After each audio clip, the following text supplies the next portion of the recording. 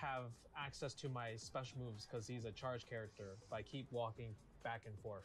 いや変だとは思わなかったですけど、なんか竜を倒すためだけにって言ったら分かんないですけど、なんか選んだキャラだなっていうか、多分そんなにこのキャラクターの知識がたくさんあるわけでもないし、技術がたくさんあるわけでもないんだけど、とりあえず竜倒せればいいやっていう感じで選んでるのかなと思いました。Yeah, because before this, I was in a room fighting against like Reinhardt, Laugh, and Chris Ryu, and I was practicing Balrog versus Ryu before this tournament.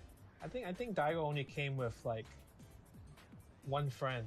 Did he feel lonely at this tournament? そうですね。なんか本当に日本人2人だけでアメリカ人がわーってなってるんで、それは結構今から考えると、プレッシャーだったなっていうか思いますね。でもなんかこういう国同士の対決みたいな構図がはっきりこの頃はあったので、それは今から考えると楽しかったなって思いますね。今はそんなにそういうのはなくなってきてるような気がするんで。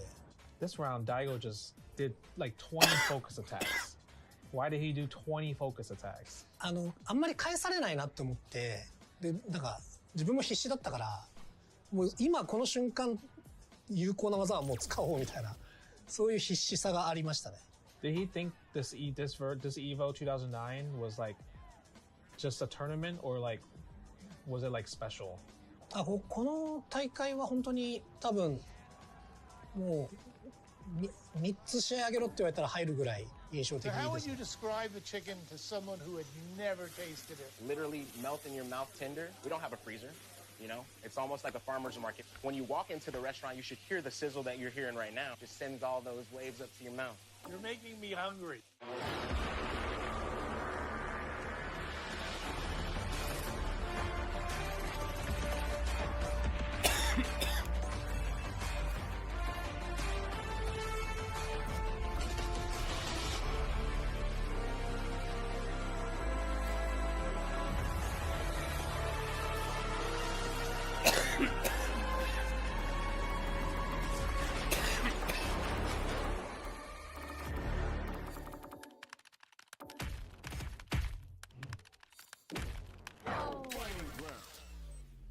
Red Bull gives you wings.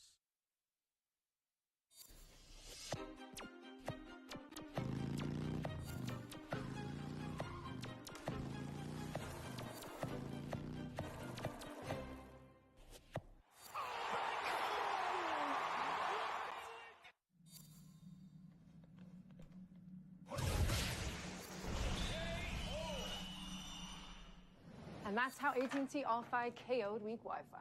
Get low latency when you need it most. Live like a gagillionaire with AT&T All-Fi. Protect your eyes styling under the sun. Blue light glasses while you're gaming, having fun. Zenni's got affordable eyewear for all warriors and monsters alike. Evo sunglasses, available now.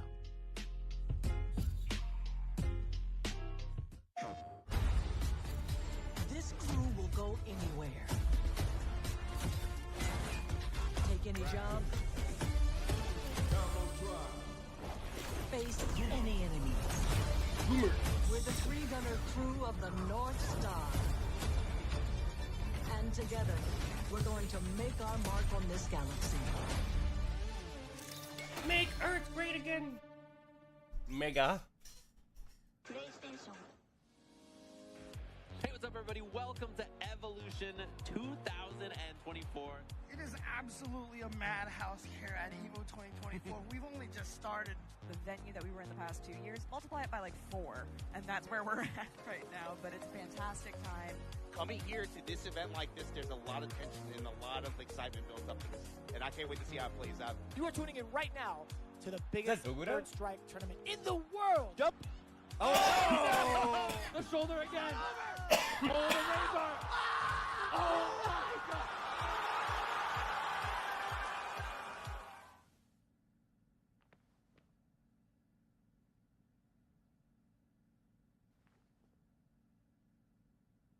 Ooh, What's good, everybody? Welcome back to Evo 2024, Day 2, kicking off the Street Fighter 6 go, stream. baby. Myself, Ridge, and Cannon Award winner, Day 2. Sherry Jenix. How you doing? I didn't know you were going to intro me like that. You already, I had to great. hit you with the surprise on that one. You already. Good morning, good afternoon, good night to where you guys are from, wherever you guys are from. We are Day 2 of Evo. Amazing. Amazing Day 1 in the books. The largest Evo to ever happen. We had humble beginnings, right? I was saying yesterday, I was talking to one of the Zenny guys. They've been coming since Cal Poly Pomona. I don't know if you ever went to one of those. Did you? I haven't been to one of the events that they hosted, but Yeah. I am a graduate of Cal Poly I was Pomona. gonna say, okay. So, you know, we've been to the school. Familiar stomping grounds, you know what I'm saying? And for it to grow to here, Las Vegas Convention Center, like over 20,000 unique persons coming to the event, over 10,000 competitors. It's wild, right? It's incredible. wild. I mean, like, back in the day, in 2009, we were already in Las Vegas at the Rio. Yeah. But we were nowhere close. I think we maybe had like 1,000 competitors, if anything, and now we are 10 times that. And now 5 games have over 1,000-person bracket here, like Street Fighter 6, Tekken 8, Guilty Gear Strive, Grand Blue Fantasy, and yes, Third Strike came out heavy. All the Third Strike setups are so sick too, like the way they did them with the CRT. I saw, yeah. It's right next to the Street Fighter 6 setup, so, you know, I was checking it out, but... Ooh. Look at who we got up on stream. Indeed, we got Mago in the building. My best friend, Varel Mago, versus DI, both from Japan. Yeah, straight up.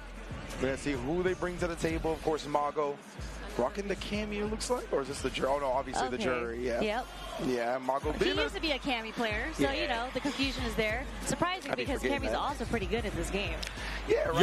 Yeah. He would experiment with the character a little bit more, but I think he just got a lot of faith in Jury. I really do think still Jury is a very well-rounded character, despite how much he's kind of slept on in the discourse. Is she slept on? I mean, that's $1 million character. Is she really slept on? In the discourse. You know what I mean? Like, when you're actually talking to people that got real opinions about the game, I think they all know she's very good, but she's not the one that gets the Twitter memes about, you know? It's true, it's true. That's because there's so many good characters in this game. Capcom did such a good job balancing this out. Just everyone's cheap. It's true, it's true. I like to see like so many characters in that 5 list. I think there's so many viable tournament winning characters in this game. And you're looking at 2 of them now. Perfect parry after the spin knuckle. Mago not gonna let him have the plus frames for free. Keeping him in the corner, but Mago just keeping that pressure on with Jury, something that she's really, really good at. And again, the fundamentals are right there with the anti-air on the neutral jump. Exactly right. And with Mago having such a light fleet, he's like, I don't even really need to stick my hand in the blender like that. Just backing on, baiting the DP, taking the first round. And doing what Jury does best is just getting in those drive rushes, super safe, great buttons to drive rush in. Absolutely, very long drive rush as well. And look, that's the second time we see the perfect parry after the spin knuckle. See if he can switch it up, maybe walk up throw. Mago is committing to that option so far. He's getting shimmy quite a bit. Just getting hit by those limbs, the stand fears from Jury is so good. 100%. And wow, that stand medium can come out. Surprised he didn't buffer anything behind that. It's usually when the first hit's cancelable. Oh, but wow, the hooligan. Parry does finally get thrown, but via hooligan. Was not expecting that one. No, and there's a stun. It's not gonna kill, but are we gonna go for a reset maybe? No, we are gonna go for the critical art. We're gonna take the damage. Okay. Yeah, they still have plenty of drive meter, right? They obviously got to be wary of Mago's resources, but he definitely has his own resources to close out this round.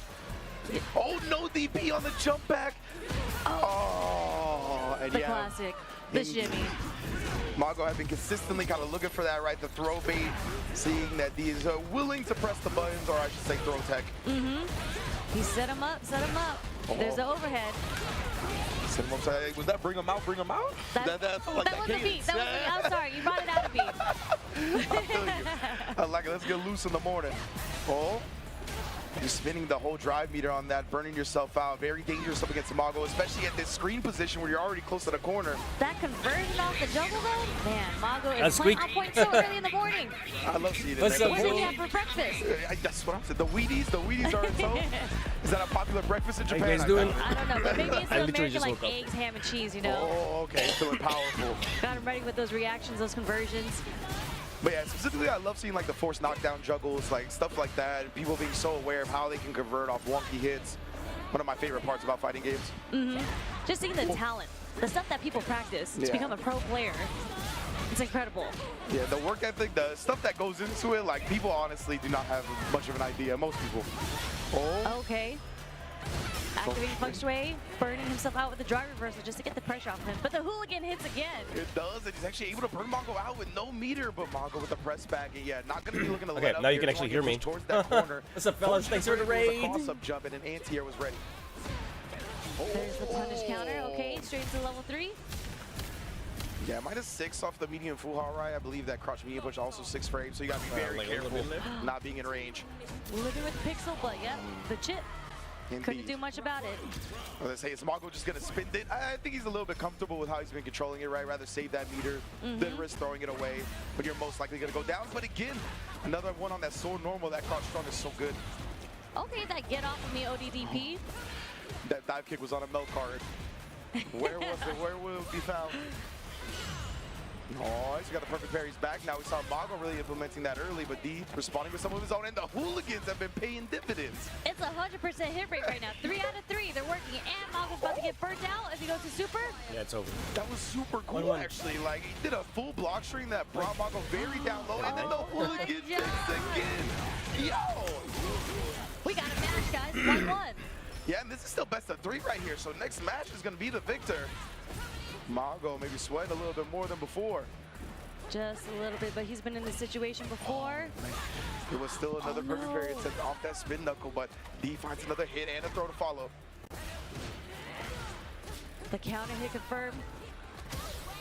Nice throw tag. Mongo's got to send the bleeding a little bit. I really got to learn conversion off camming, the regular hit stand, medium punch. Oh, and the dive kick. Mongo does an anti-air in time. Oh, wow. That was actually, he mixed himself. The back he back rolled. Yeah. I was like, what? I did not think Cammy was going to land there. That's wild. That's like the second time I've seen something like that this tournament, and usually you don't see that in this game because back tech and neutral tech are same timing, right? But man, yeah, that was definitely mixing himself because of the back roll. Now reach, and Mongo got to turn it on. He is on set point for D. Yeah, DI stepping it up with the dive kicks and the ODDP hits just to get out of the corner also. Oh, my man, Mongo's like, I'm just going to drive rush out of there. I want none of that, Joe. I'm out of the corner. Okay, we got the throw loose. Nice one. Oh, nice try. Ooh, the dive kick. Yep, the wake ends up the kick. charm. What a way to call out that throw. Unlucky. Still, a lot of life deficit to overcome there. We're going to a final round. Game 1 of day 2. Okay, plus frames. Nice check with the low forward there from Mongo. Crouch medium king and spinning to level 1 right now. He's starting to drain a little bit of the drive. Just wants the corner carry and solid damage. Holding on to his own drive meter.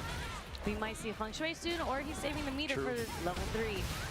I think the Feng Shui would be in tow, especially because it's going to be close to burning DA out, but he doesn't even need it.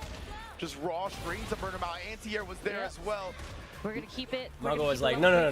Yeah, most definitely. Tried the DI, escape for now. Maybe. Yeah, Mongo waking up with something. He just needs an opportunity to chip, as you mentioned. Oh no, he got his meter back. DI got his meter back.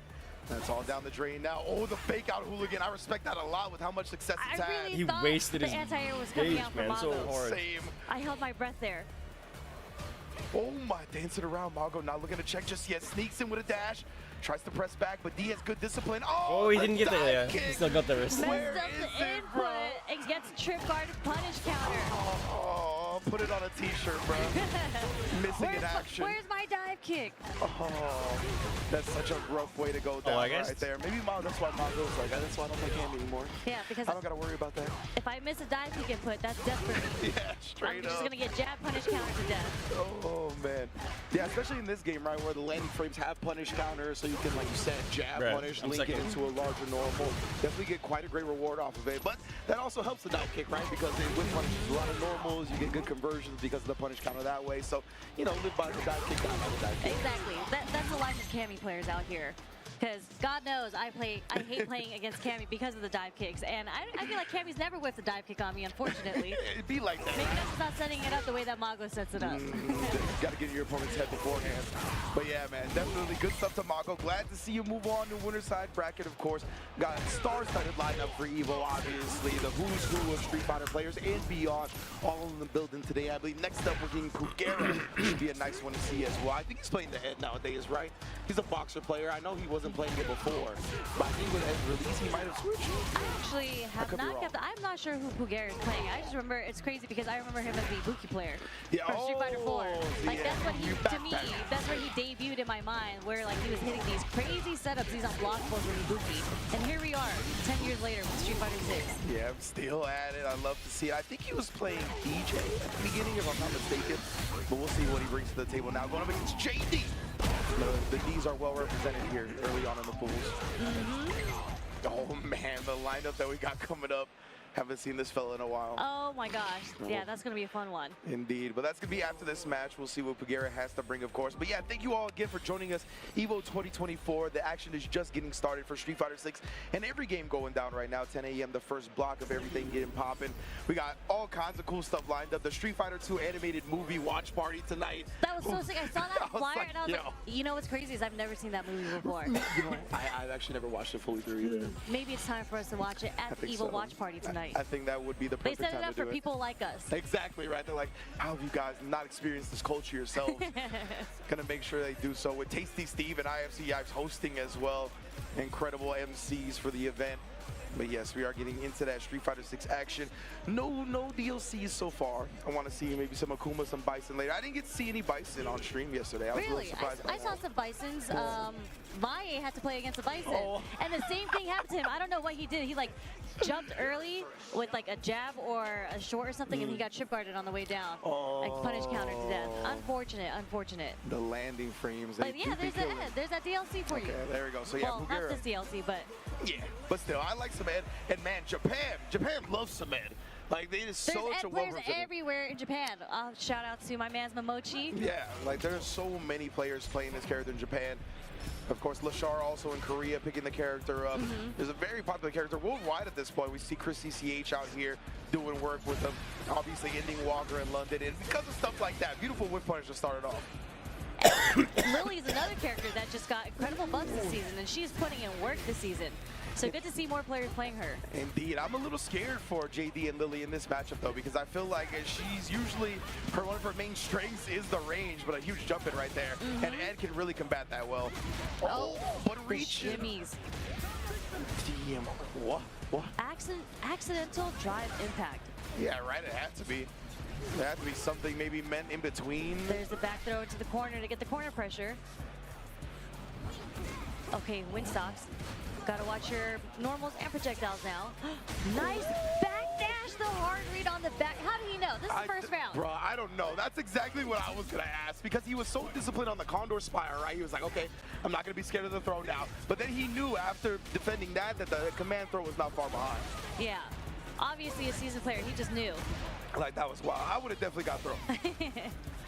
Ooh, the backdash risking to get in the corner here. JD didn't get a punish, but still peppering him with pressure and loading a windstock in the process. Jumped it, landed for the super. Knew Pugera was gonna press. I don't know, man. We just know these things. Yeah, and this command grab's gonna hit this time for the perfect from JD. Oh man, JD straight up was like, if this whips, he's gonna press the button. Yeah, he's like, there's no way he thinks I'm gonna do it again. Yeah. And then the reset command grab on hit this time. Oh gosh, JD is putting on the pressure on Pugera right now. Look at this, he's on the verge of a double perfect. All right, my bad. That's on me, JD. There's the whip punish, beautiful whip punish on the EX Fire. Yeah, and respectable right here from Pugera. Obviously gonna bring JD down in the drive meter, but he was only at 1 bar himself, so wants to build his own drive meter back up, put himself in a much better position. Is he gonna have a sequence to burn JD out? Ooh. Nice dash under. That jab hit from so far, though. You saw Pugera try to think he was gonna have advantage. Got snuffed out real quick. JD needs to hold on to this last bit of drive, though. I don't know how he's going to do it. He's waiting for that Spire coming through. Get me. Oh, no confirm. Yeah, the counter hit. I'm pretty sure you follow up off that. Okay, nice drive reversal to get the pressure off of him. Those are plus frames. What? So scary. Chase down the backdash and win it to the level 2. JD converts for the win. What over Pugera to start the set, and again we are in 2 out of 3 territory and a quick trip back to the character select. What are we gonna do here? We're gonna take some time to think about it. Yeah. And like what needs to happen here? You know you can't be getting clipped at the end of the day, right? You can't be getting clipped, but it's so hard to avoid getting clipped by Lily. Is. That is literally her specialty, especially when she's stocked up. Exactly right. I feel like Bulgaria had some good success early, just trying to put a wall up of normals, but, you know, I was requesting the Bison. He is going to acquiesce. Oh, man, and he is locked into this as well. Interesting. Bison also. You know what, Lily, I do think Lily as a character suffers from getting like pressured because obviously she doesn't have reversal. True. And Bison is one of those characters who also doesn't have reversal, but he lays on the offense. Also, he doesn't have a reversal, but he does have the new tech, right? The jump cancel tech, where you can actually input like a 2-8 special like he has with Head Stomp and then override it with one of the other specials. He can get the throw invulnerability for that. Yes. If we see that, and Japan is the one most practiced in that tech right now. Exactly. They're the ones who showed it to us. They're like, did you know that you can jump cancel, especially charge characters, and it's so sick? I would love to see it on stream right now. If he avoids a throw with that and like punish counter scissor kicks, we're losing our voice for the rest of the day. Yeah, I mean, you know, when I saw that video, I was practicing it at home, and I was like, "There's no way I'm doing this in tournament. Nope, I can't even get it. I can't even get like a 10% hit rate in training mode." Oh man, that would be so sick to see. I feel like maybe that's in the deep pocket for this matchup, considering the command throws. But right now, it's just been nice and steady and slow. Bulgaria, nice check. Yeah, not letting JD really get started. Right, controlling that momentum, that tempo is very important. Yeah, just clipping JD with the low right there. Something that Bison is very, very good at. Yeah. Nice, the scissor kick again, just in the neutral, the motion scissor kick.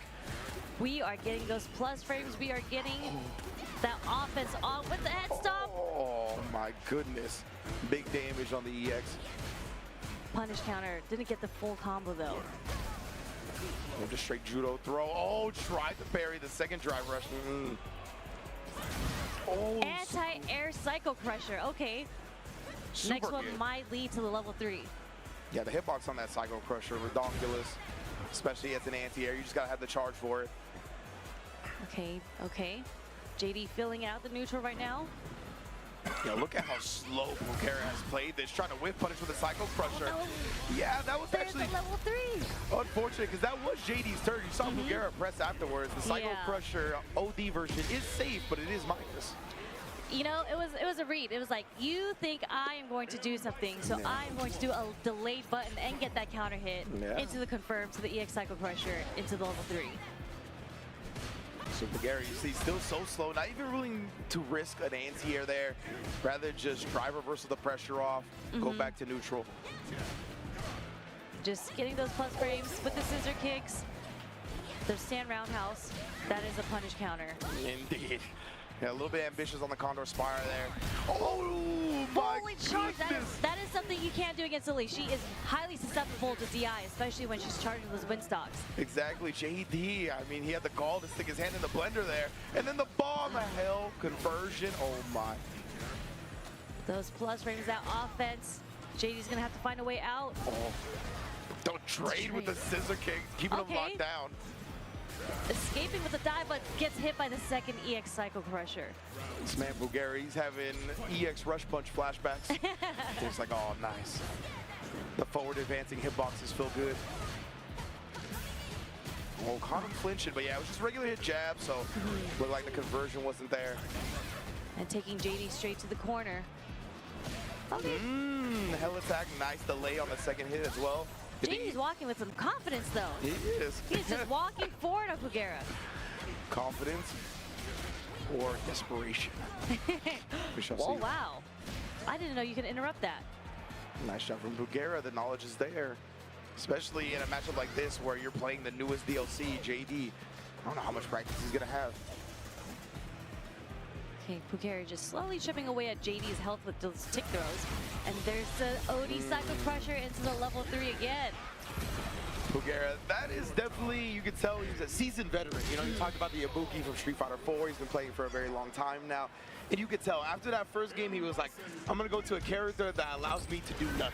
Yes. Like, I'm going to sit here, react to everything that the opponent does, catch them off guard with some, like, safe forward advancing special hitboxes, right?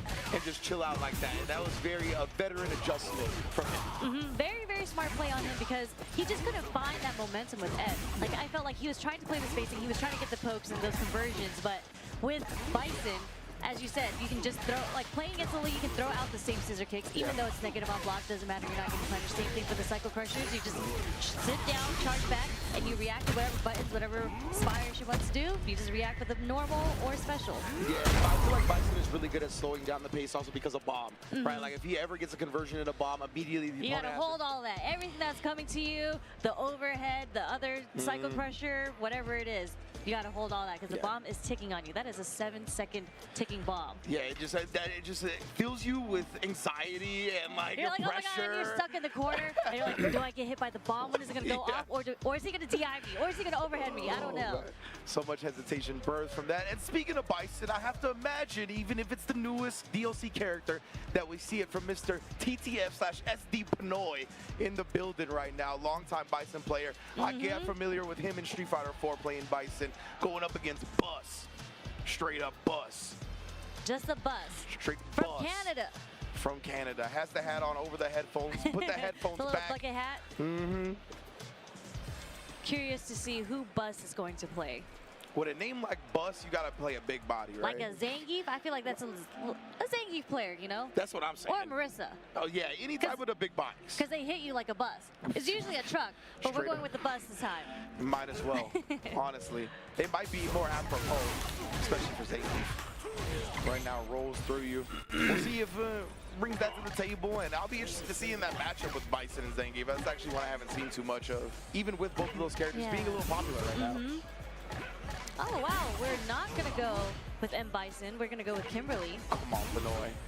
You're gonna go with the character you practice the most. Who he's been playing with. Like that was his season 1 character, and maybe it makes sense because M. Bison's only been out for maybe 3 weeks. For sure. I know a lot of people were playing Bison in this tournament, but everyone I spoke to were nervous. They're like, you know, this is my 3-week Bison, so if I don't make it out of pools, it's fine. I'm like, you're willing to come to Evo and risk not making it out of pools? Oh, he is gonna lock in the Bison. He's ready to risk that. I believe, because Bison, he is the essence. Bison is his essence. Well, we're seeing Bison versus Lily back-to-back. That was not on my bingo card. That's true. I haven't seen that matchup. We're seeing it a lot today, apparently. They're going to show us this matchup. I was going to say, I don't think I've ever seen it, and now we're getting it back-to-back. Which is funny, we might see it more, especially maybe if you watch 801 Strider stream, because I know Peru plays Lily, and obviously they were training partners back in the day. 11, so 40 minutes from now is when they should fight. Matchup that I'm aware of. But either way, that is a rough start for Bus. Bus frames? Oh, breaking the armor of the DI. More than 3 hits.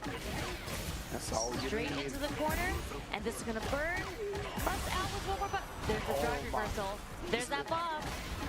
This man Bus said, I'm going to try every wake-up option but block till the end where it's going to ship me out. I mean, as a Lily player, do you really want to block? No. Nah. As a fighting game player, I don't really want to block. Same. Exactly. I'm trying to do some damage. I'm trying to do some mix-ups. Oh, man. So, respectable. You got to cycle your options, whether defensively or offensively. Always a key component. There's that whip punish on the scissor kick. That was nice. That was nice. Preemptive little backup as well, expecting that. Nice perfect parry and getting a full rounded punish counter. Yes. Oh, wow. no! The DI did not correct in the way it was supposed to. That was unfortunate. Incorrect autocorrect. Plus frames, yes indeed. Bomb keeps it safe, or more plus, and there's the stun. All that pressure coming from Pinoy's end. Pinoy is that type of dude, actually, that make you watch the level 3 for no reason. He's like, I want to break you down mentally, too, because I totally did not have to do that super. But I want you to watch his animation, because I also love Bison. Yeah, exactly. So I want to see the super animation, too. He was like, newest DLC, I just got my character back. After not getting him for the entirety of Season 1, we watching the cinematics. I would say Bison's horse is the start of the show, to be honest. That's what I'm saying. Everyone's hype about the horse. I don't even know the horse's name. I heard the name is in World Tour mode. I feel like I saw Nakayama tweet that, but I still don't know the name either. I need to pay attention to chat. If y'all know from the World Tour mode, let me know. Yeah, let us know through Twitter or in the chat. Yeah, absolutely. That reaction DI. Ridiculous. And whoa, little funky follow-up right there. Just keeping Bus standing after the air hit, trying to bait something out with that. Trade on the scissor kicks. Oh my. Such a far whiff punish. Something that Bison's been known for, right? Very long limbs. And the reactions, this man definitely had his Wheaties for breakfast. Absolutely. No sleeping at the wheel for Pinoy. Level 1 to finish the job as well. Put himself on set point. Pretty clean play from Pinoy so far. Bus is going to have to find a way to get his Lily momentum started. Yeah, we'll see. Bus can dig deep for some answers here. Obviously back against the wall, cannot afford to drop another round in this game. Such a far confirmed. Three roundhouses. This man's like the plus frame button. Shaves off mad drive as well because it's a heavy normal. Oh my, speaking of which, Bus trying to escape that crouch medium kick, chasing it down though. This is not gonna work. Wait, neutral jump. Yeah, yes, it is gonna work. Get off of me. Oh no, whipping the throw. Wow, whipping the throw, getting a dry rush punish counter.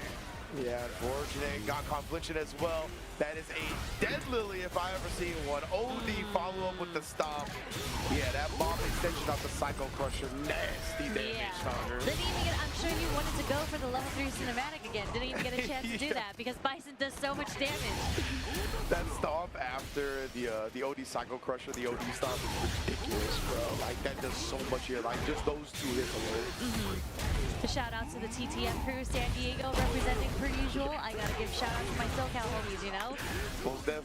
We got a lot of TTF people yesterday as well. It was really sick. Yeah. Like, I was like, yo, a bunch of people that came down. So definitely big up to San Diego. Tank Top Fridays, well represented out here at EVO. But a lot of other great representation is our sponsors. Of course, without EVO, this wouldn't happen. So we're gonna take a quick break, give some love to them, and we'll be right back with more Street Fighter.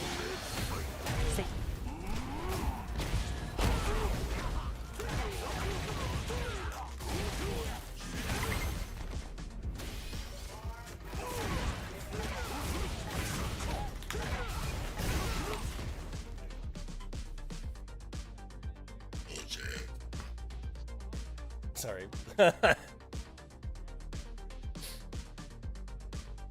At Spaghetti-O. Can taste it again now. Nasty.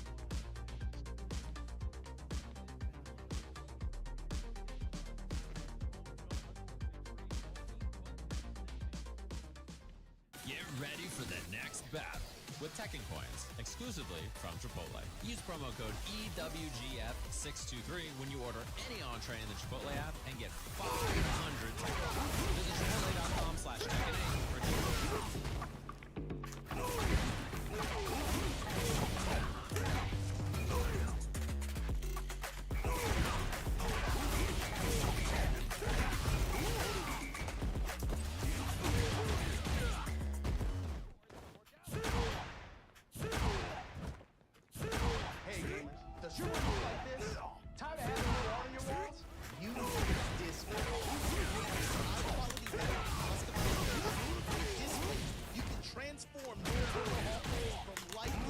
Into a stylish space.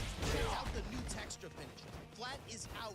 Come feel the difference of that sweet, subtle gloss. Say goodbye to hammers and nails with Display's block technology. It never fails. It's a simple snap and hang. Bang, bang, bang. Visit display.com/Evo.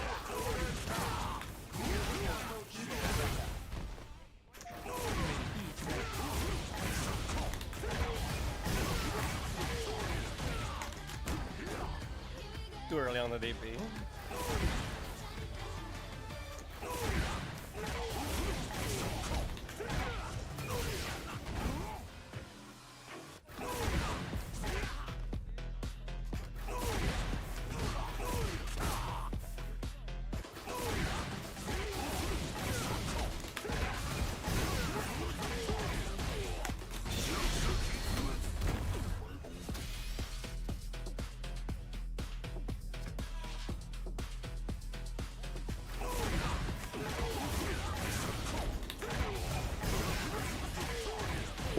What's good, everybody? Welcome back to EVO 2024 against Street Fighter 6 action. If you're just joining us, of course, I am Ringe with Sherry Jennings, Canon Award winner Sherry Jennings. Here we go again. Say it one more time. Oh, I appreciate that. I really appreciate that intro.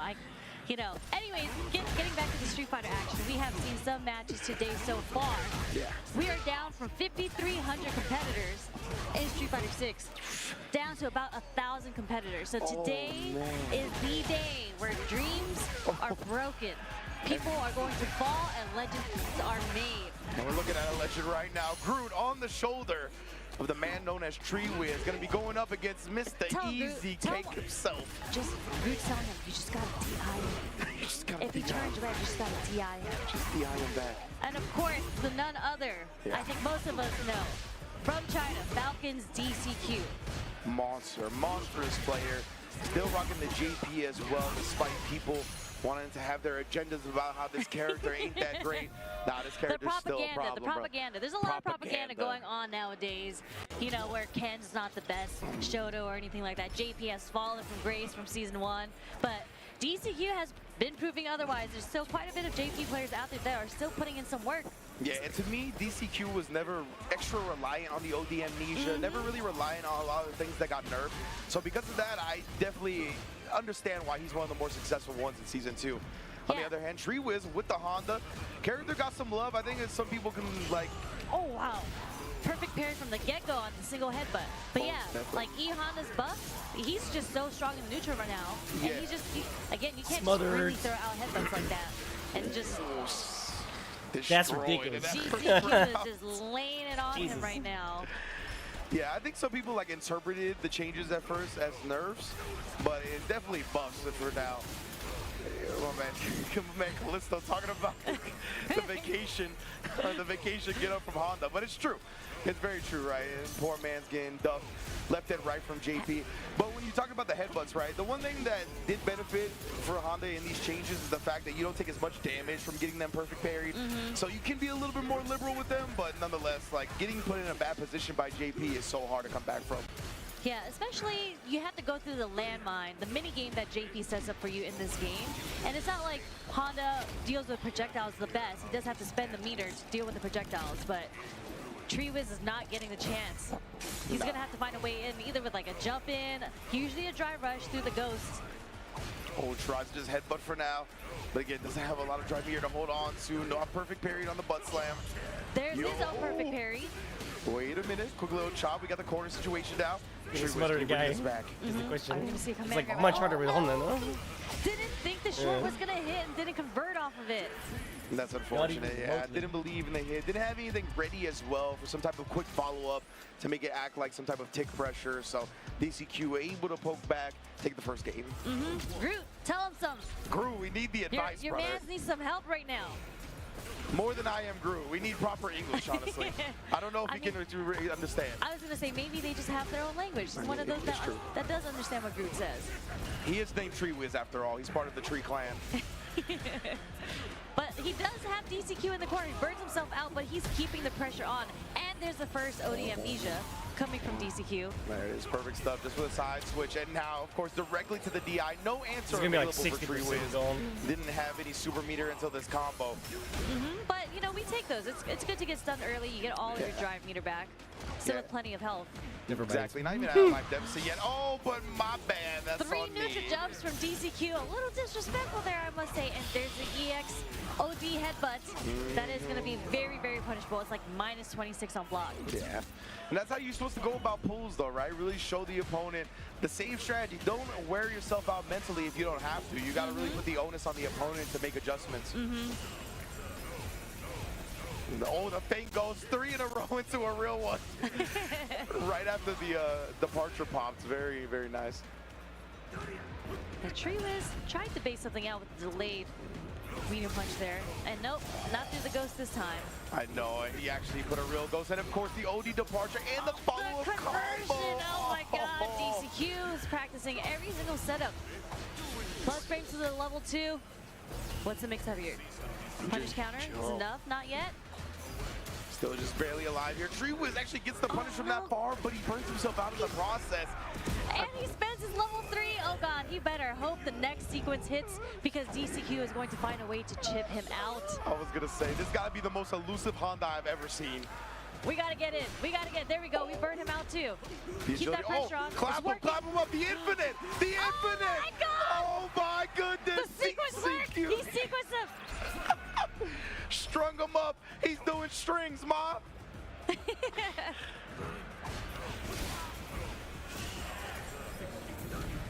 Oh, didn't get the punish on the teleport there, but we get the back throw overhead. DCQ all too far for the Oicho. Oh, heartbreaker here, level 2 for DCQ. Are we gonna see a reset or just a side switch? Side switch is good enough. I want that Kona. Oh, that might have been a reset, yeah, and he blocked the low correctly. Trying to bait out a shimmy. Treewiz does not bite. Oh, he did get the sumo spirit at least. Okay, getting it started with the headbutts. Oh, but again, he didn't even actually convert the combo. Treewiz got one more chance. We're still there. Oh gosh, it's gonna go full screen. It's gonna hit. It does indeed. And he's burnt out. What are we gonna see here? DCQ goes to the corner. That was really negative.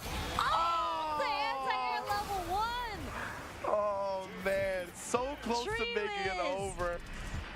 That dude, Groot, he really did whisper some game to him in the second match, though. He's like, you just gotta burn yourself out. He's gonna be confused. Like, why did he burn himself out against me? And then I'm just gonna do this over and over again, and he can't get out. Yeah. And it worked. It did. That was a really exciting match, actually. Yeah, I was totally with you. I'm like, bruh, like this level 3, like, oh man, like, I get it. Questionable decision. Yeah, I was like, I get it, but like, bro, like, how are you gonna come back? How are you gonna avoid the chip? He's like, no, he has to avoid me. Yeah. That was so It's dope. my turn. Yeah, that was really sick. Big ups to Treewiz right there, putting on a hell of a show. Just whispered, I am Groot. Straight up. I am Groot. He believed in the power right there. This should be a should be a good one coming up next, excuse me. Yeah. Should be Prototype versus Joey sitting down right now. We might see another E-Honda, right? Prototype was on the E-Honda.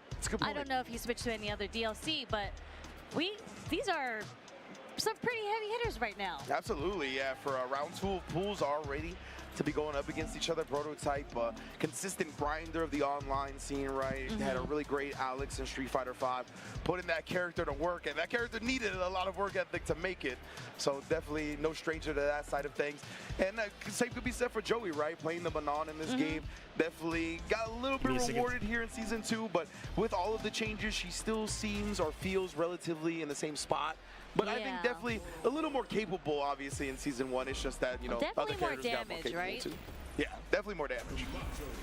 Pretty cool buffs with the medals, getting 5 medals, getting the damage buff on supers.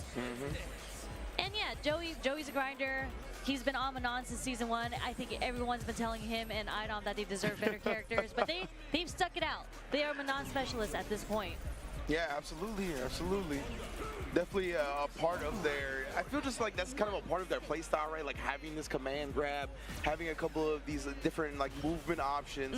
Like she's got like unorthodox movement options, right? Because her drive rush is really short, but she does have like the ways to kind of leap across the screen, whether it be with the advancing low, the advancing overhead. And then she's got pretty decent buttons as well. Like her ground game isn't bad at all. I think she has really. Are we really doing a button check in game? Come on. The hand warmies. I call these hand warmies. Hand warmies? Is that what it is? Because there's no reason for a button check now. Because you're right. Like, Exactly. why are we button checking in game? We can do it from the character select screen now. But you know, these are kind of old school players. So maybe they just, you know, on the stage they kind of forgot that. Oh wait, Street Fighter 6 has this feature now. I don't have to button check in game.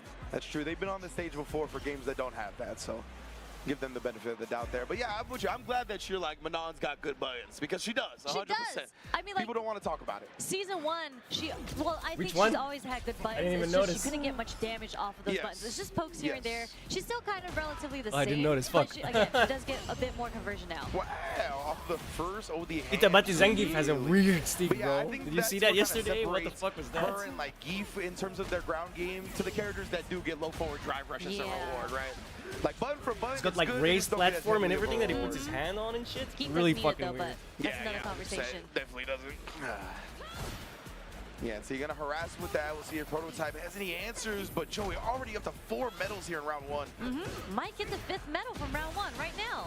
And couldn't, excuse me, 5 converted all medals the way round through 1. on the Yeah, sumo string. this Easy game's button for over, Joey. boys. Prototype's gonna have to find a way in, not get perfect parry, because Joey seems to be so on point with that right now. Toe tapping. Caught him flinching as well. Oh, the reset! Oh my god, the damage from 5 medals! Just needs one more for the kill here. Joey's also got level 3 on deck, so you gotta be a little bit careful about applying pressure. Nice anti-air headbutt. Indeed, the neutral jump, it actually did reach. Prototype tried to press to take advantage as Joey landed. That's Nice a smart and simple strat. combo. Yeah. Just a jump in. Yep. One Tournament jab stuff. super. Oh, look at them. They're dancing. Nobody wants to press anything. You always gotta be. Oh, there's a perfect parry again. And the reset. Bruh, you know, Joey's been a Mika player since Street Fighter V. Exactly. So he is very, very aware on how to sneak in those command grabs. You say it might be time to start holding up. After the perfect parries at the very least. Oh, clapped. This is what we saw, yeah, the sequence. Coming from Tree Wiz too. We're seeing a little bit of Tree Wiz here. The big burnout advantage. And then again pressing as Joey tried to take his turn on landing. Brings himself out, but we go to level, we take that health advantage. Punish counter on the shimmy. Realign the spawn. Nice crack. Yeah. Nice chiropractic services there. That's what he moonlights as. And then that's what he does on vacation. Ooh. Yeah, beautifully spaced. Joey's so good at spacing her different options as well.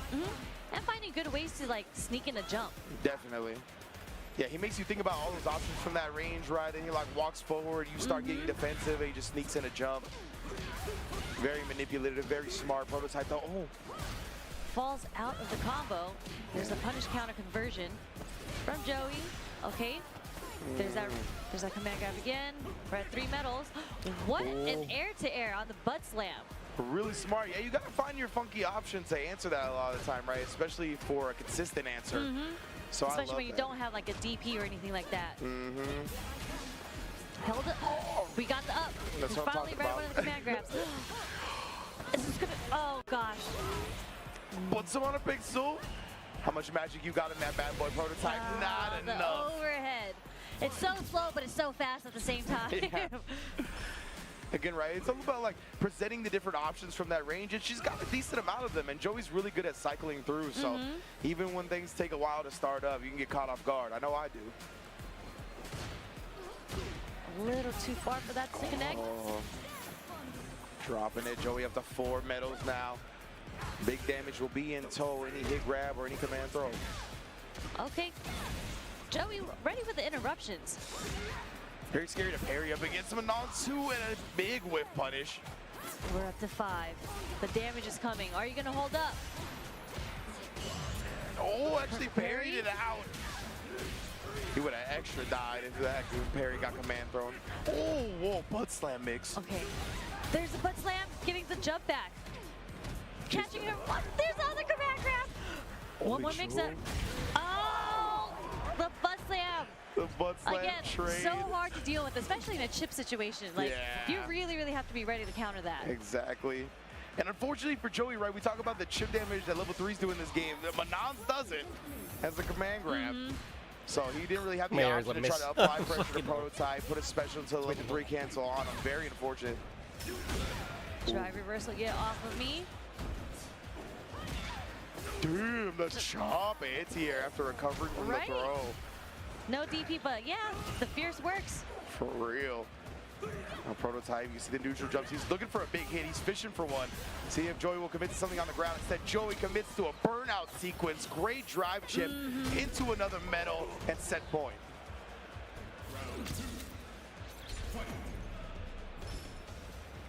Feeling it out. Prototype knows the back against the wall at this point. No more rounds available to drop in this match. Joey trying to sneak in those jumps like you mentioned before. With punishing, tried it at least. Prototype able to get the clip. Joey answering with his own dart reversal. There's a jump in, and there's a command grab. Now we're at 5 medals. Dream team in the building, coming home with the gold. Prototype's got to watch out for that one more hit, because Joey's going to dump all his meter into the super. It was real scary with a whip punish, but indeed the follow-up didn't get that many quality of life changes. Uh-oh. Joey's in the corner. Joey, he's jumping a bit too. Prototype burns himself out with the DI. So I don't think this is going to kill. Yeah, he doesn't have access to a drive extension. He does have the Sumo Spirit extension and built the level 3. But I don't know, he might have built it too late to cancel off the headbutt. Either way. No anti-air. Oh, he this might back. be it. Yep, straight into level 3. Joey, both of the players still sitting down, though. It started with the light, so they're not confident it's going to kill. But I think it's going to kill. It does indeed, yeah. I thought so, too. I think players are still getting used to the light scaling, right, from the change in Season 2. I know I am as well. Yeah, as a Luke player, the light scaling has been detrimental to my gameplay. And there are a lot of times where back in the day I would do like, you know, drive rush into a medium or something and then do the low short jab, knuckle to level 3, and it would, I'd be like, oh, I'm good. Now I'm not good anymore. And I just burnt myself out trying to do that. So yeah, the light scaling is pretty significant in Season 2, which is a good change. I think it's the damage was heavy in Season 1. Definitely a great change, I think, too. I'm a Ken player, so like I'll like string you up in the corner off of a light confirm, and you can do the drive rush light and the fierce, right? Crouch fierce. So you get like big damage off that. And now like I definitely caught myself like doing that because I'm like, oh, they're dead, and then I'm just burnt out. I have a chunk left, and I'm like, oh. Okay, they're not dead, but I might be dead now. So definitely, I like that change a lot. I like a lot of the changes for Season 2. I think the 8 total frames of increase on the parry is cool. 4 more active, 4 more recovery. Like, the fact that you can only, because if you time it now, if you set it up right, if people are tap parrying, you can get more than just a throw punish counter now. You can actually like get them on the recovery frames with the normal, which is great. I think you should get punished for mashing parry all the time. Yeah, exactly. Definitely a strat that should be cycled in and out, but maybe not completely relied on, right? But next up, we got 2 more heavy hitters stepping up to the plate here. We got K7, no show off, just straight K7. Just K7. In this game, going up against Excess own IDOM. And we were literally just talking about IDOM, or Manon in general. Yeah, true. So, back to back. We got 2 M Bison Lilies back to back, and now we have a Manon. Yeah.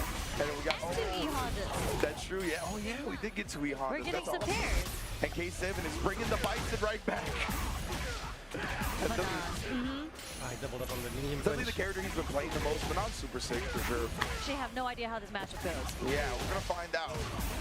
Locked and loaded in. He just rides the horse while the other person has to walk. Rosinante is the horse's thing. Yeah, I don't know if that's how you pronounce it, but I feel like that's the most regal way to pronounce it. Rosinante. I'm with you. Let me see. Let me give a shout out. Amezi, good looking out on giving us the horse's name, by the way. Appreciate you. But you know, I think he kind of found his way with Manon because he had a really, really good performance as CEO. And just, I feel like things are starting to click in place for him. Yeah, absolutely. Great performance as CEO. Great whip punish right there, by the way. Second place at the first World Warrior for NA Canada East as well. He's definitely had much better results already here in Season 2 than it was in Season 1.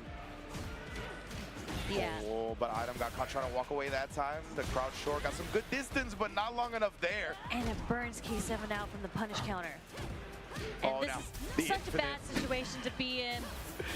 That's it. Oh, what the? Item. Okay. He's like, I don't need this meter. You're stunned anyways. Great day for Item. Okay. That was rude. And he does it with a straight face, too. That was rude, did not smile or anything. I'm glad you also looked at the little player program feed because I was like, he's not even like smiling or joking after that. Stone cold face, just trolling right now. I'm weak, bro. Oh, nice OD after the jump out. Idom made quick work of that second round. That punish off of neutral jump, and it wasn't right above his head either. Like, it was a little spaced out. So the fact that Idom was so ready to punish with that. My guy is wearing his visor upside down. Right on this character that's definitely takes some specialist answers in these nuanced situations, right? You got to really learn how to use all these tools at the different spaces. Definitely more specific than a lot of like the generic top tier cast, right? That can have answers for a lot of situations like a DP or similar things. So big ups to Idom right now, being very prepared. Okay, went to character select just for a little break, a little thinking process to see what K7 is going to show us. Nice, finds the press back with the crouch medium punch. Got to figure out where to press back in this game, big part of it. Trading. Oh. That is a punish on the sweep. Yeah, protecting his legs right there, just walks out of the crouch medium punch. A little too late with the crouch fierce anti-air, gets counter hit. That's so unfortunate. And then the throw afterwards, 3 medals. No! You get punished for reacting to what I have. You didn't have enough health for that. Unfortunate for K7 right there. Got caught in the middle of a smart button, bait, so dude. Just make him throw out the DI on auto. And book it anyway. Like really known that the DI was coming. Exactly. Not a lot of players are going to be ready for situations like that. Conversion! This is how you know he's a specialist. Yeah, speaking of being ready, Idom, wild pickup off that hit. And there we go, the throw loops. Oh, caught the back dash. Knew you were going to try to escape. Well, damn, Idom. Speed run through that winner's Again, side that match. stone cold face, no emotions, nothing like, yeah, I did that. That was pretty sick what I did. No, just another day. This man knows the mission is not Another day at over. the He's got office. a long way to go. Big ups to K7 of There we course go. as well. Okay. Oh, the Red Bull Kumite, Kumite, South Africa. Damn, you ain't even repping your hometown Red Bull Kumite? They had one in New York, Yeah, dog. not even the one in New York. No, it's the one in South Africa, which I can. Yeah, that was a sick Red Bull Kumite, though. It was one of the sickest Red Bulls, and I saw all the activities that they were having, like the players do. Yeah, Super sick. super cool. So big ups, of course, Kumite, an amazing event. Evo, an amazing event. Thank you, Red Bull, for the support y'all lent this event as well. And of course, all the other sponsors that we're going to take a quick moment to say thank you to, and we'll be right back with more Street Fighter 6. You're really making it by hand. Oh, for crying out loud. The avocados are hand-mashed, the chips are hand-tossed, and everything is made fresh. You make it fresh every day. Yes, every day. The Chipotle way is we make it fresh every day. That's delicious. I get to give you rhythm bake. Sitting here feels like a good here. Basically, my new connection to the game anywhere. Check it out. We've got Gamer Rocker, Gamer Floaty, Gamer Couch. Wow. It's got wheels. Gamer Bench, Gamer Throne, and Gamer Mower. What's that? It's hard to game while walking downstairs. I get it. That's smart. The way she's sitting on it, dude, this is fucking dumb. AT&T Fiber with all I actually really like that commercial. It's really good. Do you want okay FGC Good. merchandise by FGC here on the Rock? 10-0. All we got is the best. FGC. Look at all this great merch. You can make your whole wardrobe. I should know. Our 10-0 merch will be open all the days at Evo 2024. If you're not here in person, visit us online at merchandise.show.gg. Stuff this cool will be around.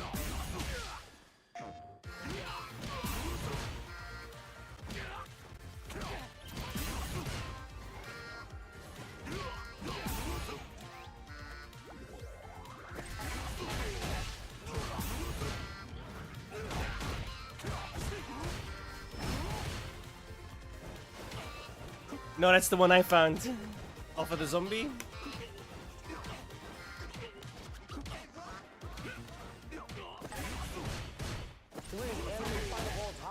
Why would you ask me such a hard question? To the North Star. I don't fucking up, man.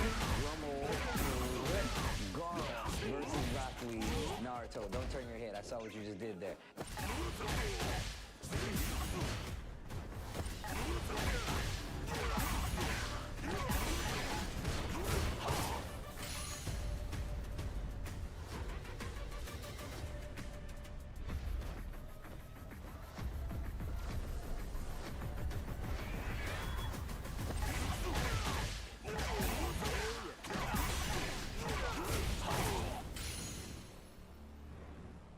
Oh, I fucking pressed the fucking kick too early. What's up, guys? We are back from the ad break. It's your girl, Sherry Jennings, with the FGC Family Feud loser. That was a joke, Sherry. You weren't supposed to actually introduce me like that. Yes, he introduced me as the Canon Award winner, and I looked at him. I was like, I literally have no idea how to introduce you. How do I top that? I was like, FGC Family Feud loser. The losers. Insane to me because I was watching the game show and I walked away when the commentators were streaking. And then he tells me that they lost. You know what's sad too is I had to commentate gear right after, and two of the people that beat me, I had to commentate their matches. Like I had to commentate LK and Apology Man right after. You just stare at them. And I You're was like, they didn't deserve that win. That was mine. Why? Thank you. We got some deserving players up to bat here. We got Noah the Prodigy, EWC qualified. Twisted Minds, oh, Noah the Prodigy. Going up against Yeah, on day one, dude. You were there. Luke I told you I JB. found Oh, one. it's a An real Alice throwback. backpack. It wasn't an Alice backpack, but it just looked like season one. one here. Yeah. But I loved it because, you know, Noah still plays like a season one Luke. So I appreciate it. You Like, do. after all the times that I'm like, man, Luke got a hard nerf in season 2. Then I watched Noah, and you're like, I can't say anything. All right, he's still doing it.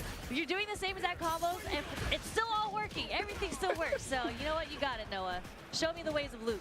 Yeah, Noah, I really like the way he approaches the game, honestly. He's so willing to burn himself out, winning with a drive meter, as you can see here.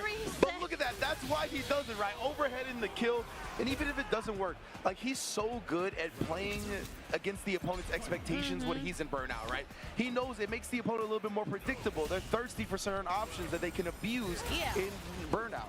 He just goes against the grain of what the general consensus is of this game, and it's just save your meter management, don't burn yourself out because it puts you in a bad situation. But he uses that against you, and he just lays the pressure on, and he doesn't care if he burns himself out just to keep the pressure on you.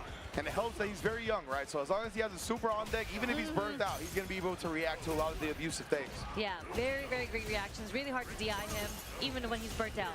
Like, that super isn't going to come. Really good reactions. And amazing anti-airs. God, yeah, even rising up for the air on that joint. Oh, checks him with the drive rush. Nice job. Noah's still doing jump fierce. Like, it hasn't changed from season 1. Pretty much the same. I slipped all day, though. It's 35 in my room right now. 35, bro.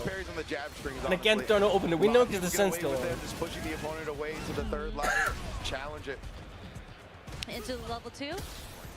He's going to burn himself out, I think, just to, oh, no, yeah, he is, but for the ODDP, just to get the pressure off of him. You knew it was coming. It is inevitable when it comes to Noah. The burnout will be on deck. You really, yeah, being an opponent against Noah, there's so much to look out for, and it's the mental stack alone. Like, Street Fighter 6 already has a high mental stack. Noah lays it onto you. Yeah, exactly. Like, the pace, the frenetic tempo that he plays at, it's very difficult to get comfortable against him. Look at that, the parry upon landing, always making you second-guess your decisions. Oh, walk-up spine buster. Meaty, nice check, but another perfect parry, almost burnt out. OD amnesia. Use the last bit of the meter. Try to get a big advantage here, Noah. Yeah, you know he's going to be active. Even tried to parry right there and got punish counter for it. From this range, drive rushes in. KB a little late on the check. Level 2? Yep, level 2 is going to close it. Marshawn Lynch, team on my back, though. Set point for Noah the Prodigy. Noah has just been able, like, this for some reason, it just works out for him because Noah's very aggressive in general. And JP is going to have to be the one to find his way to get how his strategy typically goes. Absolutely. See that parry right there again, Noah. Just always tries to put you on edge, right? Tries to make your flow chart feel like that's not the way. Look at it. Every time you feel comfortable in a position, making you uncomfortable. And a beautiful whip punish on the jab attempt. Noah is cooking right now. Get him an apron. Nice check on the lights. Those are negative. And this is going to get punish countered. You're going to bait out the OD amnesia? Yes, chef. Got that on deck. Gave him no room to breathe there. My goodness gracious. Noah looking dominant early on here in his run at EVO 2024. Love to see the young man from the trenches. From the trenches. Bringing it out. You can take the boy out the trenches, but you can't take the trenches out the boy. I'm a fan of the trenches. Hashtag trenches. Facts. And, you know, congrats to him because he did so well at the mix-up. Yeah, the power should go exactly. soon. That's where he qualified for EWC, right? Had the high knee celebration. Obviously, yeah, that was crazy. The running man just running up and down the venue. And it's crazy because it's not like he won the tournament. Yeah, he just qualified for the tournament. He got second at the tournament. But he's still qualified. That's what he was going for. It's actually so funny. Like a couple of at DreamHack and at Mix Up, you saw like a couple of players were like, I gotta qualify for EWC. And after that, yeah, like, don't put it inside, you'll die. Right? Yeah. Like we saw Noah against Angry Bird in Grand Finals. I feel like Nephew had that happen to him as well at DreamHack, where he got his qualifying match, clutched it out, super tough match. Next one, he just got 3-0'd. Yeah, like, he was like, I'm it's done. fine. Yeah. I did what I needed to do. I don't need to spend any of more of my mental energy on this. Exactly. Mission accomplished, right? Ooh, and coming up to the plate, one of the most decorated fighting game players of all time. Across multiple games. Indeed. Cyclops, Osaka's own Goichi going up against UA Sickle. But yeah, Goichi, of course. I mean, he's given us incredible EVO moments from Dragon Ball, has an incredible skill in damn near every fighting game that he's ever played. Street Fighter 6 as well, no different. Yeah, let's not, his Manat in Street Fighter 5, incredible. He was doing some things with Manat that we've just never seen before. He's a trendsetter. He is. Same thing for Dragon Ball. Definitely one of those, right? Like a pioneer of a lot of characters and tech and strategies in a game. And yeah, when you give him a character like a Manat or something that he can really bust open creatively, he does just that. One of the most creative fighting game players of all time. Obviously, his defense as well is very heralded. His defense is incredible. Incredible defense, very solid. Willing to block so many things out. Still great reactions. despite being a seasoned veteran in the FGC. A lot of people like to think that we lose our reactions over time, and I think it's a little bit, but not as much as people would like you to believe, in my opinion. I think I've had this debate before where people say when you get older, you lose your reaction times and there's statistics and all that. And I'm like, even if we do lose the reaction time, as you say, we are so seasoned, we already know what's coming to us, what's most likely coming to us. Precisely. So we're ready for that option. So we're not necessarily just reacting like off of straight visuals. Yes. We have a sense of what's coming to us. We've been doing this for a long time. Yeah, the more you play, the more accurate your reads become, right? The more you get a feel for the game, what the opponent is looking for, the type of opponent you're playing, and that makes reacting a lot easier because reactions are so much about that, about being able to predict what's coming and kind of dedicating a certain part of your mental space to reacting to that. But we got Goichi on the Chun-Li. Indeed, JP on the other side for UA Sickle. Koichi, yeah, he's played Chun-Li since the start of the game. So interested, he's one of the few people that actually haven't switched for Season 2.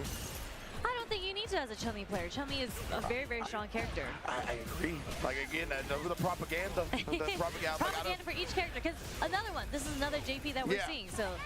And I'm like, all these characters are still really good. I don't know what y'all trying to talk about. Perfect parry. Oh, wow, the reset to the command grab Ghost. That was really cool because I think that takes into account whether that landed ground or air, as we saw, right? So very smart from Sickle. Again, taking into account these perfect parries on the jump. I would go crazy if he did it again. I know. I was like, oh, let me see. He's locked in. Oh, what the perfect. Wow. Yes, Sickle just putting up the obstacle course as you mentioned earlier with that JP. The nullification, but the drive rush behind the Goichi knew he was safe. Amnesia baited out. The awareness. Okay, taking Sickle to the corner. Nice block on the low. Thought the overhead was coming. All right, quick little knockdown here. Sickle again, just playing the departure game. Building some space between him and Chun-Li again. As soon as we get a knockdown, put the departure up, get the spikes going, the ghost, great anti-air. Yeah, Sickle's so ready with the anti-airs. Koichi has walked into the corner now. Oh, and snipes. Catches Sickle flinching. How many is that for that? We're going to cash out. Oh, yeah, all the way through to the level 3. Chun-Li has some crazy cool looking combos, bro, but I cannot do them for the life of me. They're so fucking difficult. So he has the meter advantage going into this. If he can get to early here, he can get a significant life lead if he wants to spend it. And if he wants to mix up, he can always go for the level 2. Get it started. They're very smart, right? Having that hand, he might be able to build 2 level 2s in this round if he activates one early. We're buffering. Yeah, lots and lots of buffers, showing him the spike. Yeah, Sickle pretty good at building the distance, the space that he needs, kind of moving forward, throwing in some backdashes. Yeah, I like this hit. He's not being too linear about his approach either. He's sprinkling in different options, but just as I say that, overhead. The fireball drive rush, he's quite good at that one, especially with the overhead to back it up. OD to get through that fireball, but still, that's a little dangerous. Sickle getting low on drive meter because of its spinning bird kick extension. Okay. OD amnesia punish counter. We're gonna do a chip, or are we gonna stun? Oh, it actually didn't chip out. But we're gonna go for the level 3, not even level 2. Yeah, okay. I don't want to say anything because last time we said this about Treewiz, he came back. I mean, he only has a little bit of burnout. He needs left, right? You just gotta avoid this. Okay, he's good. Just a simple jab. Right after the Zanshu. Yeah, tried to challenge afterwards. Not gonna happen. Unsuccessful. Goichi just surviving that game by the skin of his teeth, honestly. Yeah, after getting perfect at the first round, just completely bounced back. It was like, you're not gonna do that to me again. The composure, like we talked about, veteran of this atmosphere. Not even just fighting games, but Evo itself. Nice shimmy there from Sickle. Oh, the stop. Obviously not an overhead in this game, but still nonetheless. Really good mix-ups with the jump-ins, but another perfect parry. Sickle has been doing so well with these perfect parries. See, and again, this is the distance he wants, right? This has been the very successful distance, but he got caught committing to the spike in the midst of all that. Nice check with the stand short. Not letting Goichi get the shimmy on him. Yeah, that Hajansu, I was just double checking. He definitely could have took his turn. Level 2? Oh, no, he was burnt out. Never mind. We're going to go for the blockable. Oh, goodness. That was definitely, I think the sequence not what he was looking for, but gave him some damage regardless. Sickle on the brink of burnout. Nice teleport out. of the corner. Super important, because even blocking that fireball would have put a pause to the regen on your drive meter. He got so much back because of that. Nice block. The block on the overhead, but Goichi is laying it onto him right now with his pressure. Nullified the fireball, but again, Goichi has been ready for those nullifications and has been applying pressure behind it. And this time, going to be able to convert once again, burn himself out for the level 2. Yeah. And just in case Crazy it wasn't combos. enough, he did have the level 1 ready to go. Yeah. The level 2 did get a change right. Can, I believe, not build any meter during that combo now. Unlike season 1. Yeah, where you just have 2 level 2s each round. Yeah. Build most of it back via the level 2 combo itself. ODDP, get that pressure off of him, while the delayed roundhouse is going to catch the punish counter frames of the OD Amnesia. That was so sick. Waiting out the activity on OD Amnesia. Just a built-in stagger. Very, very sick. Nice reaction. Don't test this man's reactions, he said. Indeed, again, level 2. No projectile worries. Big resets for the set kill, Goichi. You nasty, bruh. That was pretty sick. When you're just watching, getting flailed at, it's so hard to counter those counter like DIs. Those reset DIs get me all the time. It's tough, right? Like, you feel, at least I do, I feel like, why did I see that coming? Yeah, and in the moment, it's so hard to realize it, though. But, like, afterwards, you're like, what's wrong with me? Like, why did I not see that? Because it's always like, man, if I just DI'd back, yeah, he would have died for that. Like, I can't believe he did that. Oh, man. Every time. But they believe. You got to believe in your sequences. You do 100% right there. And Goichi, very much a confident player, to say the least, built upon success after success in fighting games. So well-deserved for him. Definitely great match. Seeing him go on in winner's bracket. These next 2 matches, I'm very, very interested in. These are some really, really good matches coming up. Yeah, definitely. We're getting to the winner side. Like you mentioned, right, we started with over 5,000 people, getting it down lower and lower. By the end of today, we're going to have 6 people left. 6? We were 5,300 competitors. And at the end of today, there will be 6 people left. Oh, man, that top 6 going to be bananas. We got top 6 for Third Strike today, as well as a couple of other games. So definitely the arena already going to begin showing off here on Saturday night. But this next match, as we mentioned, going to be Ryukichi versus Mothman. Should be a banger one here. Ryukichi, obviously, the Ken player from Japan, very strong, very innovative with the character as well. I love the creative expression he has with Ken. Mothman on the other end, bringing his talents over from Marvel, part of Justin Wong's next level up as well. Definitely super sick seeing him compete at EVO, and he's been doing increasingly well at all these tournaments. Yeah, we just had a local at Barcode last week in preparation for EVO, and Mothman took the local. Yeah, he took out Filipino Man, took out Alex Myers in the grand finals. So you can see the growth from him. And he at CEO, he also got top 8 at Marvel, not in Street Fighter, but I think he got top 16 in Street Fighter. So you can just see him like slowly. He's been grinding, and he's just like slowly getting up there. So it's amazing to see the progress in real time. Super sick, man. Both of these players, some of my favorites to watch right now. Young Gunnin of Street Fighter 6. A classic Street Fighter match, Ken versus Cammy. And I say, historically, Cammy has always beaten Shotos. Maybe because you can't anti-air her. Exactly. Like, you take away the anti-air DP options of Shotos, and you're left with the ground game, which Cammy also does really well in. So absolutely right. She's got great walk speed, great range on her buttons. As you mentioned, altering the air trajectory with a dive kick throws off a lot of traditional anti-air timings. As the Ken player on the Shoto, the counter poke whip punish with the crouch medium punch, though. Starting off strong. That push counter was so far, too. Yeah, 100%. That crouch medium punch is a good button. It's a little underrated for Ken. You don't see a lot of them go for it. That's because they like doing, like, fierces and low fours. Absolutely. That's what I'm about. I don't blame them. Just chipping away with the stand fierce. Oh, that light kick is super good as well. That was a whip punish. Ow, bruh. Big punish on the dive kick attempt. Level 1 for the finish. Yeah, Ryukichi just showing how good he is a Street Fighter. Like, wouldn't an EXDP just done the trick? That dive kick to whiff. Exactly. I feel like it would have. That's one of the answers to it for sure. The light kick was no counter hit, so you don't get a conversion unless it is from the drive rush. And here's that fireball pressure, and they did nerf Cammy's spin knuckle, so she loses a lot of her invincibility frames to go through fireballs. Yeah, I think it activates like frame 9 now when it was frame 3 before, and it's like, that's definitely a significant difference. That means you're actually going to have to read the fireball. Yeah, or you can do EX spin knuckle. Always an option. Ryukichi actually doesn't follow up the target combo, maybe thinking Mothman would be expecting it. He still gets a punish off though. And we're gonna burn him out. Shimmy. Mothman, the discipline wasn't there. He had a lot of throws to take, but now the life deficit is much more even. And Mothman, this should be it. Dumps the drive meter into level 2. That should be enough. Sneaking it in right there. Oh.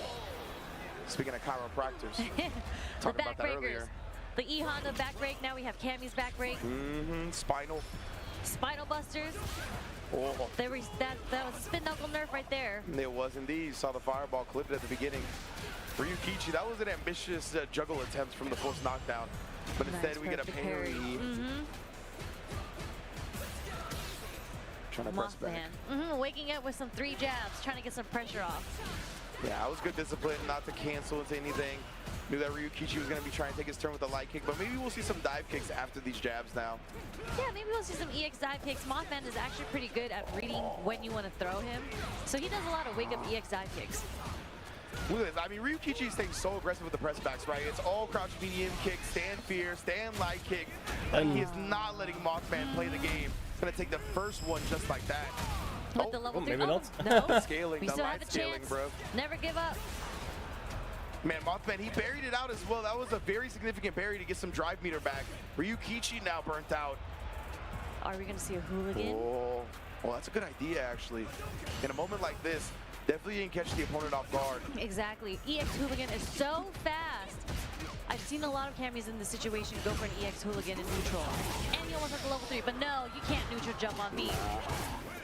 Been a couple of times now where Mothman has been fishing for a neutral jump. I don't know if he's looking to counter Dragon Lash or the drive rushes you see. Ryukichi's just reacting to out of the drive rush with a DP.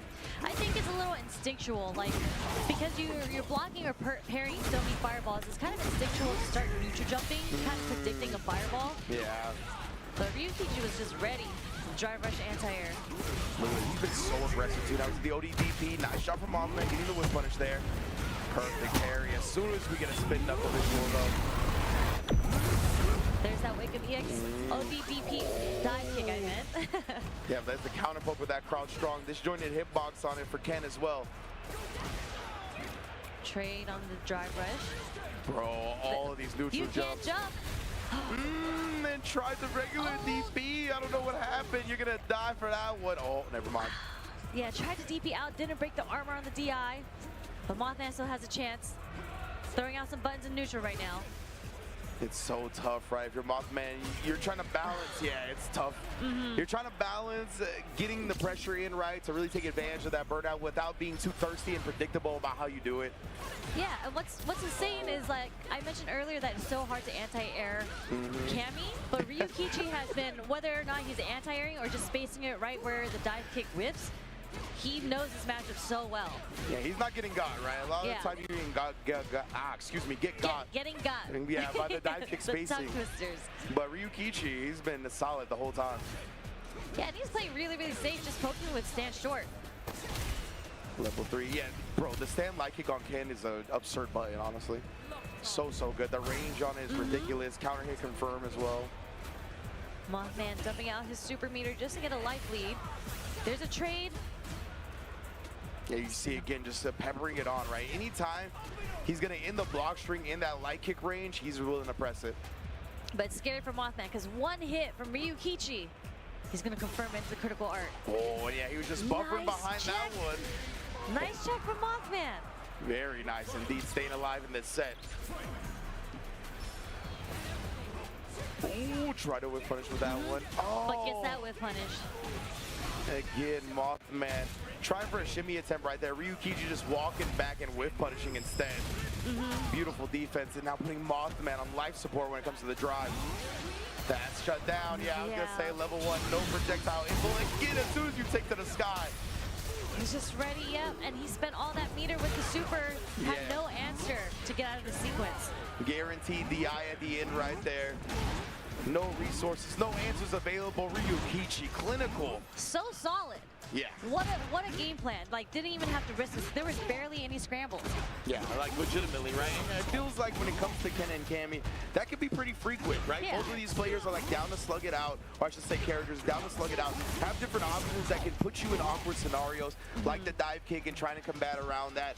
But Ryu Kichi just made that look like you're going to stay at this range exactly where I want you to the whole time. Yeah. And whether you get out of it, I'm just going to adjust, walk back a little bit, find the recovery frame, dive kick punishes, just super sick. Yeah, this is how, like, well testament to how pro these players are.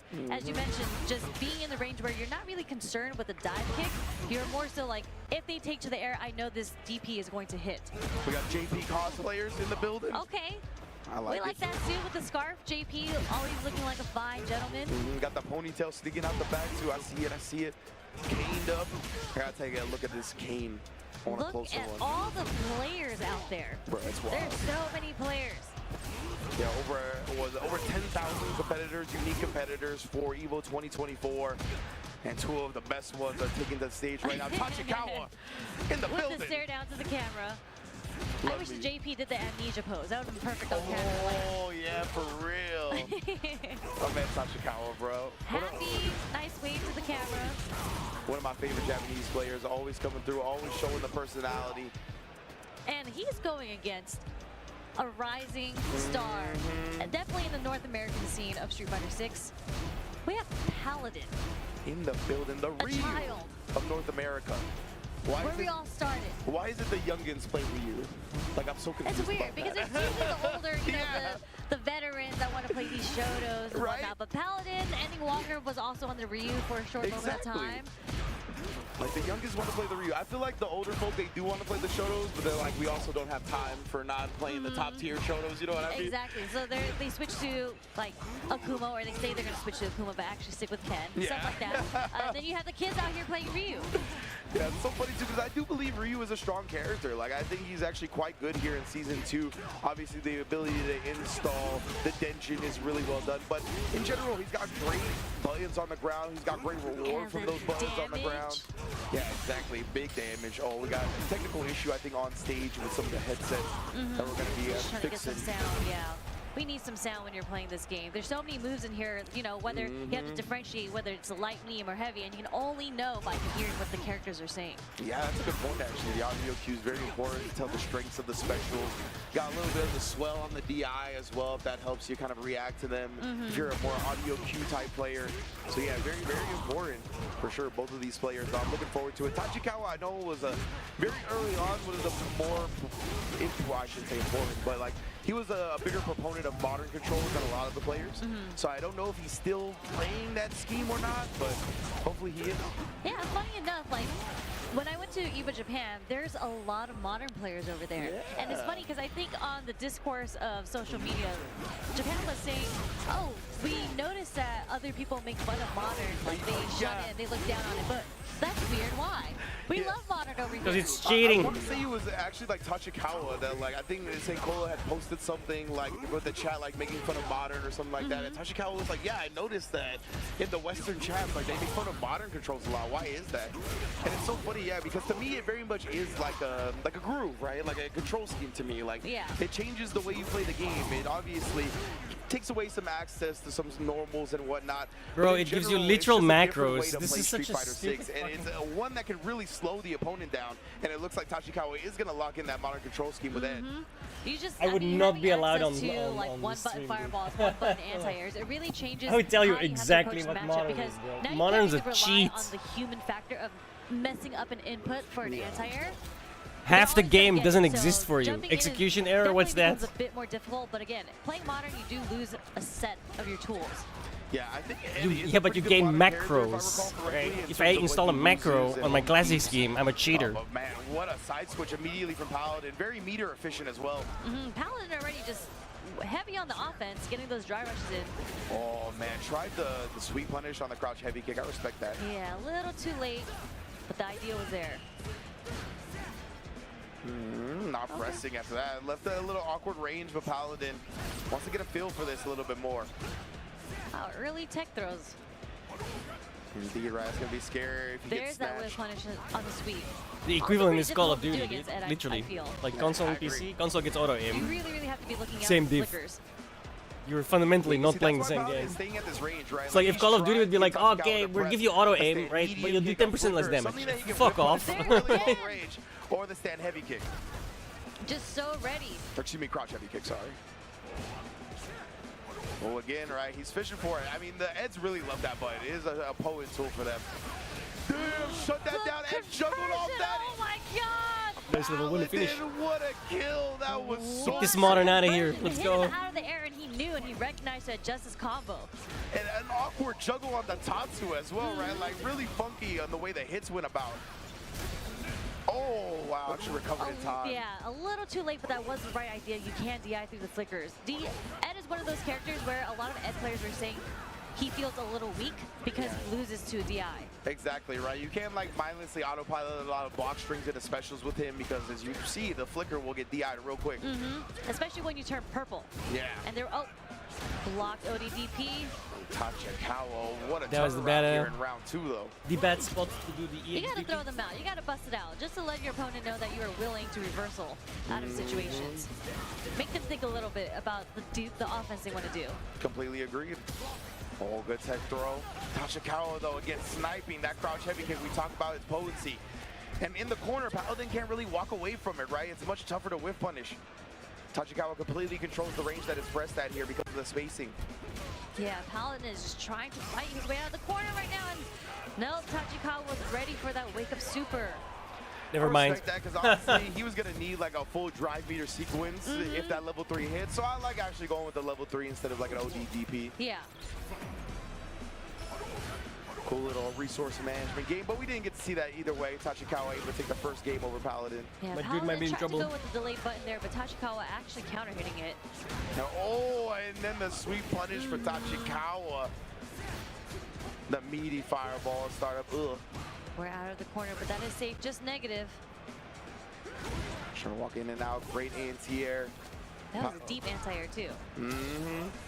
Paladin looking to get back in this game, right? Being down 0-1 to Tachikawa. Man, sweeps are getting some mileage against Tachikawa. Definitely makes sense in this matchup, I think, just because, again, we talked about how Ed's range is so good and you got to find different tools to combat it. Very smart from Paladin so far. Oh, wow, right through the OD fireball. Don't forget the modern control scheme makes that much easier. That's right. Oh, the blitz. He tried to whip punish it just outside the range. Tachikawa was so ready to punish that. For real, like, I don't even know if that was an intentional bait. It felt like it was how quick he punished, right? Ooh, the parry at the end right there when Paladin landed. Ends up trying to walk away, but didn't get far enough. Eats the donkey kick. That donkey kick is so disrespectful. It is. It just feels horrible to get hit by. Because the sound effects, when you get hit by it, okay, there's a drive reversal. This is going to go through the fireball. It is. Indeed. Tachikawa, a little bit more well-versed in this matchup, it seems. Knowing that you can't just drive reversal fireball while he's got the level 3 on deck. Did spin all of his meter to get to this point, though. Yeah, so Paladin is going to go in with level 3 of super. Man. 3 levels. But yeah, that's another thing of modern, right? You do have to watch out your projectiles because they just have access to one-button supers. Exactly. Paladin will try to drive rush behind the perfect parry fireball. Bailing each other out right now. Level 3 so good at just deleting your life bar, right? Paladin wants to pick his spot carefully to get in. Drive rushing in just to get the pressure in with plus frames. Tachikawa again playing it nice and slow, making Paladin come to him, really leaning on that modern control scheme right now, but he did get whiff punished with the OD fireball. Or excuse me, that was the Denjin, I think. Yeah, Paladin just being so aware on like what the ranges are to jump. He's empty jumping, so Tachikawa can't throw out the anti-air, but Tachikawa hasn't been baited yet. Yeah, whenever Tachi gets this corner right, he controls the spacing where everything is pressed at. As you can see, Paladin can't manipulate it anymore. And that's really where a lot of his success was coming from. Now he just got to hold this throw. Art. Oh, the shimmy. You see the throw come out. Every time you check the throw and you get shimmied, it hurts inside so bad. You're like, why didn't I just take the throw, as they always say. Indeed, a little piece of your soul dies. I know mine does. every time I get caught reaching. Another lesson learned in another game of Street Fighter 6. Tachikawa able to move on in winner's side of the bracket.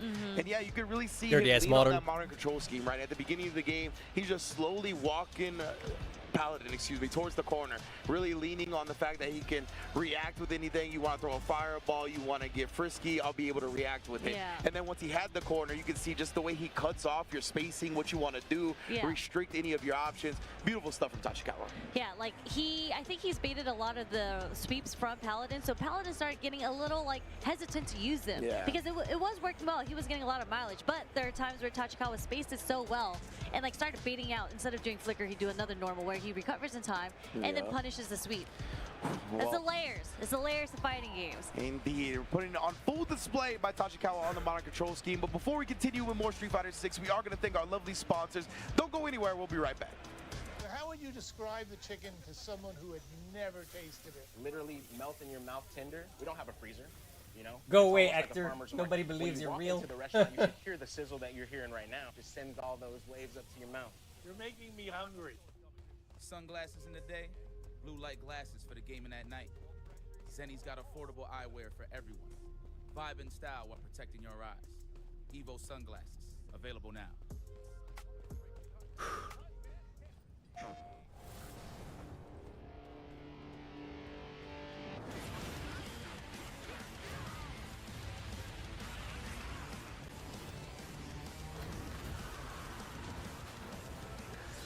Who's excited for the new Budokai?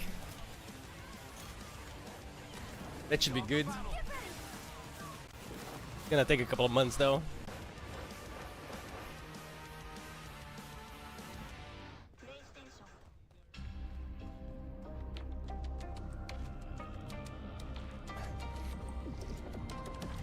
Killer Instinct.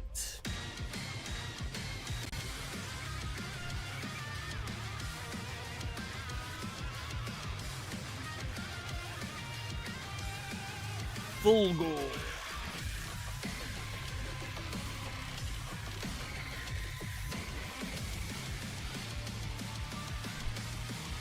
I had to think of it's my.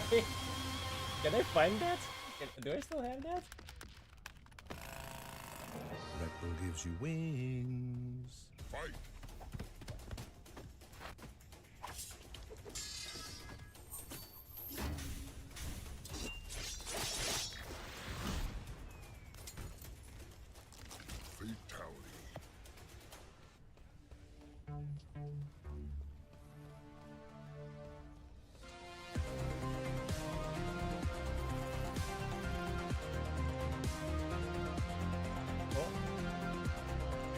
Bro, it's been 7 years since I played this game. I don't use any at all.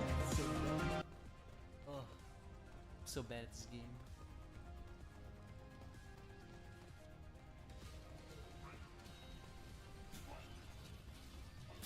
Okay, context. This game had open mics. How does that hit in the air?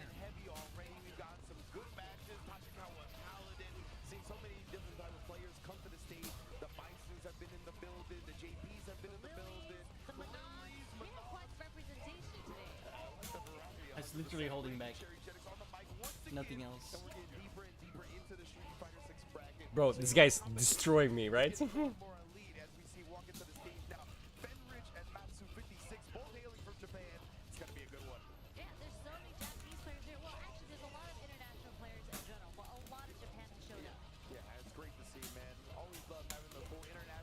How? How? How? Can't believe that shit locks out from there, dude. Oh, this guy.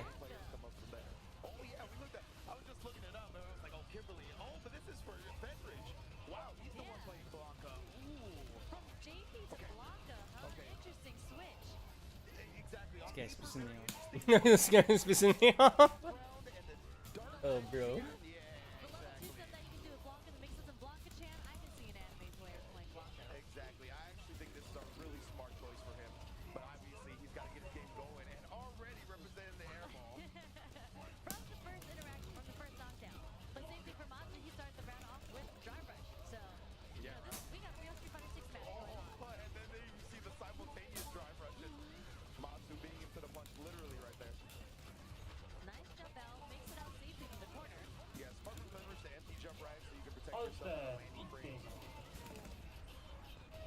Oh, you lucky bitch.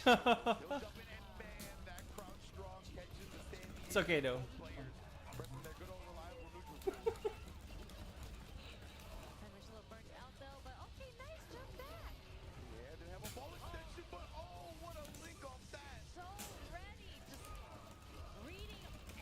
Nope.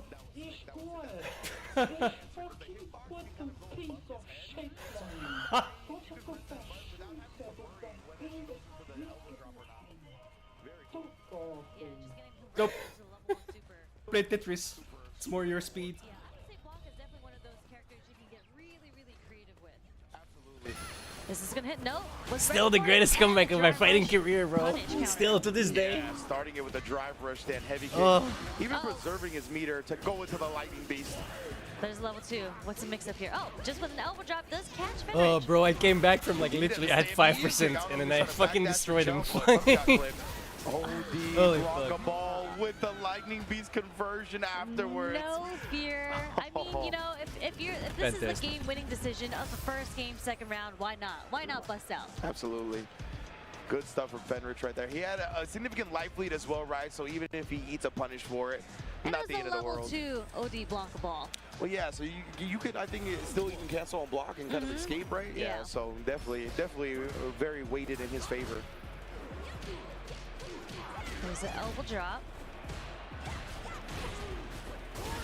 Oh my goodness, but Fenrich been really on point with his defensive choices so far. Saw the air ball work out, now 2 OD up balls work out. Yeah, that's the thing about Kimberly. I just feel like she has to go in. She's one of those characters that has to keep the offense and momentum on you. And Blanca, he can't interrupt it with reversals.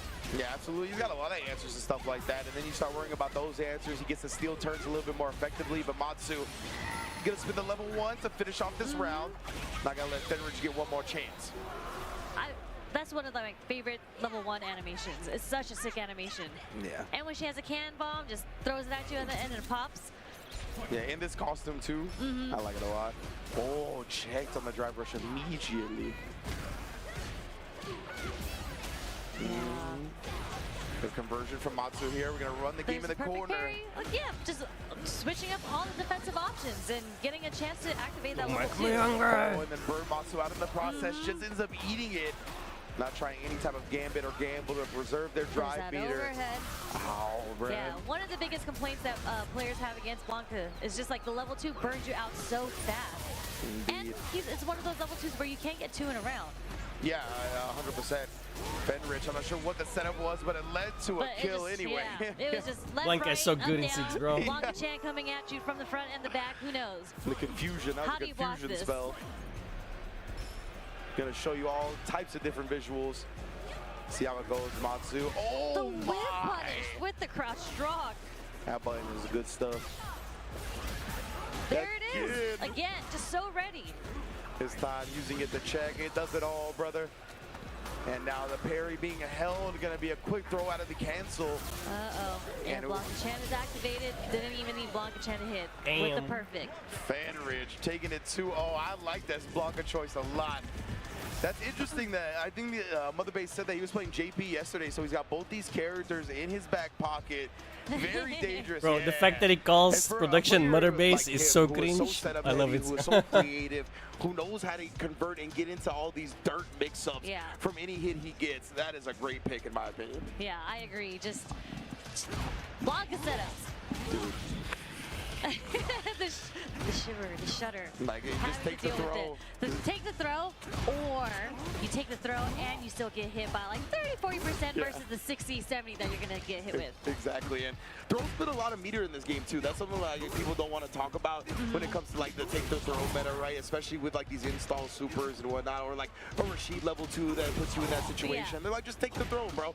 It's like, bro, if I take the throw, you're getting a huge chunk of meter, and I'm gonna get another level 2 at the end of the round. Exactly. And like Rashid's level 2, it's just a lot of people. Actually, the best scenario like you can get is literally just getting punish counter thrown. Like you just hold the parry, but you gotta pray that you already have that you have enough drive meter to hold the parry or to do a parry. Exactly, and you can be manipulated so many different ways with Rashid, being able to apply pressure on PSR, of course. Lightning Beast, at least it's an install, so it's like, you don't build meter off the throw while it's active, right? Rashid, you don't build meter in the combo, but you still build meter off the throw because it's not being comboed with DSR. Exactly. So it's still very, very good for him. But man, 2 EVO legends in the building right here. 2 actual reigning, or I shouldn't say reigning, but defending EVO champions right here. Chris G, of course, one of the last Ultimate Marvel vs. Capcom 3 champions. Tokido, many EVOs for many different titles under his belt.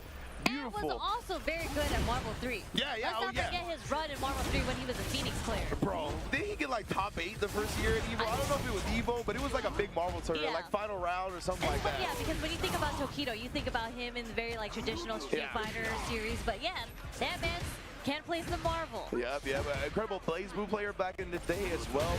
Tokido has had multiple EVO titles under multiple games, not just the Street Fighter main. But Chris G comes to the table with the Chun-Li, of course. Tokido not on the patented Akuma, but we do got the hand warmies before anything gets started. The hand warmies. I guess, I don't know, maybe it's because Chris G is a Marvel player, who knows? The Marvel players tend to do it a little bit more. Okay, but they haven't been blessed with the features that Street Fighter 6 has. You know, coming from so many years of Marvel 3. But like, Chris G is definitely one of those players that excels in every single fighting game that he plays. Also, like his fundamentals are so strong. It's amazing to have EVO because there's so many different fighting games here, and you see players just excel in different. Like we had Goichi, we just had Fenrich, now we have Tokido, and we have Chris G. Like these were all legends in the games that they played. Absolutely right, and these are 2 dudes that would go to tournaments and take medals in damn near every game, right? Like Tokido definitely more focused nowadays, but Chris still does it, man. He just enters all the games. He probably, I don't even know, he might be top 8 in Third Strike. Like. Oh yeah, that's a great point. Yeah, Chris, very talented Third Strike player on top of everything else. So, man, both of these dudes, star-studded, incredibly decorated when it comes to the accolades that they've achieved in this community. Very excited to see them clash right now. Obviously, Tokido has had a bit more of a spotlight shown on him in Street Fighter, but we're going to see Chris G can definitely wake the world up to what's really sleeping.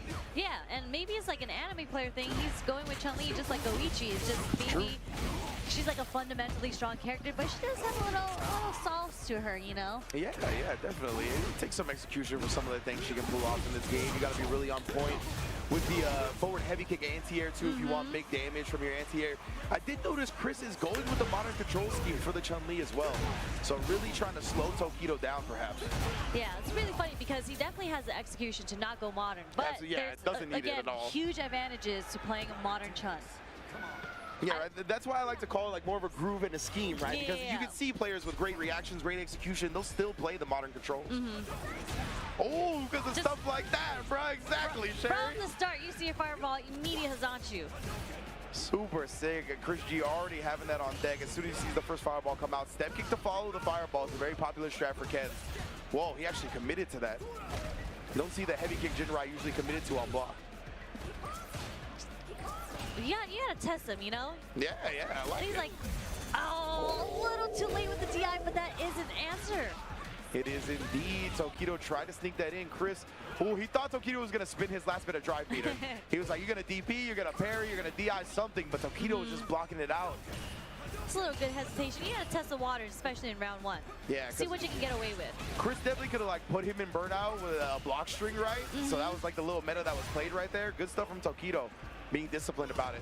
Yeah, and instead Tokido puts Chris G in burnt out. Yeah, that's wild. Chris, at least he's got modern controls. He's got super meter as well, so he's not going to get bullied by Tokido by any means. Oh, there's a wake up lightning legs. Such a good answer for throws. Wake up with the lightning legs. Because you only get a combo off the punish counter, but obviously if you are reading that they are going to throw you, you're going to get the punish counter off lightning legs. Air lightning legs. And of course, we see the reversal crouch medium kick. That is a Ken special. If they got the opportunity to do it, they will do it. You're listening to a fellow Ken player. Look at that again, as you can see, right?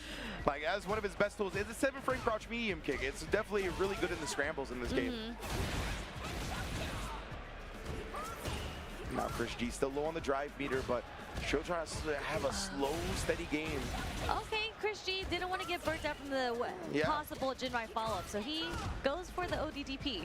Might as well get some damage if you're going to get burnt out anyway, especially because he's on modern with super, so it's like the DI is not that big of a threat, honestly. Exactly. There it is. There's the modern controls. Level Do you 2. risk to throw a projectile at a modern Chun? Well, yeah, exactly right. Tokido maybe letting that slip his mind a little bit. Maybe he just wanted the meter away from Chris, but he's still got one bar and he's got his drive back.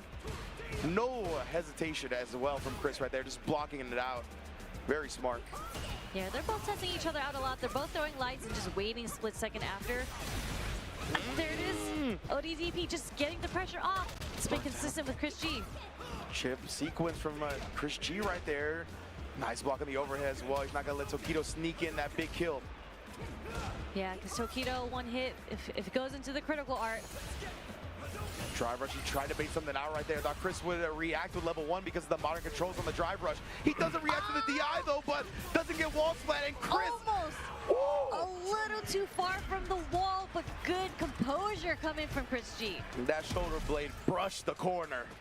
Tokido looks a little bit more normal than last year. God, last year, the dude was like, boom! Like, whoa, bro. Man, what steroids are you on, dude? Scary, but I really like this modern control Chun-Li for Tokido.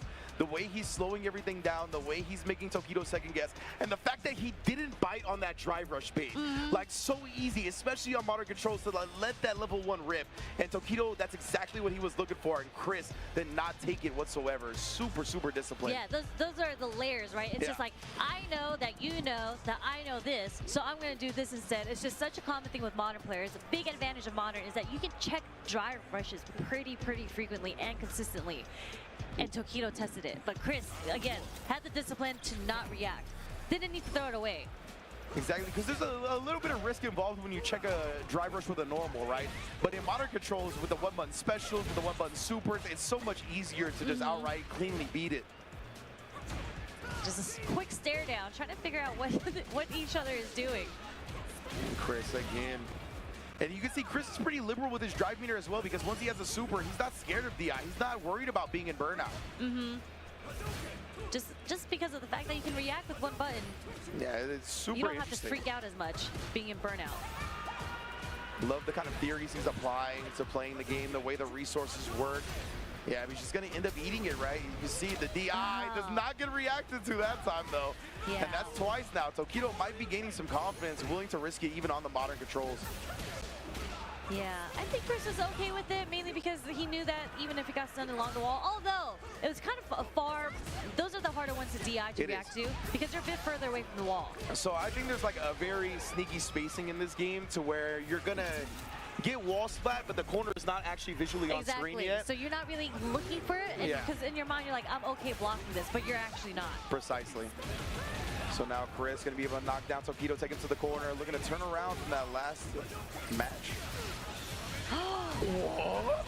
Dude, Tokido knew. Tokido was so ready. He was like, this low forward is not going to reach me.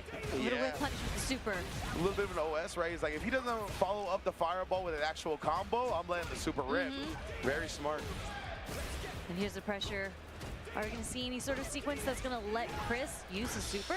The overhead, starting harassed with an OD fireball. Let's go, Tokido. Super smart. Yeah, something that's so good from Ken is getting the train off the OD fireball. No modern allowed. Something Ken does really well against other fireball characters. And people love throwing their projectiles after tech throws in this game. I do it all the time. I just said that on commentary because people always jump on me after I take the throw because I always autopilot the fireball. Yeah.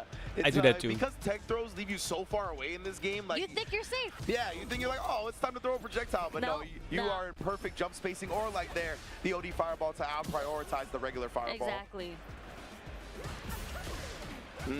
Got caught flinching right there, but Chris not ready for a full conversion. No, yeah, he dropped the conversion, and he left himself with a sliver of drive meter left. And it's a little scary because he's kind of far away from a level 1 still, right?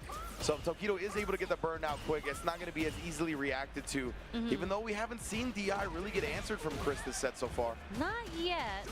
I wonder if Chris is going to make that switch up. Oh, there's a block. Yeah, that's going to be the round as well. Tokido going all the way through with it. Get him. To be on set point.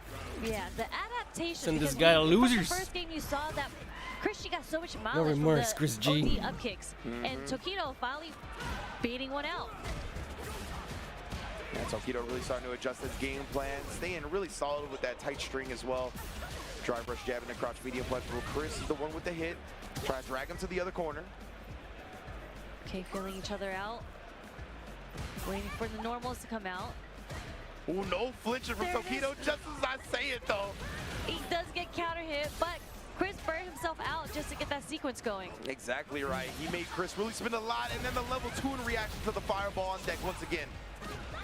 Taking Tokido to the corner. The stomps.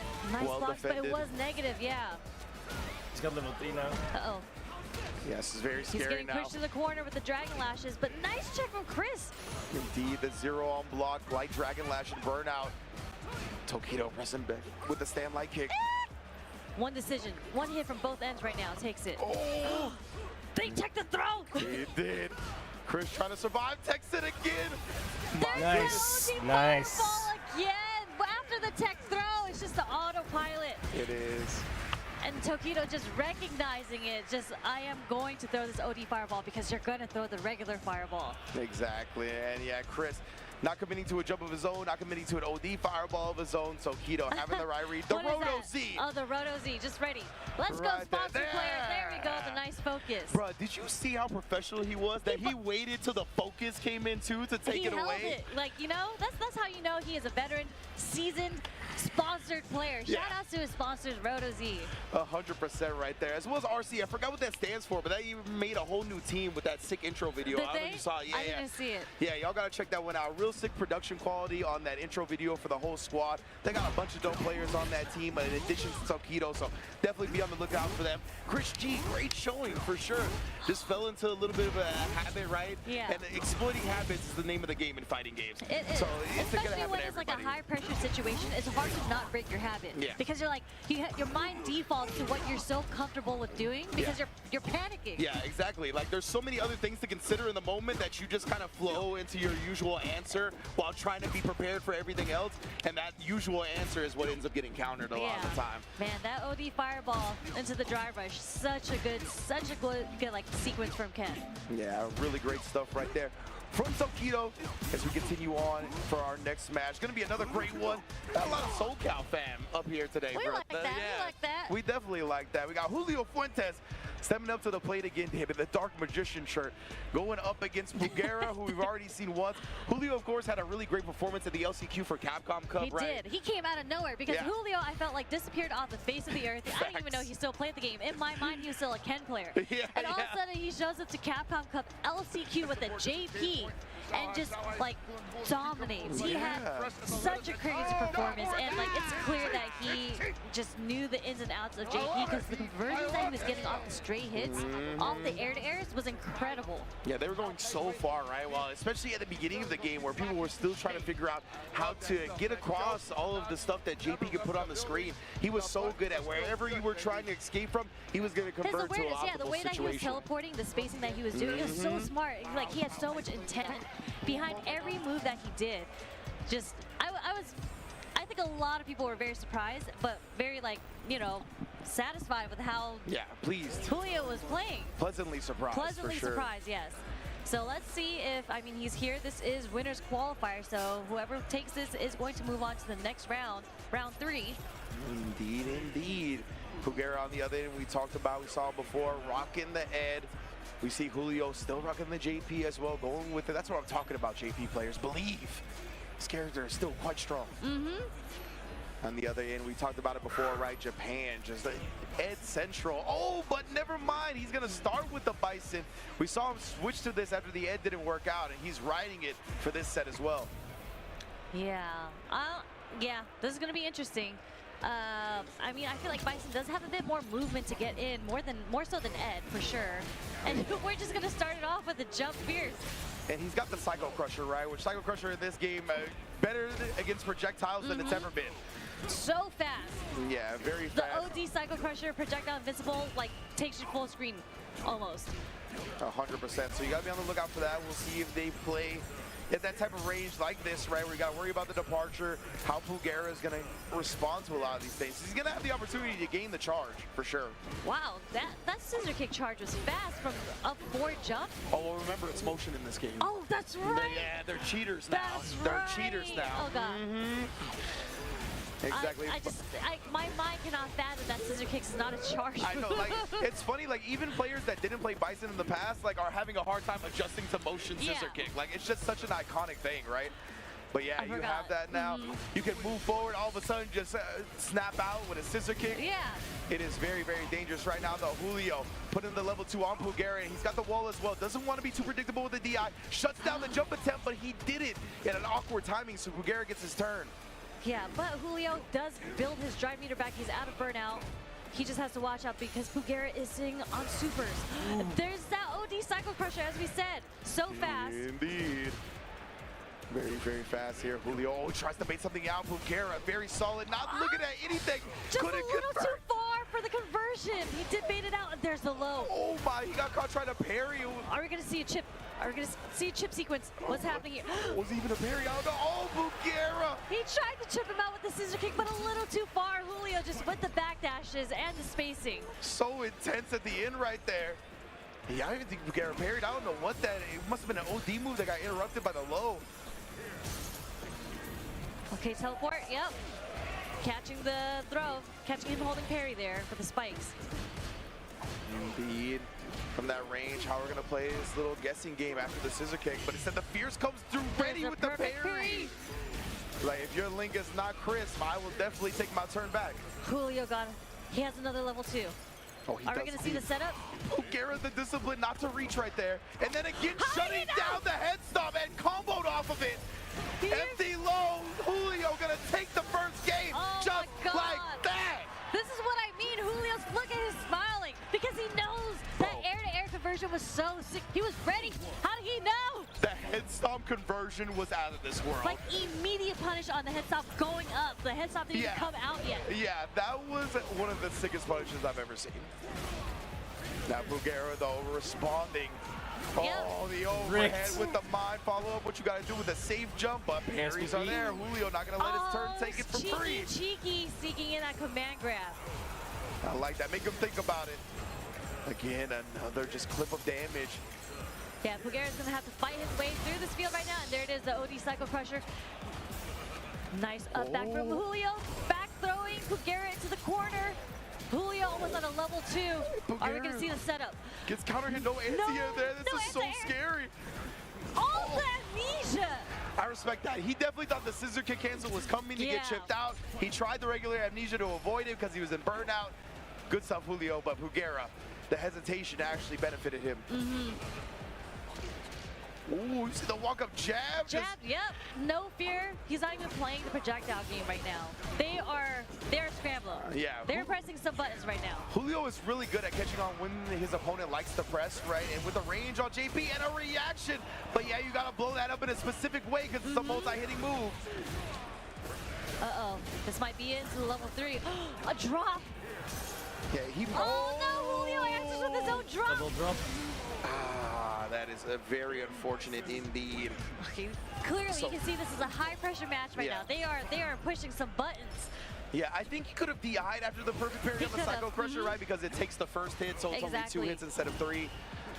Unfortunate for Julio, but nonetheless, now the Cycle Crusher's coming out to stuff the neutral jumps and the press backs with a medium. Yeah, Pugera is laying on the offense right now. He knows he can't really give Julio a chance to breathe. Let JP set up. Oh, nice. I don't know if that was meant to be a side switch, but... Yeah, the little low target combo follow-up with a departure follow. You can see that bomb. Nice drive reversal. Ending Bison's bomb, too. Recovers in time for the anti-air. Very, very smart. Julio looking to drive rush, get that CQC going, but Pugera catches the end of the backdash. No! There's a shimmy! And Julio had been so disciplined, honestly. He had barely been getting shimmy throughout this set, but Pugera finally goes back to it, finally successful. Awesome match point for Pugera with his own perfect parry. Very intense right here, just chasing him down, running the 40-yard dash. The super fast, and you know what? Taking throw might have been best in that situation, but here we go with the perfect parry punish counter. Again, look at that, just a drive rush in as soon as he wakes up. There's an air back throw, but that is negative after the ghost. Yeah, indeed.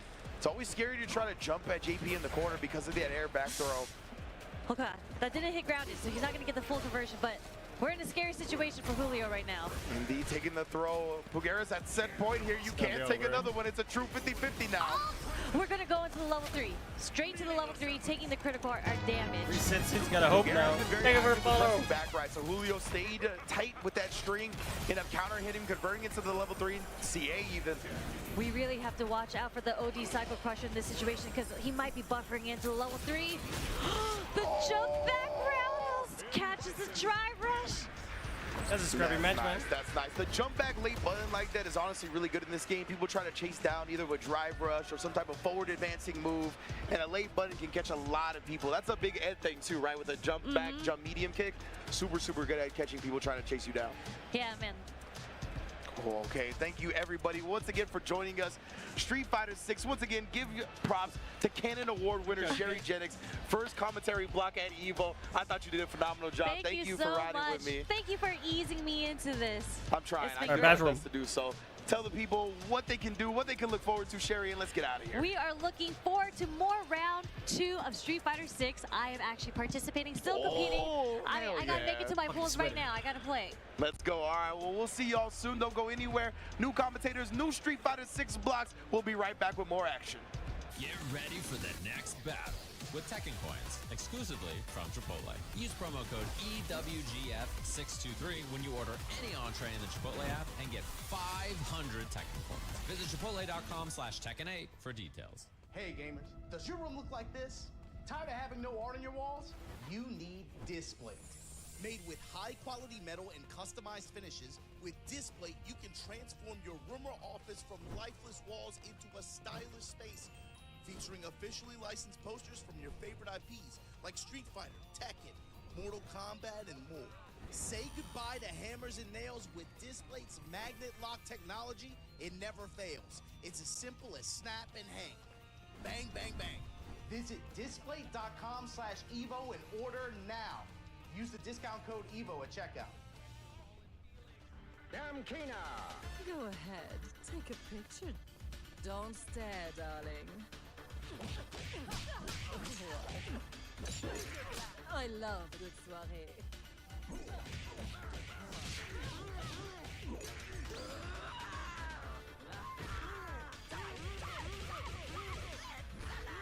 Looks can kill.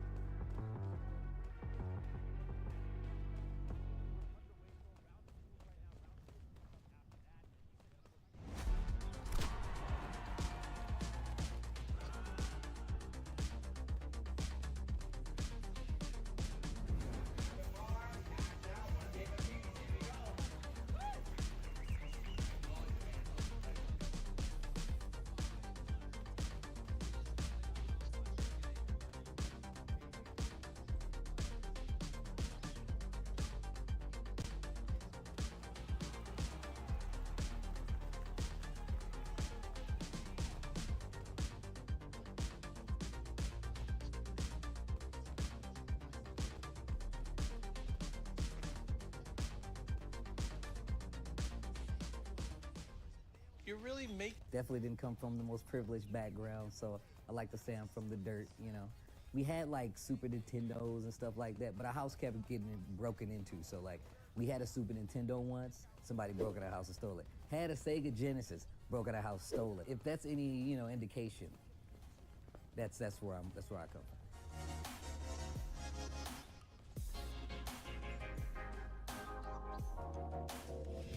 It was Guilty Gear XX was, I would say, like the first time I was like, oh, I actually want to compete in tournaments. I was going to this place, Gunther's in Columbia, Missouri.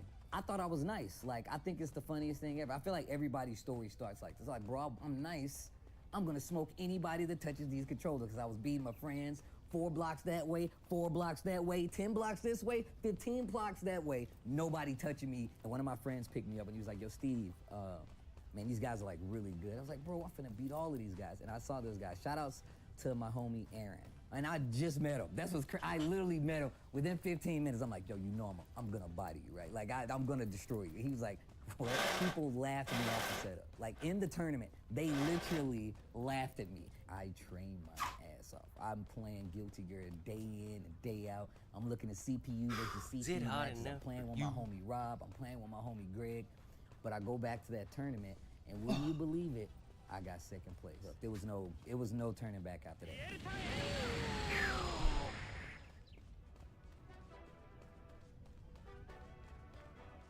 I moved to the West Coast, and I used to go to Super Arcade. I used to do this thing, Electric Wing, Godfist Friday, and I remember, and I can't remember the homie's name, but it was one of Eris's friends, right? And I had been slightly commentating for a while, right? It wasn't really commentary at that point. It was just me, you know, yelling on the mic, sounding crazy. But he's like, man, you're really funny. I was like, oh, thanks, man. Man, and you keep yourself in, you know, pretty good shape. I was like, yeah, you know, I'd go to the gym. And he was just like, no, man, you kind of nice with it, man. You kind of good. He's like, Tasty Steve. I'm like, I'm not going to let you call me. I'm not. I'm from the hood. You can't call me Tasty Steve. No, it don't work like that. So I'm against this name. And then one time, it was Noel Brown. I'm on a Wednesday night fight stream. I'm at Super Arcade, right? Comes into the chat. I was like, yo, bro, I was trying to follow you on Twitter, bro. What's your name? I was like, oh, bro, it's Digital Devil 4GK. He's like, I've been looking at Tasty Steve this whole time. He's like, bro, just change your name to Tasty Steve so I can find you. And I changed it to Tasty Steve, and I think I got like 2,000 or 3,000 followers within like an hour. But when I coach Shaquille O'Neal, yo, Tasty Steve. Lupe, yo, Tasty. Like, they do that, and it's so funny to me because, like, they don't know me as Steve. They know me as Tasty Steve. I'm gonna tell you right now, I never even thought I would leave the country, let alone do a fraction of the things that I have done in the last 6 months. Oh my God. Like, I'm in Street Fighter 6. That's crazy to me. Like, I literally was in Singapore and I woke up and I just started screaming. Oh my God, I'm in Street. Like, it was literally like that. And like, it hits me sometimes. Video games has taken me literally around the world. My mother told me, she was like, yo, Steve, she called me one day and she was like, yo, you got your dream job. Dream job.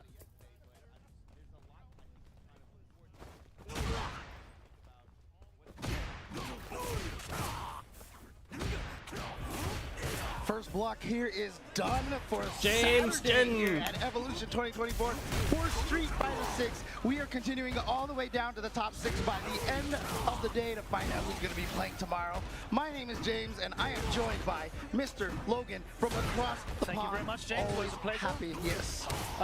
What an arduous journey it is today. Obviously, pulls for round 1. 256 pulls were completed yesterday. But, you know, my credit to all of the TOs, all of the judges, all of the bracket runners for that unbelievable feat.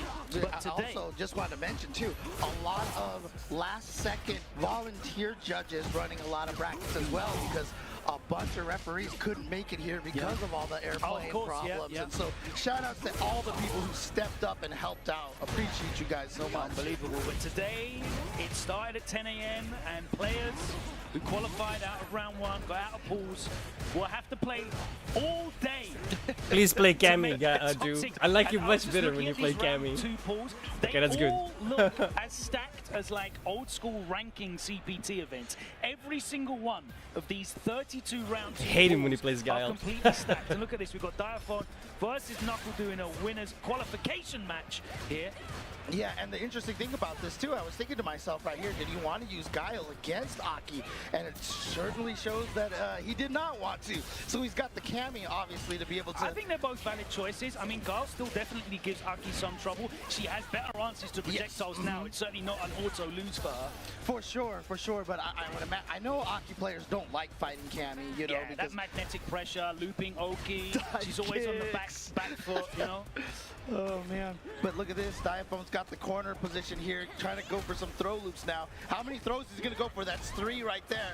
Okay, trying to fake it right there on that 4th one. But look at that defense. Oh, wow, that was such a good shimmy after the reactive OD dive kick. Oh, man. There we go. So round 1 to NuckleDu. Punish counter there. And there's the perfect parry for Diaphone. So here comes Diaphone trying to keep this pressure going. And, yeah, seems to be favoring the throw a lot here. Yeah, and that's obviously why NuckleDu showed that instant OD dive kick. Such a good answer to throw loops, especially walking ones, you know? Yeah, it's always nice to have that option. Not a lot of characters have that, you know, anti-throw Oh option. My God, that's a huge jump in. All the way to the corner, takes a little bit extra damage on, and now it's... Yeah, just one hit right now is going to do it for NuckleDu. So Diaphones has to be extra careful here.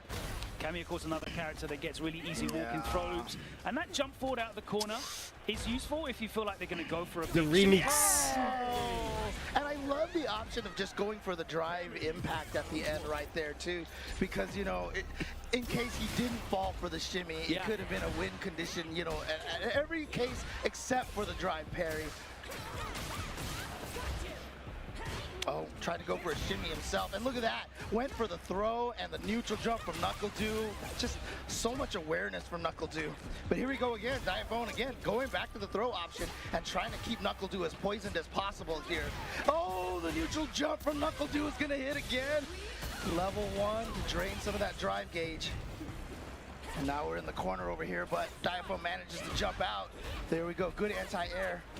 Didn't get the juggle, and NuckleDu is going to get the drive rush cancel combo. Set point already for Knuckle. Diaphone, and it is set point right now. Oh my God, nice. Nice. And of course now that caused that the crumple, which is nice. Can't really combo much off of it, but still, it's a knockdown. Oh, goes for the overhead setup. Meaty overhead, so he can link after it. Aki's so weird, dude. I have like no idea what's going on. Wake up drive reversal gets him out of the danger for a little while, but huge life lead here. Too close. That was not spaced appropriately as he got. Yes, he spends it. I respect it. Okay. Wants to absolutely make sure. Exactly. Now you could have defended him not using the super meter. He had such a huge life lead. Right. The likelihood of him closing it out, but. Look, we're 1-0 down. It's set point.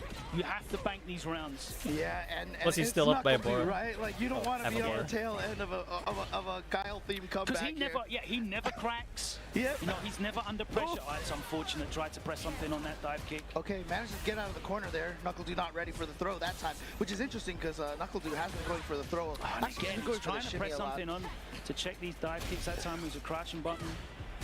Encounter hit. Nice check though. Ooh, okay. And yeah, so he got that meter back, and yeah, so you can see that level 1 that he spent to end the round has not, you know, affected him at all because he's gonna land the level 3 here with the Magnum Opus. Last frames, yeah, just tries to jump out but gets caught. Not really a huge amount of damage. Life lead now for Diaphone, looking to bait something out. Oh, the C8 there. Is that dead? That's dead. For NuckleDu. Yeah, you're done. I don't even need to ask here, do I? No, you're dead. Is this gonna? No, look at that. Even the camera angle changed already. No one's even looking at the screen anymore. We all know what's gonna happen. Absolutely. So well done to NuckleDu. NuckleDu moving on, and as you said, this is to qualify on the winner's side over here to the next round, basically, right? Yeah, so makes it to round 3, which is not even close to top 24, by the way. Oh, so wait, round 3 is not top 24. No, there's round 4 after that, then there's top 24. I cannot, look, I know if you're at home now watching, please pull up Start GG. Evo is of course on the front page. Yeah, the handshake. Behold! No, they players ruined it. Oh, no. We couldn't see it. It's Combo Fiend and Dogura's fault here. It was Dogura. I knew it. And he worked for both of those companies too. Combo Fiend fresh off of ruining the experience of the FOM, the 13-year-old who was playing the third strike earlier. Yeah. Did you see the clip? No. So he was using Eleanor versus the Noms Ken, and he landed it in Eleanor's SA. Yay! there we go. There we go. Yeah, all right. the kid hit the full parry on the Elena Super with the vertical jump full punish. That wasn't for the kill though. You need one more hit, and then of course Combo Fiend. He got the one touch and ruined the dream as well. So yeah, I mean Combo Fiend again. You know, a lot of people remember him as that guy His who worked for stick is Capcom very during Spartan. the Street Fighter 4 ending period. But I mean, again, Combo Fiend is one of the greatest fighting game players that the Southern California has ever produced. Yeah, across so many generations of fighting games as well. Yeah, I mean, it's kind of unfortunate because, people don't bring up his name as much when we talk about, like, the GOATs of, the fighting game community. But he was so good at so many games, and just basically everything he touched, he was one of the best players at it at the time. So it's glad to see him back here, and look at this all the way up here in round 2. But he's going with the Lily, who is a little improved, but Bison, of course, running terror throughout ranked these days. I've heard this matchup is pretty bad for Bison through a few people. Yeah, I would imagine. It'd be interesting to see that. With the lack of defense that Bison has, the wind-clad Condor Spire is probably going to be a big annoyance to have to deal with. Okay, but he's in the corner here. But I wonder if Dakota played already. I don't understand why the fuck they didn't put him on the stream, dude. He's supposed to play at 11. It's 12 now there. All the costumes and all of the color variants as well. Because I am so sick of coming to majors and just seeing the same costume 1, color 1 or 2. Lets you really. Like he won fucking Combo Breaker. You think they put him on the stream? No, the fuck. I mean, it could have also just been he was just going for the drive impact because he was in the corner position right there, but definitely covered multiple options. If he'd have done OD Psycho Crusher, of course, it would have. Oh, okay. Nice conversion, gets the knockdown at least.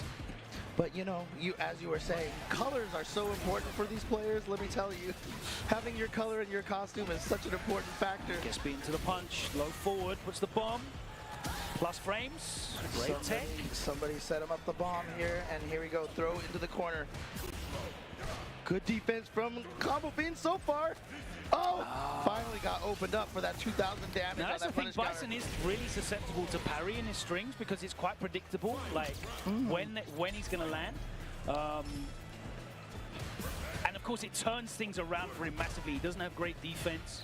So if he does get perfect parry, it's really dangerous for Bison. Unfortunately, Combo Fiend going for the parry there. At just the wrong moment. Yeah, especially getting back thrown into the corner off of a perfect parry. That's always kind of painful. There we go. What's the mix of... Oh, wow!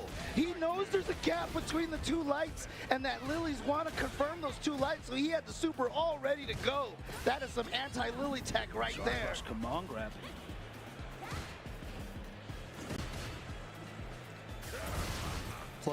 Safe right there, but he tried to press a button. Empty jump, gets the stock. Big meaty trade. It's just the sound effect. Needs to be careful with and he's been very good with not whiffing buttons. That's going to be dead. Yeah, no anti-air for Combo Fiend, unfortunately. And Dogura took advantage of that with an empty jump. So but Bison, one of the floatier jumps in the game, actually managed to get an empty jump on Combo Fiend there. It's a really interesting situation because, of course, Combo Fiend had just been whiff punished for, misplacing some normals. Certainly looking to the ground. That just was probably not ready. Her anti-air options are very, very reliable as well. It's very hard to stop her from anti-airing you. Yeah, that crouching heavy punch is such a good anti-air. And right now, Dogura has been playing Oh my god, double fierce. I was going to say, he's been playing the Windstock, mini game very well against Combo Fiend. Oh no, the shimmy. So obviously when you try to actually charge up the Windstocks, you can go for the swing or do nothing with the light version. Yeah, bait out the drive impact. Yeah, and Dogura's been doing a great job predicting which ones Combo Fiend is going for. Hasn't really been frame trapped. Oh, well, there it was. Yeah. I was just talking about it. Like really and now he actually went for the wrong option, so there you go. Triple light string into the knockdown. Powers up. Tap parry gets thrown. Yep, he's ready in time. Recovers just the normal throw. You're right. There's the overhead and Combo Fiend with a perfect perfect. Lily. All right. Lovely bit of set play. Mr. Peter Rosas right here, still in the thick of things. All came off the back of that wrong read. Nice! You can see that Dogger is looking for that sweep on some of these errant normals in neutral. And there's that crouching heavy punch we've been talking about, how reliable of an anti-air that is. Counter hit not into anything though. And again, just throwing that sweep out. Needs to be careful because of course the Condor Spiral goes straight over that, blow it up. There's the trade. Combo feed with a life lead now. All right. Plus frames. Yeah, this time Dogra not trying to super in between that. Oh, wait. Oh, he jumped out of there. Yeah, if you're not, it's not like Zangief when he catches you. You have to be stuck in the middle of something there. So what do you think that was, like a hard read on whether he was trying to interrupt after that? Yeah, I'm not sure. Because, you know, if you hit him with a crouching light kick, you're plus in that situation. It's not like a real super SBD, is it? It's not like a real 720. Right. But here we go. This is Burnout Dogra. And a back throw to the corner. Back towards the corner. That's huge. And he's got Windstocks now. Oh, no, he missed it. That's going to be a huge punish for Combo. 1-1. Can't finish it off just yet, but there we go. Gets the standing light kick to hit. I'm telling you, Roots 3 could have gone to level 1 there. I'm not sure. That's one of the problems. Like, her damage output is not great. Right. Well, she could get good damage output only if you have just the proper jab it set up. Yeah, like on a Wednesday, if you walk 2 pixels and the moon is in Saturn's rising Scorpio. Yeah. Oh, man. Nice drive rush. Dogger not wanting to risk it at all now. He's just going in. Oh, okay. Great wake-up button, and he catches him asleep with a command grab. Again, right there. See, challenging the light wind charge right there. Yeah. But that's the mix-up, right? That's the rock, paper, scissors game. Canceling into the wind charge. But the thing about it, a lot of people who fight against Lily don't actually try to, you know, attack the light charge because they're so scared of the medium. But nice. There we go. Got the counter hit there. Oh, was that safe? No, he landed with the light kick. The light, yeah. Oh, last second Devil's Reverse right there. And now tries to get in there, gets in with that. Ooh. Tries to go for the overhead, but the wake-up drive reversal coming to save him. This is a scrappy game, bro. Air to air from Combo Fiend not going to work right now, but Dogra now at match point. Looking for the sweep, just outside of range. Lucky. Oh, wow. Drive a sweep from Combo Fiend. Oh, yeah, the reactions! All right. I thought he was going to go for the jump strong route, but goes for that instead. Wow, the delay on that SVD, and the overhead is going to go into the bomb. And Dogra doesn't have full 3 bars just yet, but it's still a bomb sitting there on Lily. Oh, just too far again. Again, the command grab whiffs. Gotta watch out. He's just getting caught right off on these ranges. He had that triple light confirmed that just was outside of range as well. He's got life feed now, right? So he can. Yeah, but Combo Fiend is doing a good job right now, staving off that burnout. Yeah, can just force Dogger to come towards him. All right, got a Windstock as well. That means he can get in for free. Yes. Oh, jumps out. Yep. So he's expecting that command grab again. Oh, there's the level 1. Oh, not gonna quite kill though. So here we go. And he's just about to come out of burnout as well. Here we go. OD Cycle Crushers on deck. That's nice. He went for the SVD. He went, if he had just gone for the regular throw right there. Command grabs just did not come off of him. Yeah. I think he only landed like that 1 or 2 command grabs against Dogra, but Dogra has been trying to avoid the command real grabs. 50-50 gaming. Yeah. And that's not the kind of hit rate you need in this game in terms of damage output. I mean, it really felt like Combo Fiend towards the end there was like, I really need the damage, so I'm going to go for this SPD here. And unfortunately, Dogra was reading that and managing to jump away every single time. Yeah, that wake up level 1 was great from Dogger. That really gave him the time to come out of burnout as well. Yeah. And then you're just worrying about those spaced OD Cycle Crushers. Get in. Of course, he jumped out of that and got the nice easy punish with the scissors now, the motion input as well. nice Which is still stuff. very awkward. There's a lot of times where I've been labbing Bison, and I'm like, Sunroom kick. Why is my scissor kick not coming out? It's such a classic motion, you know. It's just my brain, when I see that move, when I feel that move, it feels like a charge move, but, you know, it's nice to have it just be like it. Anytime just you want think of it as a spiral arrow, a much easier to space spiral arrow. Yeah, absolutely. Absolutely. Nice. So, speaking of Cammy, we have one of the very best, I believe, coming up. Wow. Akira from Japan is here, going up against Flash Metroid. Yeah, and Flash Metroid, a player who is extremely strong, especially in the offline scene. What was he showing off there? All of the stickers? He got those from Artist Alley today. Right. And of course, you know, former top 8 here for Street Fighter 4, Flash Metroid. So he is no stranger to this Evo stage here. And he did it with Zangief in the Street Fighter 4 days, which was, you know, before Zangief was considered, you know, a little bit stronger.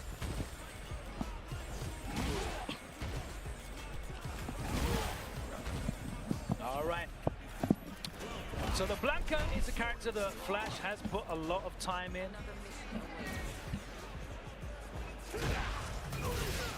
And as of the last couple of seasons, I've seen this matchup be a very interesting one. As the roundhouse is such an important tool in this. The reward on getting that trade combo, we try and anti-air dive kicks in, is massive. But Cammy now on the ground, she has such more threat with using that roundhouse as well. Gives her extra range that she can look at throwing that out. Yeah, can't be punished either. That was a really nice buff, but there you see it's just right away. You saw exactly what you're talking about. Oh, gotta watch out for that Blanca-chan. Is he gonna he's activate? looking as well. That neutral jump at that range is gonna punish the Ooh, and the dive kick as well. It's really, really good at that range against Cammy because it will work against so many of her tools. Trade right there. Oh, and he's ready that time as well, the OD up ball. Flash is very, very competent in this matchup. Immediately, it's great to see. And you'd expect that, right? Because he's always been very studious. He's very techy as well. That rainbow ball actually just missed. But, I mean, yeah, like you said, I mean, fortunately, you know, in the States, we've got some pretty good Cammies that I'm sure that Combo Fiend has practiced against. But what a reaction from Akira. Headbutt trades.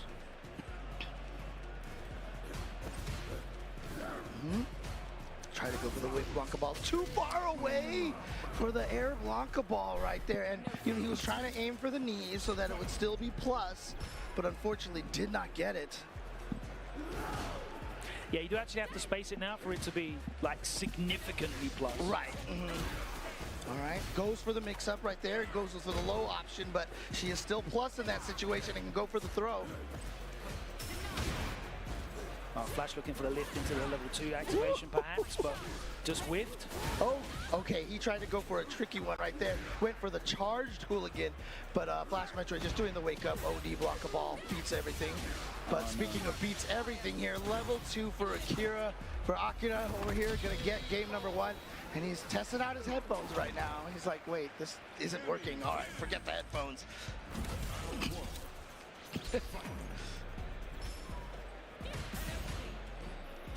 Okay, just jump backwards right there. You kind of always have to respect that because you know that air Blanca ball can come out at any moment. Yeah, you can't really chase it down mindlessly. You're absolutely right. Nice. Perfect parry as well.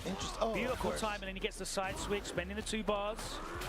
Tap parry gets thrown, and here we go, into the corner. He actually did cut that drive rush short, but then press something afterwards. Yeah, you always have to be wary of that OD. Yeah, I think he was trying to go for the throw. He was trying to fake an attack. Oh, nice neutral jump with the cross up on the neutral jump. But the Blanca-chan is still there. You can't get past it. Level 1 has no invulnerability at that point. Caught him off guard. He didn't have any resources to deal with it.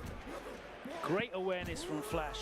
Yeah, Blanca-chan coming in clutch here.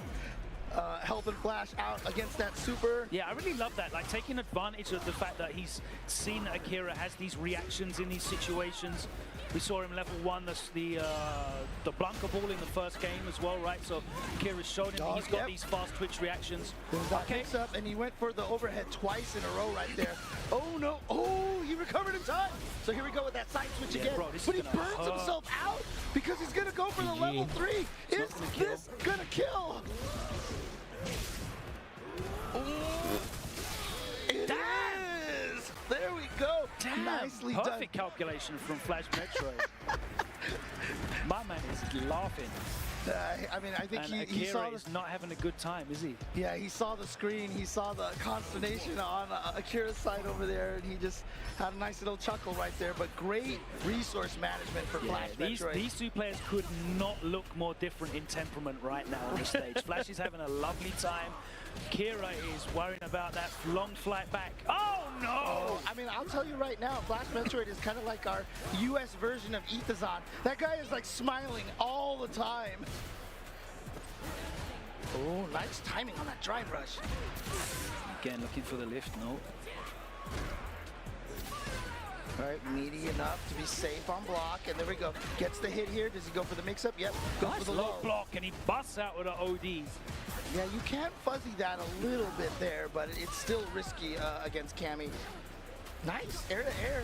Oh, but that was a punish. He couldn't have reacted in time, even if he wanted to. Woo. A nice combo to finish off that round, and now Akira here at match point. I think that was a little fortunate of oh, what? Did you just level 3 the block ball? That's good reaction. Oh my goodness, the reactions from Akira's side over here. So now Flash Metroid here has got quite a life deficit, but he's got a level 2 on deck. We haven't seen the trade, nice. We haven't seen the Lightning Beast from Flash Metroid at all yet, and that's such a powerful tool. Still no activation because he got the hit there. Oh no, you're not going to see the activation here either. What a perfect parry. Goes for the empty just for into the quick the throw. fall into nothing, yeah. Oh, it just barely hit.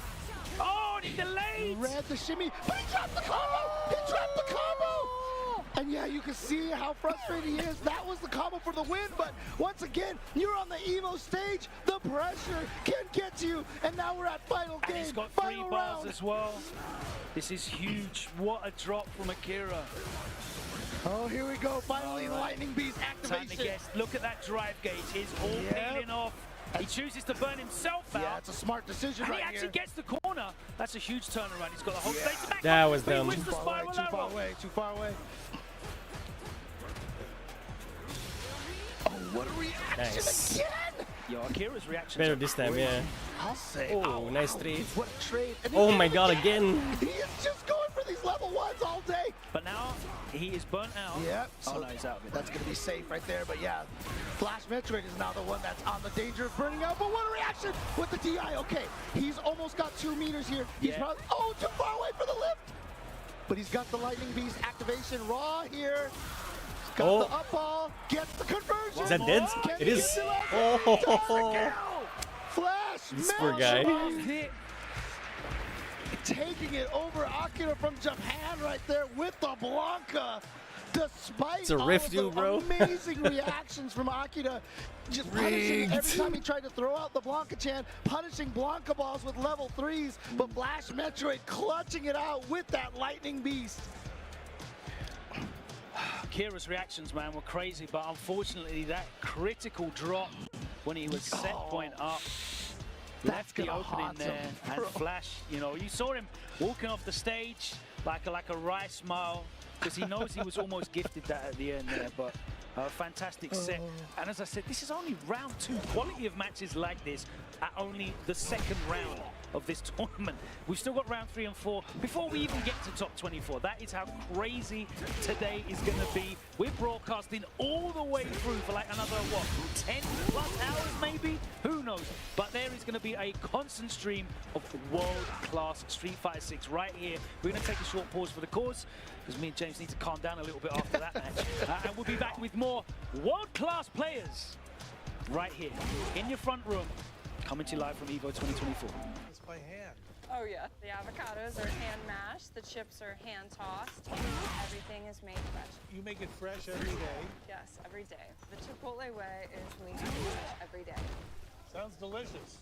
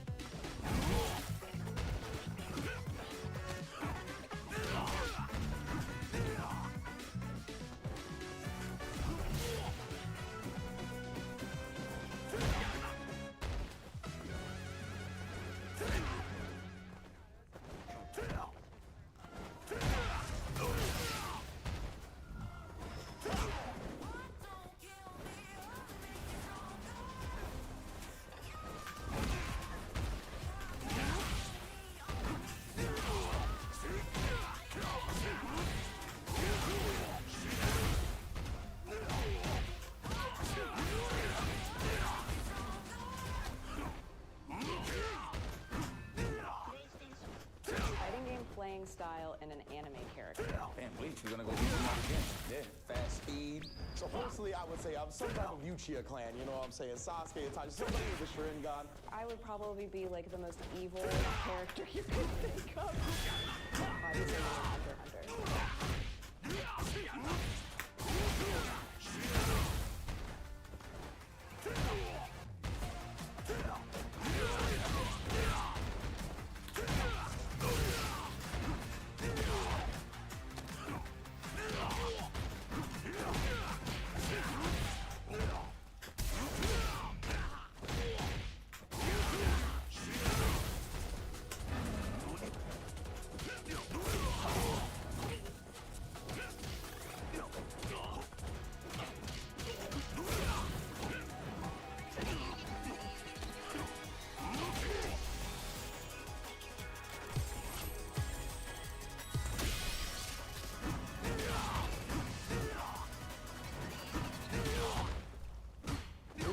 Why'd you put your new rig in the basement? It's in your hair. Bill's a good billionaire now. Basically, my new connection is so strong I can game anywhere. Check it out. We've got Gamer Rocker, Gamer Floaty, Gamer Couch. Whoa. It's got wheels. Gamer Bench, Gamer Throne, and Gamer Mower. What's that? It's hard to game while walking downstairs. I get it. That's smart. Live like a gagillionaire with low latency everywhere. AT&T Fiber with All-Fi. Welcome back to Evo 2024 Street Fighter 6 Round 2, and we've already had some sensational matches in these first 2.5 hours of action today, and we're going all the way through from 3,000 players down to 6 today. It's an epic journey. And again, we started with over 5,000 players.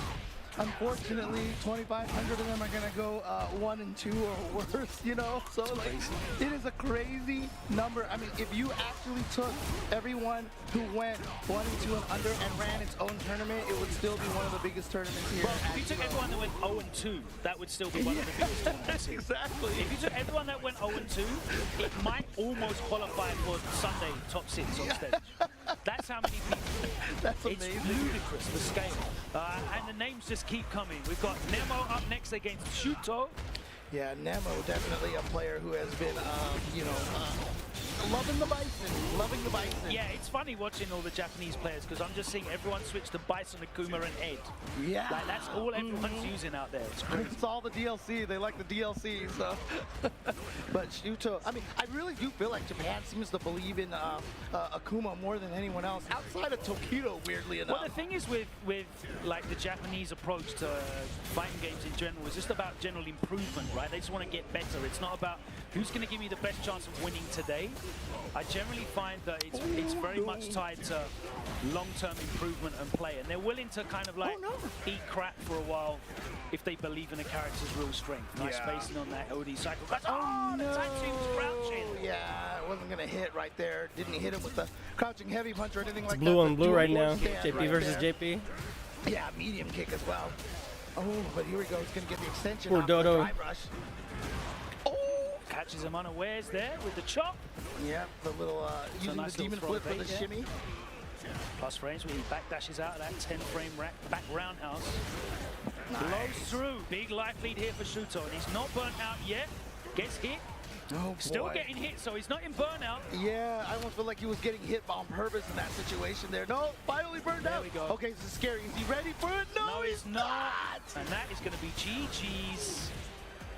Keep it simple. Yep, stand heavy punch right into the level 3. And that's going to take it for Nemo. Level 3 animations. That critical art. Yeah, it's so difficult. Billions dead. For reacting to those drive impacts like that, because it can come at any moment's notice. And he did it after a light punch. It's really hard as well to react to Bison's drive impact because he's got so many particle effects around like just normal attacks, special moves. Oh, man. Like generally, and if he doesn't cancel it out of something. And it's very a subtle animation too, because he just kind of pulls his arm back and oh no, he walked back into that, it feels like. Oh, okay. Nice whip punish, but couldn't really get much else off of that. Big whiff punish there with the fierce. Gotta watch out, that bomb is still there. The dive kick though, gonna nullify it. Okay. No ability to counter drive impact right there. They could have level 1, but I actually thought that was a jump from Bison, but it was actually the. That's one of the reasons. Again, like both of these characters are reasons why you need sound to play. I think. Oh yeah, okay, that's fair. That's fair. I love drive rush fight with Evoooooooo. It's sick. Yeah. Being able to stop your drive rush and you know, attack or have some sort of backswing blowish kind of thing, especially because there's no forward hurt box on Fireball as well, which is the very powerful tool. But watch out, yeah, he's still got that bomb. He's gonna have to deal with it, and that's gonna give respecting it. There's the low target combo. Just eats it, and again eats the overhead. Nice Counter hit something. Just out of range. It was too early with the standing heavy punch. However, it was still close. He was still delayed enough to get the punish counter here, and he's going to go for the level 2 just to go for the burnout here. Oh my god. Imagine losing to that. That sucks. Bison particle effects being put on the screen. Oh man. Yeah, so Shuto just having an unfortunate time. Absolutely eats that jump in counter hit too late on the crash. There's the throw whip. This is going to hurt a lot. Spencer 2 bars. He's going to go for the level 3 right here. Is this actually going to kill? Is this going to kill? No, I don't think. Oh, nice. Oh, Lord. Oh shit! I didn't think they would kill. I think that. Wait a second. I was almost sure there was gonna be like 1% lift. What the heck? That was so much damage. Listen, when both of these characters get to do whatever combo they want, everyone's got low health. Oh my goodness. Ringe always speaks about the importance of having great OD combo routes, and it's really important because it allows you extensions and real big damage bonuses as well. He was talking about it more so from the drive gauge recovery, but both of these characters absolutely chuck out damage with the OD extensions in their combos. Yeah, but I love that Nemo is just coming right back here, not phased at all, just goes for the Psycho Crusher, gets the perfect to put himself at match point.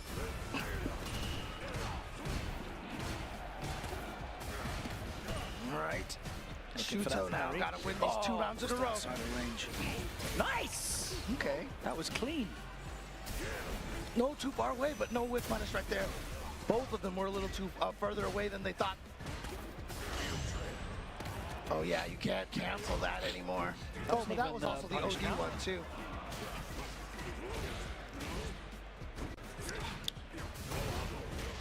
Nice. Look at this pressure from Shuto in the corner. Some huge gaps here. I was just going to say, there's some huge gaps in these strings, and Nemo refused to take them. I mean, he's not guaranteed this round in any way, but he's going to use a level 3 for the burnout because he's confident enough he can take this. Oh my god, the buffalo. Why would you not finish it? The wake-up buttons from Shuto. And he's still got the level 3. You got to be trying to chip him to go. He got him. Oh man! He got himself out.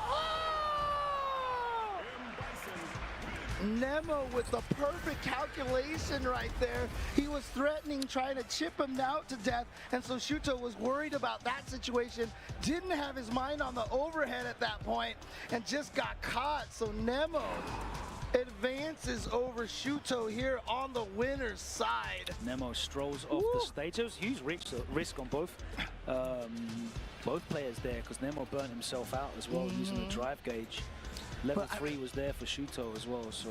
But what a risky calculation, like I said, for Nemo right there. He went for the level 3 to burn him out, but he was still at almost a half-life deficit right there. And was like, you know what? No, I'm confident. I got this.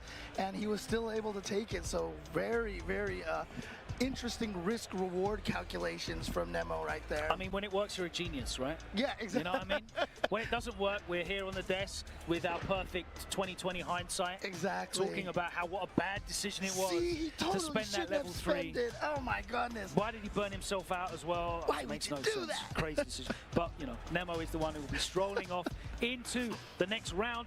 A fantastic battle again. As I said, nothing but absolute bangers back to back to back, as we have the reigning combo breaker champion against the man whose name I feel like I only see maybe let's twice go a year at most. Finally, let's go, Tate. Come on. Is here. Please give this man Sea Viper. Send Please. this guy fucking home. Give this man Sea Viper. I've been saying that. I hate your Sea character. Viper. Let's You're get my some boy. Sea Viper in here. Let's get some Sodom. And you gotta get this done, well. son. Come on. He's still, I mean, I will still keep saying this. Only character from the Alpha series besides Julie and Junie, but their story is kind of resolved already. But Sodom is the only character. Julie and Junie were only in like re-release Alpha 3. versions of Alpha 3, Oh, no, though, right? they were in the arcade. Were They were they? secret Okay. characters. Okay. So they weren't like complete kind of thing. And honestly, Jury was like, because they were selectable in Come on, like bro. the PSP version. I think was the yeah. first time I saw them selectable. Yeah, PSP version was one that also I can't believe I'm disinvested. Yun and Ingrid.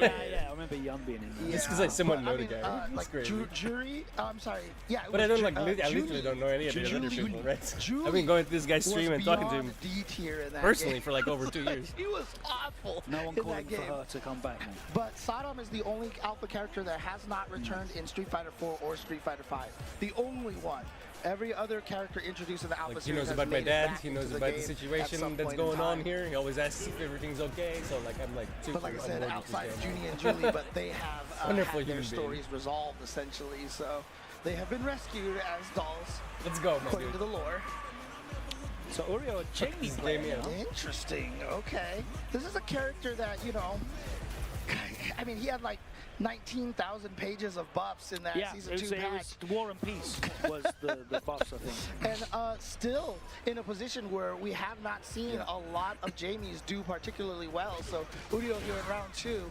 But as you mentioned, El Chicote with this Lily was the combo breaker champion. So, Nice. wow.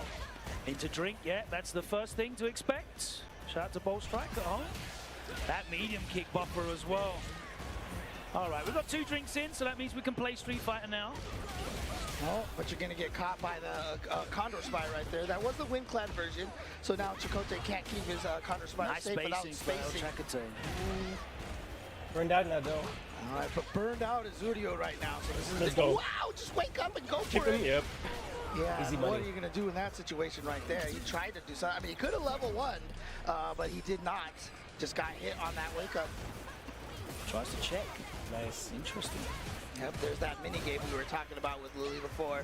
Gotta wonder if she's actually going to swing or not. Yeah, we've got a couple of Japanese Jamies here as well. Naruo's here. Can't make it quite over. Crouching heavy punch is so good. Walk straight into that. Counter hit. Empty jump low. Into the extension. Yes, and easy level mode, 3 bro. to Come on. close it out. Just another day at the I mean, office. honestly, outside of Hibiki from Japan, I feel like El Chicote, one of the strongest Lily players that we have on the planet right now. Oh, is Udio considering a character change here? Oh, he's going to the Chun-Li. Interesting. Interesting. I mean, Chun-Li, obviously a very, very strong character. Surprised, it's not your main. Well, I certainly think Jamie's like good enough to try and take to a tournament now. Oh gosh, Lily's face is always making me laugh. Oh my goodness. All right, projectiles are available whilst those wind stocks are not. But we're double wind stocked up now. Nice. We're punished with that medium punch. Gets in at plus frames. All right, gets the SPD. Remember when we were watching Combo Fiend, he wasn't able to really land any SPDs, but El Chicote's gotten a couple already here. All right, yeah, just drive reversal. That's one of the strategies against Windclad Condor Spire. But you got to be careful because if it's not an OD Condor Spire, You're going to be a negative. big deficit in drive gauge. But Euro's got the drive gauge lead at the moment. Yep, does it again. There you go. Doesn't want to deal with that mix-up. I wonder if the reason why he's gone with a Chun-Li because he feels like Chun-Li isn't as drive gauge reliant. Oh no, yeah, it doesn't hit crouchers at all. Got him. One more, bro. Chicote One more, bro. Come on. is just so good at reading. I mean, obviously a lot of practice from the Street Fighter 5 days with Mika. With the Armika, Mika, right? Having the command throw or the strike mix-up. And Chicote is one of the best at keeping it ambiguous. Just Jump like command that. grab. He's so good at sneaking these grabs in. Well, like I said, we've seen so many of these Down to the corner. And the 360s. spacing is so good on all of these normals. Oh, the air reset. And Urio showing fantastic reactions there. All right, so what's Udio's choice right here? A little too far away, unfortunately, for that attack to hit. I don't know if he was trying to whip on purpose right there. Oh, too far away! GG's. Thank you for playing. Too far The spacing has been sublime from El Chicote. Absolutely sublime. El Chicote looking so strong right here. Did very well at DreamHack Dallas as well, showing why he is your current reigning combo breaker champion, especially with this Lily. Love seeing the character variety. We have had fantastic character variety as well. Although to be fair, there was like a 2-hour period last night where every time I looked on stage, I saw either M. Bison or Zangief. Oh, really? Yeah, it was really weird. It was like I was caught in a time loop. I know there was a block where there was a lot of juries as well at one point in time, but I don't know if it's like cognitive bias where we just feel like we keep seeing the same characters over and over and over. But I feel like throughout the tournament, there's really great representation. It just shows you how good the meta is. And there's so much argument about like who the real top tier characters are as well, you know, because it's so dependent on results, regions. The player power is kind of what is lifting these characters up. It's so crazy because honestly, like every time I look at this, the cast over here, and I'm like, all right, let me. Because like in season 1, like I had a pretty confident, like these are the top 10. Yeah, it was a lot clearer, for it. Yeah. But this season, like even still right now, most people can't tell you who their top 3 is right now. And if you, whoever you ask, it's going to be different, except maybe Rashid is in most of those lists. Rashid and Guile are in my top 3, definitely. Yeah, no, Guile's a good one too. Yeah, and I think probably Akuma, personally. Okay. Just because the toolbox is so great. But even then, that's debatable. Like, you should go and ask Angry Bird who he thinks the top ticker. Okay, You'll love his answer. You'll definitely agree with it, James. 100%. You get one guess who he's going to say. What, you got Zangief in his top 3? No, for you personally. For me personally? Yeah. Cammy? Yeah, he thinks Cammy's the best character in the game. I mean, I think Cammy, she's better this season than she was last season, honestly. Which is interesting because she got nerfed. Right, she got slight nerfed, but she got that target combo buff, which is really nice. And then I feel like a lot of the other top tier characters got nerfed more than she got nerfed.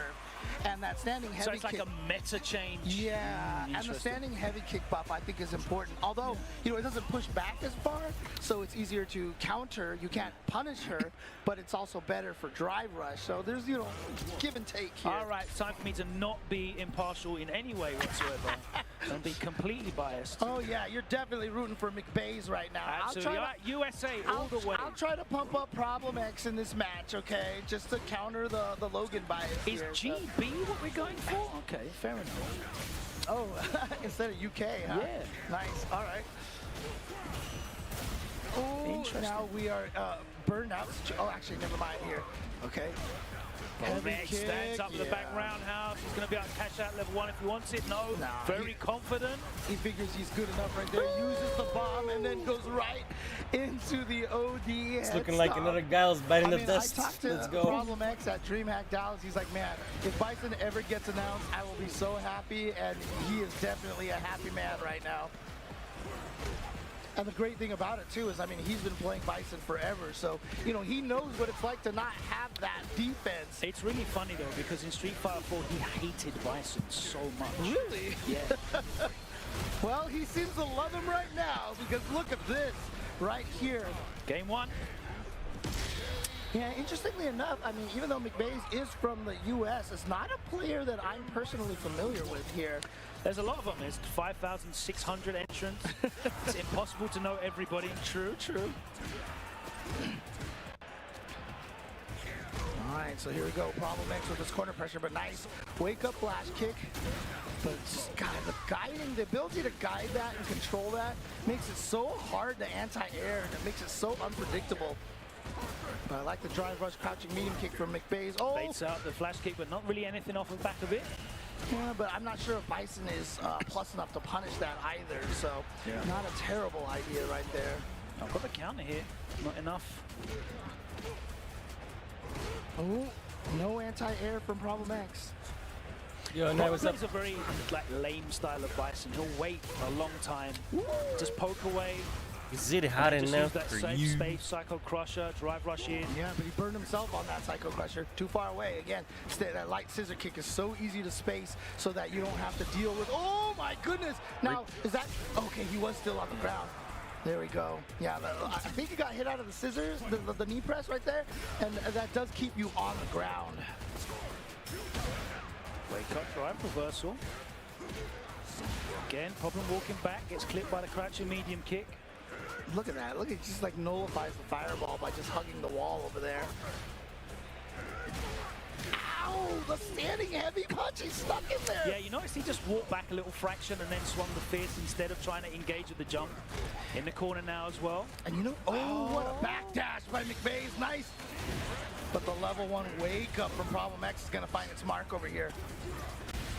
Oh, see what I mean? It's just like we'll take that trade. Yeah. Kyle's crouching fierce. Very dangerous now though. Oh, that's unfortunate. He got the wake up double jab. And just didn't have the reactions. He just wasn't able to convert it. Converts there though. Starts with the standing heavy kick into level 1. I'm not sure what he was trying to blast kick right there. Perhaps he was expecting a Psycho Crusher to come out. Yeah, scissors, Psycho Crusher, God knows what it was, but it wasn't what he thought it was. Nice Meets him in the air. Down, I love that. Again, Problem makes a wake up drive reversal. Could have whiff punished that roundhouse. Again, he's looking for that air-to-air Problem. Oh, I think that might have been in a punishable range. Okay, got the bomb set up here. And one of the things I like about the way Problem X plays is when he has the bomb, he's willing to use it just for the plus frames to get in. Yeah, another turn, exactly. Yeah, he's not necessarily focused on trying to land the big damage. There's Oh, a level 2, and it does catch him. And it's really interesting too. Well, actually, hang on a second. I'll talk about this in a little bit.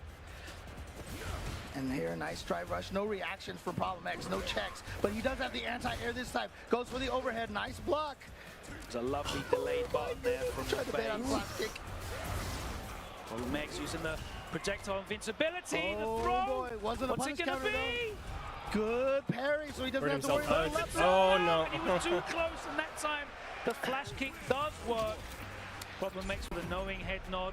Yeah, what I was trying to say is that, you know, historically, this is a bad match for Bison. He's always hated That's fighting gonna Kyle hurt. until Street Fighter V, which then all of a sudden, because he could absorb the sonic boom. Yeah, it became a horrible matchup for Kyle. Right, but now he can't do that in this Plus game. frames again.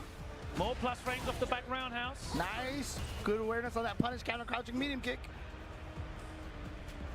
And now to this neutral over here, but you can see he's not charging up for the sonic boom because McBaze knows he is so far down in life, he's got to do something.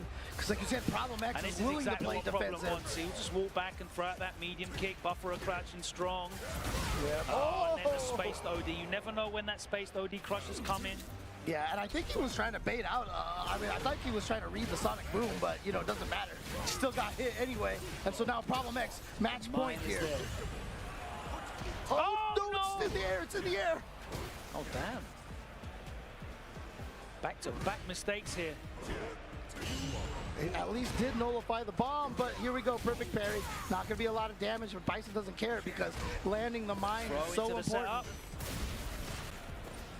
More plus frames, Problem just playing patiently. McVay's trying to fight his way out of the corner again. Sweeps with that crouching medium kick. Interrupts with the button, he catches him. Nice. Not enough for the level 3. Too far for the overhead. And yeah, they're both essentially at level 3 now, so next hit could kill for either one of them. Overhead! GG's. And there it is. Problem X is gonna Bison, find the victory don't fuck here around with that guy. over McBaze. Dude's nuts. Yeah, threw out that drive rush overhead in the tensest situation. You know, the belief that your opponent's going to be too focused on everything going on to really work out that high-low mix-up after that drive rush. Problem hasn't really shown it either during that set, the drive rush overhead. It was more drive rush button to be plus. Right, but I mean, if it connects, then you're like, okay, sweet, I've got the combo with the level 3. Yeah, when it mattered. Like, he really went to the well, only when it mattered to close out the set. But McBaze, he was in a match, you know, like, Problem had to work really hard for that. And there was some really great moments where, you know, some interruptions. He wasn't allowing Problem X to just run that. As you pointed out, he's just looking to set the mine and continue the plus frames. Exactly. It's very reminiscent of his Bison SF5 style, where it's just plus frames. Let me just continue and see how you're going to react. I'll wait for you to make a mistake and gift me damage. He's not really overforcing the situations. But Base played really, really well in those situations. Look, we're going to take a break really quickly here because I gotta spend some time consoling Logan. You know, he was rooting for McBays, obviously, coming out here with the absolute bias for McBays. It's not coming home with McBays. Yeah, so I'm gonna go ahead and you know, take some time to console Logan here. We're going to a break real quick. Be back for some more Street Fighter action after this. How would you describe the chicken to someone who had never tasted it? Literally melt in your mouth tender. We don't have a freezer. You know, it's almost like a farmer's market. When you walk into the restaurant, you should hear the sizzle that you're hearing right now. Just sends all those waves up to your mouth. You're making me hungry.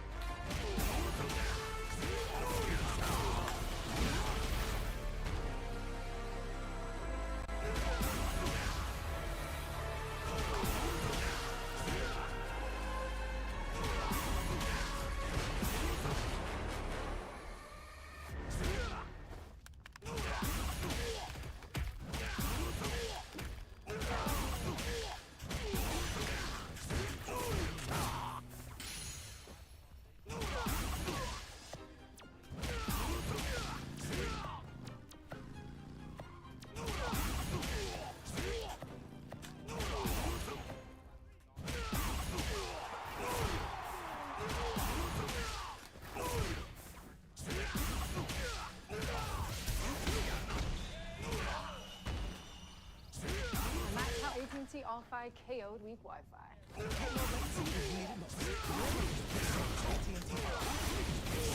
Protect your eyes, styling under the sun. Blue light glasses while you're gaming, having fun. Affordable eyewear for all warriors and monsters alike. Evo sunglasses available now.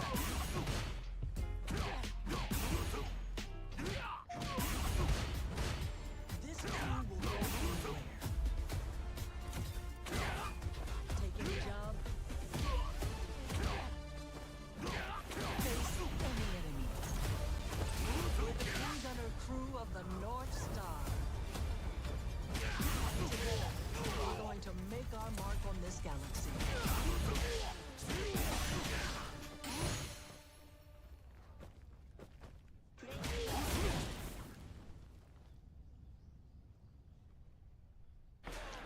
Welcome back, everybody. I think we're all good here now. So I'm all crying out, James. It's yeah, okay. it's all good. It's all good.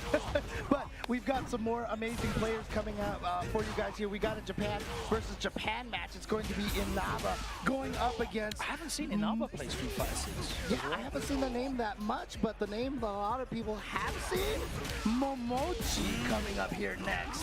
Fantastic showing. Obviously in Topanga, looking very strong. Really enjoyed watching him play.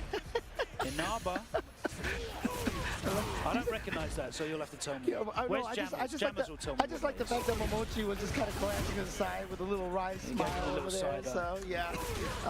But Momochi, I mean, it's so powerful what he does, because every time a new character comes out, he just goes and plays that character for hours and hours and hours. But he is definitely one of the biggest proponents right now of that Ed. Yeah, there is so many of them in Japan right now. Very, very popular character. Yeah. I mean, I feel like it's in Japan where a lot of people, I mean, I've heard that consider Ed to almost be like a top 3 character, you know, we were talking well, about they don't earlier. play these characters because they think they're bad, you know? Like Fudo definitely doesn't. It's true.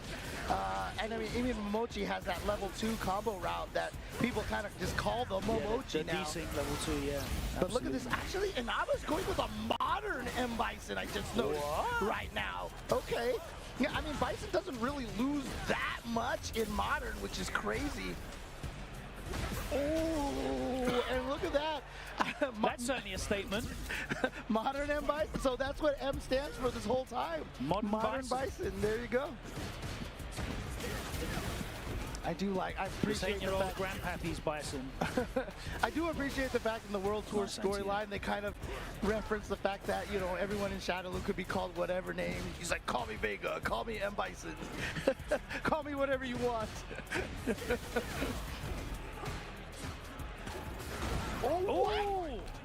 What a response to a jump. Go for the head stop. Is that real? But right now, Inaba is just running through Momochi. Cooking. And he's got that level 3 ready to go too as well. Very difficult to space that scissors though, of course, because Ed's got such range on his 5-frame crouching light. Okay, burnout, yeah, that's the setup for that trade right there. Here we go. Do we see the Momochi combo? No. No, he just goes for the simpler combo right now. Wants to make sure he lands it here. I know the Momochi has a lot more. Whoa! Oh, catches him grounded. He went the wrong way. He stuck his arm. It's supposed to be left turn. It was supposed to be right turn, not left turn. All right. To the blitz. Okay, wake up drive reversal. Get the hell off me. Obviously a good option for Bison without a lot of, with no wake up options. Outside of throw invul, of course, Psycho Rise. Nice little string there. Doesn't go for throw, tries to go for a frame trap. Gonna put the bomb on. Again. Oh, this is gonna hurt so much. Man. Oh no, the timing on that was off. That's it's a huge drop. Ed's OD wake up, I think, is just a different timing. There we go. Here's the Momochi. Look at all these micro walks that he's got. He's got it. Dash level 1. No, he saves the level 1. Goes empty jump low. That's such a crazy ass combo, bro. What the fuck is that? It's very Urian. The super at all. Crowd loving it right now. And after such a huge opening statement first round from Inaba. Yeah, Momochi again, with a big statement final round there. That Momochi combo, so much more difficult than it looks. When you see the players land it, it just looks like, oh, okay, everything works. But it's really difficult to time. There's a lot of micro walks and all this other stuff that you got to do for it. Momochi definitely practiced it a lot, so he got it there. Nice anti-air. Picks him up with a snatcher as well, because of course counting his state. Oh, just too far away for that. Ooh, Momochi walked forward into that, unfortunately. Okay, now the pressure from Momochi. No anti-air from Inaba. That's what we've seen so far here, Inaba. And of course, you can use the Cycle Crusher as an anti-air if you're charged up for it and ready and early enough. And he's in Modern, but we haven't seen that from Inaba yet. Plus, oh my god, so many plus frames. Nice. Caught him with that drive impact. Caught him off guard. I mean, it's the crazy. raw drive impact is very difficult to react to. I don't know, man. I think it's super easy. I always see how, you know. I always see talking about how easy it is. You know, Oh these yeah, old men obviously. need to fix So up. simple. Just press the one button, that's all. All right, now in the corner position, here we go, got the hit. Gonna get the full combo over here. Sets up, safe jump. Oh, did he press He the went for button? the throw. Gets hit by the level 1. But it's kind of a similar situation as we saw last time. Inaba winning round number 1 pretty convincingly. Is he going to be able to close it out there? That's the question now. Spent a lot of meter on that light whip into the drive rush. Great reaction. Oh, okay, picks him up with the Punisher. Yep, trying to burn him out. At least get him as close to burnout as possible here. That's what that drive Just rush holds is it up about. forward, get the hell out of there. But he's burnt out. Oh no! Oh, yeah, just try to sneak that in there. He's burnt himself out here now. Oh, Yeah. and that's set him up for the chip damage. And so here we go, Momochi, match point.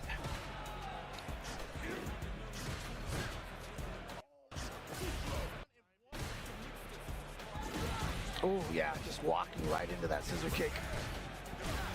Oh wow, actually does catch him there. Big, huge gap between that 5 frames. Wow. Was that Momochi pressing buttons in a plus frame situation? And are we going to get back-to-back Momochis on round 3 here? Yeah, you can hear the audience cheering again. Yeah, Momochi's been pressing buttons after that back roundhouse. Oh, look at that. Jump back. It's almost like a Season 1 Street Fighter 5 right there. Jump back OS. Ouch! Bro, there's 32 brackets in round 2 alone. Yeah, Ridiculous. and I love Momochi just Round drive 3 is rushing still forward to pools. see what Inaba was going to do. Just threatening the position, but Inaba burns himself out again. Yeah, huge amount of drive gauge used in that little sequence there. Yeah, but you can see it. Catches him out in the air, picks him up with the snatcher. All right, and level that is 2. going to be all she wrote. We don't get to see the combo because it's going to stop short. You're not going to see it anyway. There was another 3 decent uppers to come. Actually finished off Oh, with the bro. punch. El Chicore's got to go up And against Momochi Problem X. advances. That was winner's final. Bruh. Nicely done. All right. That's So going to be a to, crazy match, I think. the production team who actually typed in our notes document exactly who that little plushie was. Oh, okay. Yeah. It's Shishiro Botan from HoloLive. Yeah, I ain't saying none of that. That'll get clipped. Next up on deck, we have the man who has been. Sorry, go on. You're the biggest fan of anime out there, right? Yeah, So- I love Transformers and Mask, He-Man. I grew up on all the greats. Next up, a man who's been traveling rapidly. It's a good selection of cartoons right there. Bro, I was I'm born in down the with 80s. all of that, man. I'm down with all of that. Next up, we have a man who's been traveling around the world thanks to his new sponsor, Furia. Jewel Kevin, he has been putting the work in. Been playing across Europe. I saw him at the Mix-Up. I saw him in DreamHack. He has been active. He's been taking this game very seriously. He's got a serious look on his face right now as he steps up on stage to play Kamiki C, who looks like a salary man out of Taito Station Arcade, doesn't he? Yeah.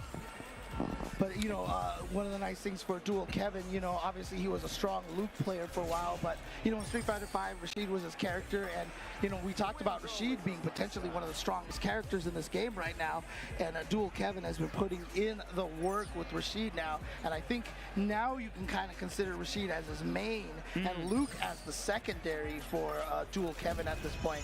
But it looks like Kamiki, I mean, he's on that Jamie. Oh, no, actually, he moved over to the JP. So we got a JP in the house. Okay, so they're a Grand Blue player. There we go. Okay, sounds like Kamiki got 5th at EVO 2022 for Street Fighter V. Came 17th at EVO Japan. Oh, for Grand Blue. I'm sorry, for Grand Blue. My bad, my bad. 5th at 17th at EVO Japan 2023 as well. Okay. Yeah, and JP, I mean, again, a character who obviously did get nerfed a little bit, and so a lot of people who, you know, are the top tier players left JP, but JP is still strong enough for a lot of the specialists out there. I know when I was with Tyrant here yesterday, I was talking about Juicy Joe a lot. Yeah, Juicy Joe's out here competing, doing a ton of work with this character earlier on as well. Oh yes.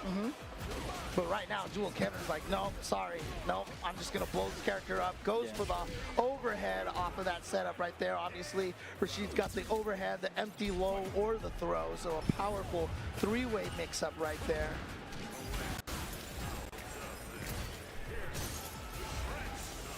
And now Kamiki trying to set up a rush to catch that fake. Yeah, he was trying to set up the zoning, but Dual Kevin always seems to be able to get in, but it's really hard to zone out Rashid with the tools that JP has because of the mobility that Rashid has access to. Well, taking advantage of the mobility, let him run into your standing heavy. But that's what you have to do. I think you really have to use more normals in this matchup. There you go. Love that medium punch. What a check. Still ridiculous. Going to go to the bathroom again. It's a little more hittable, but that didn't change its range and how far it hits. It's still a weapon normal. Absolutely. Okay, plus frames off of that. Drive rush standing heavy kick is such a good tool for Rashid to Ready get with in. a heavy mixer, anti-air working perfectly that time. And we're into throw loops. Yeah. Side switch. Doesn't do any, look at how little damage it did. Yeah. Less damage than the throw would have done for 2 bars. Tough. They've definitely added a lot of scaling. Oh, nice. Jump back. And he's going to go to the level 3 just so he can get his drive gauge back. Yeah, I was going to say that might not burn out, but it doesn't matter because he's going to be able to make him block something right now, and he's out burn out himself.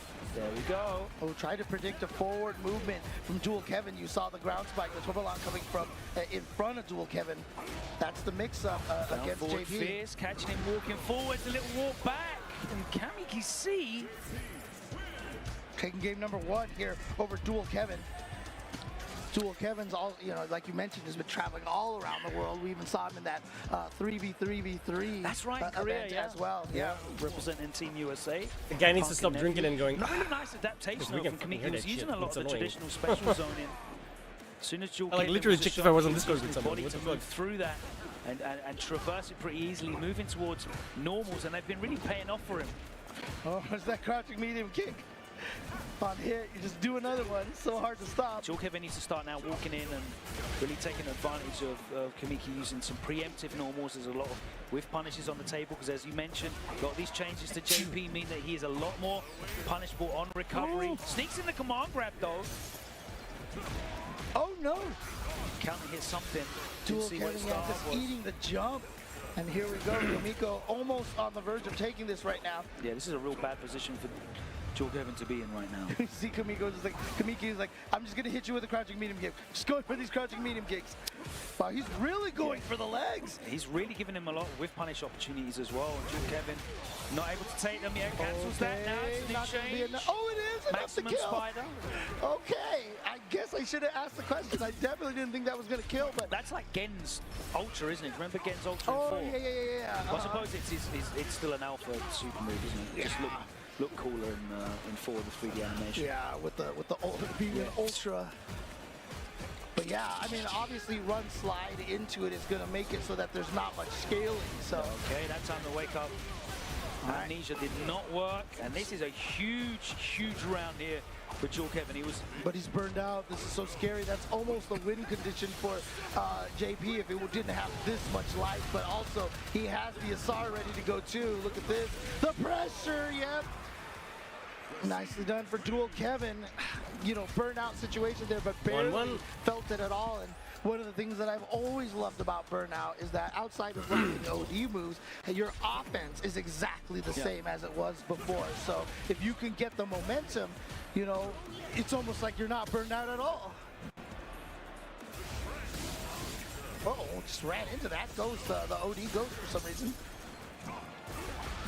Oh, dashing right into that button again. We saw that earlier when Kamiki threw out that standing heavy kick to have Dual Kevin just drive rush face first into it. But this time, he actually gets through. Here we go. Throw loop in the corner perhaps for Dual Kevin. No, he went for the shimmy, but Kamiki wakes up with a sweep to call out the shimmy that time. Wake up drive reversal gets him out of the corner. All right. Just very negative play there from Kamiki on defense, not being proactive, just allowing the blocks. I mean, that's an interesting checkmate situation for Rashid. You know, OD fireball on the dash up, OD spinning mixer, Dual but it's Kevin's expensive. about to get this level 2. And that's why he's if he can burned get a out throw, right now. yeah, there you go. He wanted the throw. Knockdown. So he's just going to backdash and set it up. Oh no, you guys are good. You're not quite dead, but you're going to get chipped out. As soon as he blocked that ghost, that was it. Yeah, I'm not sure there's too much blocks done. I don't know if there was Escape the anything spike. that Dual Kevin could have did there to survive. If he'd have got the throw, which he went for, that would have been level 2. Would have been a very different game. Oh, yeah. He was predicting that Dual Kevin was going to go for the throw, so that was a huge call out right there for Kamiki. Oh my God, it was so far! All right, level 2 for the side switch. Got the Lavushka activation over here. And he's going to just take out that drive gauge. Oh, he didn't go for another drive impact. I thought he was going to go for that. He still is not trying to finish the burnout right here. There you go, though. Because when you've got like half a bar left against JP, it's almost impossible to stop him from burning you if he's the one that's initiating. And this is a tough situation for Dual Kevin. This is obviously match point for Kamiki right now. Does Dual Kevin have it? He's got a level 3 here available to himself to try to get him into round 3. I love these drive rushes into the win shots. Dual Kevin wants to close this out without having to use Oh, he's going to go for the level 2 instead of trying to save it for a level 3. Nice. Come on, grab no, but he doesn't really get anything off of it. But plus frames, I love that drive reversal. Oh, no, he missed. Nice drive rush punish. Dual Kevin's in. Oh, holy shit, that the killed. punish counter throw. Oh, that is a painful And we're going right to a there. final round. It cost Dual Kevin those 2 bars, but he'll happily take that to get this opportunity. Yeah, and he's almost at a 2 bars again, so he's got another Isar ready to go, and he's gonna pop it right now and go for the mix-up. Shimmy? Yeah, Kamiki's on defense. He's just been really like passive. Shouldn't have said negative. It was just passive defense. Okay, that was a jab right there. So yeah, the Amnesia's not gonna do anything right there. It's been very difficult for Dual Kevin to really open him up and get anything like major. Oh, no, he went for a out. shimmy. Yeah. He tried to go for a shimmy, but he didn't get far It was an early throw tech from Dual Kevin, exactly, that resulted in the back throw. And that's a huge back throw. Oh my God, the call out!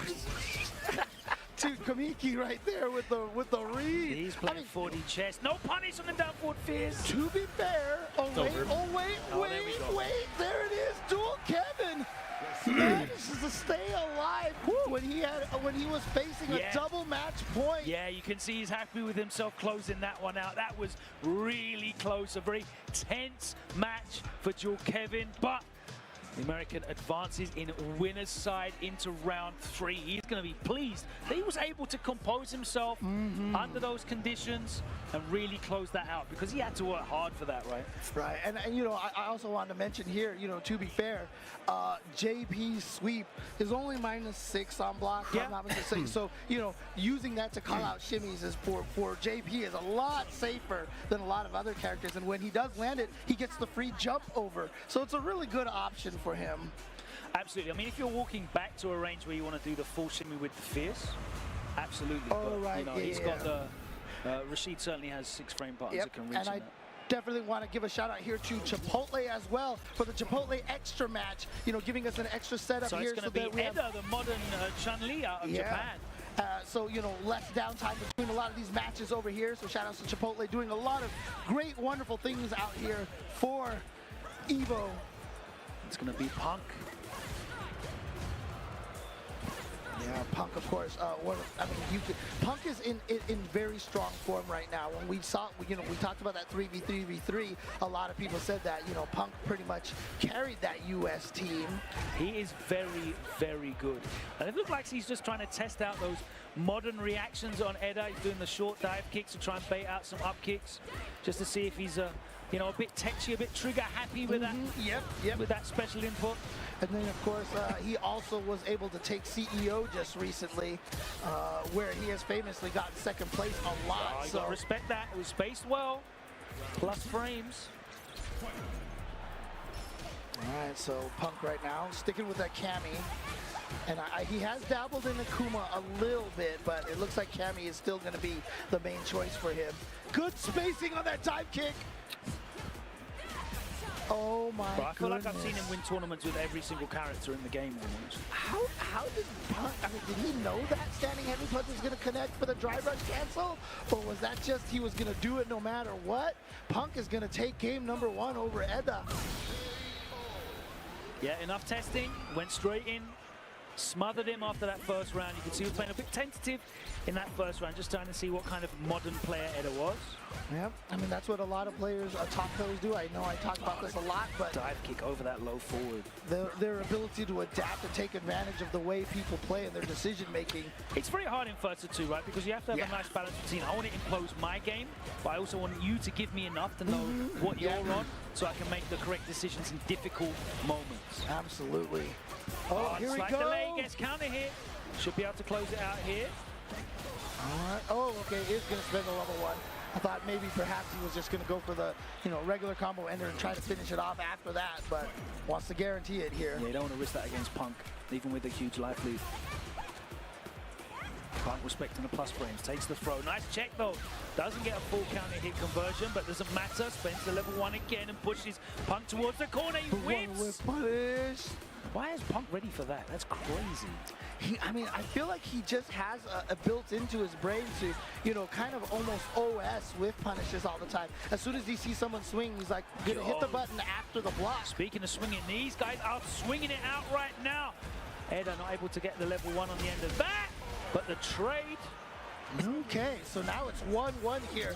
So we're in a tight situation here. Okay, Punk. Gonna have to lean forward on his seat here. Great. Eda opening up with a big opening here. Yeah, great reaction from Eda to be able to whip punish that dive kick. Low forward activation gets it. Ooh, the drive rush, he gets the side switch, swinging that round out. Oh my word! Could have got way more than that. Punk let off the hook. Oh, look at that frame trap timing right there from Punk. Got the counter hit with the crouching light punch. Has Eda in the corner now, but obviously Eda, yeah, he looked like he was trying to bait out the up kicks right there with that early dive kick. Yeah, crouching strong gets the job done though. Ow. Doesn't have to spend any super meter in the corner there, gets the kill, and it's set point for Punk. He's going to want to smother right now. He doesn't want to let Eda play, but Eda with the throw starts it off. Again, Punk with a counter hit confirmed. We're going towards the corner, James. Yeah, here we go. Plus frames on that, but the up kicks, the OD up kicks out of it. And again, Punk just waking up with buttons, catching with the counter hit, crouch light punch. Gonna go right into the level 3. He wants to burn Eda out here. And Punk, you can see right now on the verge here of being able to take this if he can. All right, let's see if Edda's got the reactions. Yeah, he that does. time the range was there. What reaction is playing big Modern? hit for Edda now. And again, like I said, if your offense is on point, it doesn't matter. If We you're burned are out, going is to this going to kill? Final round. No, it's Modern. Not quite yet. Oh! Now we're going to the final round. I forget about the scaling, the extra scaling. Yeah, interestingly enough, I mean, he blocked the light punch and Punk swung back, but he must have swung back with a medium button or something like that because he still got frame trapped. Oh, the range! Another counter hit conversion from Punk. He's so on point with these. The interrupts are working. Cammy's standing light punch is so oppressive in this game. Yeah. One of the farthest light punches links into that crouching medium, but the shimmy from Punk! Can he kill off of this? He's got the level he's got 2. Level 2. Not gonna quite. Yes, oh, it never is, mind. because he gets the extension with the DP to finish it off. And Punk coming back and closing it out. It was a tense one. And again, shout out Not to gonna lie. Chipotle for that extra match right there. Oh, yeah, Obviously, that you see, was- we got it on the extra setup over there. So we don't have the cameras for the players, but Yeah. you can imagine Punk very elated to take that match. That was very welcome. Punk showing tremendous composure. And he was just able to really, you know, impose his will with the interruptions, forcing Edda to be a bit more tentative, and then he starts switching his timing up as well. He's catching him counter hit on his own wake up, which was crazy, right? You know, Edda, you can see that Edda is delaying buttons. Punk waking up straight away with jabs and getting the counter hit conversions as well. Now the question is here, obviously, you know, Samurai has been playing a lot of Luke, but you know, his favorite character out there is Akuma. I haven't seen Samurai play since Doesn't look like it. Since Akuma dropped, but yeah, it looks like he's sticking with the Luke, interestingly enough. But his opponent over here, Mizuha, gonna be going with that Cammy, of course. Again, Cammy, another one of those characters that we definitely see a lot more of in Japan, I feel like. However, gosh, you know, in all the World Warriors and everything like that, I mean, you just see Cammys everywhere. She's such a solid character right now. I think she has the second highest representation in the Capcom World Warrior top 8s. Yeah, it's Ken and then Cammy is the second one. However, Cammy, I think, is only one of the World Warriors. However, I mean, that just gives you an idea of just how solid this character is. Shout outs to CatCammy6 on Twitter, of course, for always putting out those wonderful graphics. Sensational work as well. Yeah. Like finding the data and then presenting it in a way that's so easily, you know, digestible. Very much appreciated. So it's one of the trickiest things. You can have all the data in the world, but if you can't present it in a way that's easily processable, you know. But, you know, we're getting the standard right here. You see how Samurai taking his time over here. Definitely something that he does a lot. A lot of the, you know, meditation and such. So, but ready to go now. So it's a strategy he's picked up a long time ago, you know, trying to clear his mind and play as focused as possible. Yeah. You know, it's all well and good having the ability to... Oh, no, never mind. He went to the Akuma. He did go to the Akuma. I wonder if that's part of the strategy, making his opponent think, okay, so how do I counter? You've had all this time to think about your anti-Luke strategy. And then all of a sudden switching to the Akuma. Because that's the thing, I guess, you know, as many Cammies as there are in Japan, there's infinitely more Akumas. So any more, you know, any bonus you can get, because Mizuha is going to be playing this matchup all damn day long against some of the very best players in the world. So many of them are using... I even saw Bonchan switch to Akuma as well. Oh, really? Yeah. Wow, okay, I don't know if that's like a full-time thing, but shout out to Bonchan. Hope you get well soon. Yeah, but look at this Mizuha right now, just, you know, being very oppressive in the corner over here. Oh my word. God, that spacing is so good. And this is definitely a great start for Mizuha here in round number 1. Samurai playing very passively. I don't know if he's just trying to extract as much information from Mizuha as possible. It's, you know, something that Samurai, you know, likes to do. He likes to play very defensive. He says he will time you out every single time if he needs to. So he's definitely very patient. And, you know, you just, oh, there he goes. Perfect parry on the fireball. I was about to say, obviously Cammy's spin knuckle got nerfed. Ooh. A lot of people have actually told me that Cammy is bottom 1 now because she can't go through those projectiles, but Mizuha has not been having any problems with that. All right, big damage here. God, that block was crazy. Yeah, maybe. Again, that's probably just, you know, to credit what you said, that Mizuha's fought a lot of Akumas out there, so he knows all the setups already. Trying to shimmy. Oh, the dive kick against the crouching medium kick is going to give Mizuha game number 1. It's been working for years. It's going to continue to work for many years to come. Yeah, unless you design the dive kick to be intentionally just completely useless, a dive kick like that is always going to be such a powerful tool, and it's you know, one of the reasons why Cammy has remained so strong. Mizuha showing very, very good strategy in this matchup, and I think you might see Samurai switch back to Luke. I'm not sure, but there's definitely a lot that's been applied in this first game, right? That shows that Mizuha has a lot of practice. Even just, you know, the importance of being able to reaction perfect parry the fireballs up close and get the punish. Because there is like 30, I think it's like 30 frames of recovery on the light one, so you can drive rush punish it if you're at that range. Well, let's see what Samurai brings here in game number 2. He does stick with the Akuma. Oh, wow. Caught the drive rush. Nice awareness from Samurai as well to still get the drive rush cancel with the screen freeze. Nice buffer as well. All right, taking advantage of the plus frames right there after. Samurai already playing more of a counter poking style, trying to just put buttons out into the screen. Yeah, being a little more aggressive. Wow, okay, just going for some spin knuckle pressure here. Unblocked it, a lot of that's not real, and reactive. Again, one of the most powerful tools to have in this game is the ability to blow up throws like that with a nice jumping special move. Yeah, that hard read, tiger knee, OD dive kick, so good. The threat of that and the OD DP to get out the corner as well really makes Cammy hard to pin down. Oh yeah, I mean there was one point in time where I was kind of rating everybody's defensive options, and I actually ended up with Cammy at first place because she just has every defensive option you need. About now, it looks like it's going to be Mizuha in first place. Yeah, Mizuha definitely making Samurai miserable, and unfortunately for him, he's going to go down 4 rounds in a row. An emphatic victory for Mizuha. Advances in winner's side here in round 2. Samurai dropping down to losers, and that is not where you want to go. That is, I don't even want to call that a shark pool. I couldn't call it a shark pool. There's not that many sharks in the ocean. You know? Right, yeah. It's crazy. Like, it's almost like a little bucket of piranhas right now, you know? Yeah. There's just no space to move just dangling at all. that joint of meat into the bucket of piranhas. That's what is dropping down into losers in round 2. A terrible, terrible situation, but you know, Samurai certainly has the mental fortitude to try and grind his way through it as well, and we wish him all the best as he progresses through the tournament. But Mizuha in the winner's side there. We're going to take another short break, and we'll be back with more top-tier matches. Look, as I said to you, this is only round 2, and we've seen some of the very best in the world go head-to-head already. Exactly. Not just like, you know, world-class player and guy making up the numbers. They are clashing heads here already in round 2. Round 2, we've already have some grand finals quality matches from a lot of other events. So keep watching. More grand finals quality matches coming up after this break. Ah, fuck off.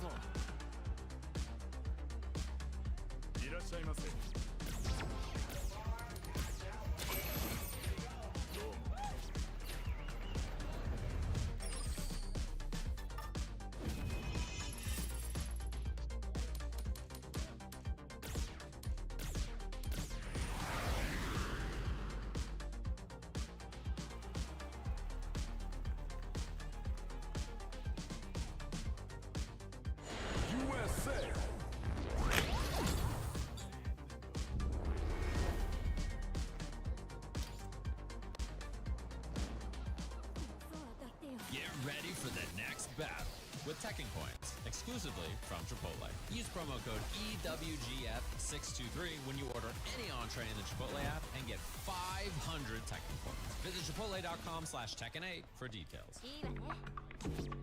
Daily Tournament. Quarter fight. Level 95 Cammy, level 85 Lily. Fuck my life.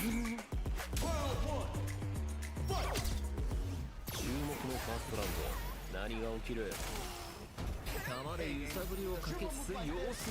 having no art on your walls?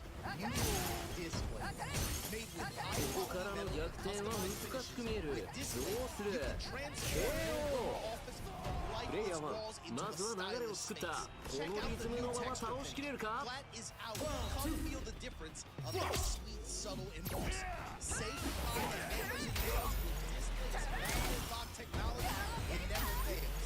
It's a simple snap and hang. Bang, bang, bang. Visit displays.com/Evo and order now. Discount code Evo at checkout. Rated E to M.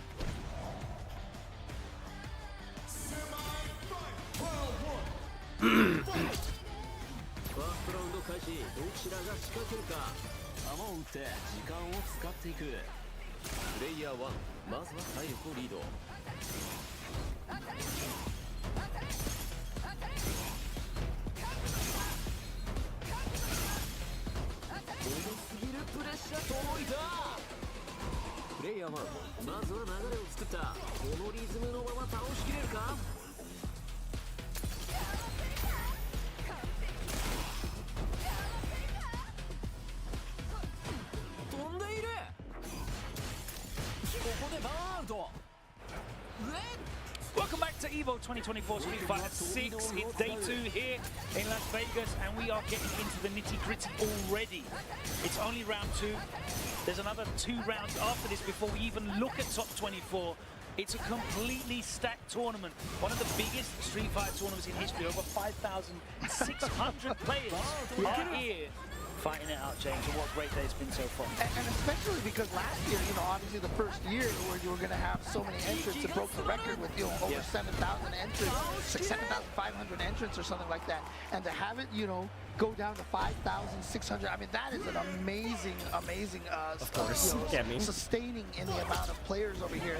And coming up here, really cool to see here, Liquid DeBuzz coming over here. Obviously, very well known as a Smash Brothers player over here, going up against Betty from Japan.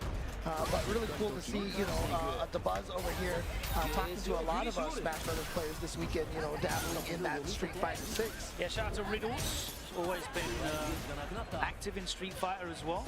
You know, speaking to one of the stronger Falcon players, you know, this weekend, Fatality.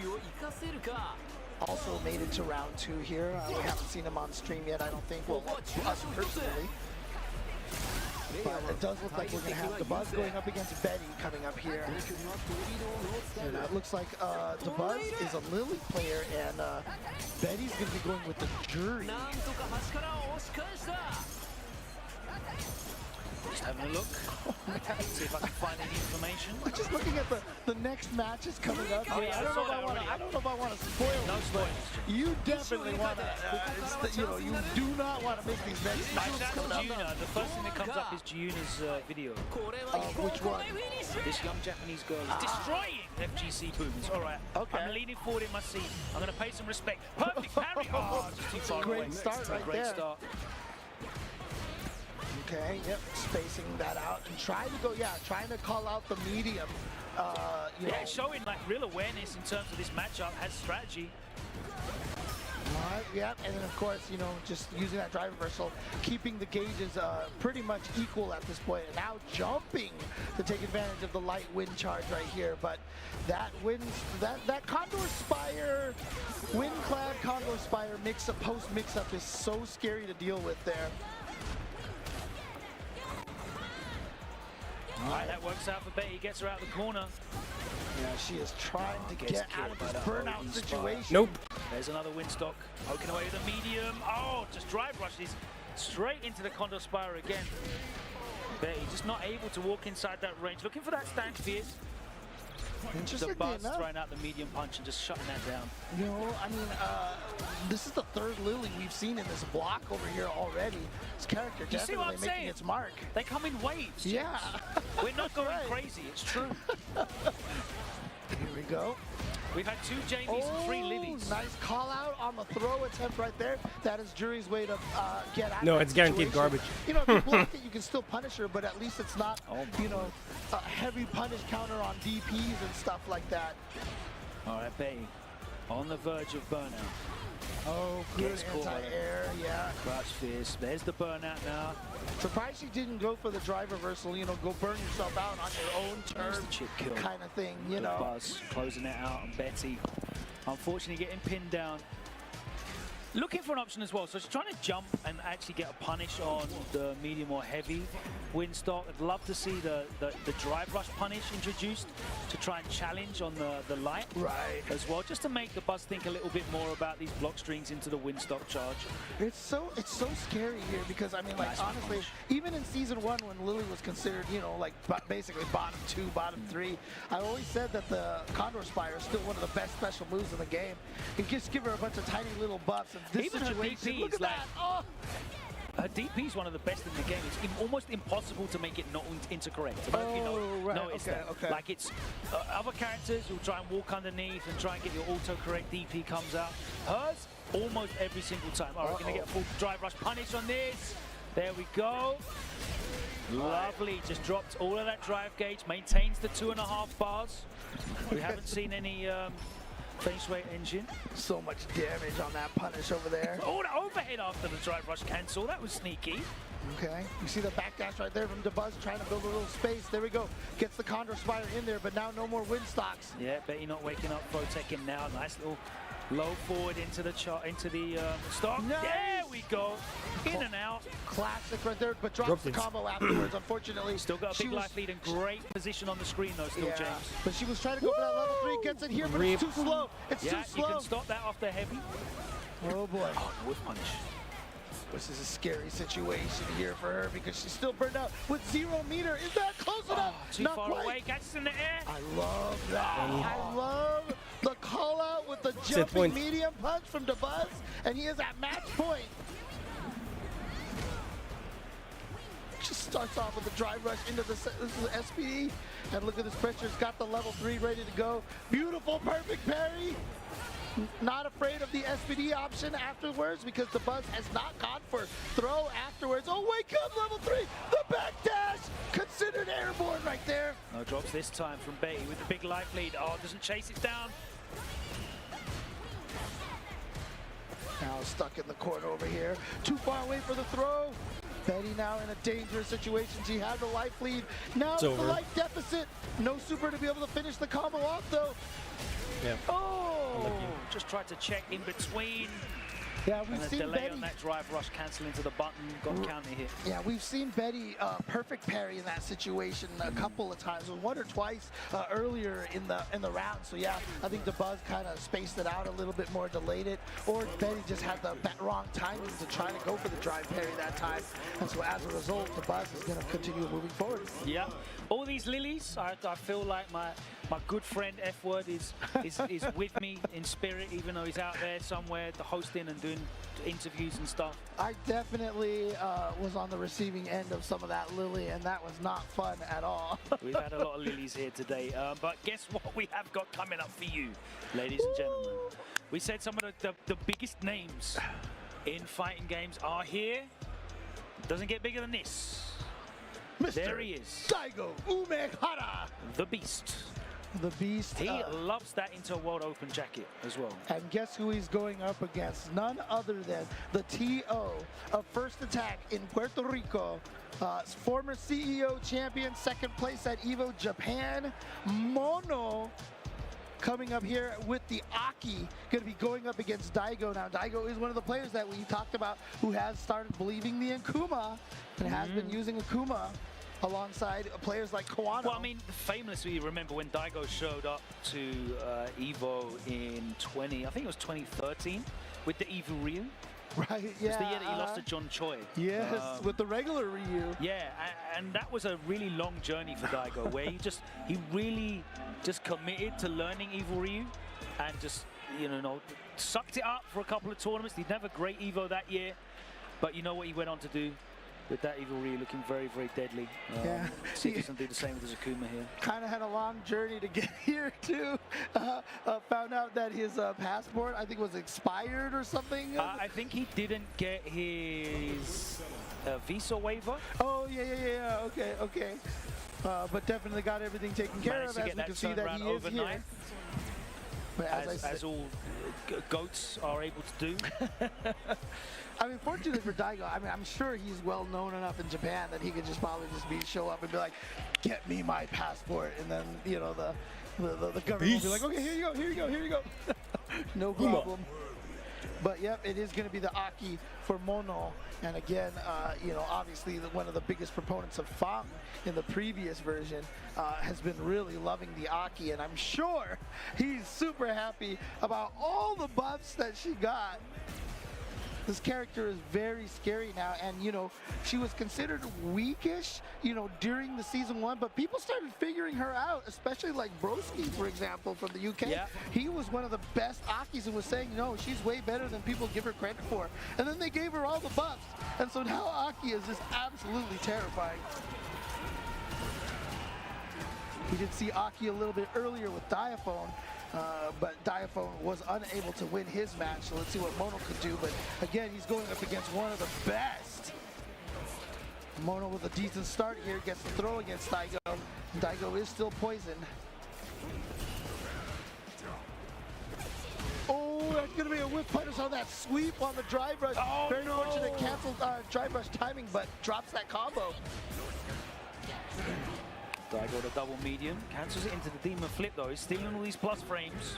Yeah. Nice escape, but gets swept anyway. And Mono Plus still frames, holding yep. on to this life lead, but he is still in burnout, so he's got to maintain all of this pressure that Daigo is piling onto him. He's going to cash out at the level 1.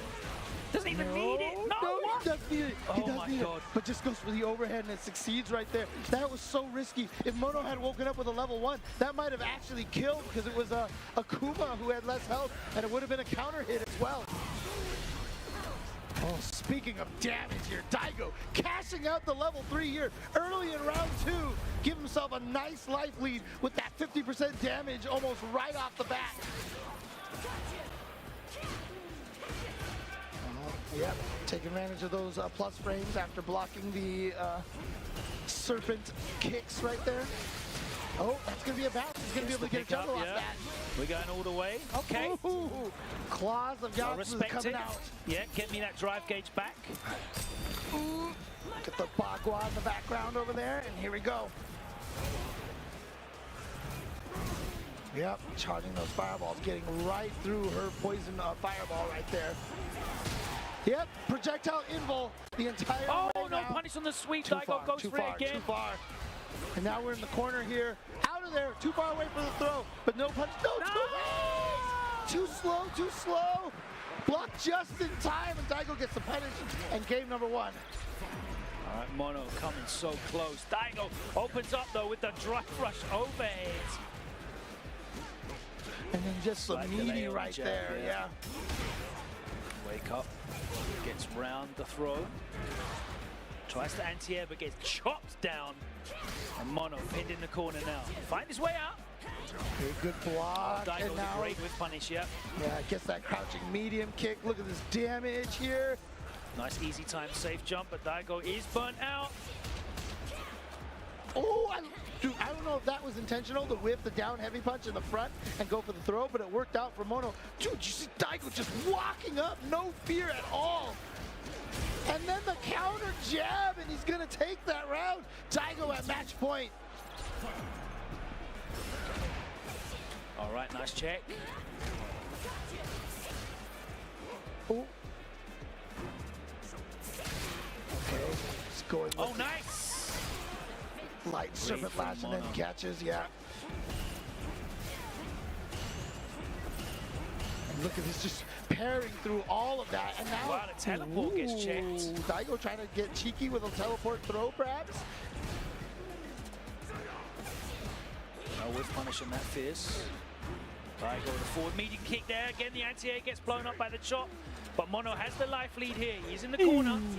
He'll take those trades, yes! Damn, that sound, Plus bro. frames off that low forward. That sounds fantastic. Plus 10 on that drive rush. So yeah, the standing heavy kick just connects right there. 9-frame standing heavy kick. James with the research. Came with receipts and numbers. Again, straight into that conversion. Love that change on that low forward. It really makes her such a better pressure character. But she's taking the pressure now, that big level 3. Into the jaw. Look at that damage right there. Like you said, Akuma just, he's got the life deficit, but he just does so much extra damage. So it's basically nullified. I mean, that literally is the meta game of Street Fighter 6, right? If you've got the resources, then you can be in a one-touch kill situation and the life gauges don't look anything the same. Low profile right under that drive impact. Mono here is going to get a burned out Daigo, and no character is scarier than Aki in Burnout. So much purple stuff. And also not only that, but Daigo also has absolutely no meters. No meters at all. Daigo had to do something to try and get out of that. And he got clipped. It was almost going to be a guaranteed corner carry into that drive impact against the wall, and that would have been it. So Daigo now has to try to win game number 3 to be able to advance forward. Okay, yeah. You see Daigo being patient right there, willing to take the throw. Nice again from Mono, ready. Daigo getting predictable with the fireballs. The anti-air's there on point. Oh, that's nice right there. Sets up the meaty, cruel fate right there. Oh, yeah, there it is again. Gonna be able to continue the combo. Can he kill off of this? Yes, he was the level 1. He definitely can. Mono is at match Daigo's point in trouble. over Daigo Umehara. You can definitely hear the PR contingent in the crowd behind him. Mono at set point. Daigo, though, getting first blood, pushing him towards the corner. The drive rush jab connects. Going for just a light. Oh, and he's out again. Yeah. Making the right reads here. Nice block on the overhead. And Mono playing so well on defense. And even though that loses the throws, it's just such a nice option to have to be able to get away from all the strikes. And Yeah, especially get out if of they're the corner. committing to like a heavy or a medium button. Yes, You just don't have the time to recover and throw. All right, but Mono is down in life a lot. I don't know what he tried in that situation right there. And Daigo gonna spend the 2 bars. And yeah, it's not it's even called the gonna life get the kill scaling. out of that.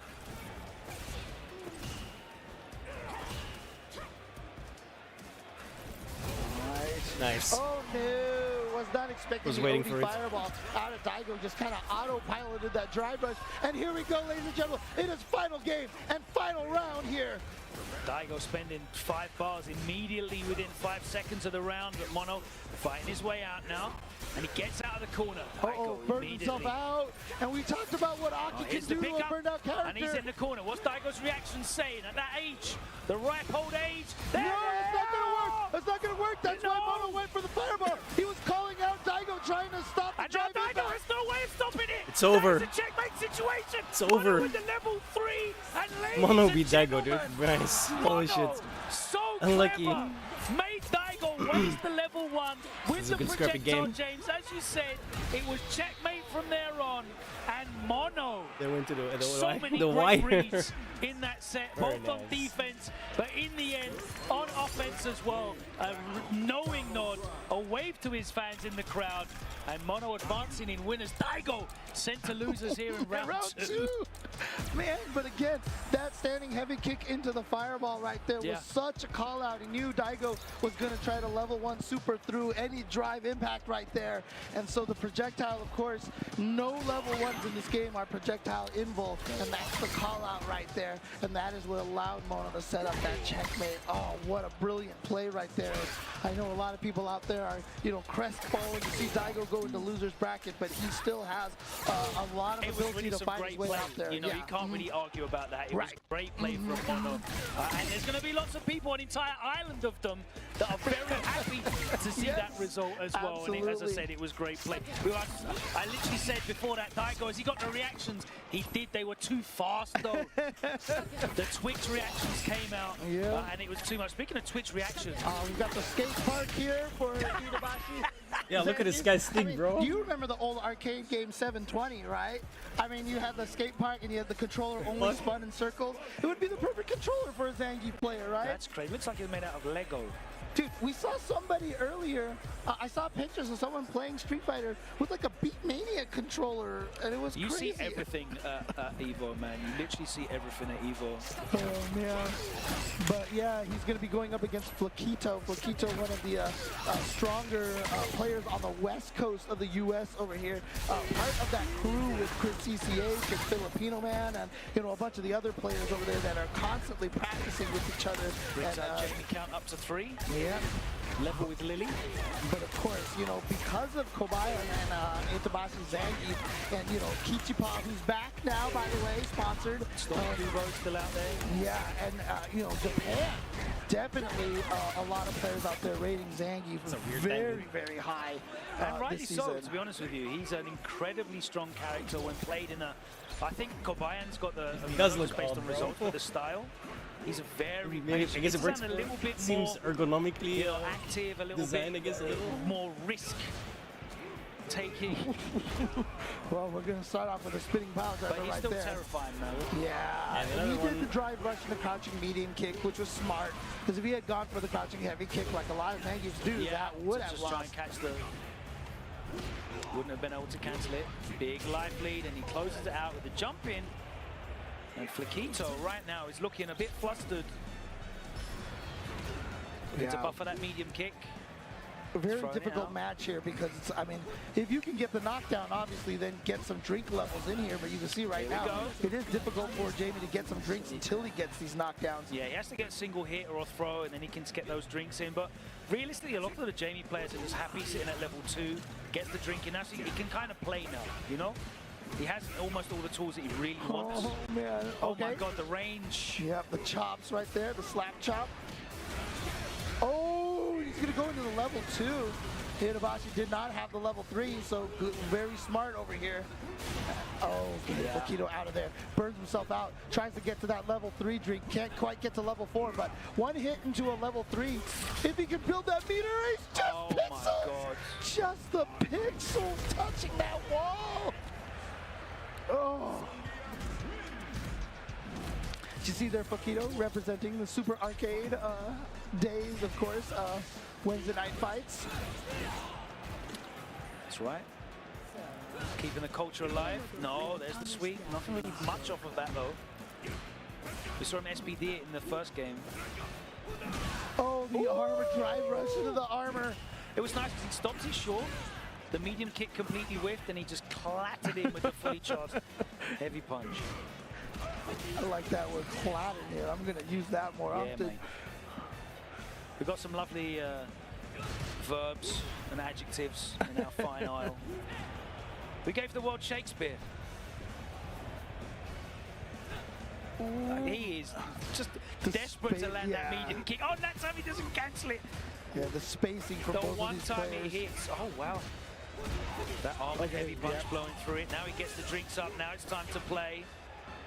Nice to get into that level 4. Yeah, you we could have got a little extra link after that. The counter hit on the last hit. Yeah, that Yun target combo right there, blowing right through the armor of the drive just impact. too far away. Oh no! What? Wait, What a read. What does Flaquito do to go in the air? His DP doesn't even go up into the sky. But Flaquito, like, he jumped and Itabashi had that read. What? I'm so confused. Why would you be ready for a Jamie going for an air-to-air? That's crazy. All right, 2 drinks in. It's a good party. And here we go. Going to be able to get the follow-up tonight. Terrible, terrible! All right, here we go. It's the follow-up move to go for it. There we go. Set up for another drink. Gets the level 3. This is actually a great position for Flaquito now. Yeah. Oh, yep. That command throw once. I mean, that's why Jamie is so dangerous. Once he gets to those to the drink levels, that command throw can turn around The damage so off that command fast. throw is crazy as well that he has access to if he's got the resources. Obviously, he'd already used the level 3, so we saw that come out. But They did nerf that a little bit. They did scale that a little bit because, yeah. It used to be ludicrous. Right? But, like, thankfully, Jamie was terrible, so he never got to level 4. Exactly. Oh, man. Poor Jamie. But, I mean, Flaquito is not, you know, worried about it at all. And, you know, he's gone for that sweep a lot against Zangief because Zangief really can only punish it with that crouching medium kick. And so it's really not that terrible. So as long as Flaquito continues to use that option. It enough, yeah, exactly. And you know what? We saw that earlier. Flaquito jumped back away from the spinning pile driver, drive rushed in, and Itabashi tried to a perfect parry, the poke.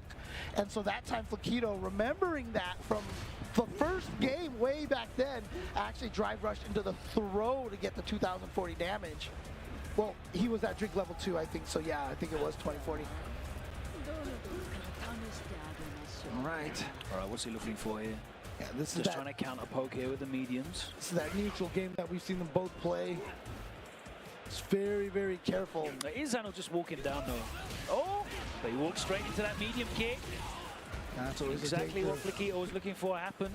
Yeah, it's always the danger of moving forward. Yep, and there we go, the level 4. Set point now. The drink level 4 shenanigans right there. Yeah, you block that forward heavy kick. You forget he has that little back sway option once he gets to level 4. 3-piece chops. Man, Itazan. Double drinks. Based over here. Itazan has got to find a way in. Oh, too far away for that sweep. And see again, you know, I mean, if you're He's spacing it really well. You're just like, you know what? Hit me with that. As long as you're scared of this crouching heavy kick, it's harder for you to walk forward. All right, he's done. Itazan has just not been able to really provide an answer to Flaquito walking back and poking out that medium kick so far. And he needs to find one quickly because this is a horrible situation to be in. He's been down in the corner. Wake up. Wake up drive reversal from Itabashi. And then a forward heavy kick. He's going for some weirder options with Flaquito with the dash up throw. He's on the verge of perhaps sending Itazan to loser's bracket. Yep, drive rush cancel to keep it safe. What a read, but I'm surprised he didn't go for the again. The signature button of that set. The medium kick. Cancelled again. This time the drive rush cancel, and Itazan looks to the heavens. That's pretty nice. He couldn't find an answer, could he, James? No, and just like that, we've had Daigo and Itabashi Zangief sent some losers bracket back-to-back matches here.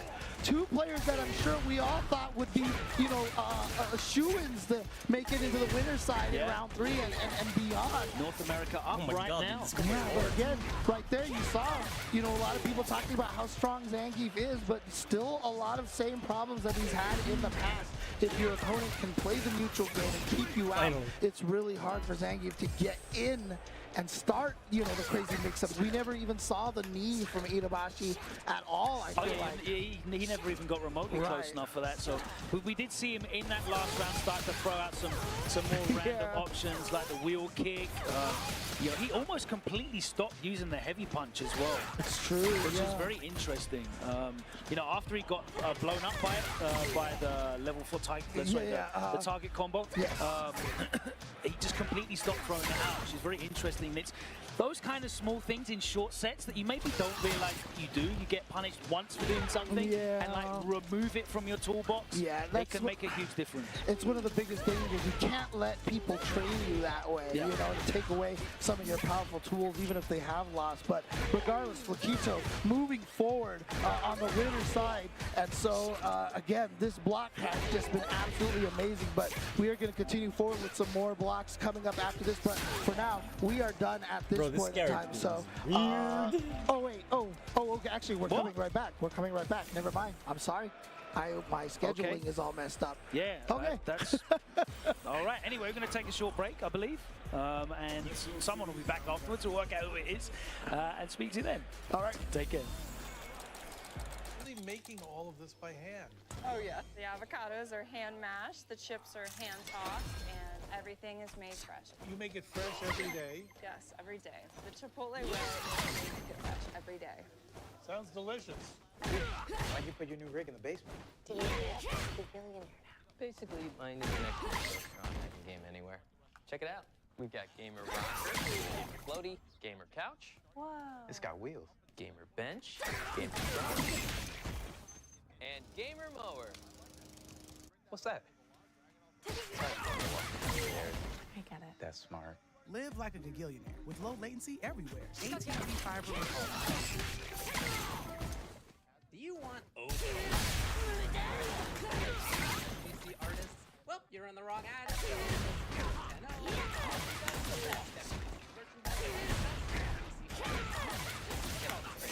You can make it your own logo.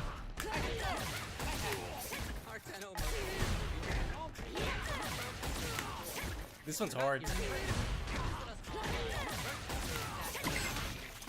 Stuff this cool won't be around for long.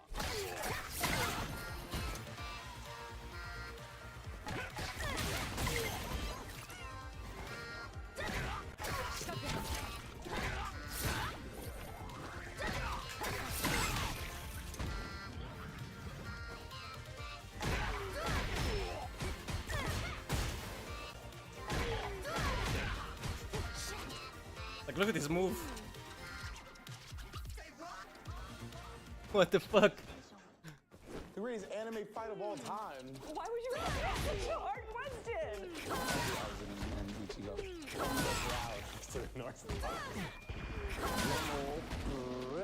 Gara versus Rock Lee, Naruto. Don't turn your head. I saw what you just did there. Here's the deal.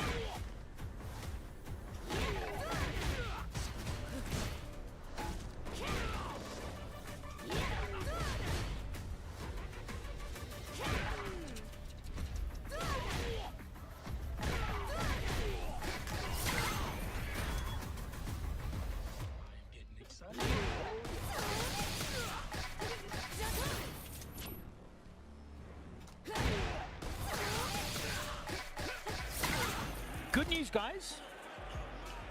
It is us still. Can't get rid of us. We're still here. We've successfully fought off the two commentators that came to take over, me and James. No, we did it for our book. Which is great. I get to watch more games up close and personal. Yeah, It's fantastic. absolutely. And see some more of these strong players coming up over here. Coming up next, actually, is going to be No Respect from Northern California, going over against Yanko from Mexico. And so, yeah. I actually came over in the loop with No Respect this morning. Oh, really? Yeah. Oh, nice. Okay. Which was nice. Lovely man. Introduced himself to me. Yeah, Urian player from the Street Fighter 5 days. Yeah, he said he's been watching a lot of Problem X and has inspired him. He's picked up Bison. And Yanko right here going with the Kimberly here. One of the first Kimberlys that I've seen here on stream. Fascinating, because both these characters kind of have similar, like, strengths and flaws. Yeah, I mean, the defense, obviously, very frustrating for both of these characters. Oh, that is definitely not a real block string right there. No Respect, a little late on the interruption. And so now here comes Yanko. Yeah, once she gets in the mix over here in the corner. Yeah, they're both kind of like steamrolling offensive characters was kind of what I was looking for. And they both have semblances of bomb mechanics as well. Obviously, Bison has certainly a longer supply than the two spray cans. Yeah, that don't even reset in between rounds or anything like that. Oh God, the bomb is gonna blow up, but No Respect does not take advantage of it. There was no response from No Respect right there. Jab check, doesn't get the strong though. Oh, tries to get out with the forward heavy kick, and it actually is going to work just to get under the jump. But the slide from downtown, and the shimmy right there from No Respect to finish off that round. Again, yeah, this is definitely going to be a maul or be mauled kind of match over here. And here we go, Yanko with a great start here, going to get that corner position. Goes for the throw mix-up right there, but what a backdash from No Respect to punish the meaty throw. Looking for a punish. Oh! No perfect parry. Okay, level 3 cash out. I respect it.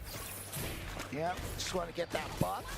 Get the life lead here. Try to take this round so that he can get to the next round with that buff.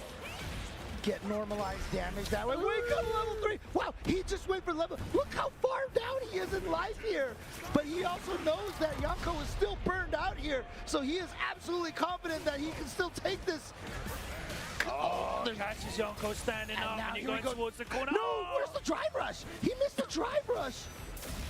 but he's still beginning. Oh no, she's out. She's out. No, you're done. That's not enough life. Oh, Oh, it is. It wasn't enough life.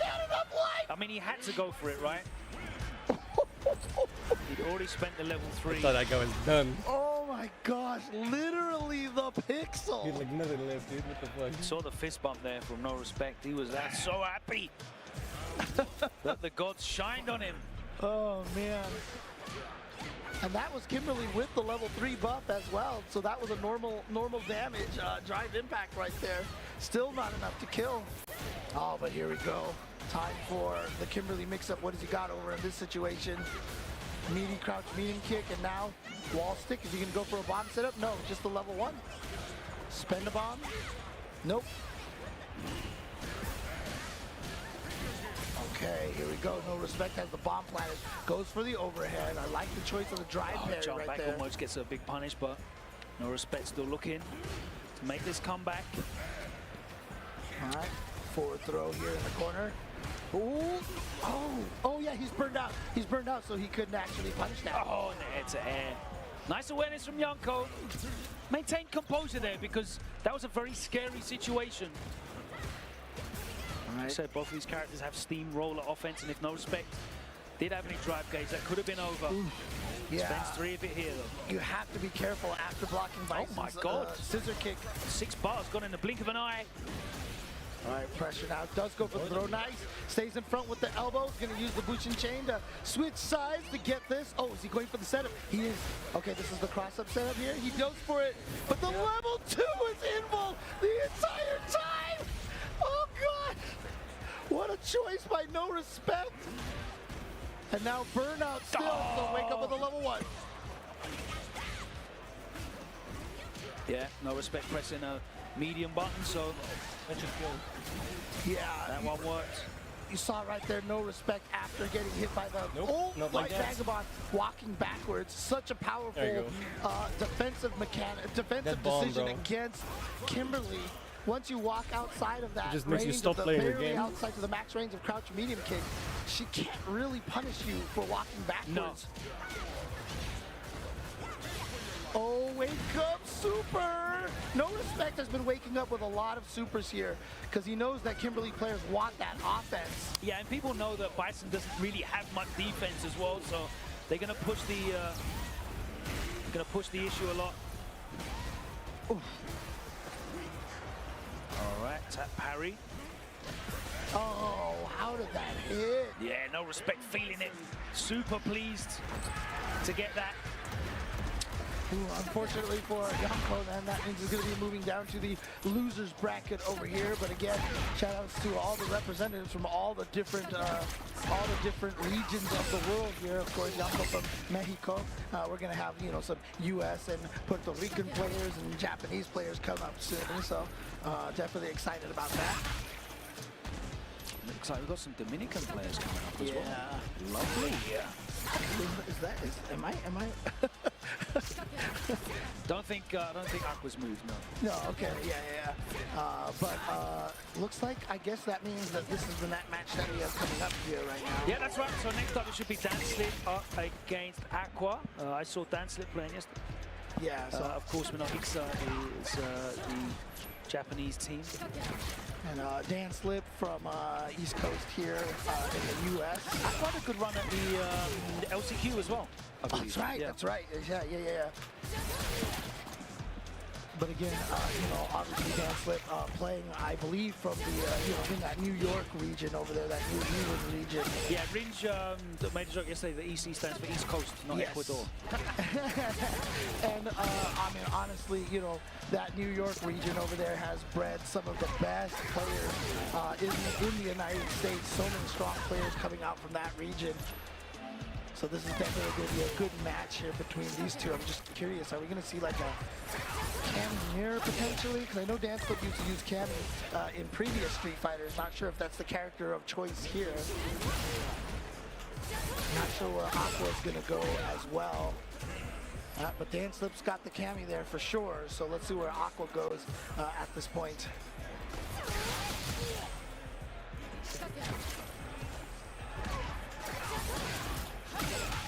It almost feels like in this game, it really pays to have you know, a very, very strong secondary character here. Just because, just good to throw your opponent off just a little bit. And Aqua is going to go with the jury over here. Okay, okay. Not locked in yet, James. We watched Samurai sit on Luke for 5 minutes and then immediately switch over. She's got weird combos. So until I see kind of like it. Look, even when they go to the map, okay, Yeah, you're right. That's who I saw. Right. JP. Yeah, as I said, made a great run. LCQ with that JP. Not many Japanese players have stuck with JP. Not a lot of players in general have stuck with JP, but there are a few of them clearly around.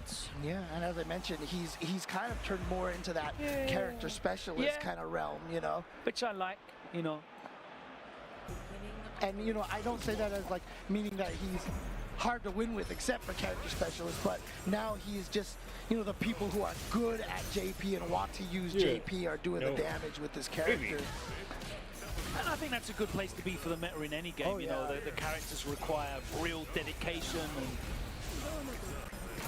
specialization to unlock their strengths rather than like, I'll just pick the best version of this archetype and cruise to victories. I don't feel like we're there at all in this season, which is great. And of course, this is a matchup that JP's used to. You know, early on we said that Cammy, you know, beat JP. It was just a tough matchup in terms of the traditional route of play of JP. You can't really just control neutral with crouching medium punch because of the risk of dive kick. Her mobility is so good, so you can't just put out your projectile zoning game. Yeah, but I saw a lot of instances, specifically Kakaroo, dealing with cameras. Yep, exactly, and it definitely got to the point where it evened out a little bit more, but oh no, I'm not sure what Dance the press right there, but that standing heavy punch from JP, still such a good button, still drive cancelable too. It's as it should be, you know, like it's a strong tool when it hits and it's punishable when you whiff it, and that's all I want to see. You know, if you're spacing it out well, you get your rewards. If you make the mistake or if someone, you know, preemptively jumps it, then you should get blown up for it. You know, we've got to watch out for that neutral jumping medium punch from JP. I don't know if it can actually hit crouchers at all. So that's it depends one of the on the timing of it, right? Yeah, but, you know. that's what I think. But I think it might not even just be able to. It might be flagged to not be able to hit crouchers at all. I'm not 100% sure because I know crouching under it is a very strong strategy. And most JPs aren't going to hit that button that low anyway. No. All right. Janslip pushed back a little bit by that Streebog. Did not try to interrupt with that. Reacts with a level 3 for the Tourmalin right there. And it's going to get a bunch of damage over here and some Oki off of this. We've had 3 Camis on screen today with sensational reactions. All 3 of them, Punk, Mizua, and now Danslip showing it. Feels like it's a, you know, it's a common a theme with the Cammy players. Oh, that's right. Yeah. So against Flash. So we've had crazy reactions. 4 Cammies then. Oh no! Stands him up. Ultimate finish the combo off though. Yeah, I'm not sure if Danslip just didn't believe it was going to hit. He had plenty of time to react to that. So this is going to be, of course, the throw punish right here. But of course, look at the scaling now. Obviously, Amnesia. Wow! Jeez. Yeah, that's the ODDP bait, the standard ODDP bait for the JP players right there. This is going to hurt so much damage here. Kaboom! And now Danslip in a tough situation. Reads the jump, forward heavy kick to anti-air. This is going to be an almost impossible comeback. Only the 1 bar of super meter is not going to be enough to make this a 2-touch situation. Oh, and then of course the Reservoir Dogs right there, just sitting there staring each other down. And then both pressing, both doing something at the exact same time. And only one of them coming out on top, and that was Aqua, so he's got game number 1.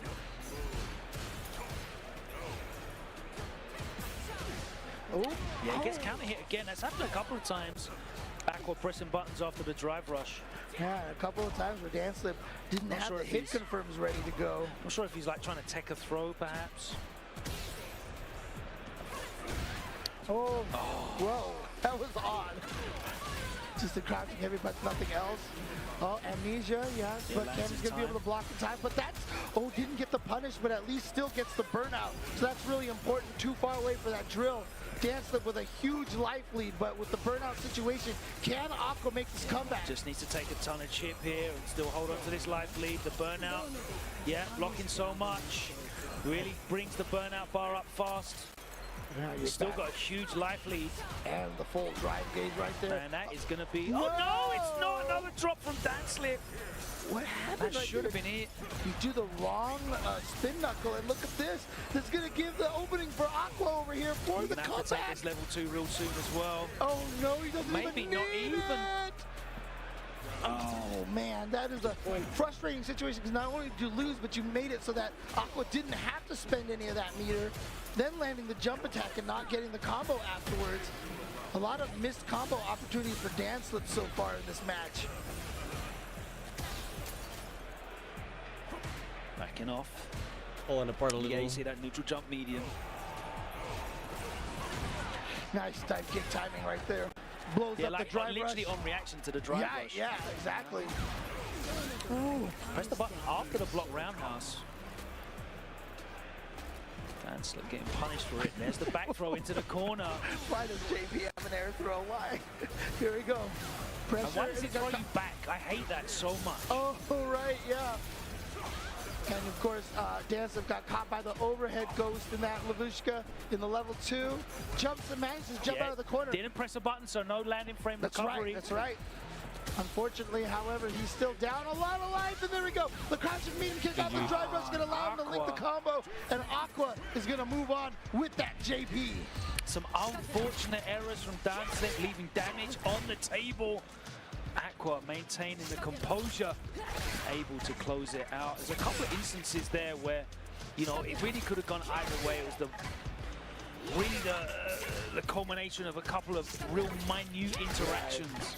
Yeah, absolutely. So, but again, you know, just showing that JP I still think a very, very strong character in this game. And, you know, we've been talking about the balance of this game for quite some time, and honestly, like, top 5 could be any one of like 18 characters or something like that. When I watch Juicy Joe playing Salt Mine in Europe, it feels like JP's very, very viable. Yeah, so. I mean, even at DreamHack Sweden, I think he was one of the highest placing EU players out there. Yeah, did fantastic. He won a World Warrior as well with that JP. Yeah. So, you know, clearly this character's still very strong. And like I said, at this point in time, it's like almost impossible, you know. I think you really have to shine a light though on some of those interactions that Danslip had that, you know, really costed, potentially cost whole rounds as well. There was the spin knuckle that wasn't linked into the button that would have been for a kill. There was a couple of instances where he gets drive rush cancel on block, and then Aqua tried to interrupt the button or even try and tech and was got the counter hit, but there was no conversion from it as well. So a few situations that really would have helped not only get damage perhaps with a kill, but maintain momentum and potentially put that in a situation. Oh my god, look how many buttons. The lower thirds just covered it up. I just saw Johnny's stick. Look at that. What Jesus. the hell is that? What the heck? Is that that's like a MIDI, you know, like a beat MIDI controller. Wait, are those empty? Oh, they're all filled. Okay. Whoa, but he's got like 900 so he's holes still drilled got into that stick. 1, 2, 3 baits. Yeah, that's the right amount He's of still got buttons. 2 extra buttons on there. Because it's 10, right? Not, because, you know, you've got the 2, you got 4. Yeah, there's a button over there on the left, because technically... Has he got button holes at the top as well? What on earth is that? Because, you know, the thing about it is PlayStation controllers, you know, there's always the R3 and the L3 button as well, where you put the analog sticks down. So, you know, having that many buttons up there is legal because, you know, those buttons are usually put up by next to the start button and such. So, wow, that's a lot of buttons. And as production accurately pointed out as well, there is just a button by his left hand. Yeah, that's, right I wonder if that's a drive impact button or something like that. But obviously going up against Cabo, we need to get you the foot pedal, James. I think if you had the foot pedal, you'd be okay. So bad. Stamp on that. But then you'll get salty on your stream and just stamp it to smithereens. Dude, right? Yeah, exactly. I mean, honestly, though, shout-outs, by the way, to Hitbox. Whoa, what happened at the start there? It's almost like Oh, no, okay, so this is still button check hit. But shout out to Hitbox. I'm sure you've seen some of those ads. They have that combo extension coming out so that you can add another button to your joystick without having to drill a hole into anything. And I'm really looking forward to that. I definitely want to see if I can pick up one of those. I should stop by the Hitbox booth at some point in time over here. Absolutely should do. And many of our other partners that are here as well. Check out all their booths. It's a fantastic convention experience at EVO, I have to say. Yeah, I mean, you know, I've been telling a lot of people the story. You know, a lot of people are like, oh, EVO is more convention-like. But, you know, even before Street Fighter 4 came out, before the resurgence, there was one point in time I was standing with, like, Chris Lee, Tom, and Tony Cannon. And some guy came up to us and was like, oh, I saved all my money to come to EVO. Where can I buy all the merch? And we were like, merch? And it's like, you know, a lot of people come out here for the express purpose of also picking up a lot of cool I want to stuff. talk about that point, though, because I've seen a few people say it about EVO is a more convention now than it's. This is the biggest open bracket esports event ever in history. There are over 10,000 people signed up for tournaments here. Street Fighter Year 2 has 5,600 players. I have never seen as many PlayStation 5s and in-zone monitors in one location ever. Right. Half of this hall is tournament setups. Yep. And not only that, but I mean, we've all seen the picture of the Third Strike setups over there. Godlike! Shout out to Paradise Arcade for that setup over there. I loved watching that video with the guy from Paradise Arcade talking about it. Is Kaba using? He is using Jury? What the heck? I mean, I just didn't think Kaba would ever switch away, but maybe a little bit of that Ajax fidelity getting in there, you know, showing him some It's stuff. not working but out for him right now. Shinobism's Johnny, you remember he really made a mark at one of the final rounds a long time ago at I remember him from Street Fighter 5, the first EVO 2016. He came here with Haku and I think one of the other Shinobism youngsters, like very, very young teenagers. Yeah, I think he was he got to grand finals and he had to fight the master Momochi at final round, and he went down. Obviously, it's a Momochi over there. But, you know, still very strong, and it looks like he is a Marisa player over here. At first he was using that Ken in Street Fighter 5. It's pretty interesting because I feel like the Jury Marisa matchup is very good for Jury, and that's why, you know, I always remember Big Bird saying how troublesome it was dealing with Jury as Marisa. He definitely didn't like that matchup at all. Yeah, Select so characters. So I feel like that's just a straight up counter pick. But the problem when you go for one of a character's worst matchups is a character specialist will have played that matchup a lot. Yeah. Yeah? I've often said that if you are a character specialist, your worst matchups are the ones you study the most and you play the most and you figure out as many counters as you can. So sometimes, even though it is a bad matchup for you, you know, if the opponent isn't super well versed in that matchup. This is also a very volatile matchup both ways as well because of that. Right, exactly. That's the reason why you would want to move away from Guile in this matchup, is because that Superman punch is so strong right there. Oh, man. GG on that one. Oh, this is gonna hurt so much right there. Yep, there it is. That new target combo. Set point. Well, not new target combo. Marisa cleaning up so far. All right, trying to pester with the Sonic Boom. Okay, I like that neutral jump to blow up the Superman punch right there, the dunk. Okay, gets the anti-air, but the armor from the Gladius coming through in that time. All right, we've got neutral jump punishes. Kaba's neutral jumping is helping a lot. He's throwing out a lot more of those neutral jumps, which is a big deal because he's trying to blow up the dunk. Beautiful little tiny walk back. Not free. And then a whiff punish. So you can see how Kaba's trying to, you know, throw out those Sonic Booms in a more staggered fashion to try to bait out those dunks from Johnny. A nice anti-air, gets the knockdown, goes for the meaty overhead. Kaba now trapped in the corner, trying to be very patient. What a jump in timing! Here we go. Gonna go for the level 3? No, saves the meter. I respect that. You don't want to be in a position where you can get potentially burned out and have no meter against Marisa. That is a horrible situation. Is he going to cash it out? Yep, there it is. He's gonna have like 5% lift. Such a scary situation now for Kaba. Way less scary now, though, thankfully. No, it's still guess for game at this point.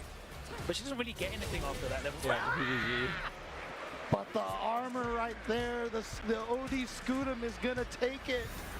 And you could see how in that first round, all the dunks that Johnny was throwing out was causing so many problems, which is probably why Kaba went with the jury in the previous match. But, you know, you always have to remember that the fundamentals are going to make up for the lack of dunking right there from Johnny there. It's a very strange match from Kaba because you normally associate Kaba with being very on the front foot offensively. Like he's one of the most aggressive guys out there. He's generally very much dictating the play, and you could see he was playing a lot more reactive. I think maybe because of those early Gladius and Superman punches, as you pointed out. He started seeing him just like neutral jump in, looking for things, trying to be reactive rather than playing his own game. You normally see him sort of use hop kicks a lot more. You see him use the soul back, upside down kicks, walk in, he'll drive rush in a lot more. We didn't really see much of that at all. It was very hang back and try and counteract. And when you let Marisa lead the dance, you know, she's just waiting to cash out enormous amounts of damage, and I feel like Kaba there kind of got a bit. He threw away the first game with the jury pick, but I understand the pick because it is a tough matchup in terms of the character spread. He threw that one away, and then all the pressure is on him in the next match. And I feel like he just wasn't able to play. But like you said, you know, even though the neutral jumps were working, that forces Guile to lose charge. He's not, you know, get to play that kind of defense. And again, Guile has always been a character that is susceptible to drive impact. And, you know, that's because of the armor. And clearly, Marisa has armor for days. And so, yeah, the Gladius can definitely be a problem. This one is going to be exciting. Wow, we got a Chris T versus Johnny T coming up over here. Chris T versus Johnny Tack coming up here. Ooh, this is going to be a good match here. I'm excited about this one. Tack usually often like one of the forgotten Rashid mains. But he's definitely very dangerous. Yeah, he's still happy to have that Rashid back. And it's so interesting because, you know, Rashid, I mean, you know, I remember Big Bird mentioning that he feels like a lot of what Rashid does between games is very similar. But, you know, it's interesting because, you know, I feel like, you know, the neutral for Rashid in this game is a little tougher because he doesn't have the crazy buttons he did in Street Fighter 5.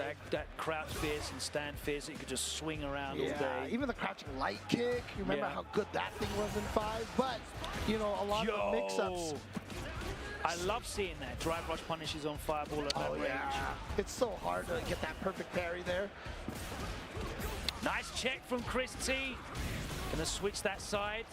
Just double dash into the throat mix-up. Yeah, basically instead of going for the DP and less worse Oki tries to push him a little towards the corner with better Oki.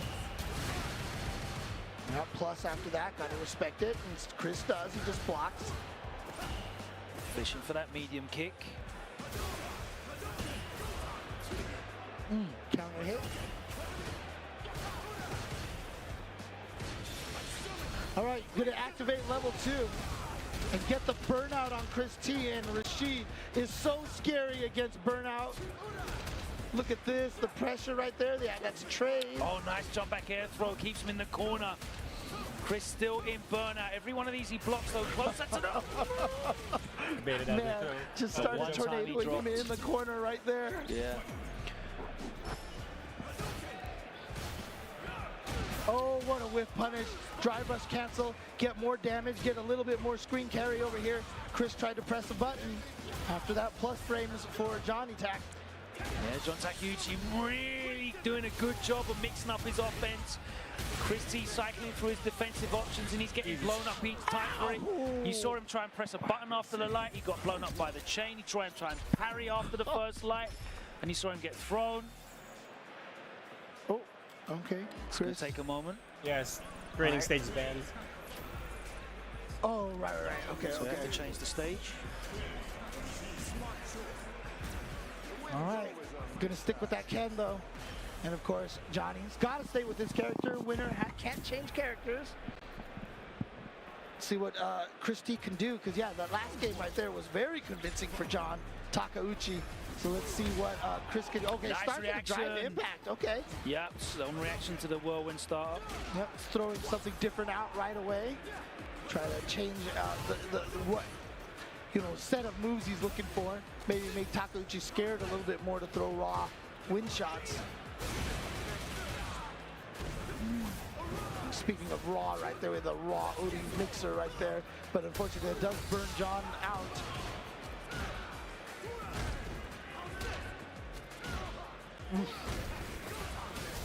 Oh, what? Jeez! I mean, Chris could have just gotten a combo off that, but he was just going to go for the drive impact, and somehow John was still ready for that. Okay. That drive rush short is so good. Yeah, comes out so fast and so far. Scary. Knocks it after the drive rush, the frame device convert off of it. Chris T in a bad situation.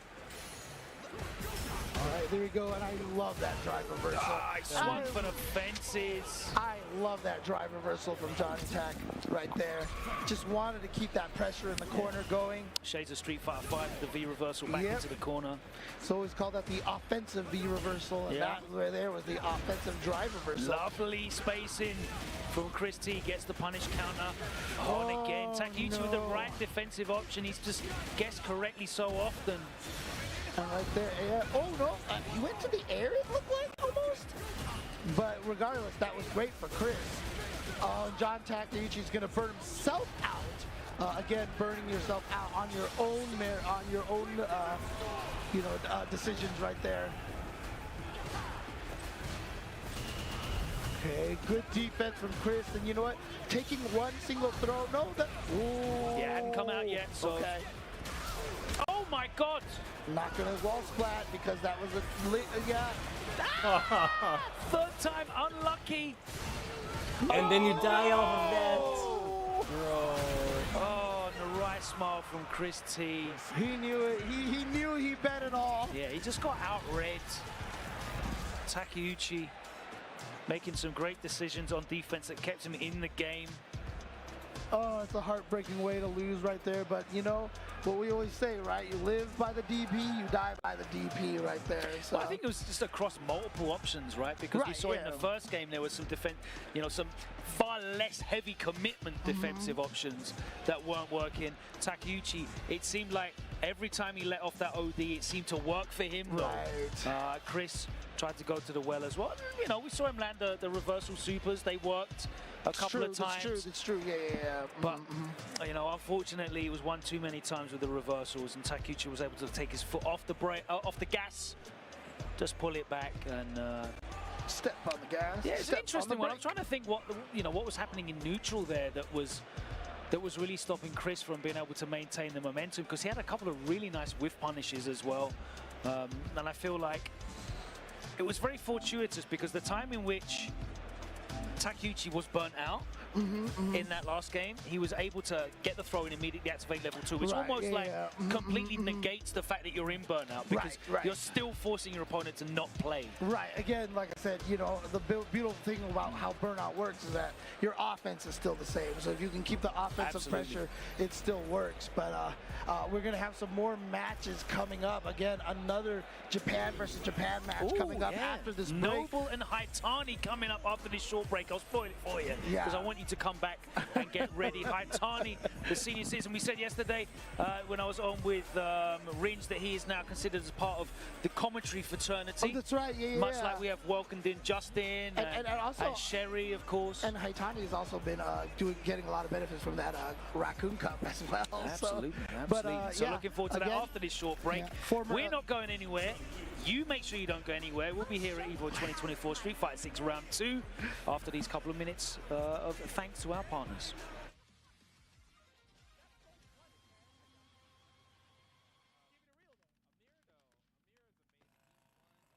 I forgot to turn the sound up again.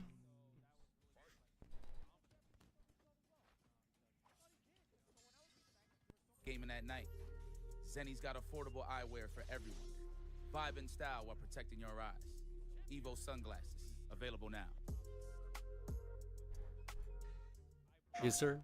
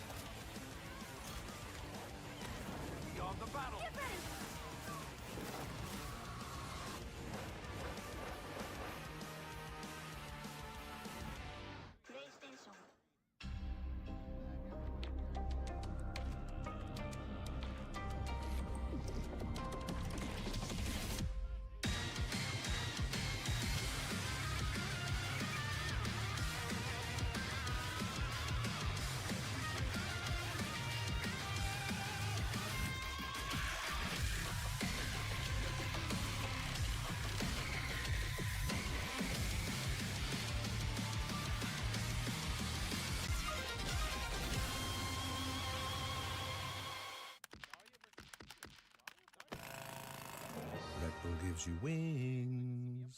Fight.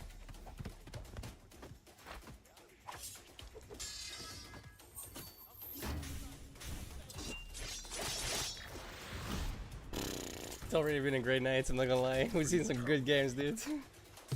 Look at him.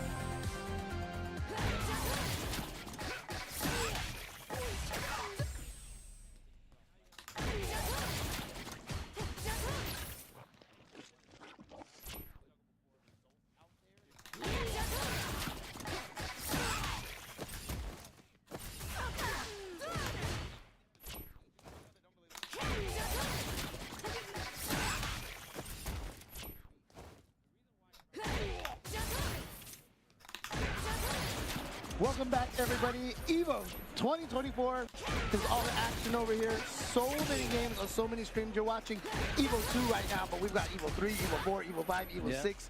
All sorts of channels going on here. The community channels as well. Shout out to all the community partners that are broadcasting. You know, so many different games. We're on Pro Tours for games that aren't even on, you know, the main EVO lineup. That's how important EVO is this year. So many players here in attendance, 10,000 plus players signed up, players from around the world. And right now we've got 2 players that have flown in from Japan to compete in this, of course, the first event on the Capcom Pro Tour of 2024-2025. It's going to be Noble up against Haitani. And if you guys remember, Haitani made top 6 last year, so he was one of the guys on the big stage last year. But he did it with the modern Chun. He is mostly going with classic Chun now these days. Obviously, the advantage of having the modern Chun is easier instant air legs and, you know, being able to easily walk back and Crazy forth. reaction supers as well. Like her level 2 is really, really good. And walking back and forth and getting the up kicks as well, getting the Tenshoka a lot easier. But Classic just has a lot of extra tools that, you know, Haitani wants to have. Yeah, being able to use like the stance cancel stuff is very strong for her. So. Nice parry timing. into the roundhouse, crouch fierce extension. He gets the double dash. Oh, wow! That's gonna be D-E-D dead. It's a good start for Noble here. As we mentioned, I really do feel like the Akuma is more prolific in the Japan region than it is in a lot of other places. Okay. Just goes for the neutral jump setup, tries to bait out the throw with the neutral jump, you know, quote, shimmy, unquote. Okay, doesn't go for the safe jump, instead goes for the empty throw. Again, parry on that low forward from Noble, and again takes the Tatsu sweep. Oki. Haitani keeping calm though. That CA is on deck, and that will get the kill should he land it. He's got one extension. Wait, press the button. What the heck? Okay, this is gonna, that's gonna do it right there. So I was looking at the wrong suit. I was looking live meter right there. Yeah. He didn't even need to do the level 3. I don't know if he was like, he might have been mashing. Maybe, perhaps. But here we go, and look at this. Noble's looking really strong right now. Trying to say, you know what, I don't care if you made top 6 last year, Haitani. I'm not even going to let you get out of the second round. Lands to get the punish. Nice. Oh my god, and again, Noble with the parry timing. That's the third perfect parry of this set already. Yeah, he has been perfect parrying so much, and it's really been hurting Haitani's offensive flow. It's been very, very hard for him to get anything going over here. And that is the power of the perfect parry. If it wasn't for the perfect parry, you know, without the ODDPs and stuff, there's really no way to steal turns in this game. So I like having that ability to steal turns at almost all times with that perfect parry. Kind of prevents a lot of the auto-piloting offense. And speaking of perfect parry, this time Haitani goes for the perfect parry. Gets the Chun-Li air combo over there. Oh, hops over the Kikosho. Oh, what a jump timing. One touch. I just feel like in this fight right now, Noble has just been right more often than Haitani. Oh my god, that was punished beautiful. And that's into the level 3. That should probably do it right there. And I believe Noble is just going to advance forward. No, nope. not quite. No, holy shit. Pixels. Blocks. Oh my goodness, that could have been a trade with that fireball with the Kikosho. Kikoken, I'm sorry. Yeah, no, that's my fault. I threw you off with it. I said Kikosho earlier. Kikosho's certainly a bit bigger than that. Nice. The moment he got it back. Wow! He knew that made a fireball lot was to Noble. He knew that fireball was going to run out right there. Threw out the OD fireball in response, and sure enough, last year's top 6 player, Haitani, has been sent to the lower bracket, and we are jumping right into the next match here. It's a Chipotle extra match, and it's the same characters. Yeah. So don't get confused because you can't see the players. This is Moke on Chun-Li against Roxas 32 from Indonesia. Yeah, really exciting to see Roxas 32 here. I remember seeing him play a lot during the ICFC Asia matches. Yeah, a lot of big names that went on to do a lot of big things. Were involved in ICFC Asia. Yeah, but one of the players from there was a guy named Uma, you know. Yeah. Not gonna see him here because, you know, he won that Millie last year. Yeah, there's too much Hollow Live stuff going on. Living a great life right now. All right, Moke trying to dictate. Roxas backing off, and I promise you this is different players. It's not the matchup you just saw before that with Noble and Haitani, as much as it may look similar. Yeah, but again, it's just that you see how important perfect parries are and why you have to go for parries constantly in this game. Like I said, it is the monkey wrench to throw into a lot of the situations. It's the thing that I actually really love about Street Fighter 6, and I know a lot of players find it really frustrating because it's really volatile, but unless you're burnt out, there's always an answer to any situation. Exactly. Just killing? No. And that just wasn't the case in a game like Street Fighter 5, you know? Yeah. That will. Street Fighter 4, Daigo would get a DP on you in the corner, then just jump over with a light kick, you know, and then true stringing you into another DP and chip you out. There's nothing you can do about it. I like the fact that that's gone. You know, there's always an answer. Yeah. Moke with a nice comeback in that first round. Oh, here. nice backdash punish. But yeah. Doesn't go for a side switch option. Yeah. Target combo into the fireball. We see that string all the time from the Akumas. Good spacing on those crouching medium kicks, but then also good spacing for Moke to know to block at those ranges. Cannot jump that Kikoken at that range. Don't have the frame advantage. And those up kicks, those Tensho kicks are so fast. And there's that poke from Akuma, that forward medium kick, I swear. Such a good neutral tool to have. Yeah.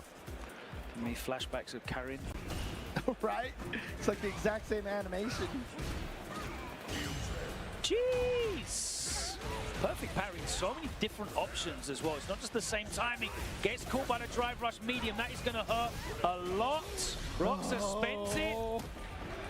Yeah, just gonna go for it. But again, you kind of see the power. You know, I've talked about this on a lot of other streams.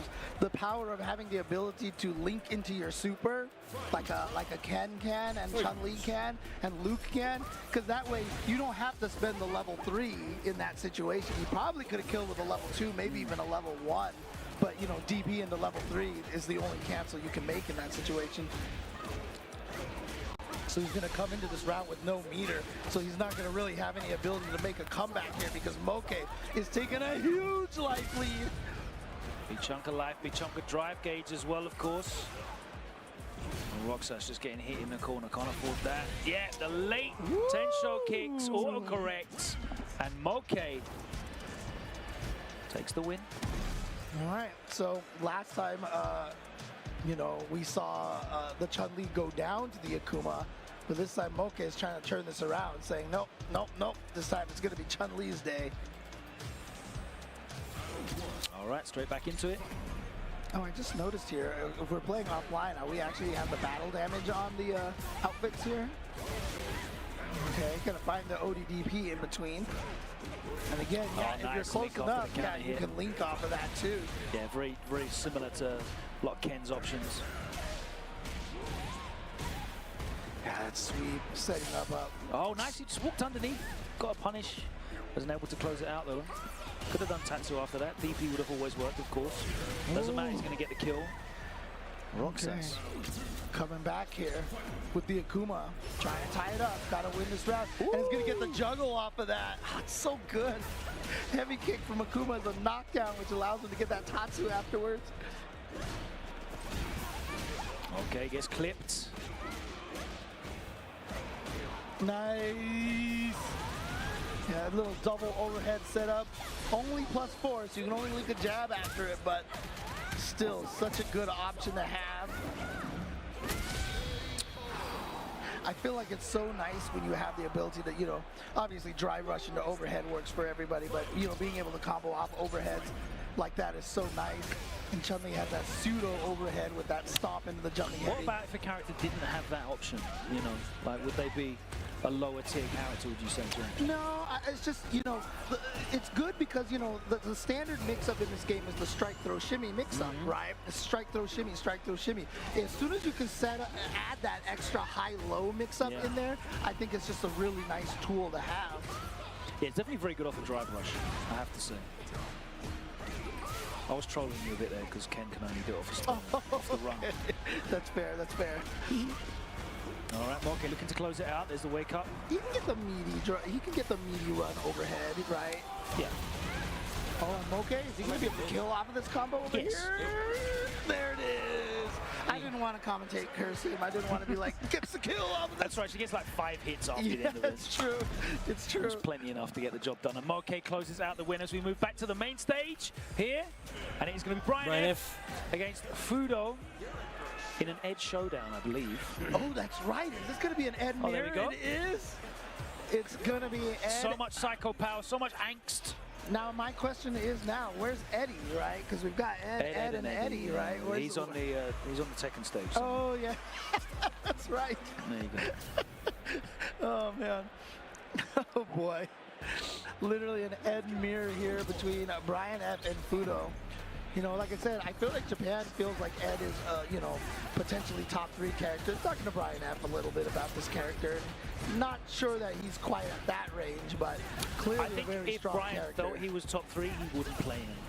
You think so? Yeah, I very much get that vibe from Brian. Yeah, I mean, there's a lot of players out there that do, you know, don't feel comfortable playing, you know, the strongest characters. Yeah, Broski's another one of them, I think. Yeah, I mean, I say that as one of those people, right? Like, it's, every time I find out a character is super strong, sometimes I just, like, not sure why. I think Brian definitely enjoys characters with, like, interesting mechanics that he can explore. Yeah. All right. But Evoooooooo right now with a good start over here. In the more navy blue jacket. Yeah, and clearly, obviously, the wake up. Edge, the range that he has is so strong. And, you know, it's an interesting situation, though, when you find another Ed, now that other Ed has the same range as you, so you can't outrange him. All right. Brian F's going to look to take advantage of this. No. You don't have that much frame advantage when he's in burnout. Yeah, Evoooooooo with a very, very dominating looking the first round right there. A couple of things that potentially Brian could take advantage of. He went for a jump in there. Evoooooooo went for a late tap parry. Brian F empty jumped. So that's something he can store perhaps for later. Yeah, and again, you know, oh wait, here we go. Gets the throw into the corner That cycle up is so reliable, but you have to be early with it. Oh, look at that. Counters the OD fireball with his own. Doesn't have to deal with it there, and it's very nice. You can react right there after trying to start up the fireball to not throw the fireball. Still block in time. Yeah, Fudo not looking to pressure and try and take advantage after that block snatcher.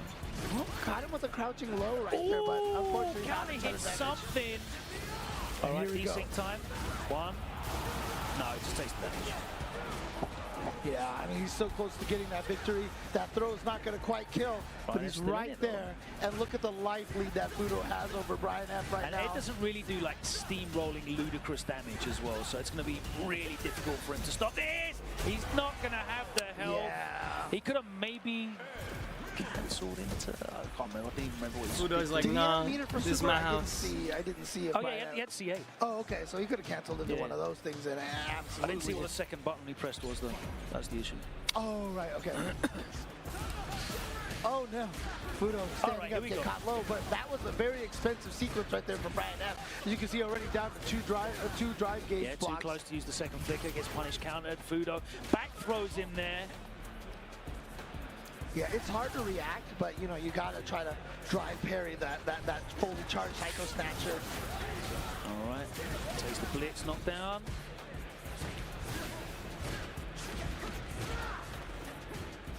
Brian now just jumps out of the corner, but does get caught. He did press the button in the frames, air. yeah. You saw the punish counter, indicator right there. So, you know, Brian F definitely trying to press a button in the air, and that's gonna put Fudo at match point.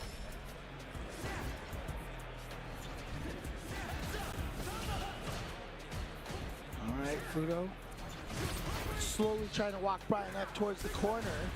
Trying to use that drive impact just to catch him off guard. Obviously, drive impact also a very good tool against Ed as well, especially if he tries to go for too many of the Psycho Flickers. It's very interesting to watch this matchup because they're both playing like a back-off counter-punch style.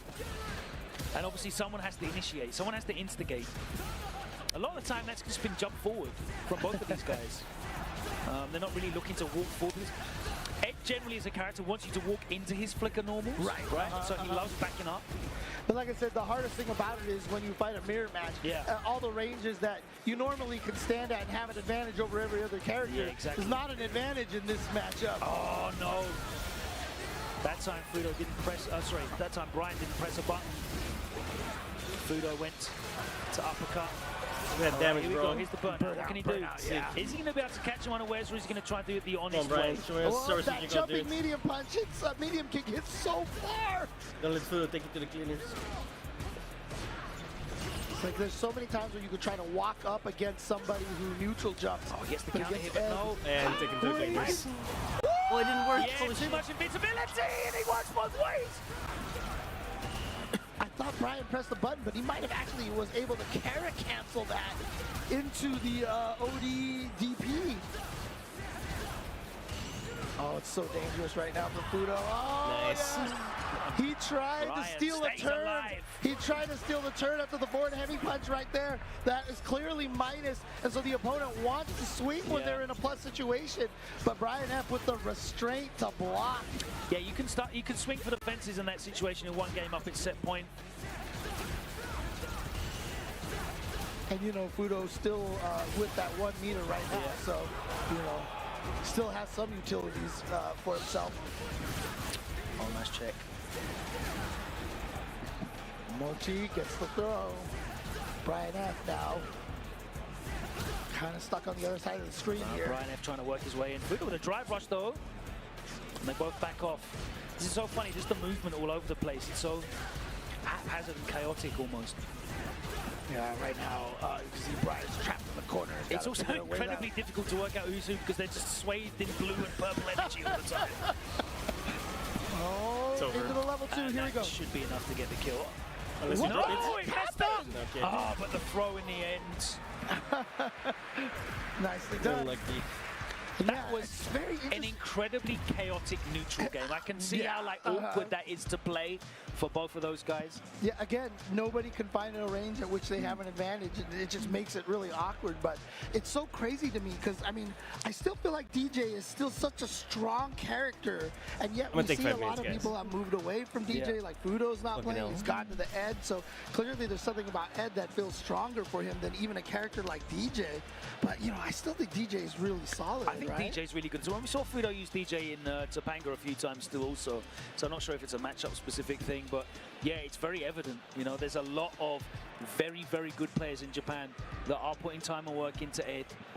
Ending Walker, of course, is a swathe of characters. He has a DJ as well. Right. He's got Ryu, who I think is very good this season, but he has decided to put his time and effort into Ed. I feel like Ed is a very rewarding character, you know, for the time that you put into him. And I think that's really important for a character, that synergy, to feel like this time and effort that I'm putting into fleshing out this strategy and matchup, I'm getting something back from it. Not just wins and victories, because they're great, but like those hours and hours that you put into training mode on situational things, you know, it has to be fun. And I think, you know, when you see someone like Brian F using their character, you can tell that it's rewarding in that way as well. I mean, look, a lot of people ask me, you know, as much as I complain about Kimberly, why I still keep playing the character, she is a lot of fun. There's so much to lab with her, so there's so much cool stuff that you can discover with that character. But, you know, we're going to discover more of these players and find out who is going to get into that. Yeah, that's the end of our 3 hours of fun, James. That's right. And so, look, we got a great match coming up.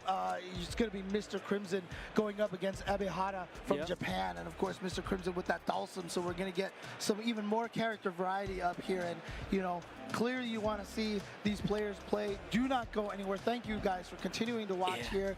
And definitely thank all the sponsors that make Evo possible during this break. And we will see you very, very soon later on today. See you later on today. Take care. Ready for the next battle with Tekken Coins, exclusively from Chipotle. Use promo code EWGF623 when you order any entree in the Chipotle app and get 500 Tekken Coins. Visit chipotle.com/Tekken8 for details. Hey gamers, does your room look like this? Tired of having no art on your walls? You need Displate. Made with high-quality metal and customized finishes, with Displate you can transform your room or office from lifeless walls into a stylish space, featuring officially licensed posters from your favorite IPs like Street Fighter, Tekken, Mortal Kombat, and more. Say goodbye to hammers and nails with Displate's magnet lock technology. It never fails. It's as simple as snap and hang. Bang, bang, bang.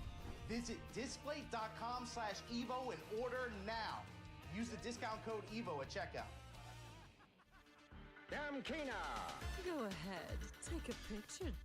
Don't stare, darling. I love a good soirée.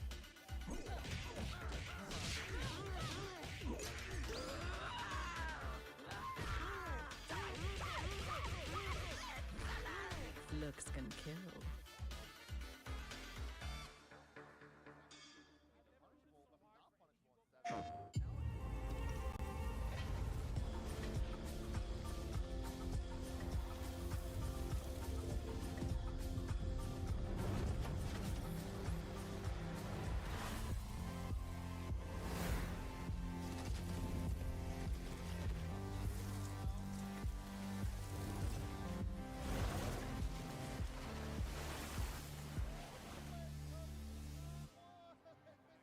PlayStation.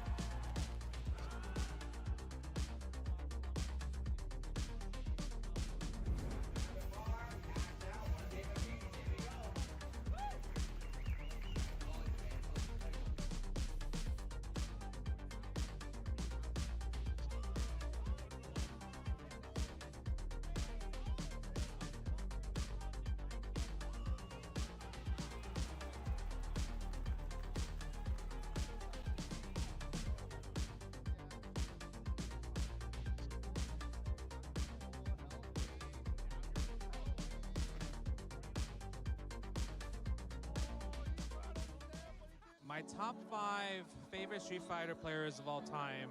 Oh my goodness. Okay. Of all time, so I can talk about like any version of Street Fighter. Of all time? Dial-on, dial-on, dial-on, dial-on. Okay.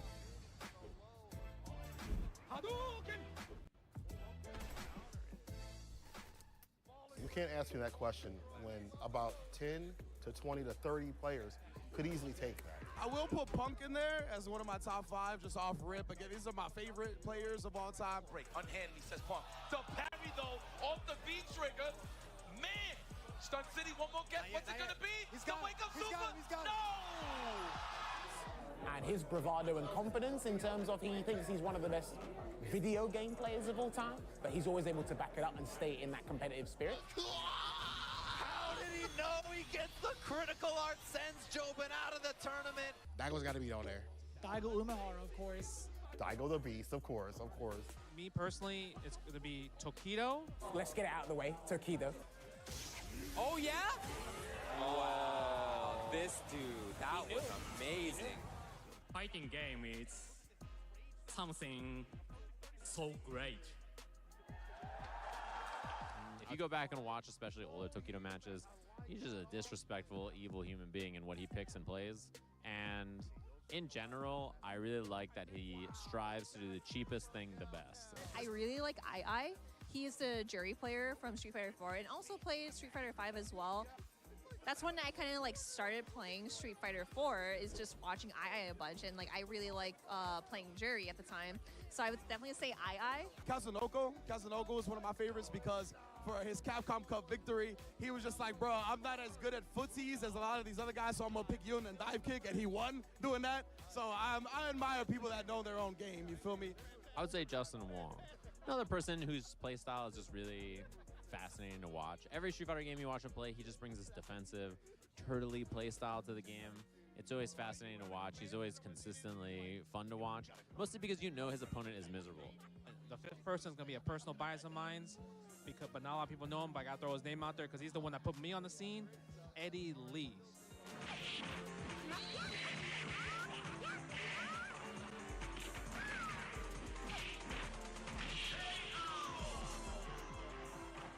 Say like Mena RD because he's such a sweetheart, you know, like he is a genuine dude, and I always have a great time talking to him, and he is super down to earth. He loves Street Fighter to the end of the earth. And that is it. Pack him up. Mena RD slaps the ground. Mena RD is also up there because Mena is a great player and everything, but the type of leader he is what really draws me to him. Not only doing it for himself, but he's doing it for his country. He's doing it for the community as a whole. Because of that, he's been a real inspiration to me, and that's why Is it hard enough for you? I would say Fudo. Yeah, because when I think about past Evo champions and stuff like that, I like Fudo. I'm gonna give him the nod, mostly because I think he is good at playing a wide variety of playstyles, and he makes me laugh. He's always gonna be someone you expect to do well. Backdash. Oh, the classic birdie backdash to EX. How many times have we seen that?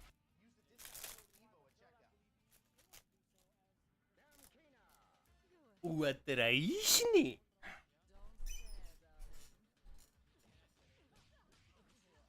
It's a birdie thing.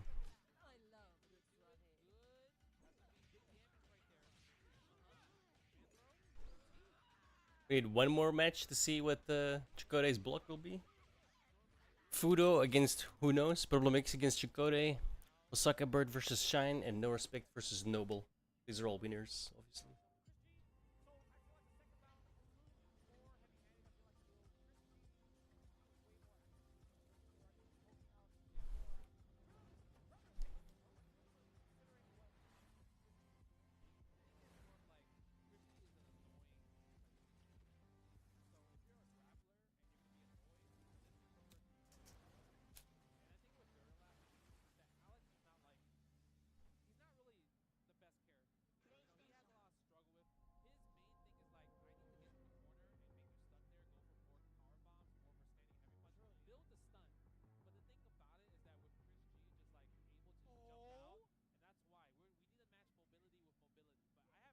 Never seen Jiro out I have Makoto. never seen his Makoto either. Yeah, I mean, for a split second, maybe at like a barcode, but I thought that would be like the casuals, right? But I think because when you think about his Alex, he didn't get a chance to play at all. At least with this, dash throw is a threat. Look at this. Doesn't up, it's green. Fierce, EX, puts him to the corner. Good jump back. Oh, bad. Oh, no punish. What's good, everybody? Welcome back to Evolution Day 2 action. We got the good matches. I had to grab a good co-commentator. You know what time it is. Tasty Jam in the building. We got the good matches, the round 2s all the way down to the top 24 good stuff that we have for you today. They're already on the stage, ready to go. My gosh. We got some good matches up here. Mr. Crimson. Monsieur Crimson. Masui from France, of course. Thank you to Damascus for teaching me. Up against Evoooooooo. So I'm gonna tell you right now, I've been waiting to see how Mr. Crimson like brings this Dawson into the forefront, right? Still sticking with the character and obviously still struggling, but also we've seen this in Street Fighter V as well, stuck with the character all the way through, and it always turned out in his favor, especially in the later years. But let's see what happens. Yeah, and both of these characters are represented in both of these regions, by the way, right? So Ed is really, really popular, obviously in Japan, a lot of people, but the EU has Ending Walker, right? And same thing with Japan, they have Dawsons like Torimeshi and Mochi that are really, really strong. So, you know, there should be familiarity here with both of them. I mean, what, Fudo's getting in there too with the Ed. There's quite a few of them. Ed's looking really strong too, and I've been seeing quite a few myself. And look at this lame game right here by Evoooooooo. My dinner date buddy Fudo, love that guy. Right? Rocking the Ed as well, trying to sweep the limb. He almost caught it right there, by the way. I like how ready he is already, though, to kind of deal with that stretchy limb issue, especially when you're full screen. And that's probably a lot of times you're going to be your only way to get in is to clip one of those limbs. Yeah, a lot of this matchup for Ed is hanging out in that range using heavy flicker, heavy kick, trying to air-to-air with medium kick and stuff like that, and trying to catch these straight hits. Time to make it in. Into the corner you go. Yeah, you see him whiffing that heavy kick from Ed, trying to catch that space. He can also jump and air-to-air with medium kick or heavy kick that hits above his head. Bro, it has so much range, man. And people use it as a legit anti-air, which I never thought that I would see happen after, like, actually playing the character. I was like, no one's ever going to use this. And I'm like, oh, wait a minute. This is actually pretty useful. Throw into the corner. Wait a minute. Here comes the pressure. Evoooooooo gets it with the throw. And the thing is, I love the fact that he's willing to play, like, this slow-paced game versus Dawson. Because I feel like that's the only way you're going to be able to keep the advantage. Yeah, I was going to say, Evoooooooo played that match so slow for 60 seconds, right? Like, he actually was just big chilling. And as a Dawson player, you don't want that. You want them to, like, try to approach and, like, get them frustrated so you can get some damage in. Perfect paying those limbs. A lot of people can do certain limbs on reaction, too, so you have to be very careful about what you hit as Dawson. Yeah, I'm always trying to, like, clip the limbs on the, just to get the sweep. I never go for the big stuff. You saw Evoooooooo with a perfect parry, full combo, and he's got this advantage in the corner. Medium punch to get the knockdown on the combo. He's got plenty of meter. Bro, I'm not losing to anybody. I love the squeaky shoe. Bro, the tennis shoes. That's how you know he's digging those feet in. Game 1, Evoooooooo here. Really, really strong showing. He caught Mr. Crimson trying to back that or hold up twice there, right? Thinking that the throw was going to come in. And the end of the last game was double throw, right? So he has throw in the corner, and then now it's just jab meaty, so. And it's really scary. The thing about fighting Ed, I feel like I'm up close to Ed. I feel like his poke strings are so strong, especially because you can go straight into the flurry and possibly get the knockdown and just really have to be cautious up close to him. So I feel like the minute that Evoooooooo gets past that, like, he's really going ham. And that's how that first game, it feels like, played out for him. But we're going into game 2. Yeah, we're going to see this Ed character a lot this Evo for sure. He's really popular by lots of top-level players. They've all swapped over to him. That's a punish there. No, Ed is definitely one of those characters. I was talking to Brian F. I'm like, yo, so it's only Ed, huh? He's like, that's all I got. I feel like that's everybody at Evo. Everybody's got an Ed now. I know he said, that's all I got. Yeah. He leaned his head back and laughed after the Brian F. laugh. But yeah, I mean, he's a really solid character. I think he also lets you flex as a player, your execution, your understanding of different things. You can do the cool level 2 combos. I love the bait there from Mr. Crimson into the heavy punch to get the whip on it. Oh, speaking of bait, baits to throw, big combo damage, and his combo damage using super is so high. And he has lots of hits like that where you can convert EX into level 2, and also training the drive gauge here. Evoooooooo very likely to get burnt out if he doesn't do something like that jump, so he kind of feels forced into action, and now this is a really tough round to win. Oh, this perfect spacing on the slide into the DI. Gets the stun, punch him, slap him. That's going to be around. Beat him up, grab his noggin, the schoolyard tussle. Right. The leisurely slap at that, bro. That's the mom slap. Didn't I tell you? I'm like, that you know noise. what? Damn, you're good. That was powerful. That sounded like the 2XKO tag noise. That was like, wait a minute.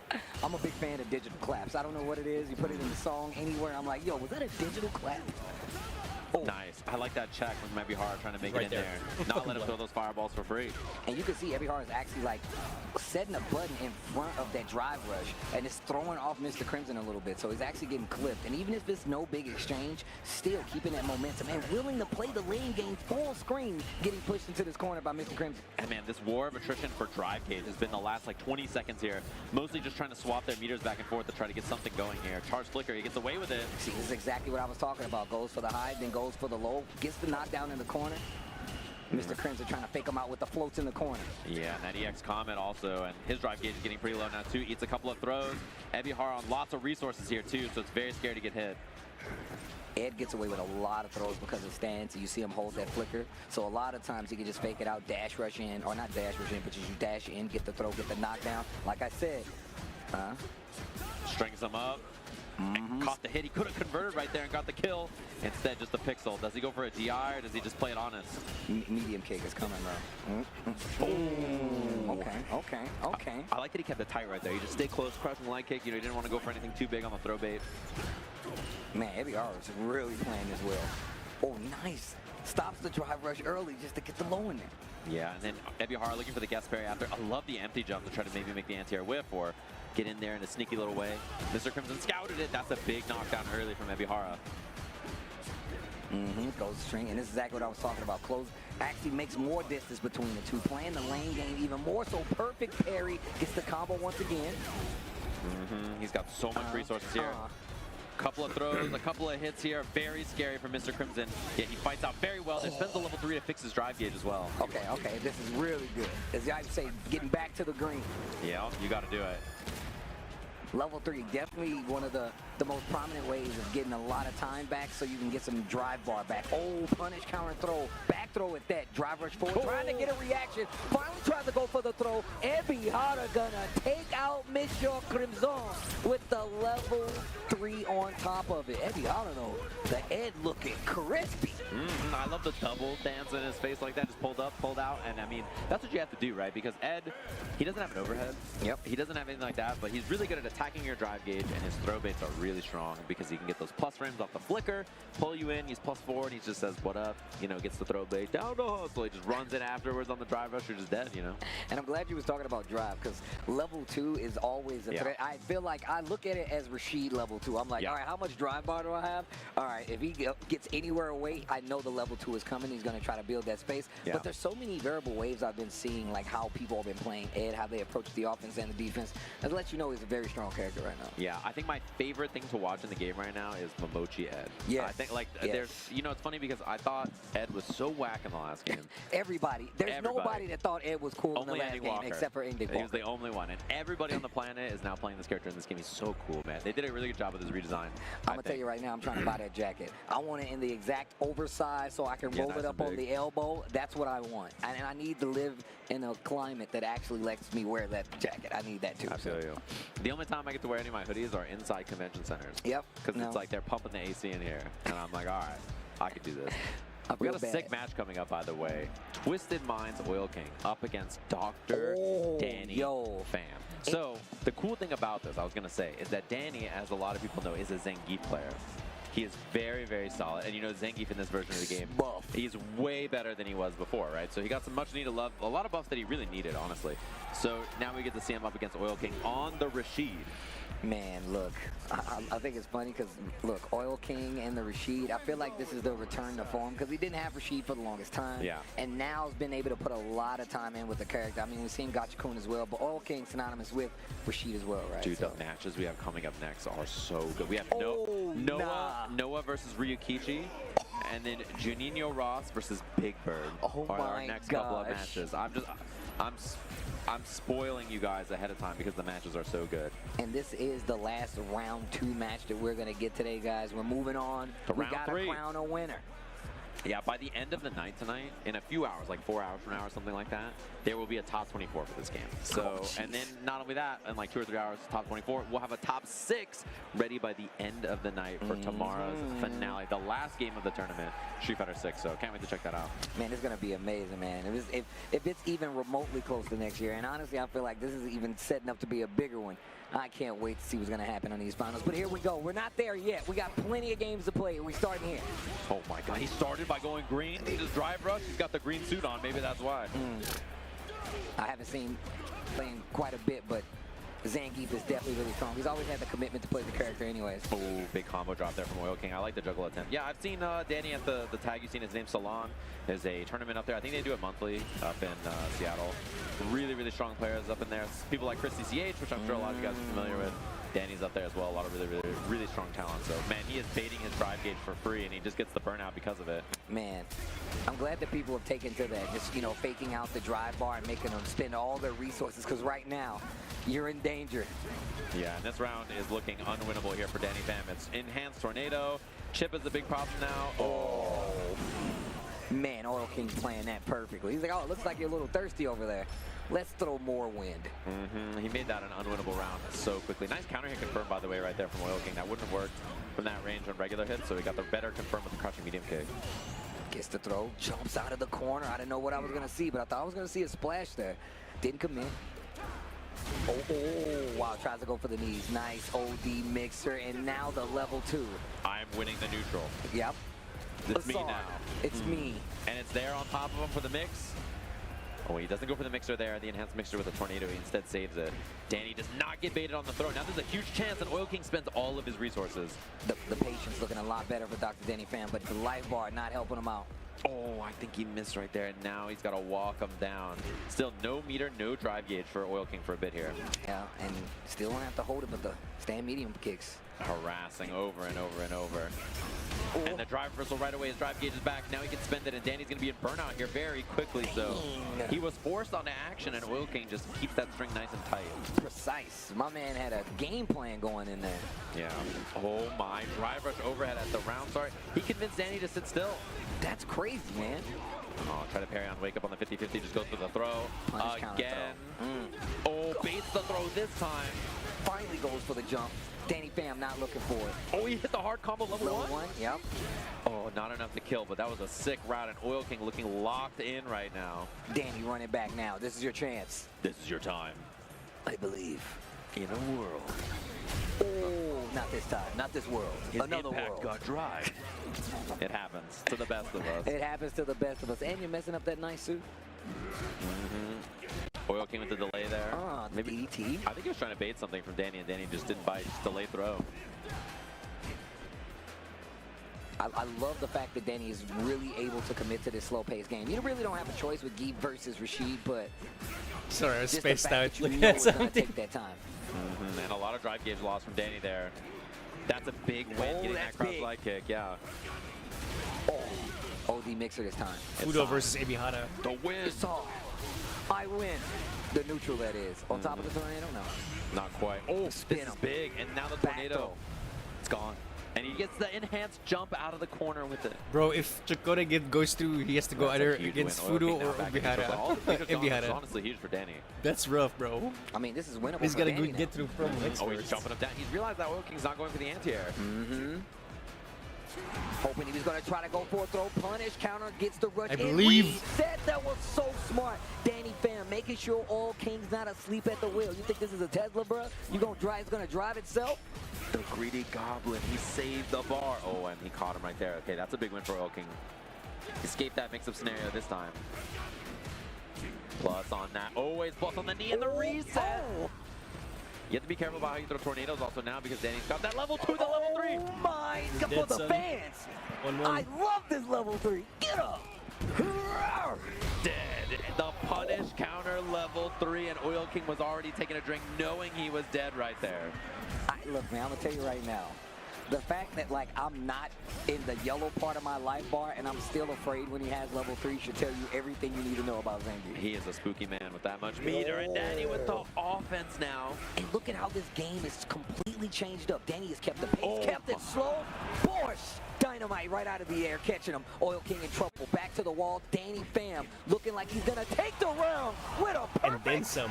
With a perfect. Oil King had so much momentum, man. He was about to win the set, no problems. And we were going to be like, well, Danny tried his best. And suddenly, it's set point Danny Pham. Holds the parry on wake up, going for the throw. Real smart for Oil King right there. Danny Pham has definitely been going more to the parries.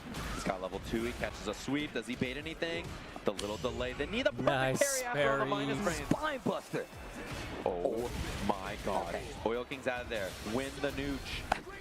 Wind the nooch. Wind the nooch. Enhanced mixer. Fine with that. I like it. Nice. Oh, once again gets the counter hit, confirm it to the level 3. Is that dead? Is he dead? I don't think so. Is he dead, James? Where are you? I don't think so. I think he's got a bit. Okay, it's cool. But there's no Burned meter out, from though. Oil King either. And Danny took a lot of space, so he didn't get drive impacted into the corner now. But also, he's looking a little dry. He's in burnout himself. Yeah, but he's about to be out of burnout, so Oil King has to act fast here. Gets the throw. He's going to be able to do a little damage without a clean hit. This is going to be so much harder for Oil King to close out. It's over. Drops the combo. He dropped it too. Oh, he missed the drive rush. That was supposed to be a drive rush confirmed from Danny. Instead, now Oil King gets to run away for a while. He can combo off this. He has level 1 as well, but he's not going to spend it. The mix-up is safe. Oh. Oil King running while his drive gauge is coming back. He's got to run until it's there. Bro, my man just walking into level 1. Nice. Hit. This guy, Oil King, the patience. Oh, man, and that momentum ripped away from Final Danny. round, final game. Oh, God. No meter, and he gets the sweep. That's not that bad. It could have been a bigger punish. Punish counter throw right after it, though. Enhanced mixer. Now he strips the drive gauge. Both of them really low already. Burnout's a threat for both players. He's so ready with the crouch short at that range. But look at the big combo here. No. Meaty overhead again. Very close to killing. Next hit is it for Oil King. Danny on a pixel of life here. Oh, he's backing up. He's waiting for the level 2. One more tornado. He's going to get level 2, so Danny doesn't want to block. And, just barely gets it. He jumps back. You know what time it is. The nooch. Wind, you nooch. Oh, he's going to get hit, but he doesn't die. Anticipates it. He's going to do it again. Okay, Danny has one more chance here. I can't believe he avoided How all is this. he still alive? That's exactly what I'm thinking. He should not be alive right now. Danny fam almost on 2 bars also, and then that's when the wind stops getting thrown. Yeah, there you go. Finally, after like 7 Bro, attempts. bro hung on, man. Well Like, played tenaciously. there. And Oil King's like, I thought I was dead. Amazing bro. game. I thought you killed me. Was that a perfect? I think it was like an 80-second. Yeah, like just throwing wind the whole time. Perfect there from Oil King. But I gotta say, Danny You see him grabbing his heart? Bro, Danny Pham keeping his wits about him to make sure that he stayed alive in that set. It's really easy to get tilted in a matchup like that. Rashid's controlling the space. He's controlling the entire timeline. I mean, when it comes to the timeline, like he's a king or something. But he's controlling everything, the time, the space, and on top of that, he has projectiles. So you're really going to have to take your time to get in. Danny Pham was still confident being able to walk him down. And the fact that entire last series of him trying to make sure that Oil King did not get level 2, that was ridiculous. That was ridiculous. Everybody in the chat, myself, you, was like, you know, Danny, you did your best, right? We watched the game, we're like, Danny, he's good, but Oil King's too good. You know, he's just too solid. All of a sudden, it was like, oh, wait a minute. We got ourselves Wait a match. a minute. This guy's gaming. So that was really well played. I mean, it shows you, like, you know, even if a match looks kind of one-sided, the players might be more even than you expect, right? It really, and look, we were just talking about how strong Keith is this season, but even more so, it still goes back to that kind of classic archetype of how the matchups work, right? Projectile, speed, how is Keith going to deal with this? But even more so, our next match, Noah the Prodigy, fresh off a crazy run overseas, bro. I was watching this guy play in this tournament on the edge of my seat playing so well. Did you see him no-look fist bump? No. He no-sold the fist bump. He did not even look at him. He actually just did this, like, no-look Pam. He's locked in right now. It's game time. It is game time. Ryukichi Ken, I'm sure a lot of you guys have seen him game. He was in Topanga League Finals there. He qualified out of his group in a really, really tough group, and he made it in over there. Really strong player from Japan. Somebody who I expect to make it pretty far in this tournament, and obviously, usually on the Ken, he does have a pocket Cammy as well. Yeah, I mean, look, I wouldn't be surprised if I see it here, but I want to talk about Noah the Prodigy, man. The Luke, I mean, I feel like so many people have come up against him. They've been able to see the gameplay, and he's beat some of the best in the world now with this Luke, and he continues to do so. Super aggressive, keeps you on your toes, and he really does make you play his game. Somebody from the EU was like, I want to see him try that burn yourself out every round stuff against the world-class players. Okay, he's doing it in North America, whatever. And I was like, you don't understand. This guy can DP anti-air in 6 frames. Exactly. Like, he actually anti-airs the world, bro. It doesn't matter if he's burnt out. Like, and I think a lot of people have realized how good this Noah guy is now. So. Oh wow, caught you reaching, low 4. Here we go. Ryukichi Ken, meaty stuff in the corner. Oh wow. Double strong. Gets Noah to swing. Here comes Noah, though. Noah has these swing rounds where he's like, I don't know what he's going to do here. And then all of a sudden he gets a couple of back throws and you just don't know what's happening. He's wily. He's really hard to keep track of. He's going to do stuff you don't expect like that. Like whip, do the knee, and then immediately a heavy knuckle is not something I'm sure he's seen from any other person before. And now you're playing Prodigy's game. Oh, wait a minute. Stand heavy, gets the enhanced top uppercut, excuse me. Oh, Chip's a big problem here for Noah now. And the jump. Yeah, he had to force the issue there because he didn't want to get chipped. Very patient. The thing is that you have to do that against Noah every round. Yeah. You have to win those kind of scrambles where he's forcing against you and burnout every round, and it's really hard to do. Yeah, because you kind of have to dissuade him from playing his game, and that's how you do it. You have to take the wind out of his sails the minute he gets there. Gets the counter hit, tries to go for a throw. That's trouble. Enhanced Tatsu takes him all the way to a corner, and then another one. Looking for that guest parry, and then afterwards, immediate DP. And my man spent a gripper drive just to get out of there. Man, Ryukichi has studied the tapes. He looks really solid in this matchup already. I'm very impressed with some of the answers he's had. Gets the throw. Oh, burns himself out. We talked about this. Then goes for the parry instantly. Ryukichi not even sweating right now. Yeah, you can't drive. In fact, that nicely done. Dude, the defense from Ryukichi. He's going to get a juggle here. Not enough to kill, but looking very solid. And Chip's a big problem for Noah here. Don't test the react. Yeah, don't throw a fireball. I'm so scared. Oh my. Oh, I would have level 3. I would have level 3. I swear to God. I would have did it. He reacted with DP instead. I wonder if that was level 1 attempt from Noah, but he was fast. He did have it. He definitely have it. He was up in the air by the time the uppercut got there. Yeah, he was, and he has already rematched. He's locked and loaded, by the way. But Ryukichi, I have to say, very impressive first game right there. He stayed very composed. It's just whether you can keep that composure long term against Noah. I like how you said that. He definitely studied the tapes because I've seen Noah unearth the best players just by being like rambunctious, all in your face, trying to make you play his game. And some people take that bait, just like you take the bait of the throw right there. And this round, the second game, looking crazy different right now. Wait a minute, Ryukichi with the perfect parry, side switch with the dragon lash. Caught him jumping right there. This should be the kill. He drops the perfect knuckle. Uh-oh, uppercut. And now you in threat of getting burned out. You tried to go for the throw, but he's only got one bar. The wake up not gonna be enough because that's a meaty fireball. And now you're stunned. That should be the round. Last time. Ryukichi plan is perfect. And Noah was ready for that level 1, 2, and then immediately Ryukichi scouts it with the meaty fireball. Love that. Nice whip punish from Noah there. Lots of scale damage because it was a stand light. Man, he is swinging Noah with the whip and then immediately the perfect parry attempt after in the front. Oh, the jump heavy. Gets the full combo confirmed into the level 3. Not afraid to spend it. Knows that this is set point. And the burnout is a big threat here for Noah now, which, I mean, honestly, he burns himself out a lot anyway, so. He was born in it. He knows how to fight here. He might not get a chance, though. The jump out scout, and man, Ryukichi can so strong. Man, he played that set incredibly, and you could tell that he was ready for Noah. And that was one he was a little worried about. Afterwards, he was like, oh, God, I did it. Man, look, I don't blame him, and you definitely can see the stress kind of go off of his face. And Noah was locked in. You know Noah was like, I'm about to come in here and make you play my game. Right. I'm going to change the thermostat to my favorite temperature, and you're going to sweat, not me. It's actually, but not going to be able to take it. Ryukichi's going to move on. Noah the Prodigy is still alive, but we got more games for you guys. Yeah, we have Juninho Ross versus Big Bird. That's our next match on stage. We're going to take a very short break. We'll be back with more Street Fighter 6 in just a little bit. You're really making all of this by hand. Oh yeah. The avocados are hand mashed, the chips are hand tossed, and everything is made fresh. You make it fresh every The next day. round should start in roughly 30 minutes. Chipotle way is we make it fresh. Not sure they're gonna make that. Sounds delicious. Like, Jesus. So many games, bro. Crazy.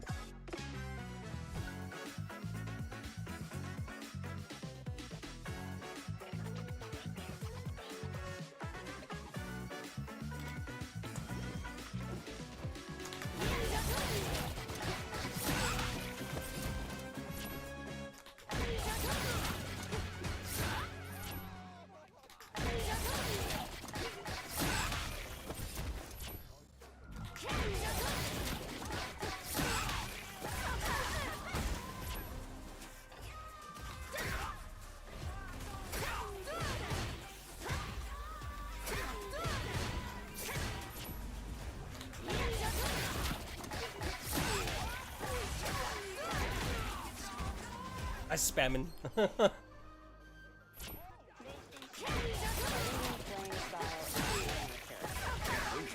Model again. Yeah, fast speed.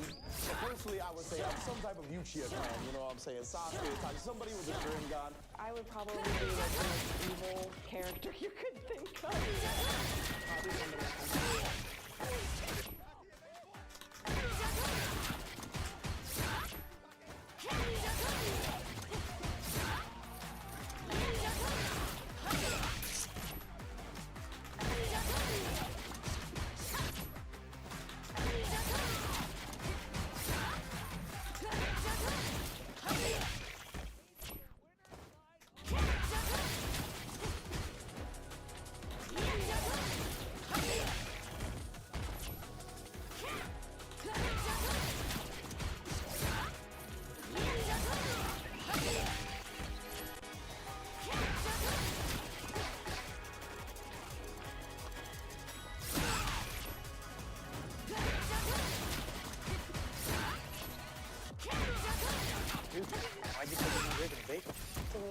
Feels like a gillionaire now.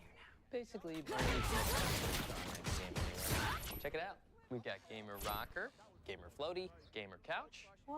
It's got wheels. Gamer Bench, Gamer Throne, and Gamer Mower. What's that? It's hard to game while walking downstairs. I get it. That's smart. Live like a gillionaire with low latency AT&T Fiber. Just don't play any fighting games on that setup because that means Wi-Fi. Street Fighter 6 continues. This is now round 3. We just ended the rest of round 2 here, but we got plenty of games left for you guys. Sajam, Tasty Steve holding it down. Boom, and we got a crazy match for you guys. Big Bird, Junior Ross coming up, and this is about to be a banger. Yeah, and these are the matches that are trying to qualify people into top 24 pretty quick here, right? So this is going to be a wild one. Our next match, Shanghai, the 2024 Evolution King of Fighters champion. He just won this morning, by the way, up against Yamaguchi. Still in this Street Fighter tournament, still in the winner's side. Are you nervous? He's probably asking. Nervous. I need that on a shirt, like ASAP. I might have to make that shirt myself. I think I might have to. The match after that, Knuckle Dudang versus Pugera. Oh my God. Let's go. Banger. Banger after banger. I like it. Here we go. Brazil mentioned. We got Junior Ross. I'm sure everybody out there is hype, of course, up against Big Bird. Obviously representing opposite sides of the world here. Brazil. Beautiful thing about Evo, man. It really is an international affair, bro. Oh, big jumping heavy punch right there. Oh, caught him with the plus frame. Just could be good damage here. Big Bird, very long drive gauge, so he just backs out, and that's the burn right there. That was so good. Spins the OD, tries to go for the DI. The mixer actually gets him through. That's so smart from Big Bird there. I love that choice to just cancel into the mixer to beat the DI. You've been seeing a lot of people do it more, whether it be canceling into like a move that goes into a special, not gonna be able to do anything about it, or go into a super canceling, seeing somebody DI, man. The reactions are definitely getting there the longer we get into the Street Fighter 6 lifeline. Yeah, I love that choice too. He just went right back to the well there. That time caught Big Bird before a cancel was a threat. Caught the punish counter whiff on the throw there, and now big chance here for Junior Ross. Into the corner, and the back jump. I like these options. Especially against a Rashid, bro. It's really hard to keep this character out of your face, even if you do have some crazy projectiles. But now Junior Ross, stuck in this corner, gets a reaction out of him, but Big Bird goes for the DI, has plenty of meter. Might not even need it. No, he won't. One round apiece here in this first game between these two. Yeah, just like that. The heavy air Arabian Cyclone gets out of there, or Sky High rather. And Big Bird's got to save his meter, which is big. He could have a level 2 and then a level 1 or a level 2 kill later, so. Or even use his level 3, honestly. I mean, you do see that level 3 from Rashid sometimes. Oh, tries to drive rush in, gets hit clean. Yeah, he was perfect pairing and then tried to OS after. I think, wow, that is a big find there. He just walks up after the knockdown. Oh my, that is a big jump. Does he spend the meter? Yes. Yeah. Not gonna kill, but the positioning, you're gonna be in the corner. Situation, this is great, and you got plenty of drive bar. Yeah, Junior Ross now has the initiative here. Throws not enough, but next it'll do it. The overhead, and it was wake up crushing medium kick from Big Bird, thinking it might respect. And you can hear Brazil getting loud out there. Hype out there. Nah, they getting crazy loud. We need all the boys from the UAE to get hyped too. Oh, big block and punish there from Big Bird. He did it again. Yo, my man is crazy. He's feeling it. Perfect parry attempt, didn't get it. You get a perfect parry there and get punishes, but you need that perfect parry first. And he does another one. 3 EXDPs on wake up in a row. Burnout, yep. And now DI is guaranteed. Yeah. Right before that meter got built, by the way, he is a pixel away from having 1 meter on Luke's side. Okay. Oh, mix up goes low. He yelled mix up at you and then still mixes you. It's so tight. I love it. I heard that when they first put him in the game. I'm like, he actually says mix up. And he does that. He mixes you up. You think like boxers actually say that? They're like, yo, mix up. And then, you know, and a straight cross. Right. You're like, all right. Oh my. Scary angle to contest there as Rashid on the anti-air. Hilarious, him not challenging. I mean, he's definitely been getting hit by a couple of these jump heavies, so I don't blame him. I wonder if he was going to level 2 there. He does not. Wow. This actually might get caught. Yeah, unfortunate there. The drive rush timing. Not the worst thing in the world, though. You are in the corner, but at least you don't have to worry about this level 2. You're just in a bad position, so you got to fight your way out of this corner. Big Bird going to try to close out, gets the crouch medium, burns himself out. Junior Ross, side switch with the jump. Unfortunate drop there from Big Bird. I actually love that reaction. Instead of perfect pairing or DIing or something. level 3? No. Yeah. There's no way. Very smart. I think Big Bird caught on that he was swinging, right? Like he's like, you did EXEV 3 times in the same round. I'm down to just drive rush forward, block, and see what you're going to do. So great adjustment there from Big Bird. Early drive reversal attempt, not going to be good. I love the way he's structuring this pressure now, too. Perfect parry sweep. That time he does get the punish. Oh, target combo, knockdown there. The OD gets the overhead, big counter hit here. And he gets meaty throw here. I love the frame kills. Now Big Bird looking good. That'll be a parry, and that's a punish. A lot of resources gone, and he even uses the throw to build more meter for himself. Okay, Big Bird definitely has wind of what Junior Ross is trying to do right now. And it is not working out for Junior Ross. It seems like this game is completely shifted over now. And as soon as I say that, Luke finds a hit. Yeah, finds a hit that really matters here, too. Oh, the whip punish is so good. He also has level 2 available. No, he just strips the drive gauge, and now he can activate whenever he wants and just take the burnout. The sky high, hold on. Overhead, he spends all his meter, level 3 available, but he's a little too far for the light into the Eagle Spike. Uh-oh, that might get stuck. No, it doesn't reach. And that'll do it. Big Bird there, 2-1. That looked like it was going to go a completely different way. Junior Ross, obviously known for just how strong Luke is, but like you said before, very button heavy, right? Especially when it comes to a character like Rashid. I mean, I understand though, because you have to deal with drive rush, you have to worry about the throws, so you saw a lot of crouch shorts as well, but once again, I like the fact that Big Bird was like, hey man, you like hitting buttons, huh? Let me slow it down just a tad and then take advantage of it. Well played though. Extra match by Chipotle here. Oh, that's what I'm talking about. Zhao Hai, Yamaguchi coming up. So this is a match that's happening off stage, by the way, and thanks to Chipotle, we get to watch this, which is really cool. So they have no breaks for you gamers. We get to jump right into Zhao Hai versus Yamaguchi. And Yamaguchi, I'm sure a lot of you saw him. He was like one match away from making it out of his group in Topanga League. He's a really strong player. He used to play DJ, now on the edge. Zhao Hai, 2024 Evo champ. The very first one, I think, since KOF was in the morning. Oh, damn. One more? I like how Holy Zhao shit. instantly goes to the cheapest People thing grab ever, for the perfect. which is Bison right now, bro. I was telling Yipes this. Nothing but Bison and Akuma. That's all I've been fighting. Yeah, that is ranked. If you play ranked from now, since either of these characters come out, I love that he says prepare when he does the And he does the T-1000 run. He's like, dun, dun. He pulls up on you. Where's John Connor? Oh my, late Devil's Reverse. Really hard to anti-air though. That's the thing is, in this matchup, oh my god, he's about to smoke him. He's got level 2 available, not quite on the level 3. Next hit wins here for Zhao Hai. Had the low, didn't believe in it, but that bomb's about to pop. He takes the plus frames on it, stripping the drive gauge. Yamaguchi in big trouble here. More frames. More! He's about to burn him. He's about to kill him. And the big thing about this matchup is that Ed is really good at punishing scissor kick, but he struggles a bit to deal with the approach in the air and stuff. And so you're seeing that Zhao Hai is not even using scissor kick. He didn't scissor kick like the whole game. He really didn't. He just air approached and did other things to get in on the ground. I love Yamaguchi going offensive. He's like, I don't want to deal with this Bison. I'm going to go take the offense myself. Uh-oh, wait a minute. OD scissors kick gets the combo. That bomb's still there. Yeah, overhead is immediately a threat here. Wow, that was a throw bait to try to get the bomb to go off.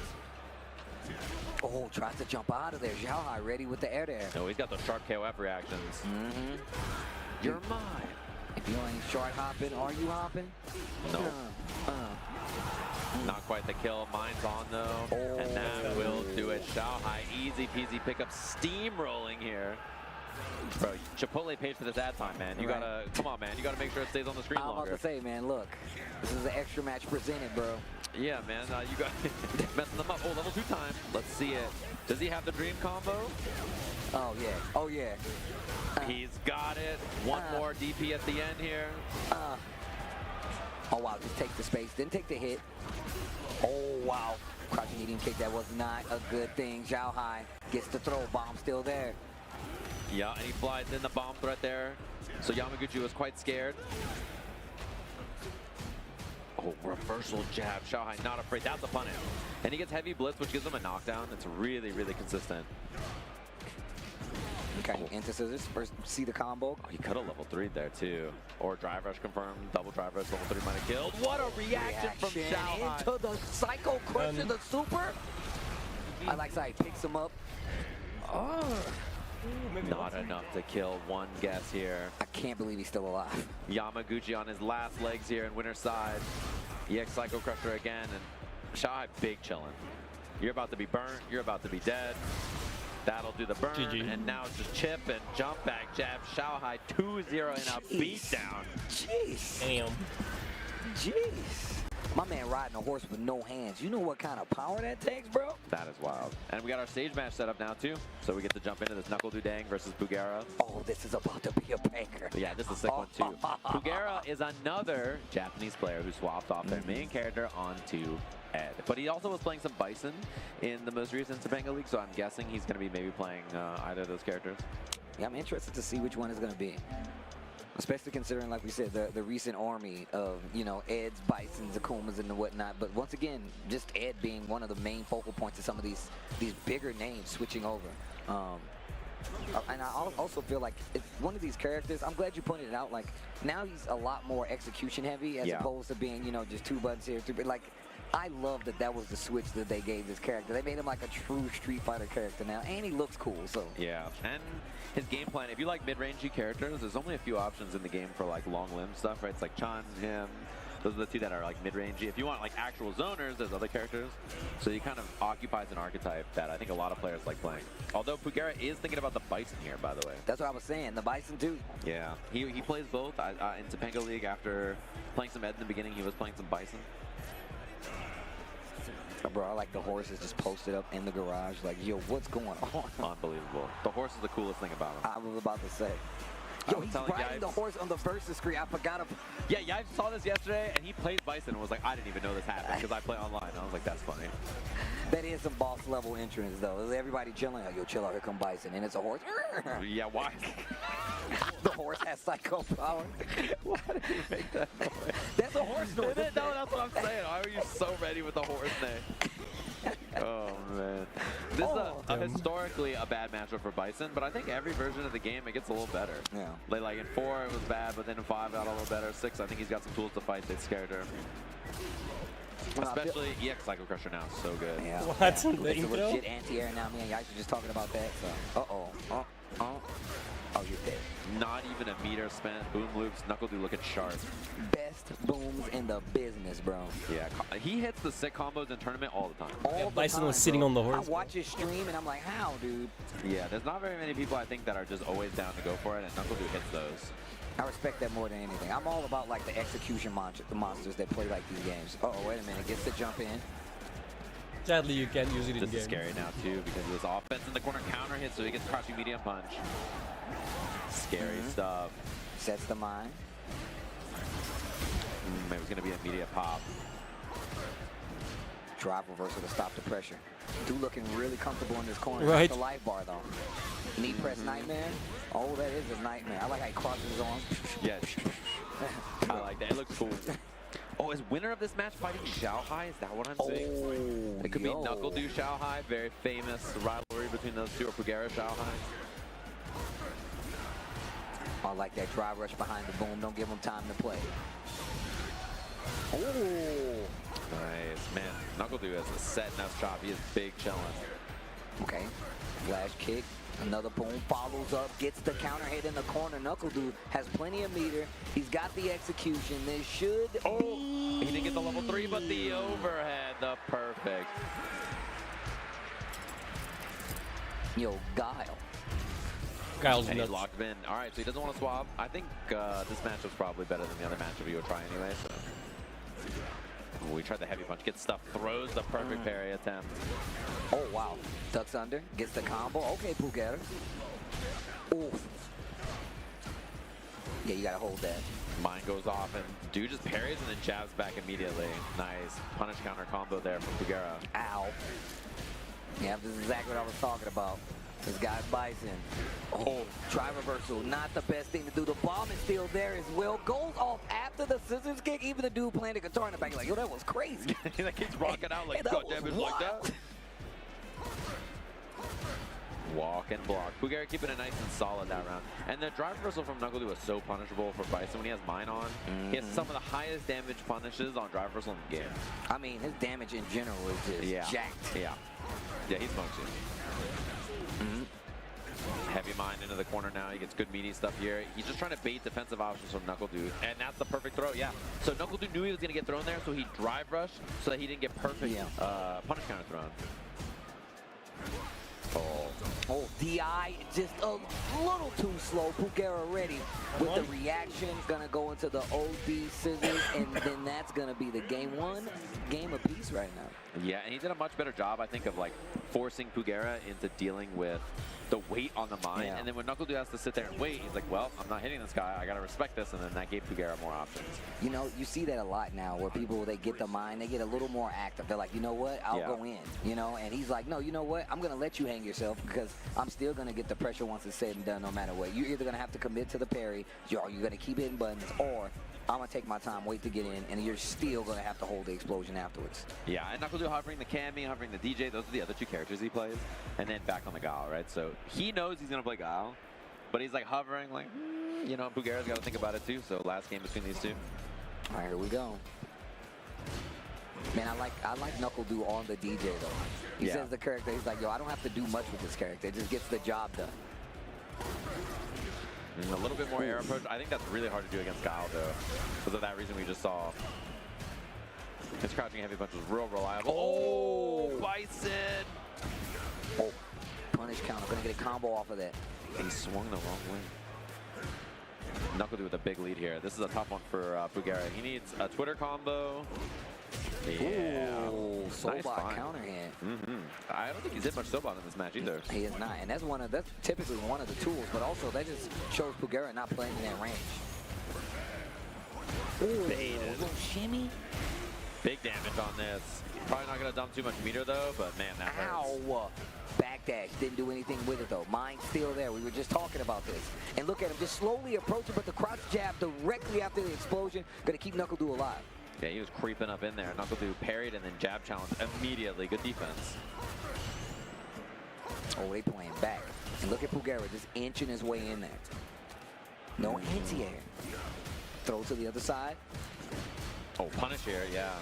Definitely in range, although unfortunate. NuckleDu spends all his bar. He says, fine, double burnout, and I'm way happier here than you are. Lots of scaling, of course, but still a chunk of damage because it's level 3. But that burnout is definitely going to be a factor. But level 3 on the side of Bison and Pugera. And Guile's very, very annoying to deal with when you're in burnout. And these booms, he can level 2 them with Bison, but it's really hard. It's a very slow super. And now Pugera's in trouble. Oh, the reaction! Level 3 to go through, and he's standing on his hand. He takes you out of the end, he says, word. Nice. We a word? Word. Oh, I need to hear that voice actor do that. Word. So there we go. Last round between these two. All the meter gone for both of them. Even NuckleDu gave him the nod after. He's like, all right, make me bleed my own blood. That was a nice level 3. I like the little jab there. Maybe thinking it's a boom. Oh, no anti-air. And Pugera got hit, so NuckleDu gets thrown out of his own throw. Yeah, he actually had Evil knee. That's it. That's the only move name I know. That's the... Sorry, Jammers. He's somewhere shaking his head right now. Booms. Yeah, he's somewhere going, nice trick log. And I'm like, I'm sorry. What? What? Oh, my jump. That is a huge one here. He almost has level 2 also. NuckleDu got to guess one more time on this mine here. Another throw for the kill. Pugera sending NuckleDu to loser's bracket and losing the rock, paper, scissors handshake multiple times. Twice. Pugera happy with He's like, yeah. So winner of that, I think we saw earlier fight Xiaohai for their qualifier out. So not going to be Xiaohai versus NuckleDu, a very famous matchup between those two. But instead, you know, this guy Xiaohai is going to make top 6. Yeah, I mean, look. He's cooking, actually. I believe in him. Xiaohai returned to form, man. We were talking about, because I think when he lost KOF at Evo Japan. Right. So him coming back, a lot of people like, man, what happened? I was like, I think he's just playing a lot of Street Fighter, because that's when he was in the heat of playing a lot of Street Fighter. Now, back to raw form, and still looking good at Street Fighter 6, but like you said, he just took KOF this morning. So. I think I saw the tweet that said he has won 4 KOF Evo titles. in Evo Vegas or something like that. I mean, this guy's got a lot of Evo wins. He's pretty good. Man, look, I'm going to tell you right now, Zhao Hai is pretty nice with it. So nice with it, in fact, I dabble in the world of KOF. Yeah. My guy was playing, they would play random first to 10s. Yeah. That's crazy. He just plays everybody. He just plays everybody at such a high level, and he's not playing like bums online. He's playing like other players that are just as good, if not better. Yeah. So here we go, the next one, Gentleman Thief coming up versus Dual Kevin as our next match here for Street Fighter 6. Match. It's always fun to watch Dual Kevin, right? He's such a solid player. Really, really exceptionally gifted at Street Fighter. He's really, really fun to watch. And he's a grinder. He's always on. I always see like other people are playing Dual Kevin's like, yo, sets? Are you trying to play Every sets? time. I was telling people, like, they were like, yeah, man, he's got to fight this character and this character. I'm like, man, I don't know if you know this, but I watch a lot of streams, and Dual Kevin's fighting all those guys. Like, and for long time sets. And on top of that, I'm going to say this because I always tell people, Dual Kevin is one of the few people. He's like, Steve, I know you know me because we go back to Marvel days. He's like, when I say I'm going to do something, I'm going to do something. He said this about Street Fighter 5, and he said it about Street Fighter 6, and he said it to me at Comic Break. He's like, yo, I'm trying to let people know I'm ridiculous at this. And I've been a fan ever since. So anytime I see him do well, I'm like, it's destiny. He's supposed to be doing that. But here we go. Gentleman Thief going with the Blanca versus Dual Kevin and the Rashid. Yeah, and they're trying to qualify here. This is round 3 action, and then it's going to go round 4 into top 24. This is a 5,000 tournament player bracket in this tournament, so a lot of gamers out here that you got to go through to try to get to this top 6. Wake up, OD ball. Get away from me, bro. Oh, and that crouching medium punch so far away. Perfect timing on it. A little walk back, gets out of the pressure there. Punish counter. Normally Blanca can get a combo there, but honestly the trade made it a little tough. Okay, one Blanca chain down. I love the neutral between these two. Dual Kevin not overextending. He saw that he's willing to use that crouching medium punch. Oh, okay. DI clash. And spins the rest of it to burn him out. What are you going to do, Gentleman Thief? Nice confirm there from Kevin. He either saw that it wasn't going to be on block, so he didn't go for the mixer. He could have got the kill there, actually, but... Oh, he's going to be safe and sound here. Spend the level 2. Force chip right here. Yeah, he tried to throw the dash up. Kevin very smart behind it. A little tricky drive rush games now. I love that he was down to spend that level 2 right there. He said, like, I'm not going to be greedy. I'm going to just spend this, get the kill, play very safe, tournament safe. Got to seal the deal, man. Secure it. Okay. Full combo conversion and side switch back to the corner we go. Gets to throw Gentleman Thief with the Blanca. Showing off a little bit. Ooh, caught the jump back at the backdash there. Ooh, that jump. He could have done EX airball there, I think, too, but maybe wasn't ready for it. That's a big find. Tons of damage for spending no meter. Okay. Boom. Punish counter on the throw. Dual Kevin's in trouble. Gentleman Thief. The fake out. Little drive rush slide kick. Messes with your timing on wake up, too. You get immediate throw, and also it makes your inputs hard to get out. It really does. Gets the slide, tries to go for the overhead. Little shallow confirm, and level 2 is available. He spends it. What's the guess on perfect parry or not? He does not go for it. I think that was what exactly Kevin was expecting. The fake out. Gets the jump out of the corner. Here comes Dual Kevin. A story of 2 Kevins. Oh my, nice block on that. That was a really good block on the overhead. Yeah, he just targeted the drive gauge there, stripped it, so pretty rough spot. Fast to get the punish counter, and now Dual Kevin in the corner. Gentleman Thief in burnout, but in great position. Drive reversal on the wake up. Tries to walk past the screen, so he does not have to worry about that blocker chant. Double burns. And you have to hold space here if you're Dual Kevin. You have to, because if you lose too much space, then you're going to be in the corner burnt out, which is very, very scary. Confirm on the combo. Wait a minute. Rashid real close to getting back that drive bar. Dual Kevin makes it back. Touches the green. Plenty of drive. Consistent blocks on the overhead. Yo, Gentleman Thief still in his turn. He's got 2 bars. Should be dead. Oh, this could be the end. Oh, he spends the level 2. Up ball. Extension not enough. Activates it. Got a guess on that. Nice. And the throw is good. Game 1, Gentleman Thief. Man, that was a tense first game. Yeah, it was quite the scramble, and that was a rough spot for Kevin to be in. Oh, no. What a call out, man. I'm surprised he even found that there. It didn't even feel like Kevin was in a panic, and then he immediately was ready for it. Okay. Punish counter sweep. Wow, clips him with the whirlwind. No combo, though. Yeah, I don't know what the combo is there, if there is one. Clearly, Kevin wasn't ready either.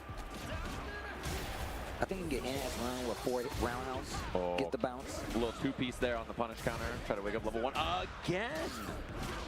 Wow, he's got a read on Dual Kevin on defense here.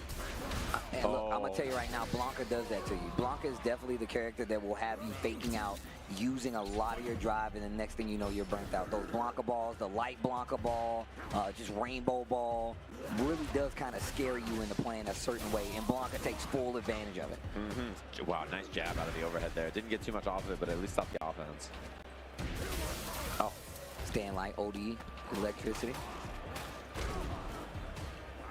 Ooh, that was a scary throw away from Kevin. If he got baited into the right combo, he could have died there. Goes low. Okay, back to the corner we go. Yeah, and he's got the level 2 for pressure. Wow, kicks it in, mix-up time, blocks it, but he's going to be burnt out at the end of this anyway. He eats the hit to try to avoid the burnout, I think, but... Great defense still. Parries it. Dual Kevin. Has drive. 1 bar. Trying to close this out. Do not. I hope you don't give him another chance, Gentleman Thief. Well, excuse me, Dual Kevin. Holy fucking shit. Gentleman Thief goes down this round, but also still on 7. Sonic Fox just won. That was a pretty rough spot to be in. I don't even think he went to level 1 there because the camera fell chances of winning the round are not great. So pretty rough. Wow, shallow ball. I like that. That too much. Maybe looking to bait Kevin into something like parry. And the level 2 again, he just did it. That's exactly what I was talking about. Just, oh, wait a minute. Sorry, guys. I was watching that on the second. And not a lot of damage. Yo, just jump air ball in the corner from Gentleman Thief. And I'm not surprised Sonic Fox won again, This to be is honest, not but looking it good was for in a Dual pretty good Kevin. manner. Once again, Gentleman Thief still on set point. Sets out the Blanka Chan. Gets the shock as well.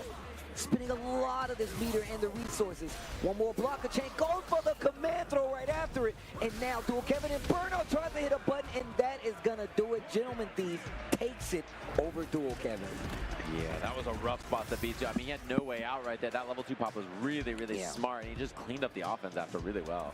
I mean, the usage, like you said before, him using the super right there was perfect. Didn't get a lot of damage. It was questionable. I was like, what do you think is going to happen from this? But he got the corner position, and then on top of that, he set up the Blanka Chain to set up what was happening next. And just sound play by Gentleman Thief to take out Dual Kevin, another solid player like we were just talking about before. Yeah, and that's more of our round 3 matches. Obviously, we're going to get the round 3 into the round 4. Those will qualify into our top 24. Top 24 to top 6 is tonight. So lots of really, really good matches. We're going to take another short break, be back with more Street Fighter action. Bro, there's so many fighting. There's so much more games coming. Holy fuck. It's fantastic. What a weekend. Literally melt in your mouth tender. What a have weekend. freezer. You know, it's almost like a sausage. When you walk into the restaurant, you should hear the sizzle that you're hearing right now. The same vibe in your mouth. Making me hungry.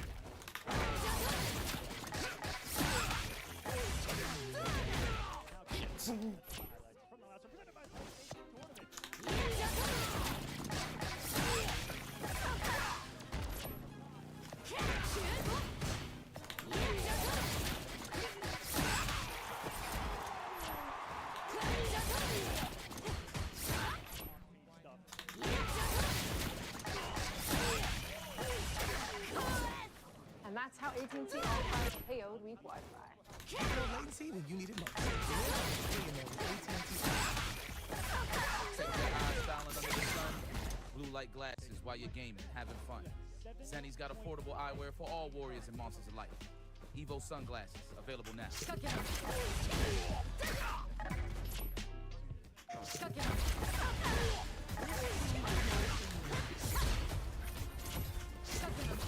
Take any job. Face any enemy. We're the free gunners crew of the North Star. And together, we're going to make our mark on this galaxy. I think it's hilarious they are advertising this game. Ain't nobody gonna play that shit, dude. Street Fighter 6 continues here at EVO 2024. Say-Jan Tasty Team holding it down. We've had a good time so far. Round 3 of what is going to get us to a top 6 Street Fighter 6 for Sunday, but we're not there quite yet. We got another match coming for you guys. Xiaohai Pugera coming up as our next match, if I'm not mistaken, in the box returns. It's a box within a box, Steve. I know that guy. Box? I know that guy. That's him. And the cool thing about this, right, is that this is the qualifier for the pools for Group 4, I believe, right, which is the one right before top 24, which is a pretty wild part of the bracket to be in. So I'm excited. I want to see the round 4 matches. He's giving a thumbs up. And looks like they're locked and loaded. Xiaohai up against Pugera. Pugera beat NuckleDo. NuckleDo could have been here in this seat. Yep. And instead we have a Bison mirror for Best Bibson, I believe, is what we're going to see Mr. here. Bibson, is that you? With your shawl on? What happened, bro?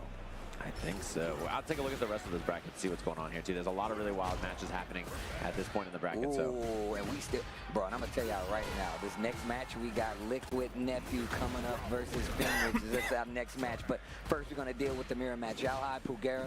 And look at the offense between these two. A lot more active than we've seen from the Bison single matches we were watching earlier, where we're a lot more passive on the offense.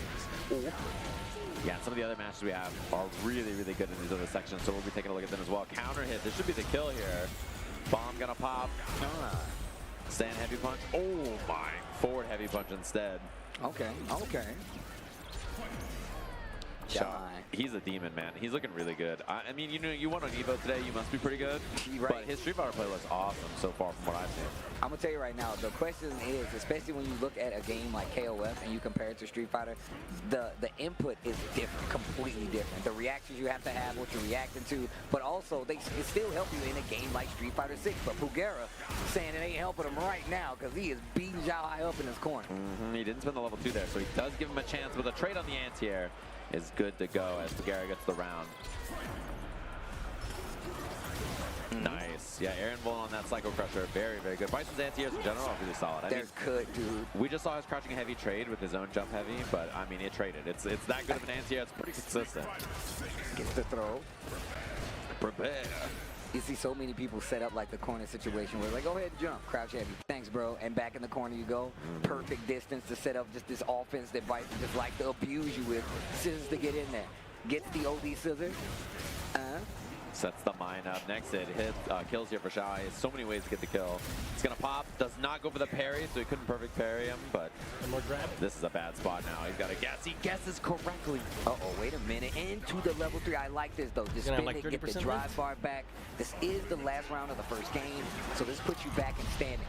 Close, though. Close, though. Xiaohai still with the life lead. Yeah, his drive gauge is so bad. Wow, that beat the EX Crusher. Oh. Spinning it all Evil knee, but he dropped the combo. Pugera had it. He did crouching jab counter hit. He had the hit, and he just missed the input there. Oh, that's gotta suck. You gotta get it together, though. Forget about it. We're game 2. Let's gotta go. Lock in. Unfortunate one there. And Xiaohai, he'll take it, man. I mean, you know, he's like, all right, cool. Looks good to me. Everything was great. Oh, wow. Still have the other stream. The neutral jump roundhouse finds the mark knockdown and plants the pump. Gets the overhead trade combo. Xiaohai was ready for that. Oh, but he dropped the follow-up. Misses the bomb plant. OD scissors. Here comes Pugera. Oh, finds the hit. Counter hit confirmed for him. Finds another one. Pugera in trouble, and he guesses on the parry. He's wrong. Xiaohai making quick work right now. Yeah, this guy's good. I can't lie. I'm very impressed with this play. Okay, drive rush. Using the knee. Wow, he was all the way in there. Pugera with the mash out. He was ready, and he's stripping this drive gauge as well, which means that Xiaohai can't really drive rush, which is why he did that head stomp there. Man, I like that strategy. Oh, nice bait attempt. Xiaohai too solid, though. That crouch heavy punch once again. Drive rush forward. Sneaks an overhead in there. Yeah, Xiaohai's one hit away here, so you have to be very careful about how you approach this as Pugera. Finds it, he has double drive rush here, doesn't even go for it, just confirms into the level 3, hand out of the box. One of his 1,700 gold sticks from winning Evo. Right. Xiaohai is moving on. Xiaohai taking it in the Bison mirror match. Just like won literally just a won. Title again today and still ready. I like how he just holds the box up like, oh, we did it. Don't shake that hand. Don't shake that hand. Don't shake that hand. That guy is the first Evo champion of the weekend of many. I think Mortal Kombat just ended. The second game looked like Sonic Fox won. Hey. Mortal Kombat, so the second Evo champ of the weekend. It's not surprising. The first two Evo champions are people who've won a lot of Evos. Right, they're repeat Evo champions. So yeah, Xiaohai's up there with a ton of Evo wins, and Sonic Fox was tied for second, I believe, before, so now probably in second place straight up. Or maybe it was in second and two other people were tied for third. It might have been that. But Sonic Fox is creeping up on Justin. Actually, you know what was crazy? I was just talking about, or just the talk that Sonic Fox had with Seth Killian yesterday on the stage. That was actually ridiculous. I love those kind of talks between very, very smart minds of players who have seen the highs and the lows no matter what. And I just love seeing Seth have those talks, especially with somebody like Sonic Fox. So. Yeah, and then last year there was one with Mena, which I thought was really cool too. Speaking of which, he is up on our monitor, I see now. So our next match is going to be Nephew versus Fenrich. Match after that is going to be Falcons Red Bull, they just announced, right? Mena versus Aqua, which is going to be a cool one. Yo, my man, he said, I got a big announcement coming. He was like, you know what? NASCAR me, baby. I got another team. The stick-in just patches Bam, on him. right on the windshield. You know what time it is. I mean, look, well-deserved. The Bull, he definitely deserves it. But coming up, Nephew versus Fenrich is our next match. Man, a lot of people say Nephew the strongest on the West Coast, you know, when it comes to this Street Fighter 6 game. He's real good. Very, very impressive stuff. Not surprised to see, obviously, picked up recently by Team Liquid. Really, really strong competitor. And of course, Fenrich, Cyclops, Osaka Gaming's own. Has played a bunch of different characters in this game. Obviously, pioneered a lot of the JP tech we saw earlier in the game. I think that character naturally fit the way he wanted to play the game very, very well, especially before all the nerfs. And he's been dabbling with quite a few characters since then. He picked the new stage. He did not like the stage they got. Now, I'm going to tell you right now, that new Bison stage, I'm about it, bro. It's a cool stage, yeah. It's a very cool stage. Assigning some extra buttons. I think they both have controllers with like 7 extra buttons on them, of course. Did you set a parry button now? No. No? I use 6 attacks. Man, I have light Jam, I like that. I have light punch and kick, medium punch and kick, heavy punch and kick. There you go. That's it. There That's what you I go, got. Say Jam. That's why you're a real one, bro. Yeah. Right there. I set no extra buttons. You know what I do? I'm one of them. I turn off the Rage Art button on Tekken, bro. Dang. I'm one of them. That's extra. It's so extra, and it definitely bodies me sometimes because you can't do like crouch into like E, so it really actually bodies you. But I'm stubborn, so. Yeah, that makes sense. I use macros that make sense if the 6 buttons are not used. Yeah. So that's where I'm at. So it looks like it's locked in. This matchup, I think a lot of jury players, or Blanca players especially, don't like that much. The jury players, I think, tend to like it. There's a couple of reasons. The horizontal reach on her DP and her buttons makes it hard for Blanca to kind of control space sometimes against him, especially when you're sitting there chilling and trying to use ball and stuff like that. Oh, that's true. Her dive kick definitely switches it up quite a bit, and you really have to be on your toes to like react to a bunch of the stuff the jury's going to be doing. So this makes a lot of sense. Wait a minute, gets the hit drive rush. And Fenrich's defense and neutral decisions so far really look like an anime player. I was just about to say, you already know where this stems from. I think he's trying to do stuff. Oh, wow. Nephew was like, yeah, you go ahead. You go right ahead. Wait a minute. Light kick, electricity. Man, he does that a lot. Yeah. Chip is a big problem now for him as well. He sent it, and that's going to be the chip at the end with the extra Fuha stock. So round 1 for Nephew. And I think he got a lot of data out of that probably, too, about the way Fenrich approached this. Oh, spaced out forward heavy punch. It's really tough to deal with that. It really does like slow down the game, especially when like, I want to get into this range. He's like, actually. Nice. He gets the punish on the jump back. Something we've seen Nephew do a lot lately. Part of the tech. Wow. Counter hit there. Just didn't get anything big on the follow-up. Perfect parry. Hold on. He saw the plus frames and he's like, I'm going to tap this parry. Oh my, whip punish from Nephew. He has no meter for a kill here, so instead he just got corner pressure, but really rough spot already from Fenrich. One hit will do it now. That's death because of the fireball and a bit of a beatdown in game 1 for Nephew there. Jeez. My man looks prepared. Yeah, he do. Prepare. Prepare. We just don't run. I would pay money to see Nephew run like that. I feel like he naturally runs. Yeah, this is how he runs. It just because he's so soft-spoken, I just feel like he's like, I bet you won't run over there. And he's like, the best description I've ever heard of Nephew is that he's toxic in lowercase. Because he's like, yeah, he's nice and quiet, but he do be talking a little smack. He definitely does. He be talking a little dirty sometimes. I'm telling you right now. That was a good description of him for sure. Back locked into it. Oof. What a whip punish. That is hard to whip punish too. Right? That was pretty sick. Honestly, I'm surprised it even whipped. Fenrich's spacing looked pretty good, I thought. There we go. He's finding some more offense now. I like the combo choice from Fenrich a lot here too. Gets the corner. Defense was looking real solid for Nephew right there. I love the way Fenrich's offense is stringing together here. This is, that's a big drop though. Unfortunate. All right, what's the move? How do you keep this momentum in your favor? Back throw? Oh man, Fenrich was looking so good in this round, and now there's a chance for Nephew. You hate to see it. Still, I was about to say, still playing decently slow. What an interrupt on the driver, but drop the combo and the scramble that happens right after. Nephew still prepared. Oh man, Fenrich, that is a heartbreaker, man. He was looking really, really good. I love the way he was playing this round. And then all of a sudden, just drop after drop after drop. And now, corner position for Nephew, overhead lands. He's sitting on enough meter to kill him on the next hit here. Okay, caught the jump, maybe level 2 time. Okay, OD electricity. No, we missed the ball. Ball completely whiffs. And now Nephew trying to do his best to hold off in the neutral. Oh, and the counter hit mash out. He's about to build level 3 here. Spin that. You should be dead. It's quite close, yeah. I don't know. It might be a pixel, but he might actually just straight up beat dead. No! Oh, and the bait afterwards. A tough one there. Honestly, Fenrich really shaky for how he normally is in tournament there. He had a lot of drops. Yeah, I was about to say, that definitely looked very shaky on the side of Fenrich. I mean, but even also, not to take anything away from Nephew, defensively, he was looking pretty solid, especially after he got hit by that first, like, crouching medium punch. He was like, all right, I see what's going to happen now. And just played the range really strong with the character. But like you said before, man, that Jury Blanca matchup. Japanese guy. From here. And honestly, it felt like the real matchup there was Fenrich versus his hands, right? He just had so many drops. Like, everything he was doing looked really, really clean, but he just couldn't, you know, capitalize on it. Wow, he got a big pop up there. There he is. Red Bull Falcons. Oh, man, up there against Aqua, pulling up to the stage. Another transplant onto another character after JP got nerfed. Oh, who Aqua go to? So I've seen him play a few characters. I've also seen him on the Blanca. He's been another one I've seen play Blanca, and I think he dabbled with some Bison as well. Okay, hold on. I think everybody tried Bison when he came out. You had to, bro. Yeah. You had to. In the past games, he was a Rose player for a while. Played some Poison. In 5, he played, I think he played Minot also. I think you're right, yeah. He played a bunch of characters. Interesting. Now let's see what happens with Mr. Mena RD. Definitely was messing with the Zangief. I like him on the Zangief for pure intimidation purposes. He can definitely walk somebody down. Yeah.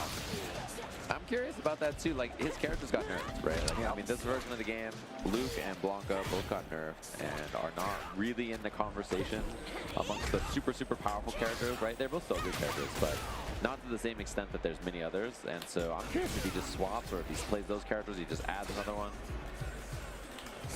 Okay. We'll see. Yeah, maybe Aqua locks in the JP. Maybe he plays some Blanca depending on the matchup. I'm curious. But yeah, me and Justin were talking to Mena about like those characters and some of the matchups in the newest season. Just like the changes to, you know, like Luke and dealing with certain things now. So obviously moving towards the Geef, not a bad idea, especially considering it's still early enough. And Mena has always had the idea, the mentality, the player mentality of playing multiple characters in Street Fighter. So like, I'm not surprised at all. Like, he's gonna be moving around quite a bit. But locking in on the Blanca versus the JP. Back to their old names. Nothing too fancy here. My old ways. All right, here we are, locked and loaded. Curious about, I was gonna say curious about the approach we see from Mena. I love that it was like, go into the crouch immediate hop just to see if there's a response. And then yeah, that empty jump over, testing that early perfect parry attempt. Oh, that was such a good slide. Wow. The DI timing. Bro, I try to anti-air that and I never time it right. Yeah. That was definitely a tricky little approach attempt from Mena. And then Aqua was just ready for the DI. That's one thing that Mena is really good at, is like probing responses from you. Like, be like, what are you gonna handle with this with, right? What are you gonna handle that with? And he just does things like that. Where all of a sudden you're just not ready for it. He pops to level 2 here. Okay, to the corner we go. Yeah, it's like he makes you take a survey, and then he uses the information against you. Oh, yep, and now he's got the burnout with the doll coming, went for the cross-up on top of it. Great avoiding. Oh, wait a minute. Luke parried. Beautiful punish, dude. Mena takes the throw to build extra meter for himself. Really, really smart. Dude, the matches we have coming up next. Oh my god, sorry, chat. Dude. I got loud. Dude. Yeah. They're going to be crazy. Okay. You don't want to go anywhere, I promise. Portal's out. Forces a lot of screen escape. Yeah, I like that he tried to hop pass right there, trying to get out of the corner. I mean, I like that check too right there for Aqua. You know he's awake. Missed on the slide. I'm surprised there was no level 1 to try to force burnout from Mena, but Aqua's still in a pretty good spot regardless, and that is going to be good. Drive rush here should be the pickup into the kill. Pierce. Okay, here we go. Final round, game number 1. Almost on level 2 for Blanco, which is really scary in any match. He just built it. Spent all that drive gauge on it too. Expensive to activate here, but baits that, and then Aqua tried to save himself. Mena with the snipe. Ooh, perfect parry, back throw again. We know those are coming. Oh, wait a minute, perfect parry. Not close enough for the throw, but still. And Mena out of timer now, so a level 2 got a bit of damage, drive gauge damage, but not the most rewarding. Yeah, 1 round apiece here. This first game is going to be pivotal in setting the pace. Oh, he tried to forward jump in. Aqua with the snipe. He spends the level 3 to try to force the burnout. It's going to be pretty close. Uh-oh. This... Boom.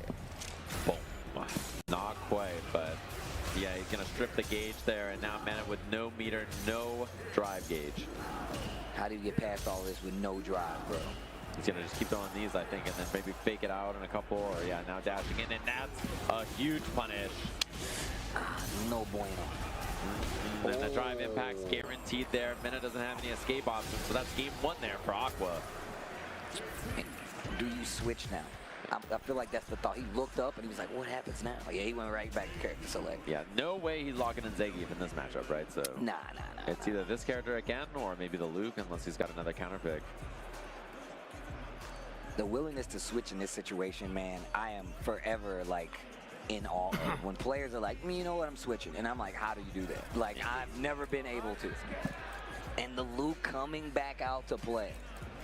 Yeah, he's locking in the Luke here, it looks like. Confident in it, too. I think his Luke is also really solid. And it's a matchup I'm sure he's played many, many times. It's obviously a very popular matchup in Season 1 as well. I feel like the carryover from like the previous seasons is that character experience, so you have a better time of dealing with Aqua. Perfect parry. Oh, the bait. He parried, and I think Mena thought Drive Rush was coming. Nice little chunk on there. Aqua. A few hits. No anti-air from Mena, actually, and then he tried to perfect parry some kind of button afterwards, so he lost a lot of drive gauge. Yo, the anti-airs consistently.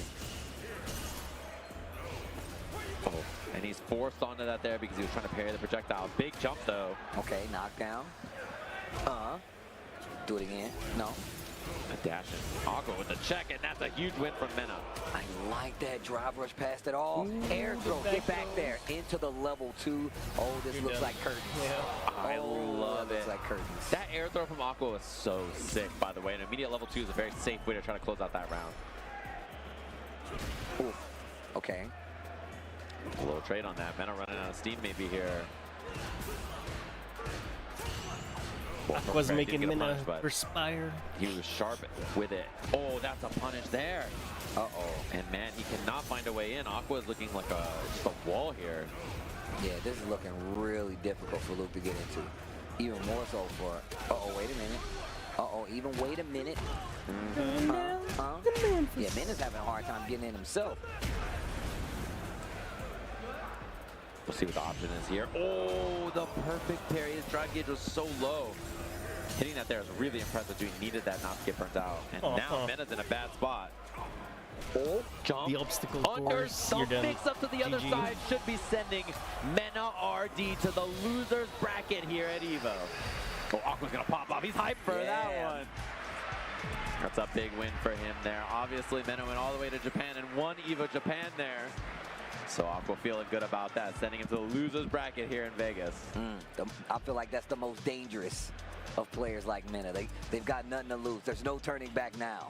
And our next two matches, we were getting hype about this, of course. El Chakotay, combo breaker champion. Let's go, baby. Up against the UK's finest, Problem X. His bro. teammate, Ending Walker, up against Hot Dog, the very matchup they train in right after that. That is so crazy.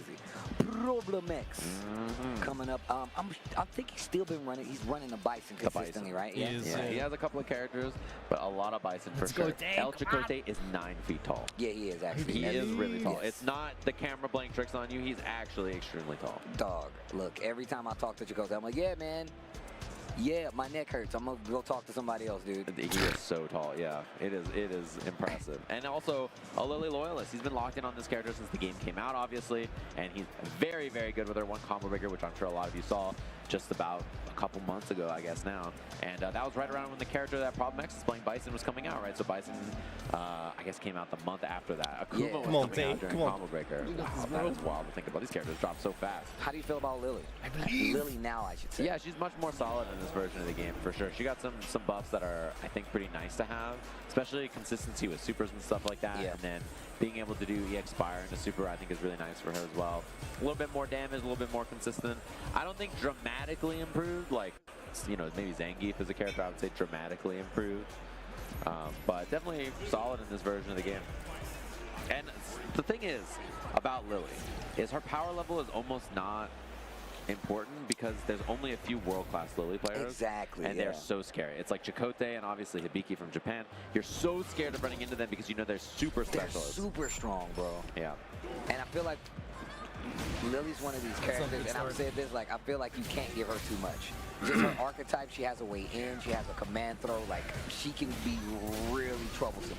But not right now. Problem X. The Evo champion in 2018 on this very character, M. Bison. Oh, the mix again, the double overhead bomb setups. And the perfect. Chakotay just readjusting in his chair a little bit. He doesn't seem too phased, honestly. Oh, okay, wait a minute. Oh, wow. That's a good answer for that full screen charge up. You know Lily's like to do that. Try to get a win stock full screen, the OD. Oh, wait a minute, wakes up super. Fast enough to get through there. That's one of those things that used to be one of her big problems. Those slow level 1 supers to defend herself without an invincible reversal on that perfect parry is big. He gets the mine down. Prepare. That's a huge swing in drive gauge, by the way. That's the biggest thing about that sequence from Bison. Drive reversal right away. That's so good. Oh, scissors unsafe there. Chunk. Ow. Button right out of range. Side switch, yeah? Oh, you gotta be careful. You're in danger. DI will put you in stun, and that is gonna do it, but still not dead. Oh, wait a minute. What am I looking at? I'm sorry, I was looking over here, not over there. Deader than dead, indeed. And Chakotay looks like command grab on Wake Up was the attempt to beat that, but then it just wasn't in range. Word. Your word? Come on, bro, shake it off. I need to hear him say it in real life now. Word. He has to come out like John Cena. Man, that'd be amazing. Chakotay having to think here. Doesn't really play other characters, right? I mean, he's a Lily specialist, so I wouldn't expect the switch, but definitely, I think, you know, it's a newer character, and everybody's take on the character is a little different. That's true. And Problem X is very unique. He doesn't play like a lot of the other players I've seen. Especially the setups he does are really, like, these are his setups, right? His ideas. He's really good for that, though. No matter what character it is. I mean, we go back to the Abigail, like, just the way he commits to some of these characters and has his own strategies. Nice DI here. Win stock on top of it, too. Double stocked up. He does that on his stream, too. Yeah, the corner. Bison's defense is not great for situations like this, right? This is the kind of character that can run him over. Yeah, nice wait a minute. With the throw, goes for the low. Drive reversal to stop the pressure. One of the few options, like you pointed out, man. He doesn't have much in the way of, like, get away from me. But wow, crushing medium punch on defense there. EX mine is big now. He's got the setup for it. He spends the drive gauge, and that's going to strip a lot of Lily's drive gauge, but the parry saves it. She doesn't get burnt out because of that parry. Oh, burnout. Now he's trying to walk in and get the throw. He wants to chase, so he's not in the corner where DI is such a big threat. Trying to walk him down. Oh, bad timing. Gets clipped by the OD Psycho Crusher. Oh my gosh, it's a legit anti-air now.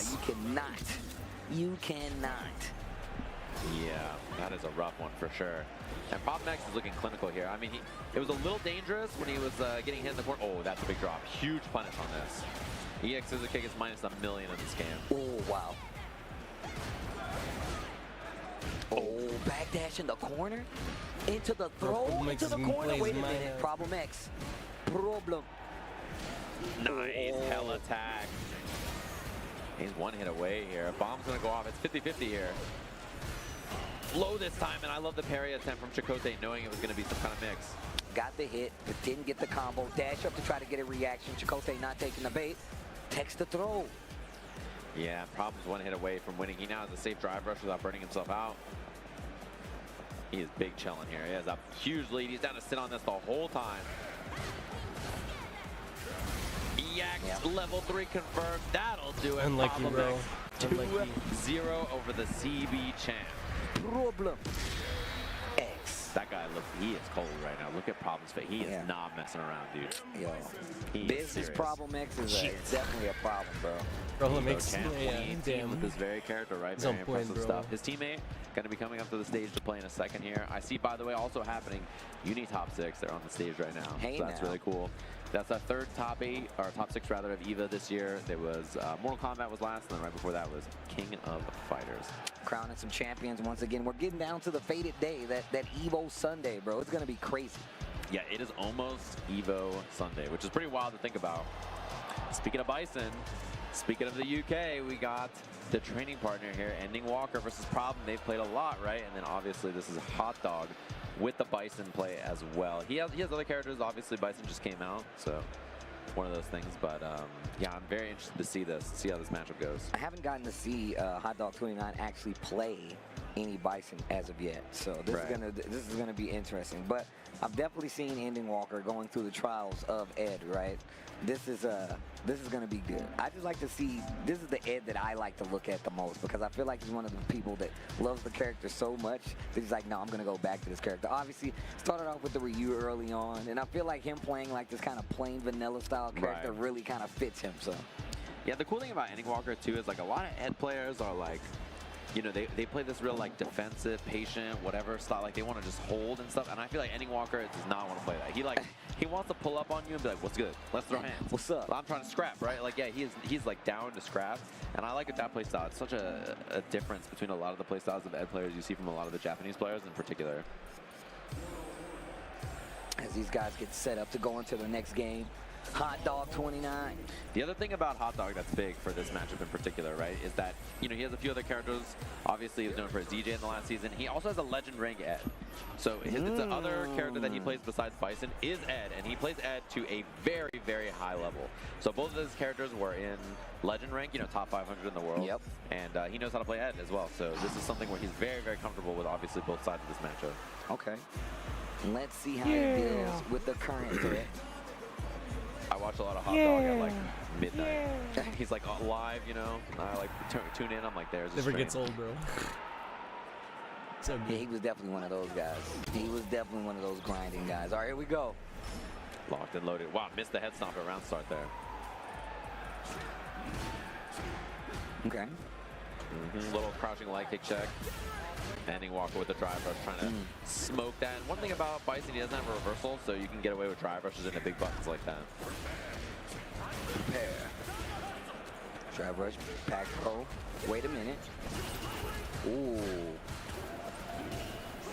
Oh, went to the air-to-air attempt. That's the biggest problem probably for Ed in this matchup. I feel like he's pretty great on the ground against Bison, but that air approach is a little spooky. Yeah, it's not going to be the easiest because, once again, I feel like it's just hard to kind of get to that angle where you're successfully jumping versus Ed. So I like that back throw too. He could have taken a combo and slightly less resources maybe, but the back throw gives him this great spot we see here. Ooh. Ooh. Ooh. Bison's so strong. I love the arm just taking over. Oh, jeez. The fire exchanger. It looks so cool, man. Yeah. They did a good job with Bison. I hate this guy. Yo, exactly.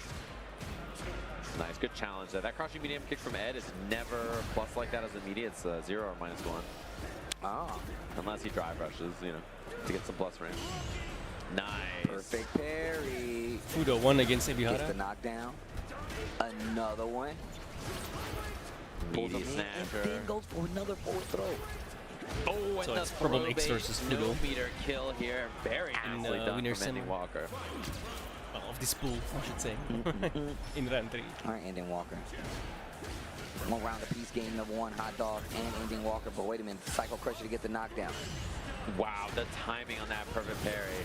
He can take a side swap here. He does. He doesn't go for the driver's version, but this is a good spot. Safe jump here. Gets the throw again. Gets another throw. Whoa. And he's out of there with the head stomp. I like that choice from Hot Dog. Very smart. Oh, okay. The OD this time. First time we've seen it. The tail end to get the full combo extension. Yo, Ending Walker. And Hot Dog having a think.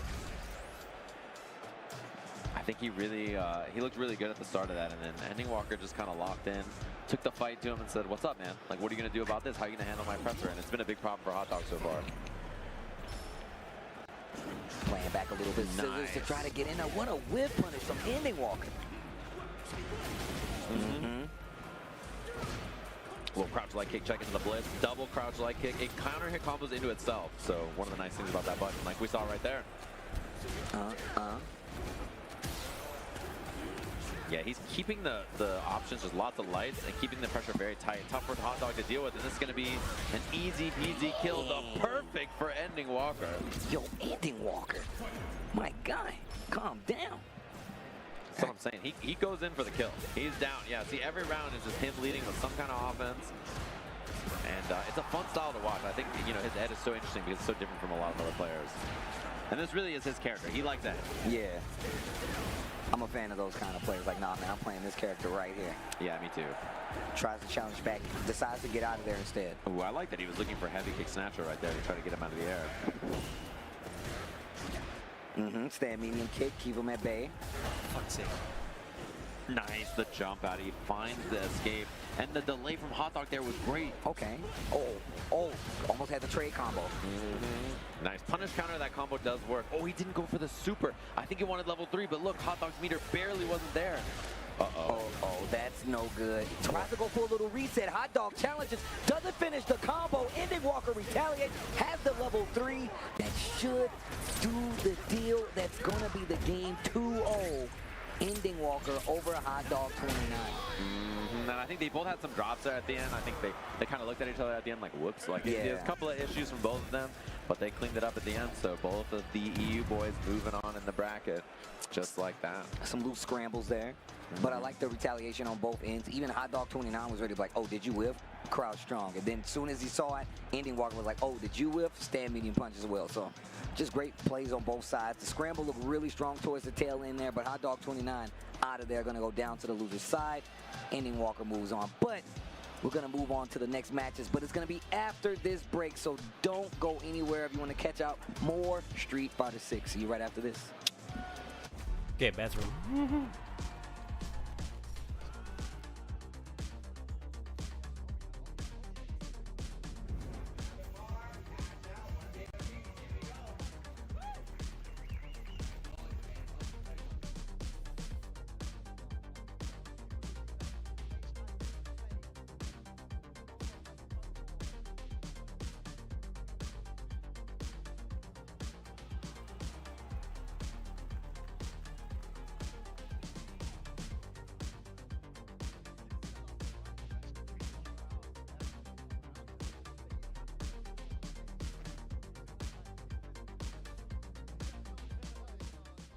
Get ready for the next battle with Tekken Coins, exclusively from Chipotle. Use promo code EWGF623 when you order any entree in the Chipotle app and get 500 Tekken Coins. Visit chipotle.com/Tekken8 for details.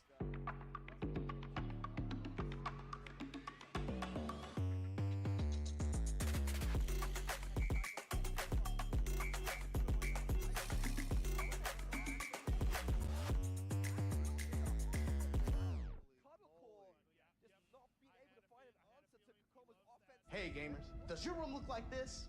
Tired of having no art on your walls? You need Displate.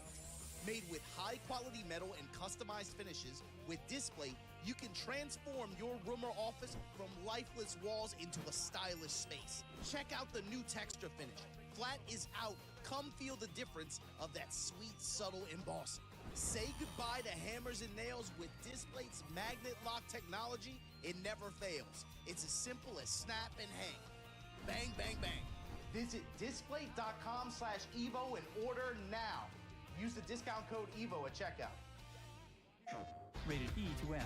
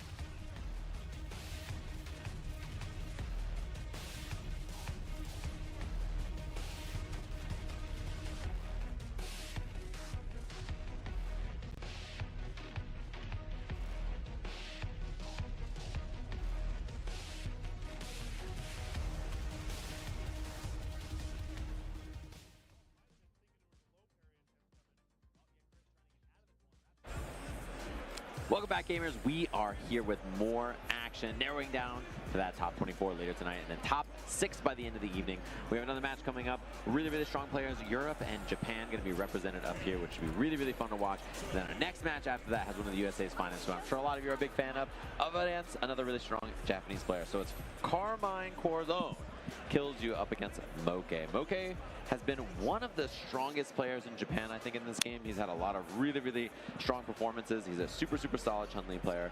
And kills you, I've been having a lot of fun watching. I think he's a really solid player as well. Always fun to watch the gameplay on the Cammy here versus Chun-Li. I'm gonna tell you right now, I've been a big fan of Killju. Street Fighter League match right here between these two. I've told him when I went to UFA, what was it, last year or the year before, and I was like, man, I hope you know, like, you're one of my favorite players in EU. I'm just a big fan of Killju. And it's mostly because of the way he plays a super active neutral, where he's like always moving. He's always like, yo, what are you gonna do? I'm checking your space, I'm playing in your space. Moke finds the crouch and medium kick though. Yeah, and you know, interesting for both of them, right? Obviously, a lot of people know Valmaster Chun. Another Chun-Li player is really, really strong. Character is very common, and then Cammy is really popular in Japan. There's so many top-level players on it, so both of them should be pretty familiar here. Oh, no throw from Moke. Gets the hit, double drive rush. That's the deal there. Yeah. And Moke is really good at that. I feel like he optimizes, and he's so good at closing out like aggressive scrambly scenarios like that. Oh yeah, Cammy's definitely up there. Take it into the throw. And just keeps that string nice and tight. Simple, easy peasy stuff. Kills you with a chance now, baits the throw. Very nice. Yeah, target call will confirm into the corner. Maybe a little too far for that DP check, but yeah, Cammy's pretty good. Out so quickly with the jab. Oh, perfect parry. Wait a minute, kills you.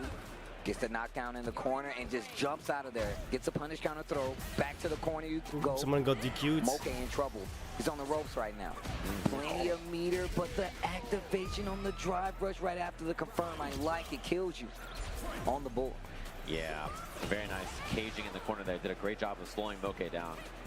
Trying to find the whip punish, but whip punishing Chun-Li crouching medium kick is tough. You gotta be pretty sharp to do that. Nice interrupt there. Perfect parry crouch jab. Oh my gosh. Yeah, she gets the, you're watching her walk speed, but she has like these normals that has a great range, pretty deceptive range on top of it, so. Yeah, oh, and he finds the hit again. I'm gonna expect some meter here. Yeah, Moke needs to fix his drive gauge a bit, so pretty smart challenge here. Gonna use this, get right up back to 3 drive. And at this point, Killju's got to capitalize. Sitting on it, and Moke finds the hit again. That was 3 just straight clean hits from Moke to clean things up. He's a demon. He's so hard to stop in neutral, man. And he legit waited on. He was like, there. Now. There. Got him. The timing is really tough to deal with. I mean, this is why he's been such a consistent player in this game, you know? Over the years, but like actually consistent. Moke definitely one of the heavy hitters out of Japan. There's a throw.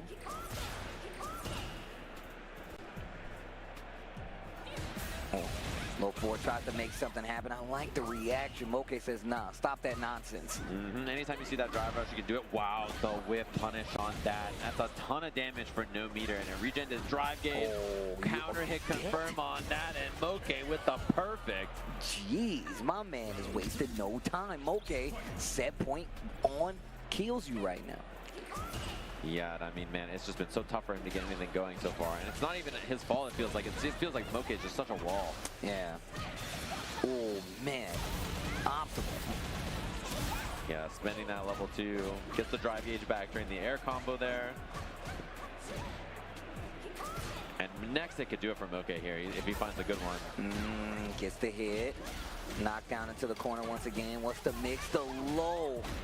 Oh, you gonna spin that? Level 1. Not quite enough to kill, but anything will do it. Wow, I'm surprised that hit. He can actually get a guaranteed DI here if he makes contact. That's big, actually. This is suddenly a very winnable round for Killju. There it is. I think he dropped the combo there so that he could make sure that Moke didn't build the super, right? So Moke was about to be on level 1 super. Killju doesn't end it, and he does early drive impact so that Moke doesn't have bar to respond. Spins all of it too. Level 3, the pixel comeback for Killju. And man, that was very well played. Like you said, drop the combo so he wouldn't get the meter for it. And on top of that, just the awareness to be like, right now. I mean, we just saw Moke do it, and now Killju answers the call. Yeah, managing both the resources like that, very impressive. So I love that costume, dude. It's really cool. Go forward. You better gotta buy it. Not gonna be able to open anything up though.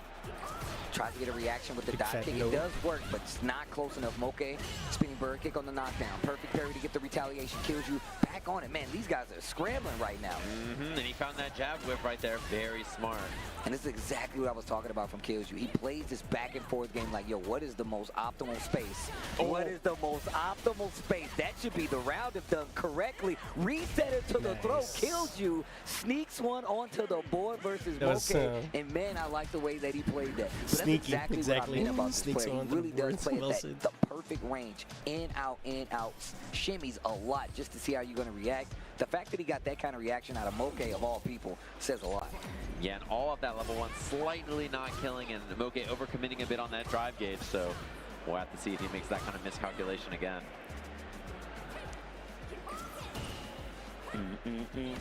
Oh, that's a big find in this round. His drive gauge is getting pretty low, so big bait. Crouch heavy punch, full combo conversion kills you in the corner against Moke. Back throw. I didn't say you could leave yet. Yeah, that is a huge win in resources too. Kills you into the corner here. Moke doesn't have a drive rush to get himself out of there if he needs it. Now he does. He's sitting on 3, which is big. Oh, perfect parry. Killju committing too high of a jab. She's too little. She just ducked right under it. That is huge. Moke should be dead right now. Look at this, and still look at the screen control here about Killju. Stand medium kick. Uh-oh. Counter, or that's a crouching confirm there from Moke. Combo only works when the character's ducking like that, and now he's in the corner. Big whip though. Scary. He finds him jumping or trying to escape, so kills you on set point. Oh man. About to close out. Takes the lead in the set. Takes it back from Moke on top of it. Okay. OD up kicks this time. No. Oh, I like the attempt, but that's a lot of resources gone now. Big damage on the board. Big damage on the board. Oh my gosh. Parries it all. Oh, big find on that heavy kick. Gets a lot of space out of the corner. Spin knuckle just hit. I don't think he saw it in time to combo, but still he took advantage of it. Another throw. Kills you.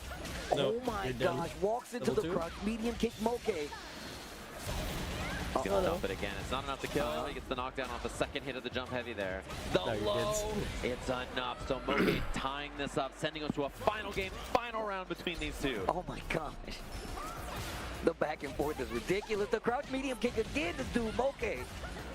You can't stop me. Ooh, and I like, we didn't see it in the XTP from Killju. He stayed real solid there. Just looking for the parry attempt, and now he has the hit. Level 3 available. He's gonna dump it. Okay, here we go. Going into this last round here. Spinning the level 3. 1 bar left on the side of Moke in the Chun-Li. Yeah, his resources are pretty dire. Having no level 3. Oh, good challenge. Crouch medium punch after the jab string. Perfect parry. Back throw. Yep.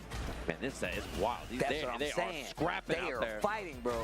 These people just back here dancing. What's their deal? Oh, and he finds the hit, sending Nice. Moke to the loser's bracket just like that. And the turnaround Kimmy's from definitely that low first slouch. game to the second game, where it just felt like he literally played in all the wrong spots. Coming to game 2, where he's like, okay, I got this now. I know you like to. I know you actually like to retaliate with up kicks sometimes, and even more so, you like scrapping with me at this range where Chun-Li's really gonna find a lot of cross medium kicks, as well as you got to look out for that stand heavy punch, and he played right outside that range. Found a couple of multiple hit scenario, and that's how he actually closed it out. I felt like he put Moke on the ropes a couple times in that set. So yeah, that was really well played. Like, that was a scrappy little set between those two. Really, really fun to watch. And our next match up on the stage, we have Shine. A lot of you very familiar, obviously, if you watch any Street Fighter tournaments that happen here in the U.S. Really, really strong player up against Osaka Bird from Japan. Our match after that, we have Gentleman Thief, by the way, up against Ajax Fidelity from Puerto Rico, who is really cooking on the Ed, by the way. His Ed has been fun to watch. The match after that is Fudo versus Problem X. Oh my God. Oh my God. Evo champ battle. Holy. Okay. That's what I like to see. Sorry, it scrolled down in our notepad. Yeah, I just at saw the same time. the next match, and I was just like, this can't be real. Oh my gosh. Oh man. Okay. In round 3. Hopefully you guys are ready for some more Street Fighter, but we got Shine. $3 shape up and all. Shout out to my bro Yipes. Going up against Osaka Bird coming up. We got the goods. Yeah, we actually did got get the the goods. goods. This is actually sick. But this is what happens, man. As the tournament progresses, it gets a lot sweatier when it comes to staying alive here, as well as, like, you get to see a lot of people who made it this far in the tournament that you might not be familiar with. So Right. And that's the cool thing, too, is, like, these brackets are open bracket, right? And so the cool thing that you get to see is who are these people, right? Who are the people showing up and cooking in these brackets? You might not be familiar with them, but they've been a killer this whole time. So it's one of those things where you don't know, but I know now, and then everybody else on the planet gets to know. And all these players, like, we didn't know who Shine was, and then he showed up as, like, that guy playing Gouken back in the arcade or something like that. So, well, here we go. Oh my gosh. It's going to be a cool match here that we're going to see. Excited for this one. Osaka Bird from Japan, Shine, playing a bunch of different characters. I've mostly seen him in tournament playing Chun. He also has an Ed though. And a Kimberly. So he's got a a little trio to rotate between, and he's real solid on all three of them. Like really, really fun to watch on all of them. Osaka Bird with mommy muscles. With my girl, hold on. Locked and loaded. Shine checking those buttons, and if he sees the Mercy here, I'm curious what character he picks. Still on the Kim? I mean, look, I'm going to be real. This is mad annoying to deal with. From my personal experience, this is really annoying to deal with. Just the walk speed, stand medium kick you really have to deal with. But the thing is about Marisa, if she hits anybody, they're going to explode. Yeah, you're dead. Yeah. It is not good. But there's a lot of walk speed and tricky stuff Kimberly has. You know, her walk speed and buttons are great. Like, even though her buttons themselves in isolation, maybe you're like, oh, I wish they went farther. The way she walks and moves and her mobility are really, really useful for how this character's normals are. Calculated. And on top of that, the wake-up issue with Marisa, outside of using that. Oh, had that whip punish, didn't believe in it on the medium kick, no cancel. Playing very patient. That stand medium kick, like I said, it's definitely one of the tools she's going to have a hard time getting past. Yeah, and I like the drive reversal on wake up there. Just threatens that option early to keep it in Shine's mind. Takes the throw. Oh, spacing on that, yeah. I like that. Start sprinkling it in there and want the stand medium kick, bro. Can time, gotta guess on this. Double can to trying to strip the drive gauge, but that is a big back throw. And Shine was forced into that because his drive gauge was so low. All right, now this is gonna hurt. Reset makes you have to hold it. Oh, I love the elbow drop there. Tough to anti, and the overhead link into the level 1. Shine on the board. Throw the bomb at him. Wow, he was so solid there, not the reversal super and just give it away. Man, this is exactly what I'm looking at right now. The fact that Shine is playing is so smooth. He's like, you know what? I know what you're trying to do. That last second clutch elbow as well. Nice anti-air. That was a good find. Then a clean mix on the other side. Oh, okay. Spins the meter. Uses that reversal armor. And that drive gauge for Osaka Bird is a big problem here. Shine has so much to spend, and he's spending it right away. Side swap here. Okay. Tries to keep that momentum. Oh, caught him airborne. Shine couldn't respond DI there, I think, because he was in the middle of something. Text the throw, still walking closer and closer to this corner. And you notice there's not a lot of anti-airs from Osaka Bird because that elbow drop has been threatening, right? So now you don't want to go for the regular anti-air. You get the trade combo here. That's not good. And Into the just level built 3. it. That slide gave him the level 3. And left a Banksy at the crime scene, though. Oh, and you went burnout. GG. Like I said, man, Kimberly moves so much that it's so much harder with these slower buttons from Marisa to try to keep her in contention, to keep her in control. Yeah. There's just so much to worry about, and Shine's neutral is excellent. It's so good. Yeah, he is really, really good on the ground. Oh, had the hit, didn't believe, but stuffs the Superman punch on the ground there. Oh, I like that. Yeah, call out there. Dunked. 4 roundhouse, Knockdown time, takes the pressure, plus frames there. Drive rush, looking for more, try to bait a throw. Soccer Bird doesn't go for it, but the stuff with that great medium kick there. Oof. Oh man, Shine's going off right now. Dunked. Very close to a perfect. Shine 1 round away for sending Osaka Bird to the loser side. Got that throw bait, committed to the EX teleport. Absolutely wild damage, and then sneaks in an overhead right there. There's just so much going on that Osaka Bird's like struggling on defense to handle all these very different things, but this is a big chance. Oh, that's the sneaky stuff right there. Like that. Goes for a safe jump. Full. Double down medium punch, slides on in. Oh my, parries both parts of it. That's a big punish here. A lot of meter gone for Osaka Bird. You spinning that? No. The next one will do it though. Oh, I love the jump there. The can was there. This is the confirmed for Shine. That's all he needs, and that's 2-0 over Osaka Bird. Osaka Bird out of there. Shine in there. Yeah, man, like I said, as soon as I look, I've been fighting a lot of these bad Chakotay boys versus too. that These, Sunical, I Kimberly's have and no idea who Marisa that matchup, is. It is not fun. You got to keep track of her, the walk speed, getting past that stand medium kick, the elbow drop. Those are all things that I feel like really kind of make that matchup really difficult for Marisa to keep control, even though she does have that overwhelming strength. So. Yeah, and her neutral game, especially Kim's there, you saw how patient Shine was. He didn't like overcommit a lot. A lot of his neutral was him just big chilling and then just waiting for opportunities, finding like walk-in medium kicks and stuff like that in the buffers. He was really, really patient at neutral, and I think that's something that as a Kimberly player, when you have that quality, it makes your offense so much scarier because you're just like, oh, it's patience and footsies into just beat nobody that I know. Which is really, really scary to deal with. And players we've seen a couple of times Oh, this weekend up on 2 stream already. We saw Gentleman Team earlier get the dub against Dual Kevin. Ajax Fidelity, who's been hitting those Ed combos, looking really, really sick from Puerto Rico. This should be a couple of really Chakotay strong win, players up here technically. playing. And after that, Fudo versus Problem X Evo Champ matches that we're going to have. To Two of them, hope. 2011, 2018 Evolution champions in Street Fighter 4 and Street Fighter 5 separately. Oh, this is going to be so cool. We're getting to the sick part of the tournament where we see people that we definitely know have had some kind of history or have been in contention to win these kind of big events, and this is when they really Bro, he's either start gonna to have to go flash against and then you get some of Ibihara these names or- you might not be familiar with. Gentleman Thief is Itabashi- like what we're talking Itabashi about. hasn't won So I'm yet, a little but early. I'm not probably 100% Itabashi. familiar with him, but I know about him today, and he's playing super well. Has a tall glass, Also, a tall Pure Bullrock order beats in Smug. front of him right now, if he hopes to take out Ajax Fidelity. But he might have some experience. He might be ready.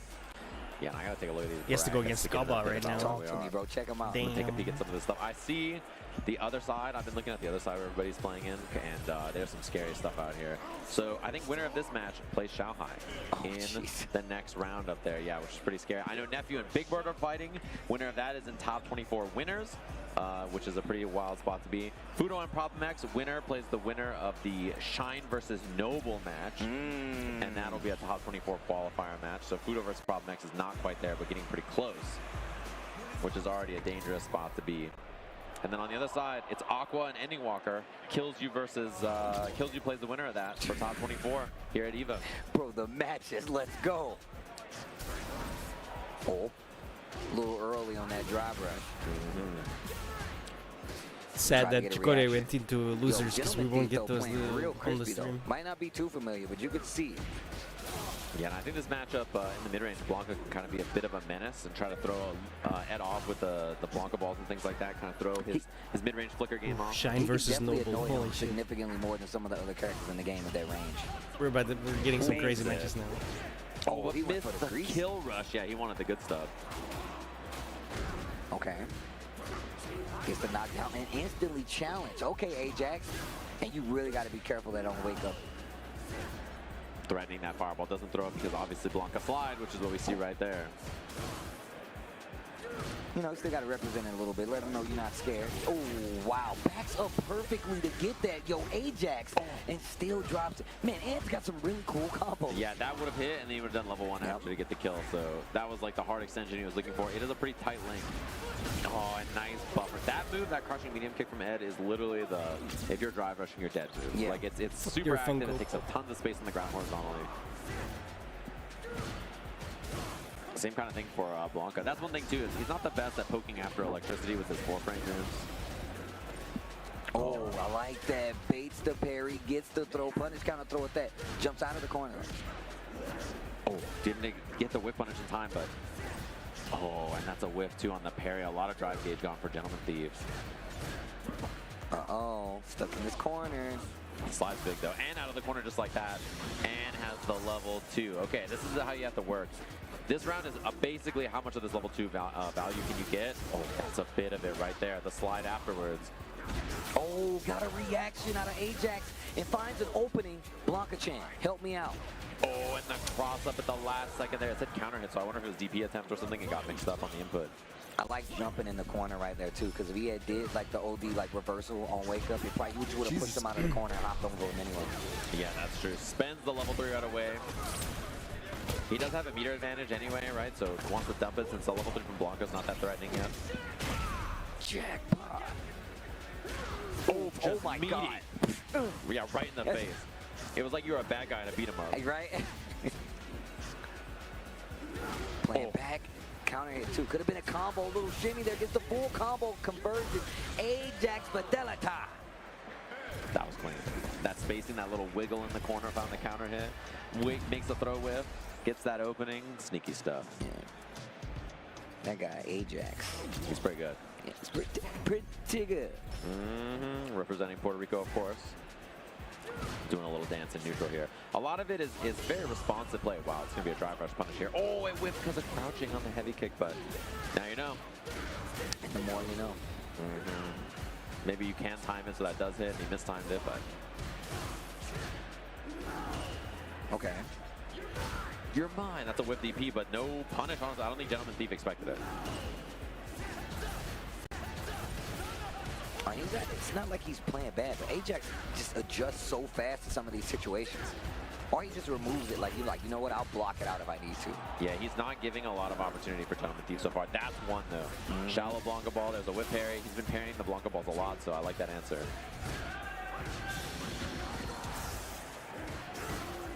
Okay. You make me angry. What? How did he get there? I don't know. Oh, how did he get there? What's happening? I am so lost. What? Where am I? I'm in a maze. Yes, yeah, I'm in a maze. I don't know where any of that hit. How did he get in the corner? How did he get there? What was that noise? It's like the Metal Gear guards were just like all confused. Oh, he tried to bait the throw, but he did bait him to stand up. He has level 3 for the kill here. Nicely done. First round, game number 2 going to Ajax Fidelity. Yo, Gentleman Thief is definitely trying to make something happen. You can definitely see it. Man, you built so much meter in this game. He built the level 3 in round 1. Like 3 bars in 1 round? Yeah, that's fast. He's at 0 right now. Now I'm paying attention. How long is it going to take? Yeah, Ed built a lot of resources too, especially with the level 2 combos, but... Oh, that's a whip punish. Okay. And Gentleman Thief's out of there. Caught the up back, and then he tried to block, and then that's where the throw came in. Gets a nice series here. 2 throws in the corner. There it is. The medium kick, not going to do anything, no. Okay. Oh, he went for the heavy kick, and he just woke up crouch button right under. Okay. Confirm. After the drive rush. Wait a minute. Oh, he could have double drive rushed and killed there, but maybe he didn't want to get off the meter, and the jab challenge into the ball. That was a big risk. That was very big. No, you're right though. Definitely could have. Tabashi Zangief won. Yeah, so it's either if he gets the game, if he wins the game now, that he has to play against the rando, he has to play either against Ebihara or Tabashi Zangief. Fucking hell. Walk in, throw now. This corner positioning. I mean, Ed is like one good hit away. That's a whip punish. He has tons of meter to dump on this. The shotgun blast, blitz level 3. That should be the kill just like that. And it's the problem with that position, right? Is anytime Ed has that flicker on deck, he can just bail out of it and you just get baited and killed. Everybody's starting. I love that we're starting to see more of like stance flicker, backdash, so like bait stuff. Like I love seeing that. Yeah, it is real good, especially because, I mean, even that flicker in the corner, if he's doing meaty flicker, it's safe to DI anyway. But even if you want to be extra safe, you can just hold the flicker and then back kill rush, get the bait right there. That stuff is gnarly. So we're going to take another 3-minute break. We'll be back with Evoooooooo versus Problem X after that. So stay tuned, everybody. We got the goods coming up real soon. That's your food date, though. You're really making all of this by hand. Oh yeah. The avocados are hand mashed, the chips are hand tossed, and everything is made fresh. You make it fresh every day. Yes, every day. The Chipotle way is we make it fresh every day. Sounds delicious. Dude, why'd you put your new rig in the basement? Didn't you hear? Bill's a gagillionaire now. Basically, my new connection is so strong I can game anywhere. Check it out. We've got Gamer Rocker, Gamer Floaty, Gamer Couch. Wow. It's got wheels. Gamer Bench, Gamer Throne, and Gamer Mower. What's that? It's hard to game while walking downstairs. I get it. That's smart. Live like a gagillionaire with low latency everywhere. AT&T Fiber with All-Fi.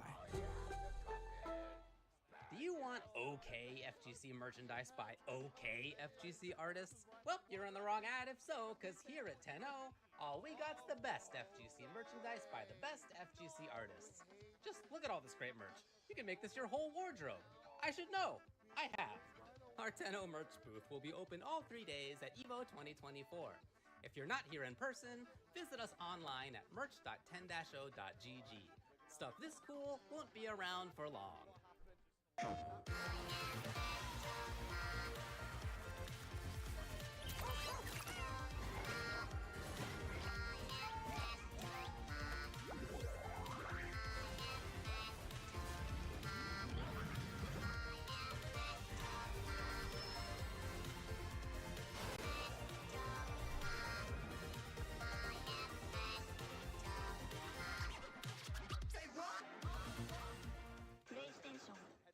The greatest anime fight of all time. Why would you ask me such a hard question? I'll do Aizen and Ichigo. Ken versus Raud to the North Star. Drumroll. Gara versus Rock Lee, Naruto. Don't turn your head. I saw what you just did there. Here's the deal.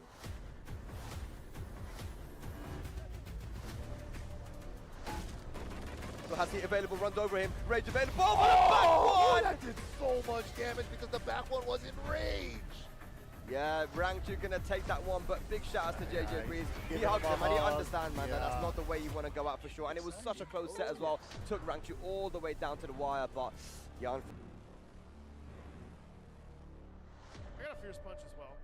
Hey, what's up, everybody? We're here in Los Angeles. I got asked by Evo if I would get Evoooooooo around and eat some delicious food. Sweep, use it. That's great push. Got him out of the air. Covered all angles with the heavy fireball. That was so sick.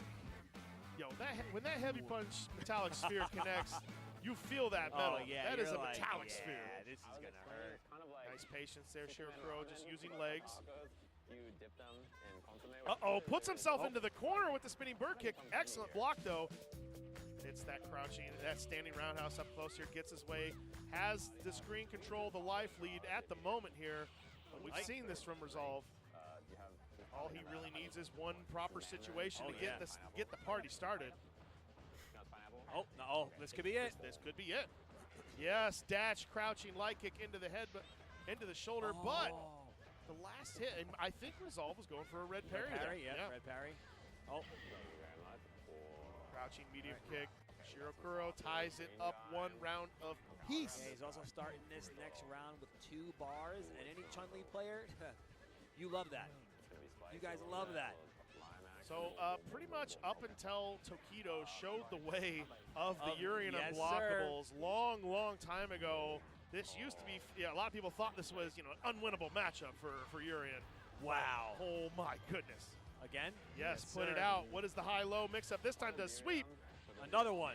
Sweep again, but because the Aegis was still there, you get the juggle afterwards. That dude's good. That guy right there, he's good. Mad Lad himself still in the tournament. Got the first win against a beast that is Shirokuro's Chun-Li from Japan. But yeah, like I was saying, a long time ago, Tokido showed the way with the Urian unblockables in the corner and everything. 2003? Yeah, 2003. Right? Was it Evo? At Evo. I think it was like an exhibition, United States versus Japan. And he was Blue Urian? Blue Urian, I believe. Blue Urian, Tokido, yep. Back before, I think, Tokido became a full-time Chun-Li player, was still using Urian at the time.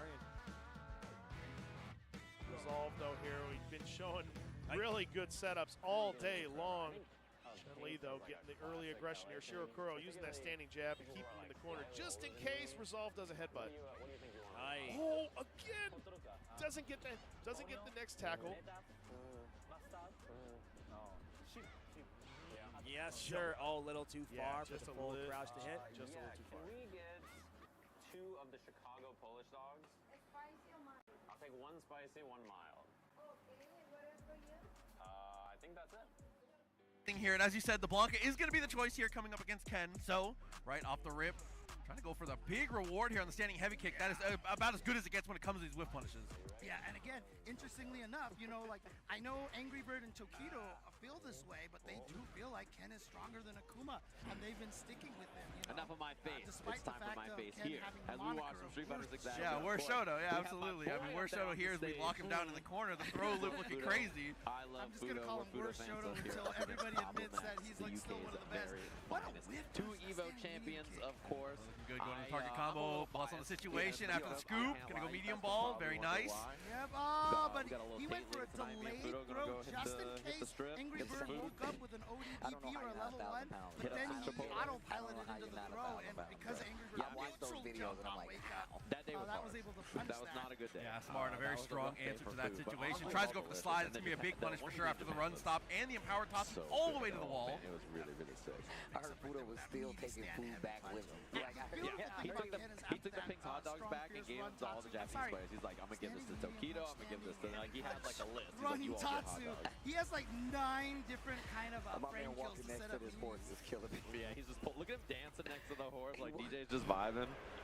So locked in on the DJ here. Obviously, he could play Ed as well, but I'm assuming his thought process is that he knows how to fight Ed Bison, right? Yeah. So he's like, your training partner is an Ed player. I'm gonna try the DJ. DJ still, I feel like one of these characters, like, can be played multiple ways, still can be like an actual nuisance to any character, but it's more about, you know, getting the game plan started. And we've gotten used to fighting this character over the first, you know, season or first year, so it's going to be a lot harder to keep the game intact. But Fudo, an OG DJ player, I remember the cosplay, the DJ cosplay with the locks and everything, the maracas. Oh, he saved his drive gauge there with that parry too. And yeah, he was the premier DJ, I think, of Season 1 for a lot of people, so. And a character that's abandoned by a lot of people too. This is not a matchup you fight a lot these days. That should be the kill here. Easy peasy from Fudo on the bait. Bison's defense a little suspect with no reversal, so he's got to take those hard guesses sometimes. Yo, I'm out. Oh, behind the back? That was really scary. They were actually back to back. Yeah. They were like actually action move imposing, like, I got your back, you got mine. The movie poster? Yeah. Wait a minute. Fudo gets the hit, double dash.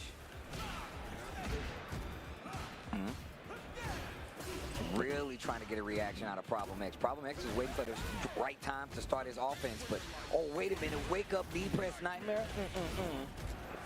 Crossed arms, big chill. He's cold in this venue too. Right.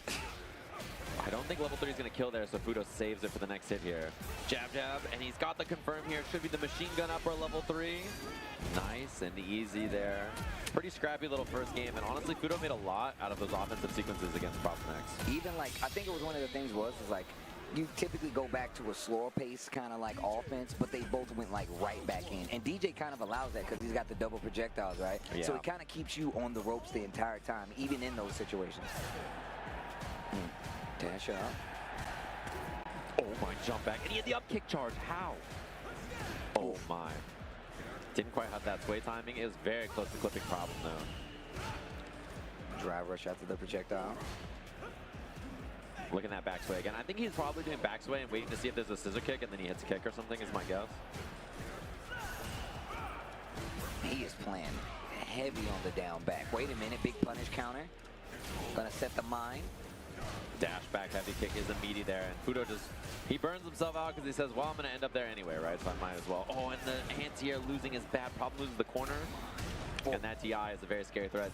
Obviously, without meter, there's no scary option for DJ on burnout here, right? He needs 2 bars, and Problem's about to get Chakotay burned won. out himself, actually. He's been trying to force the offense against Fudo.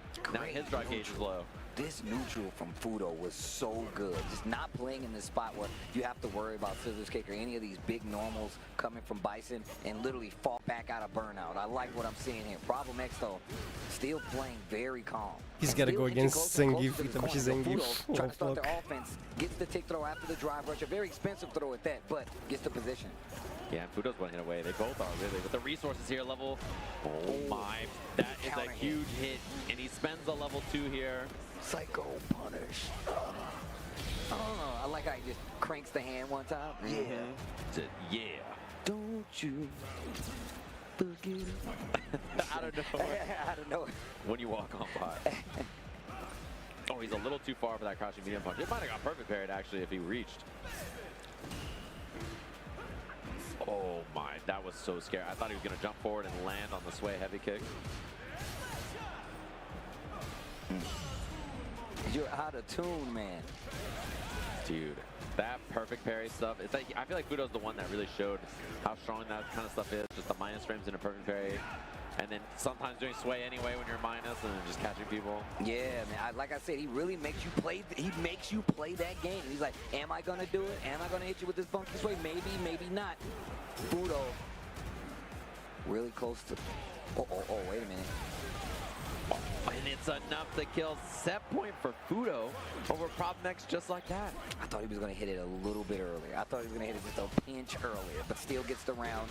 And the drive rush in. Problem X in trouble right now. Reset into throw. What are you going to do? Another one. Oh, it's a one-hit game now, too. Fudo can kill him with one hit. Problem is in big trouble on defense here. He's got to just block it out. He can eat a few more of these throws, but he can't eat a lot of strikes. So Fudo trying to find the baits. Problem not falling for it. Just yet another throw because of it. Problem X, and he does find the level 3. The level 3. And that's a critical art. They ain't even a regular level 3. Drag him on the ground. Boosh. Your word. What has he got left in the tank, though? A trade on that. Fudo one hit away now. He's trying to let his drive gauge come back, but Problem X is forcing the issue. He catches the jump, the punish counter.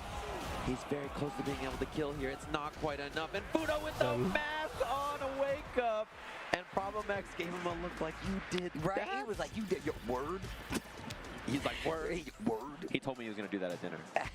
We were out eating Pink's hot dogs, and this guy Fudo was like, yeah, I'm going to do it. I'm going to mash on him. That's what happens. Just like that, as Fudo closes it out. It was getting a little spooky at the end of that.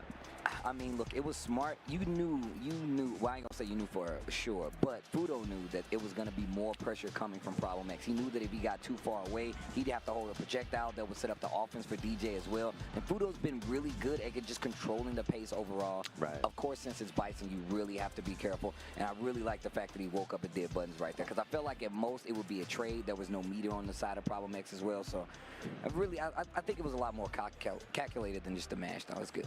Yeah, we have Shine versus Noble coming up next. This is going to be a good one, another qualifier to get out. And then we have a losers match, actually. Kaba versus Osaka Bird. I think that's the other qualifier on that side to make it out into that qualifier round. So there's pools, and then there's pools round 2, then there's pools round 3, and then there's pools round 4. And then those qualify even the top 24. Pools round 4 is what we're going to jump into very, very shortly here. So we're moving our way through this bracket. I like it's the going continuation. nuts, bro. So many fucking people. Keeping track of the story, man. Hopefully everybody at home has been enjoying this. Like 4 dabs of pools pools open. Today. I'm sorry. Hopefully you guys have been enjoying it. I just like talking with Sajam on the mic. It's always a good time. And the games have been so good, so hopefully you guys are enjoying it. Remember, this is only day 2. We got a whole nother day, lots of Street Fighter, and plenty of other games. We've crowned 2 champions, and we still have more left to do. We got the goods here on this match. So Shine Locked and loaded. He feels like, you know, maybe sharp on the Kimberly today. That's what he's been playing a lot of. And Noble, one of the Luke players in Season 1. Obviously, a lot of people who play that character have swapped on over to Akuma, which is what we're seeing here. Okay, here we go. Kimberly, Akuma. You got a mean face. My man's extra mean, bro. My man's... How you start getting cracks in your face? That's real evil, bro. That's how you know you're pissed. You got to be so mad to do that. My man can't even smile no more. Oh, caught the jump or the backdash there from Shine. Into the corner early, and I feel like I actually haven't seen too much Akuma today, at least in our block anyway, but this character is so popular. You see him everywhere. I mean, look, man, he's a heavy hitter, bro. Like, just don't get hit. The walk speed is crazy. Like, he does a lot of damage, but even more so, I feel like the demon flip pressure, demon flip in the, punch, really, really strong. The empty demon flip, his pressure overall, especially after a knockdown, is really strong. Coupled with his walk speed and his fireballs, dude's a problem. And Shine, man, he tried to approach like 6 times in a row right there. His drive gauge is really low because of it. So Noble's going to be out of burnout, and Shine is quite low on drive now.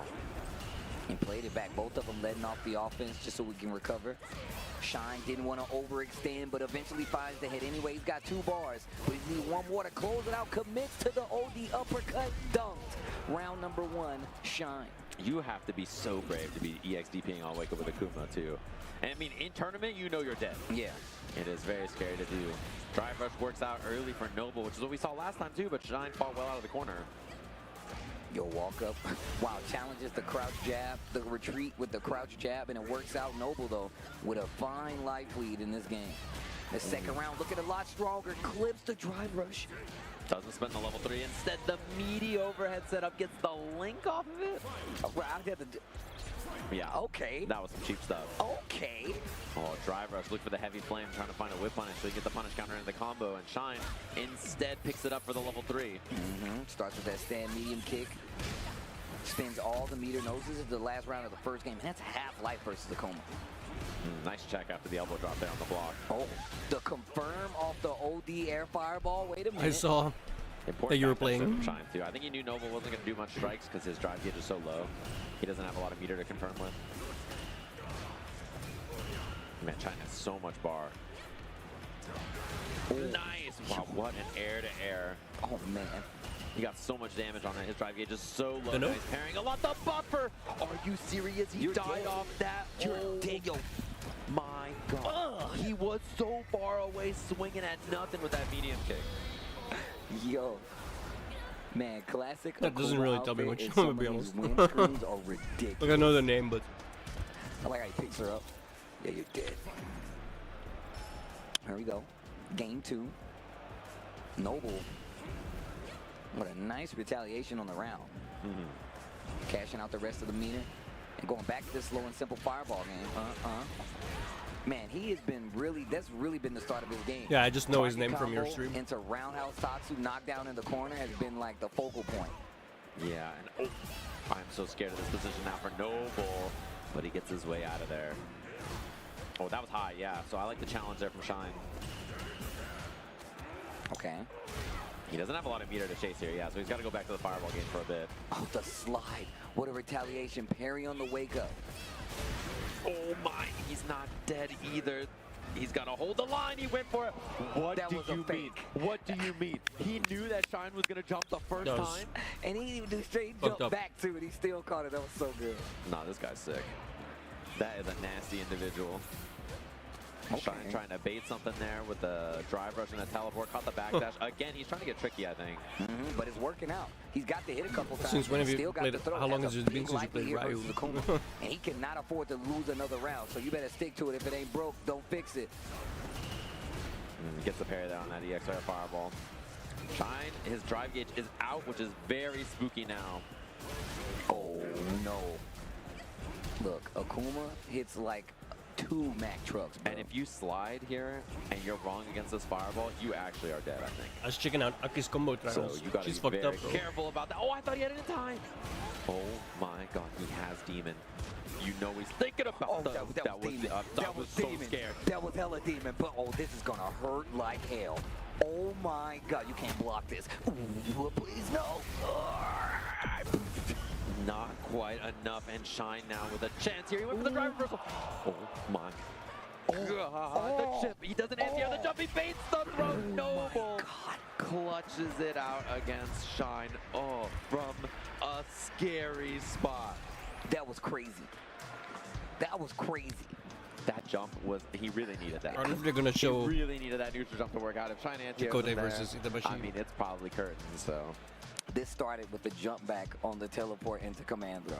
This is when it all devolved into like this crazy scramble that you guys just saw. How did we get there? How is that where that match ended up, man? It's a loser's match. What?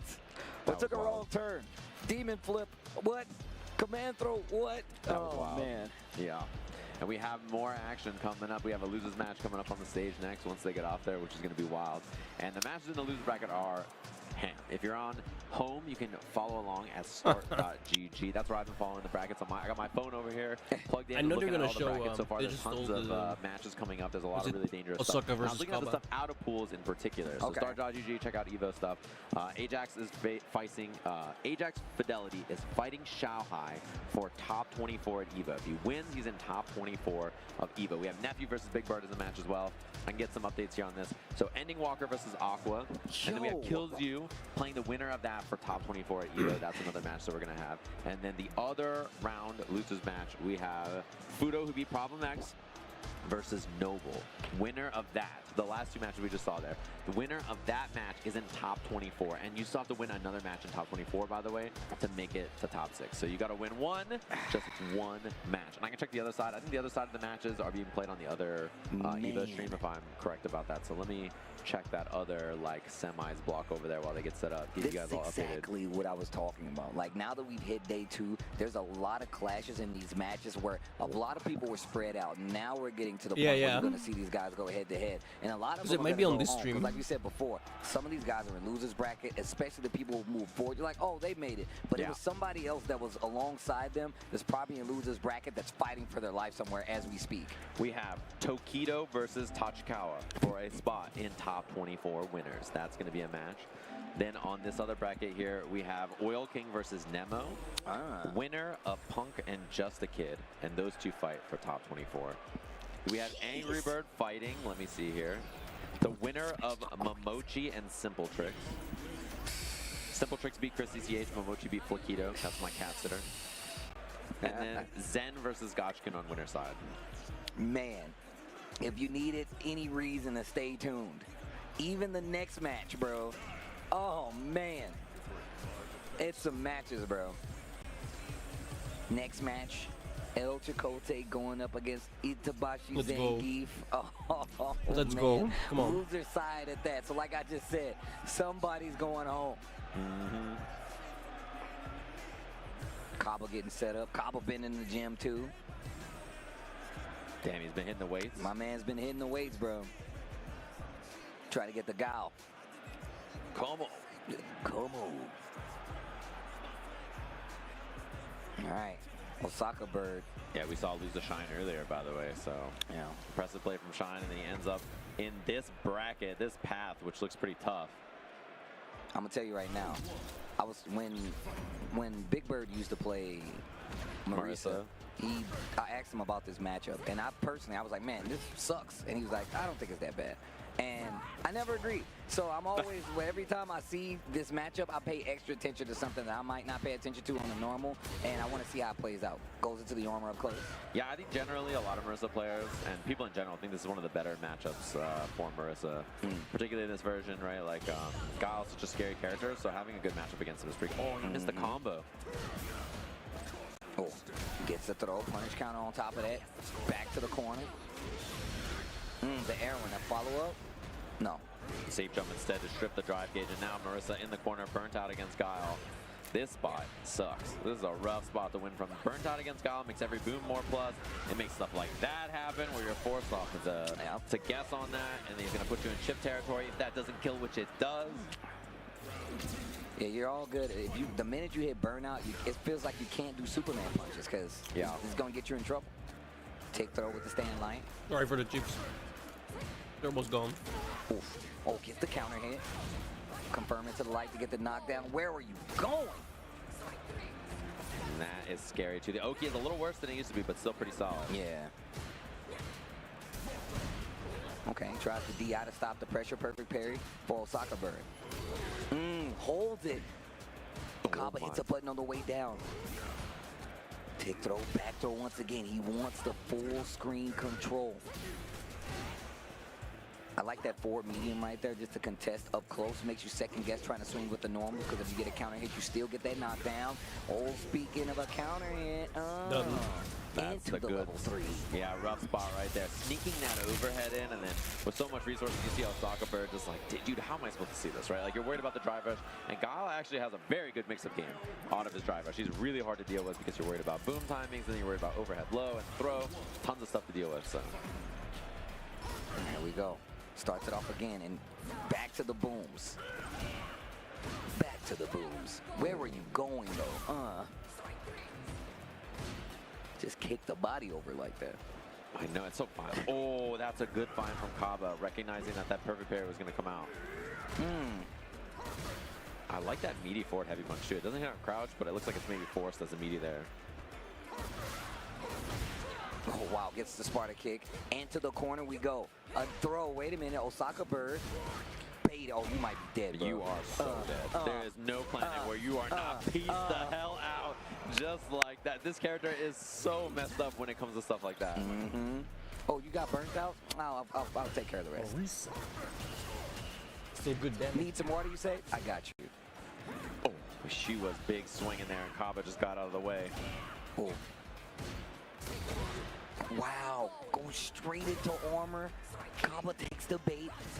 Gets another command throw for his troubles. Oh my, how many command grabs have we seen in this set? One more. Oh, the bait, but a little out of range for the medium punch there. That could have been the game. Wait a minute.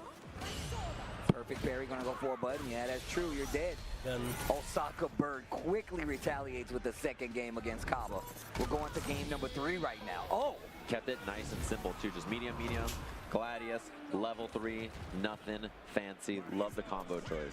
And if you think back to the last time we saw Osaka Bird, he didn't get to do one Gladius in that last. No, I mean, it was just like he was getting whip punished. The mobility of Shine was just so tough for him to deal with in the neutral too. Here we go, Kaba. Bringing it back. Osaka Bird with the Marisa. Oh, Superman punch right out of the gate. Forward heavy, answers back with a flash kick. Okay. Let him know you're willing to do it. Oh my, man. Osaka Bird was trying to find something there. Kaba very smartly just escapes. Wow, backing up. Oh, lets it go just a little too early, maybe a little too late. Oh, ow.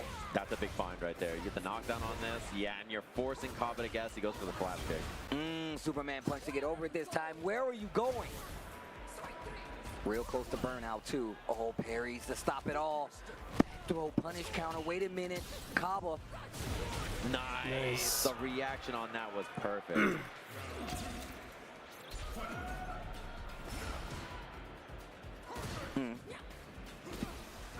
Crouching medium kick this time. Playing them back a lot further. Confirm once again. Yo, Kaba's starting to get in the swing of things. What the? Oh my. Don't let it happen to you. Oh, that was scary. To the jump over. Man, Kaba's in such a good spot here. Bates. Oh my. What? Raw. Back throw. Uh-oh. Marisa working on almost 3 bars. You can't get hit. Oh, you can't get hit. Oh, nice parry. Wait, there's not level 3 here from Kaba though, so he can't cash out for the kill. Spends a level 1 for positioning. Safe jump here. Lot of scale damage and the OD flash kick once again. Momochi won on the other one. Takes out and sends Osaka Bird home as he continues on his loser's run. And yeah, man, like I said, that matchup scares me, bro. I don't know what I'm doing wrong, but I'm like, I don't know what to do. How do I get in? That was spooky. That was a scary match if I've ever seen one. Oh boy, and we have a banger after this. We have a loser's match, El Chakotay up against Itabashi Zangief, the legendary Zangief from Japan up against Chakotay Lily, the combo breaker champion. So we're gonna take a short little break. When we come back, we're gonna have that match for you gamers on the stream. Stay tuned. You describe the chicken show to me the someone who had game. never tasted it. Literally melt in your mouth tender. We don't have a freezer, you know? It's almost like a farmer's market. When you walk into the restaurant, you should hear the sizzle that you're hearing right now. Just sends all those waves up to your mouth. You're making me hungry. Sunglasses in the day, blue light glasses for the gaming at night. Zenny's got affordable eyewear for everyone. Vibe and style while protecting your eyes. Evo glasses, available now.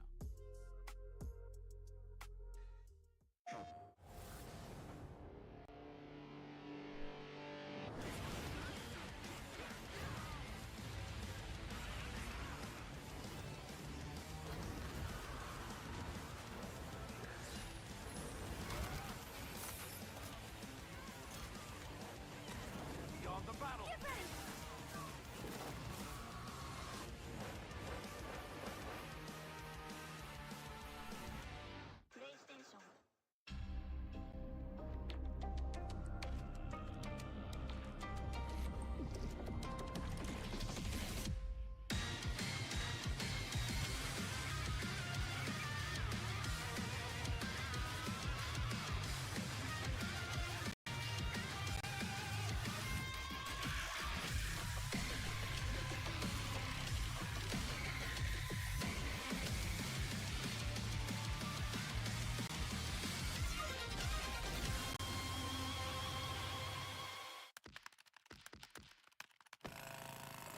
Red Bull gives you wings.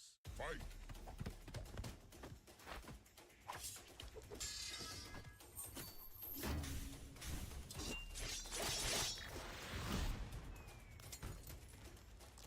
Fatality. Such a weirdo fucking commercial.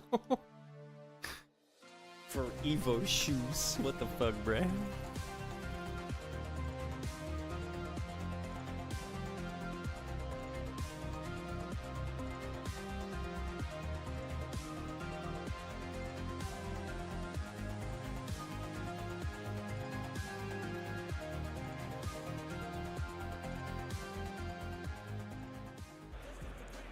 Street Fighter 6 Evo 2024 continues.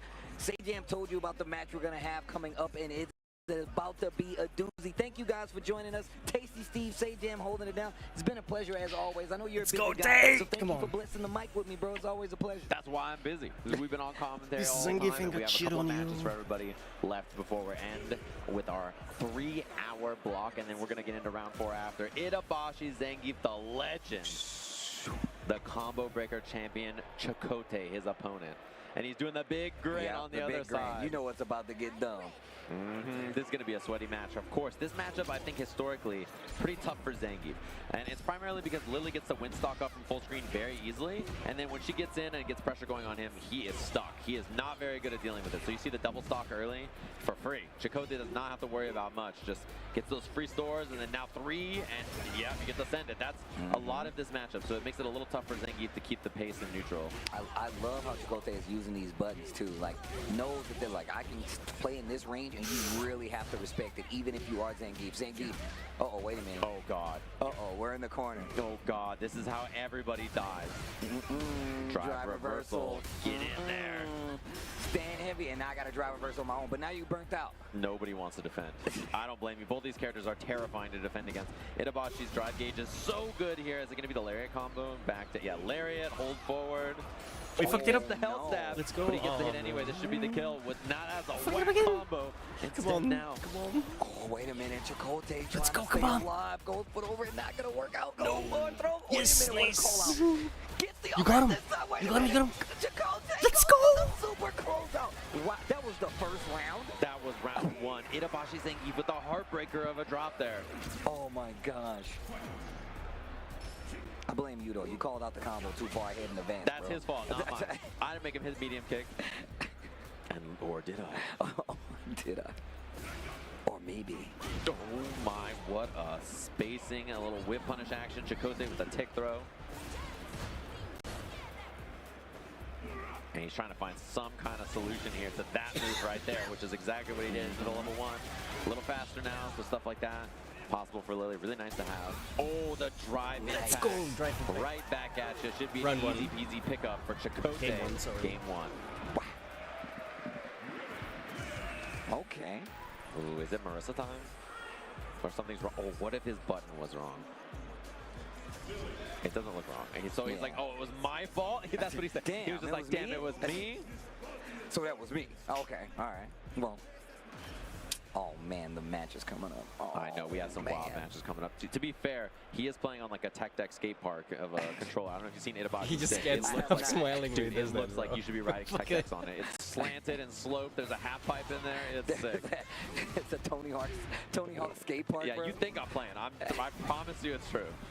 Oh my God, I see it right. What is that? Yeah, you saw it? Yeah, okay. Bro, what is it? It's a Lego controller, bro. That looks ridiculous. It has a metal handle.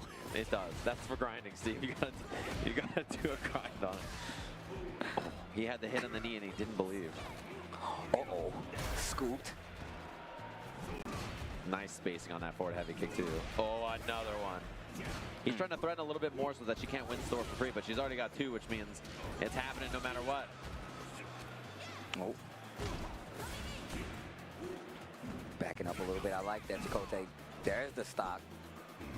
Excuse me. Chakotay making him work for this approach too.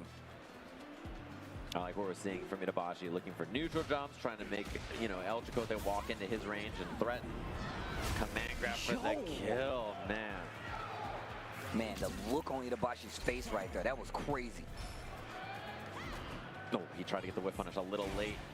Dashes in and Chakotay lets it rip. This is the problem. Zangief's so rough at challenging those. Okay, gets the knockdown.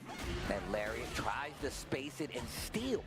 Gets the knockdown afterwards and gets the command throw right after. Come on, bro. You got this. You got full strong right now bars. versus Itabashi. Yeah, he's playing great. He looks super confident in his decision making. Oh, level That's 3. gonna hurt. Oh, that is gonna hurt. Not gonna be dead, but the situation is definitely in Chakotay's favor. Lily. Itabashi on some meter though, and Zangief is so scary with resources like Done. this.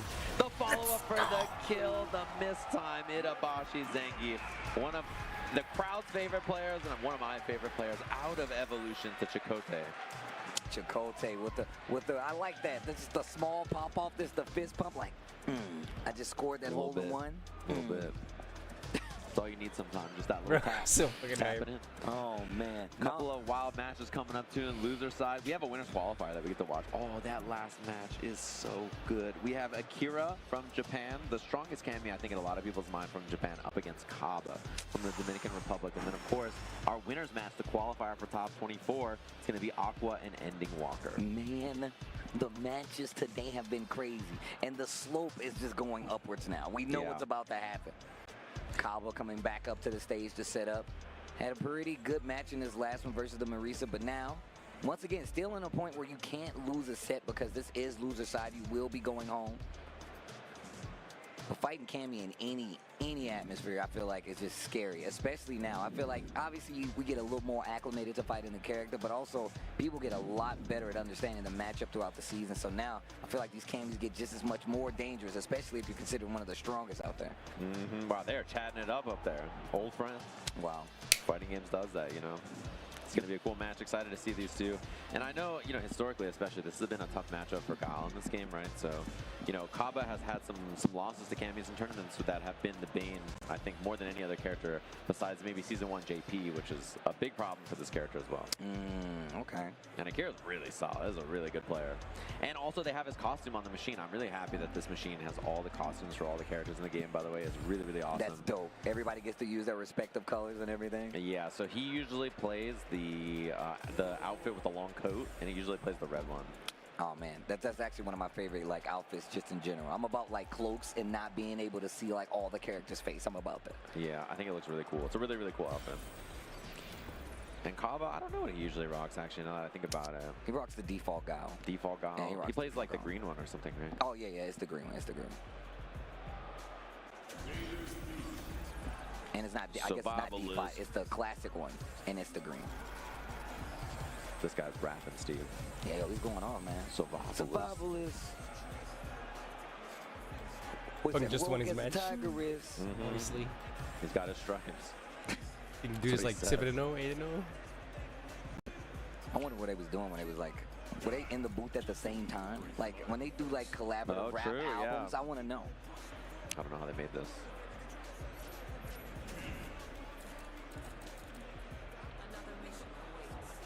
What the? Is he gonna lock in the default? He's listening. He listened to the song. He's listening to the rap to see if it sounds good. He's like, yo, this guy's spitting right here. All right, he's locked in. Sidelines. Trying to make my own highlights.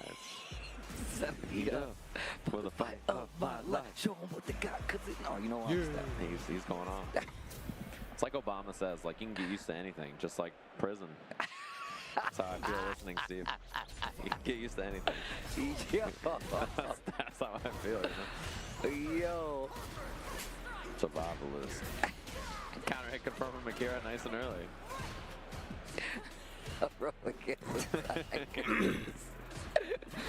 Oh my God, the low forward. Nice. He's got the back heavy, can confirm into the corner too. Oof. Conforming. He's starting to conform.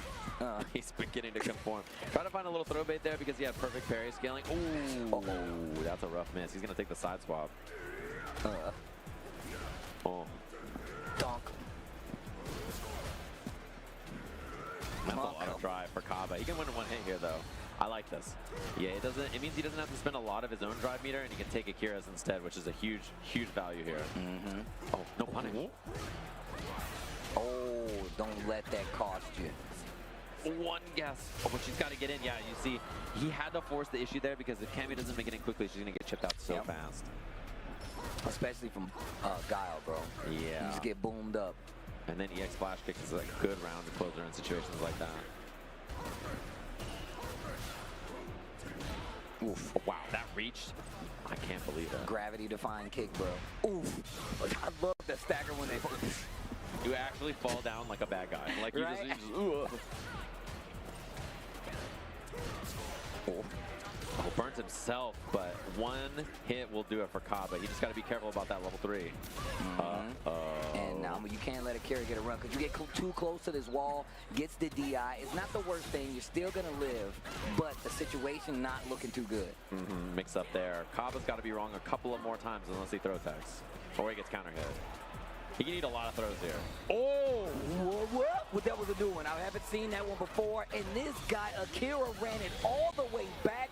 An unfortunate series of events in the corner. The DI turnaround saves Akira, takes the round. Man, the wits of look, I'm telling you, my brains would be on the floor. Like, how? Especially because he tried DI because he's like, well, you don't have much life. You know, I can just go for this. And Akira, the EX on the other side, I like that idea. Anti-air, oh, he was a little late. I like the try, though. Wow, just a little too late on Kaba's side. Akira gets the low 4 confirmed. Okay, wait a minute. Empty hooligan. I'm not sure if it was intentional. Oh, his poor drive gauge here. Cammy very susceptible to that level 2 from Guile if Kaba wants to. Or the level 3 with the jump is huge. And the level 3 is there. He didn't spend it. He can link it off of that. The mix is nasty. The first time he's done that was low pretty on the crazy. hooligan, and he just converts it immediately. Knows that actually, I mean, Kaba was definitely, after he did like a couple of the empty hooligan moves, I was like, okay, what's going to happen now? Goes for the low on the follow-up, confirms it to the level 3. Quick first game. Yeah, that was a rough guess, too. I mean, like, you don't want to just commit to the low, because if she goes overhead, she kills you, right? You don't want to just commit to parry or something, because then if you get command grabbed, you know. Crouch medium kick to try to stop that approach from Cammy. Still gets hit by the roundhouse and a side switch. And now, once again, Akira has you back in the corner fighting for your life. Yeah, Kaba fights out really well here, though. This is big. He can get the side swap off of this if he wants, or he can take the safe jump. He side swaps. I don't blame him. Get that space. Wow, he just walked in all that space. EXTP puts himself in burnout, obviously, but at least got out of the corner. Oh, whoa. Oh, whoa. He's Level 1. swinging on wake up, and it is getting Kaba killed. It is getting Kaba killed swinging on wake up. That confidence from Akira. Just walk all the way up, find these counter hits, find these moments. I mean, in burnout, in tournament, like, that is really impressive. He's not even staggering the walk up. He's like, oh, I knocked you down? Yeah, he just pulled up. No fear in his heart at all. Like he was getting an order from a drive-through window. Yeah. You said you guys... You said Carne Sada's back? Chicken out past storm. Oh, that was so good. Oh, that was so good. That was so good. This guy Kaba had that He perfect needed that, spacing, though. looking good with the level 1. Still match point. Okay, gets the interrupt. Kaba on the gas now. Yeah, this is looking much better. He's also building tons of meter for himself here. A level 2 in this round is pretty threatening. He could build a level 3 maybe. Nice reaction. He's so good at that. Download complete? A good reaction to drive rush too, right? Especially if you can scout the early button because you know they like to do that. Yeah. Trying to bait something there, not finding it. And Hogami's on level 3, it's not a scare. Wow, he did dive kick on block in the EXDP. Oh, wait a minute. Counter hit there is going to get a combo for Akira. He's in CA range. I mean, this is a one-hit round for Akira now. Kaba has to be so careful about everything. Even throwing booms. You see a little fake out right there. Walk up once again. He just knows. He knows that the fear is there. Walked up and did it again. And the reaction by Kaba. And look at Akira head in hands. Like, what? Just knows if there's not a true block string, that flash kick is just guaranteed there, right? So time to heat up. Okay, it's my time. I was just thinking, man, my man Akira's going through it, bro. It's like you can get used to anything. Majin Obama said it. Oh my God. I was like, he's so right for that. You and this little notch, like he's so right. He's so right for that. Here we go, gets the confirm. To the corner. Oh my God. You're already there? You're already in timeout? Nice. Gets the punish counter jab. Man, but the fear, right, of throwing booms at this character has made it so that Akira gets to steal so much space. Taking unearned turns. Yeah. Oh, nicely done. Those empty hooligans, bro. Now that I know what he's building up to, I'm afraid. OD flash kick in the corner. Oh my, that jump spacing was terrifying. I thought he might eat a heavy kick. Oh. Great timing for like the retreating crouch jab from Kaba. Keeping him alive, the little shimmy, and that was a bad time for the retreating stand jab to try to stop Akira, but this is once again set point. The portable shimmy. He was keeping that in his pocket and just pulled up with it. Finally, Kaba bit. He hasn't for so many interactions. Uh-oh. Dang, the portable charge shimmy. Oh, man. Oh, that was a reset. It was a counter hit. It didn't even combo right there. Oh, and the level 3 is a threat here. That should do it. Kaba out of the tournament. Akira popping off just like that. And he made that last game quick. And then finally pulling the trigger on the hooligan throw this time around. Not going for the low, the empty low at all. Akira popping off quite a bit. Knows that that was definitely a hill to climb, man. Kaba had a valiant fight back in that second game. It was looking a little better, but still, Akira just adjusted. And I think just one of the things that I've noticed that he does more than anybody is his utilization of that hooligan. Yeah. Like, he used it as a tool. Like, what am I going to do? Like, it's what's the guess here? You know? It was basically constantly. He threatened it on different interactions, and he for that whip never punish, pulled the trigger until fireball. he was going to kill, right? As soon as he had level 3, he's like, I have hooligan throw, I have hooligan low, as threats there to kind of thread through and then throw you off and get that kill. Very, very smart stuff on that. We have our winner, top 24 qualifier matchup next Aqua, who sent Men up to losers bracket against Ending Walker on the Ed from the UK. This is going to be a good one to see. This is going to be a good one, man. Kaba goes home, but I'm a big fan, man. I always like to check in on him just to see how he's doing because, like I said, man, I'm just a fan of Kaba. He's a good friend of mine, so. Yeah.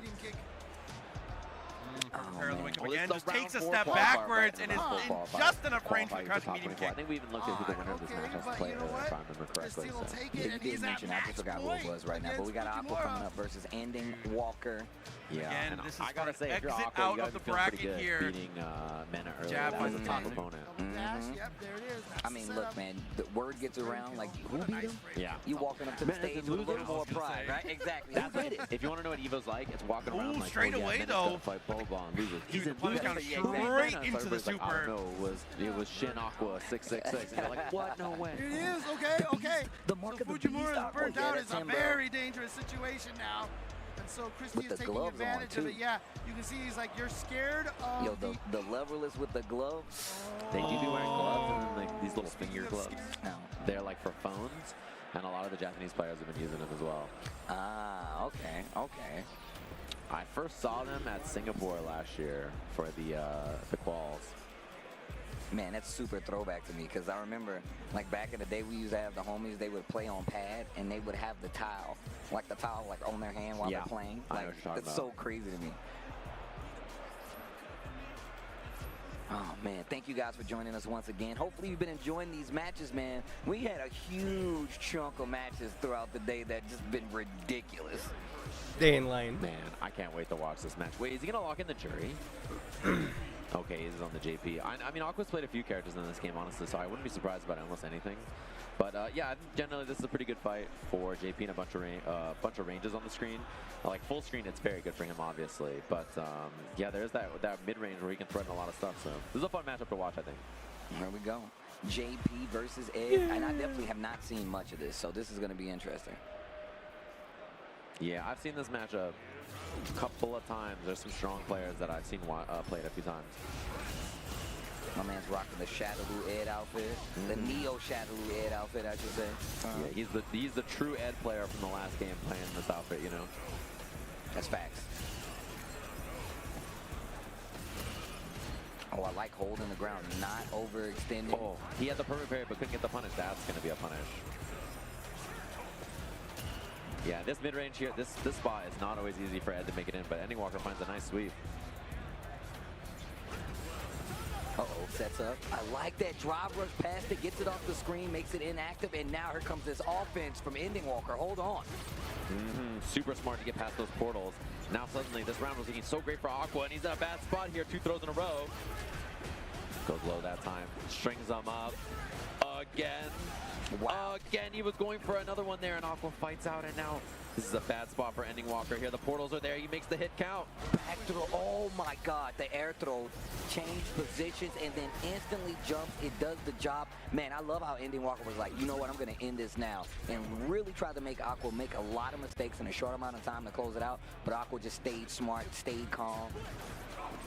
And that's one of those spots too where you can tell this is the kind of matchup where Ending Walker feels like he has to do that, right? He's like, I need to commit. If I don't go kill him right now, it's gonna go back to neutral. I'm gonna be in big trouble. Yeah, that's the JP fear, right? You're like, bro, I don't want to be full screen away from this guy.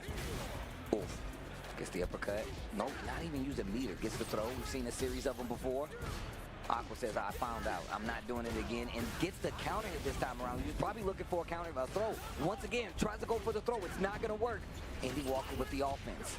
Trade on that. Crouching medium punch is 8 frames, and he's +4 there, so 4 frames moves trade with that. Oh my, he was fishing for the big one. No cancel into the blitz. Oh, but this is a tough round to lose. He's got a long way to go. No, wait a minute. Screen, though. You're full screen again, though. Wait and a you're minute. getting chipped. Ow. Ow. Okay, he's got his drive gauge back now. The teleport in. Wait, Aqua's only 1 hit away now. Oh my, he's laying on the DP. That's it. And just like that, it's a clean What a sweep comeback. from Aqua to take the first game. 1 drop from Ending Walker cost them there.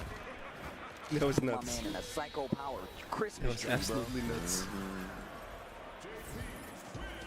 Oh man, they gotta say, they have to say stuff to each other. You know what? I'm slacking. I don't love even to know. the lore between them. You know they got something that special they say to each other. Yeah, you know Ed called him something silly. Right? He said like, you Shadaloo guys suck. Or Right. something like, you know what I mean? Wow, that hit. He probably called him a poser. He's like, man, you Shadaloo guys are posers.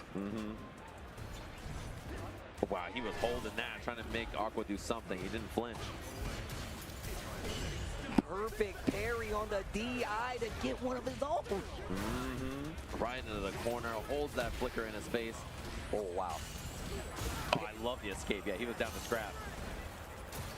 Gets past it, slightly avoids that. Oh my gosh. Okay, so now in burnout, which is really good for Ending Walker here. Oh, thought it was going to be a drive rush in, maybe. Oh, chip is guaranteed. Yeah, not much you can do. That flicker, when you're in burnout, is +8 on block, crouching medium punch, true block string into EX punch. Oh, jeez. That's pretty tough, yeah. He's really good at chip out scenarios. Man, he was holding that. He was trying to make him flinch, but he doesn't do it again. Oh, wow. Oh, didn't get the heavy blitz at the end there.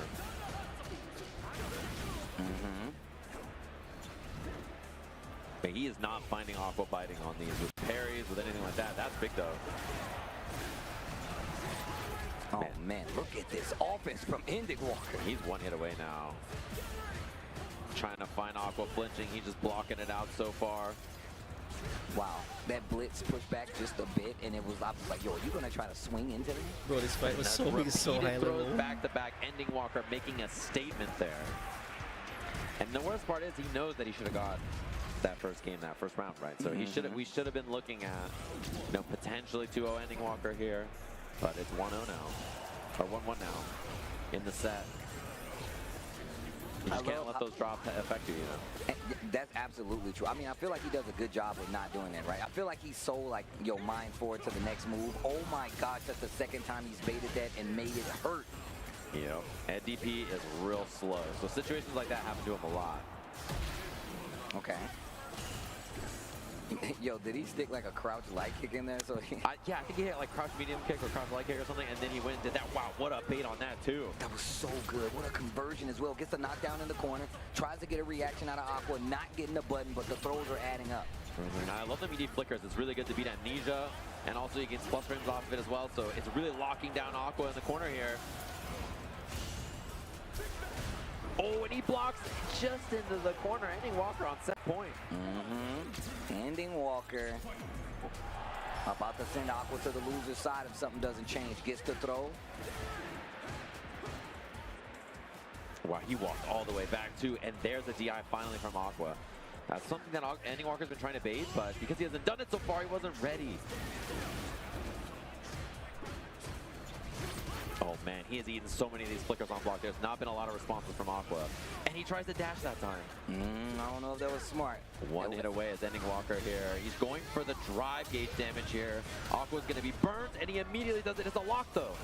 Oh, go straight into the level 3. Aqua's trying to turn this around. Not going to be CA, though. So that's actually pretty good for Ending Walker. A lot of damage, going to put you on burnout as well. And that life bar looks pretty similar. Goes for the jump in, tries the tick throw, still ready with the anti-air. Switch side on the kill rush. And now he's got his drive gauge back. Ending Walker finds a sweep.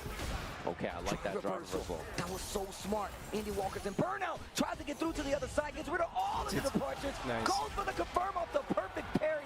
This guy, Ending Walker, ends the winner's side run of Aqua and stays alive. Man, what a turnaround. Bro, he played sick. Yeah. He played so sick in that last round especially. That was unreal, the awareness to survive that and figure out that burnout scenario. And Aqua, I have to put up a lot of credit, especially because it looked like he was kind of falling behind at the end of that, and then he really locked in, right? He started looking way more comfortable. He had better answers to what Ending Walker was doing in that third game. So he started to kind of figure it out, and then we got ourselves that clean dub. So very nicely done, of course, from Ending Walker. He's now in these round 4 that they have to play, which is wild to think about. There's going to be some good matches there. And then jump right into that top 24. That's going to be qualifiers for top 6 of Evolution for the final game tomorrow for Street Fighter 6.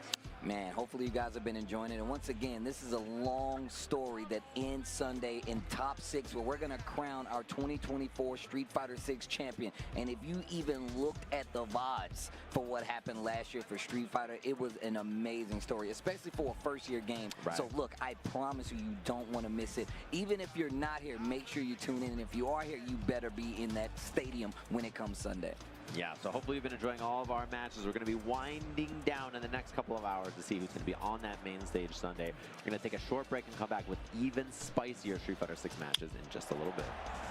Describe the chicken to someone who had never tasted it. Literally melt in your mouth tender. We don't have a freezer, you know? It's almost like a farmer's market. When you walk into the restaurant, you should hear the sizzle that you're hearing right now. Just sends all those waves up to your mouth. You're making me hungry. Sunglasses in the day, blue light glasses for the gaming at night. Zenny's got affordable eyewear for everyone. Vibe and style while protecting your eyes. Evoooooooo sunglasses, available now.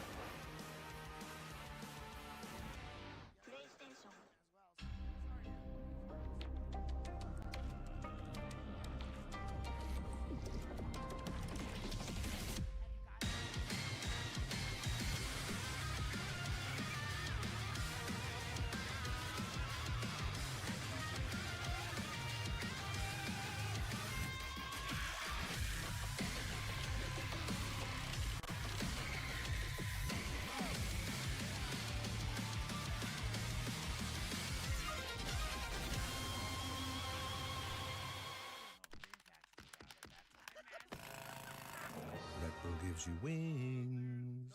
Fight!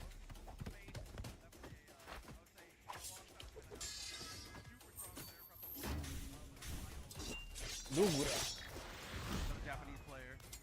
No, Young Ho is, I think he's from Oh, excuse one me. of the Latin countries here. I got schmixed. It says. Oh yeah, it does say JP on there. No, but he is definitely from somewhere else, I'm pretty sure. I see him tweet a lot of tech as well, so. Or I might be getting him confused with someone else. I'm not sure. It's okay. We'll see how it goes between the two, though. Looking like Ed and Blanca are the current things being hovered right now as we're talking to the stage manager a little bit, trying to decide what's going on here. I think that's Chris T who Oh, just Chris. walked up there. That's fine. Him too. Get off the stage, Chris! No, just kidding. Hey, listen. He can. Yeah, that's oh, right. No, so it is him. Yeah, it is Young Ho, the Honda player, but I think he's going to go with Marisa instead. So that was. They were blind picking. Oh, okay. you're right. So that you're was right. that was a blind pick when it came to the character select here. So Sorry, he's going Chris, to end up. stay on the stage. Go ahead, go back. Good job, Chris. Oh, but here we go. Marisa and M. Bison going to be the choices. I love the class. The new Bison looks amazing. There's something about the classic costume. Yeah, but and also just something about the way he gets off the horse with his arms crossed. Like it's just like, you know, he never skipped leg day if he can get on and off a horse with his arms crossed. Dude. Even just sitting on a horse at that point. But here we go. Gets the punish counter throw and the backdash to be able to bait out the whiff. And Dogra, again, big believer in the Bison here, gets the link with the jump strong afterwards, baits out the level 1 super, just goes for a swoop. Not sure what that was about, but you know what, he gets the kill anyway. So far, his timings with using these Psycho Mines has been incredibly strong. Very well practicing it clearly. I wonder if there's I wonder if the bomb blows up like within a consistent time based off of the timer on the clock. Like if you plant it, I wonder if you can kind of know when it's gonna blow up. Oh, the throw tech actually made her invincible so that she didn't actually have to block the bomb, the Psycho Mine. That'd be interesting, because I know that the bomb timer is very consistent. It always goes off at the same timings, but I was gonna say, if it went off in-game time, that'd be kind of sick. Yeah, I mean, like, that way you can glance up and be physical, like, yeah, you can glance up, it's at 69, it's going to blow up at 65, you know, kind of a thing. Oh, neutral jump is big, though. Good damage onto the knockdown. Oh, who's going to think they're going to do that, you know? He's just like, I'm just going to jump and do my cross-up, and then all of a sudden. It's the classic, would you DP for $1 million? Yup, you know me. And again, I do want to point out, as you can see at the top, this is another losers match. Oh, you're right. Okay. And I mean, let me tell you guys right now, if you guys aren't here at Evo, the arena area is weird. It's like, it's literally just off to the side here. It almost doesn't make sense, but like you're transported to another world, but it is going wild over there. Absolutely. I believe Uni's going on right now. It's definitely sick. Here with the Psycho Mine set up. Good timing on the Psycho Crusher, and is able to get the counter hit once again. And that mine is back again. Oh, got the hit, so to erase the mine. It's the most nerve-wracking place to play footsies. Good jump out, though. Yeah, and now you're in the corner. It's kind of scary, but then they side-swapped again. And so Dogra has the pressure going up against Young Ho. Knocked out. Drive rushes in, finds the back throw, positioning War 1. What can you do with it, though? Ooh, okay. No! Holy shit, that worked. Oh, that's painful. We've seen so many drops here at Evo, but again, playing on the stage here at Evo, and I get the idea. You went with that button, you're minus, and you're like, I'm going to steal this for the round, but in my opinion, that's a little bit of a frustration move right there. A lot of players, when they've been playing, you know, a match a little bit longer, they're like, oh, you know what, if I just do this and I'm right, I win, you know, and it's mental fortitude you've got to maintain, man, to keep yourself from doing things like that. Especially now, we would have level 3 here. That combo would have cornered. Right, is how different that meter situation is. Ooh, okay. What's the storm? Like now? So far, too. Hey, he needs it. It's okay. Hasn't even cooled down. Oh, man. Good parry there. Oh, again, that sweep range. It's so good. This is hit for the boots, finds the overhead, nothing to follow, but that's okay, gets the throw. One more throw and like maybe a jab will do it. Oh, reaching. Be careful. Oh, gets the crouching medium kick. Of course, the party starter button for so many characters. That crouching medium kick, and Dogura also doing his own Oh, let's begin the operation. Did you play that game? No, I just like that you're quick on it. I respect that. It just makes me think. I hit see after stuff. hit. I mean, that's why like I make these stupid puns. I don't write them ahead of time. It just triggers in my head. James, I like it. There was a Nintendo DS game where you performed operations and like medical procedures called Trauma Center. I think. Okay, so I do know Trauma Center. I just didn't get the reference. And before you did any of those matches, the doctor would always go, "Let's begin the operation," you know, and do the anime pose, you know. And so when I saw Dogura, I was like, "All right, let's begin the operation." I respect that. Oh, man. Well, listen, we got a lot to think about. We got a lot to sit on here. I'm going to Google some fun Trauma Center facts. While you guys do whatever you can during this break, we are going to take a very quick one. But right after that, even more action. We continue through the pools here. Street Fighter 6. We'll be right back. Get ready for the next battle with Tekken Coins exclusively from Chipotle. Use promo code EWGF623.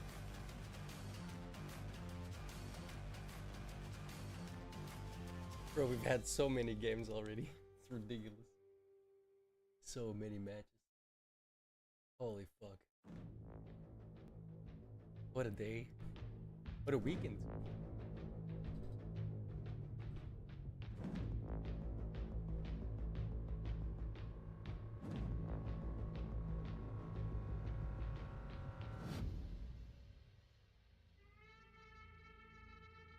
Still no idea who Tay's next opponent is.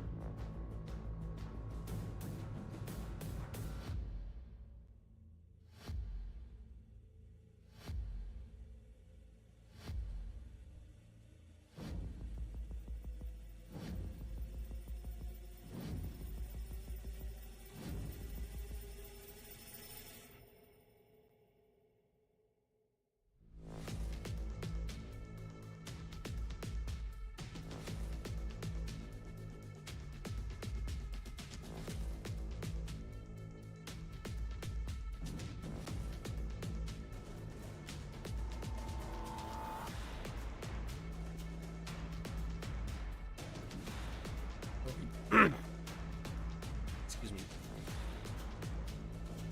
It's the music. My phone's going on. I was gonna say something, I forgot what. We got some insane matches coming up still. Fudo versus Noble, Nephew versus Big Bird. Those are crazy ones.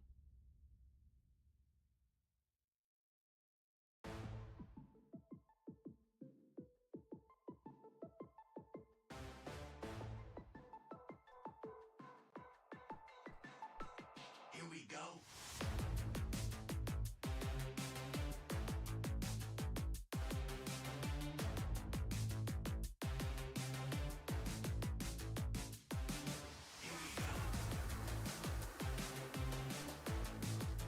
Music while I roll the smoke.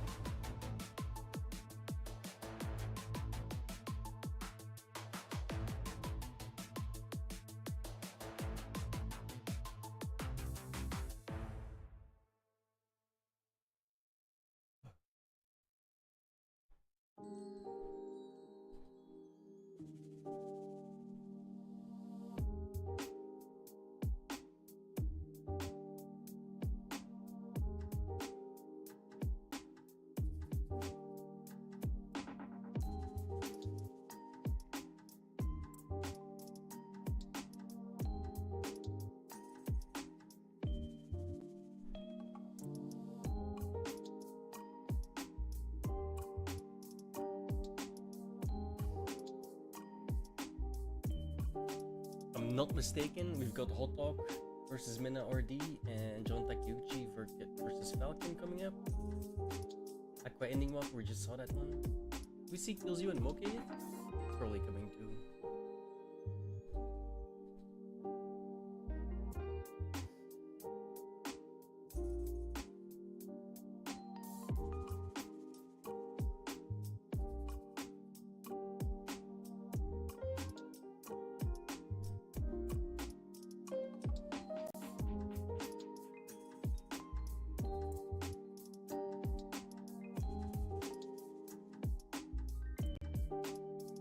Who is this? They haven't put the thing up. Oh, gets into the Tatu, decent damage here to start.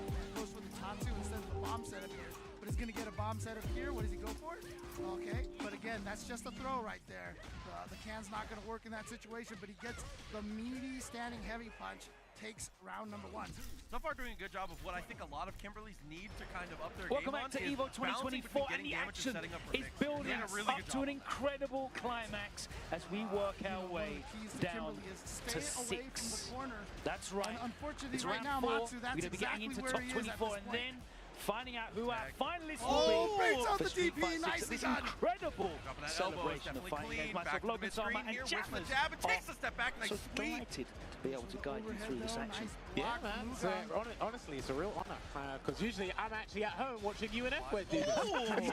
He went for the throw, so he got hit. Have that abundance of energy here to call it out, but you know what? It's been killer match after killer match. It's been difficult to keep up with things. There's actually 2 streams for you guys. Right. We're on twitch.tv/Evo2, but the other stream should be twitch.tv/Evo6, and you get to see the other set of round 4 pulls. And then, of course, as Logan alluded to, we need to get 6 finalists for tomorrow.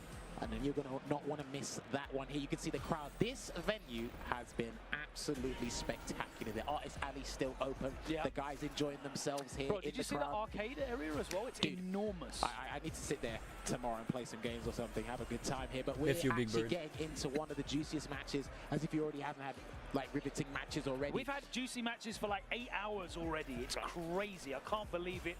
But here we are, and it's only round 4. This one is for a spot in top 24. Nephew, Liquid's own Nephew against National Esports Big Bird. So you will be seeing the pair of them at Esports World Cup in a couple of weeks' time. Obviously, Nephew qualifying via CEO, Big Bird winning DreamHack Summer. That full commitment to Rashid has done wonders for him. He's taken out players like Ryukichi today, a very strong Ken player from Japan, Junior Ras as well. He got 4 for mix-up last week. You were there, Logan, so you got to see some of that action there that Angry Bird did win.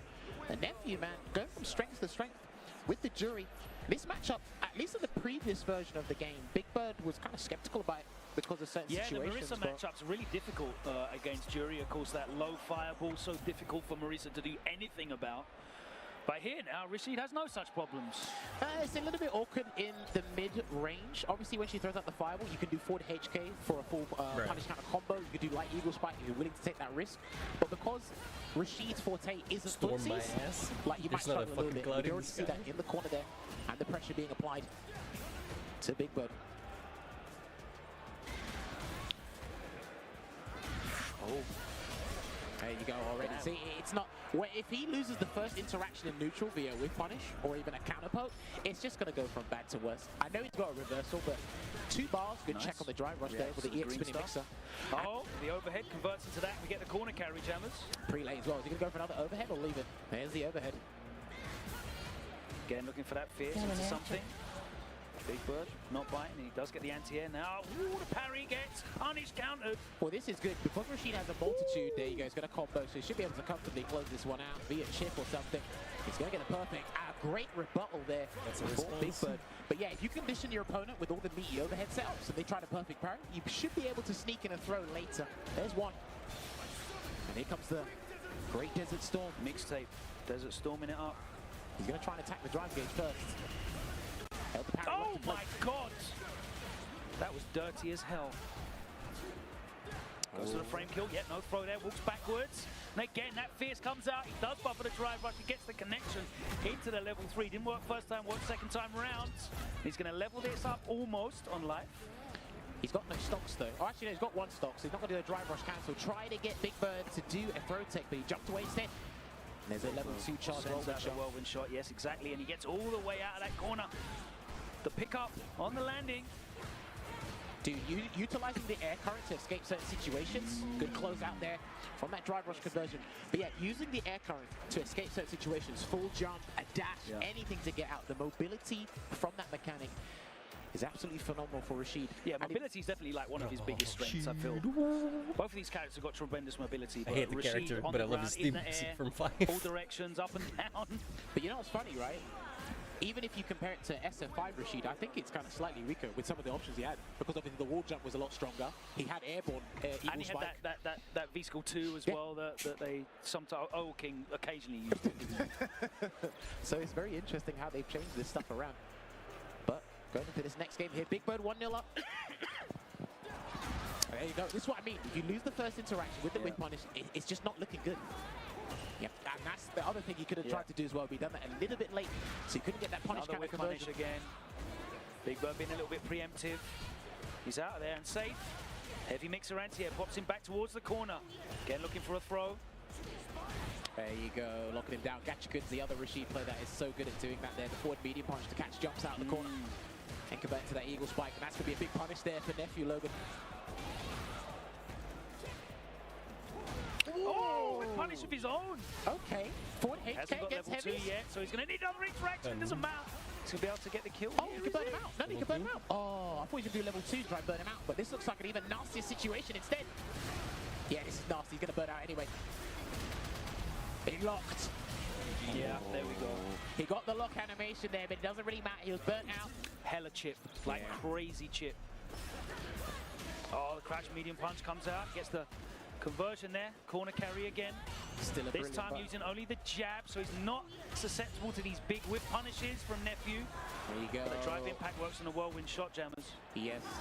There you go. And that's what I was talking about at the start of the set. You have to be relatively close for it to work at a spacing where the jury player can think they can throw the viable.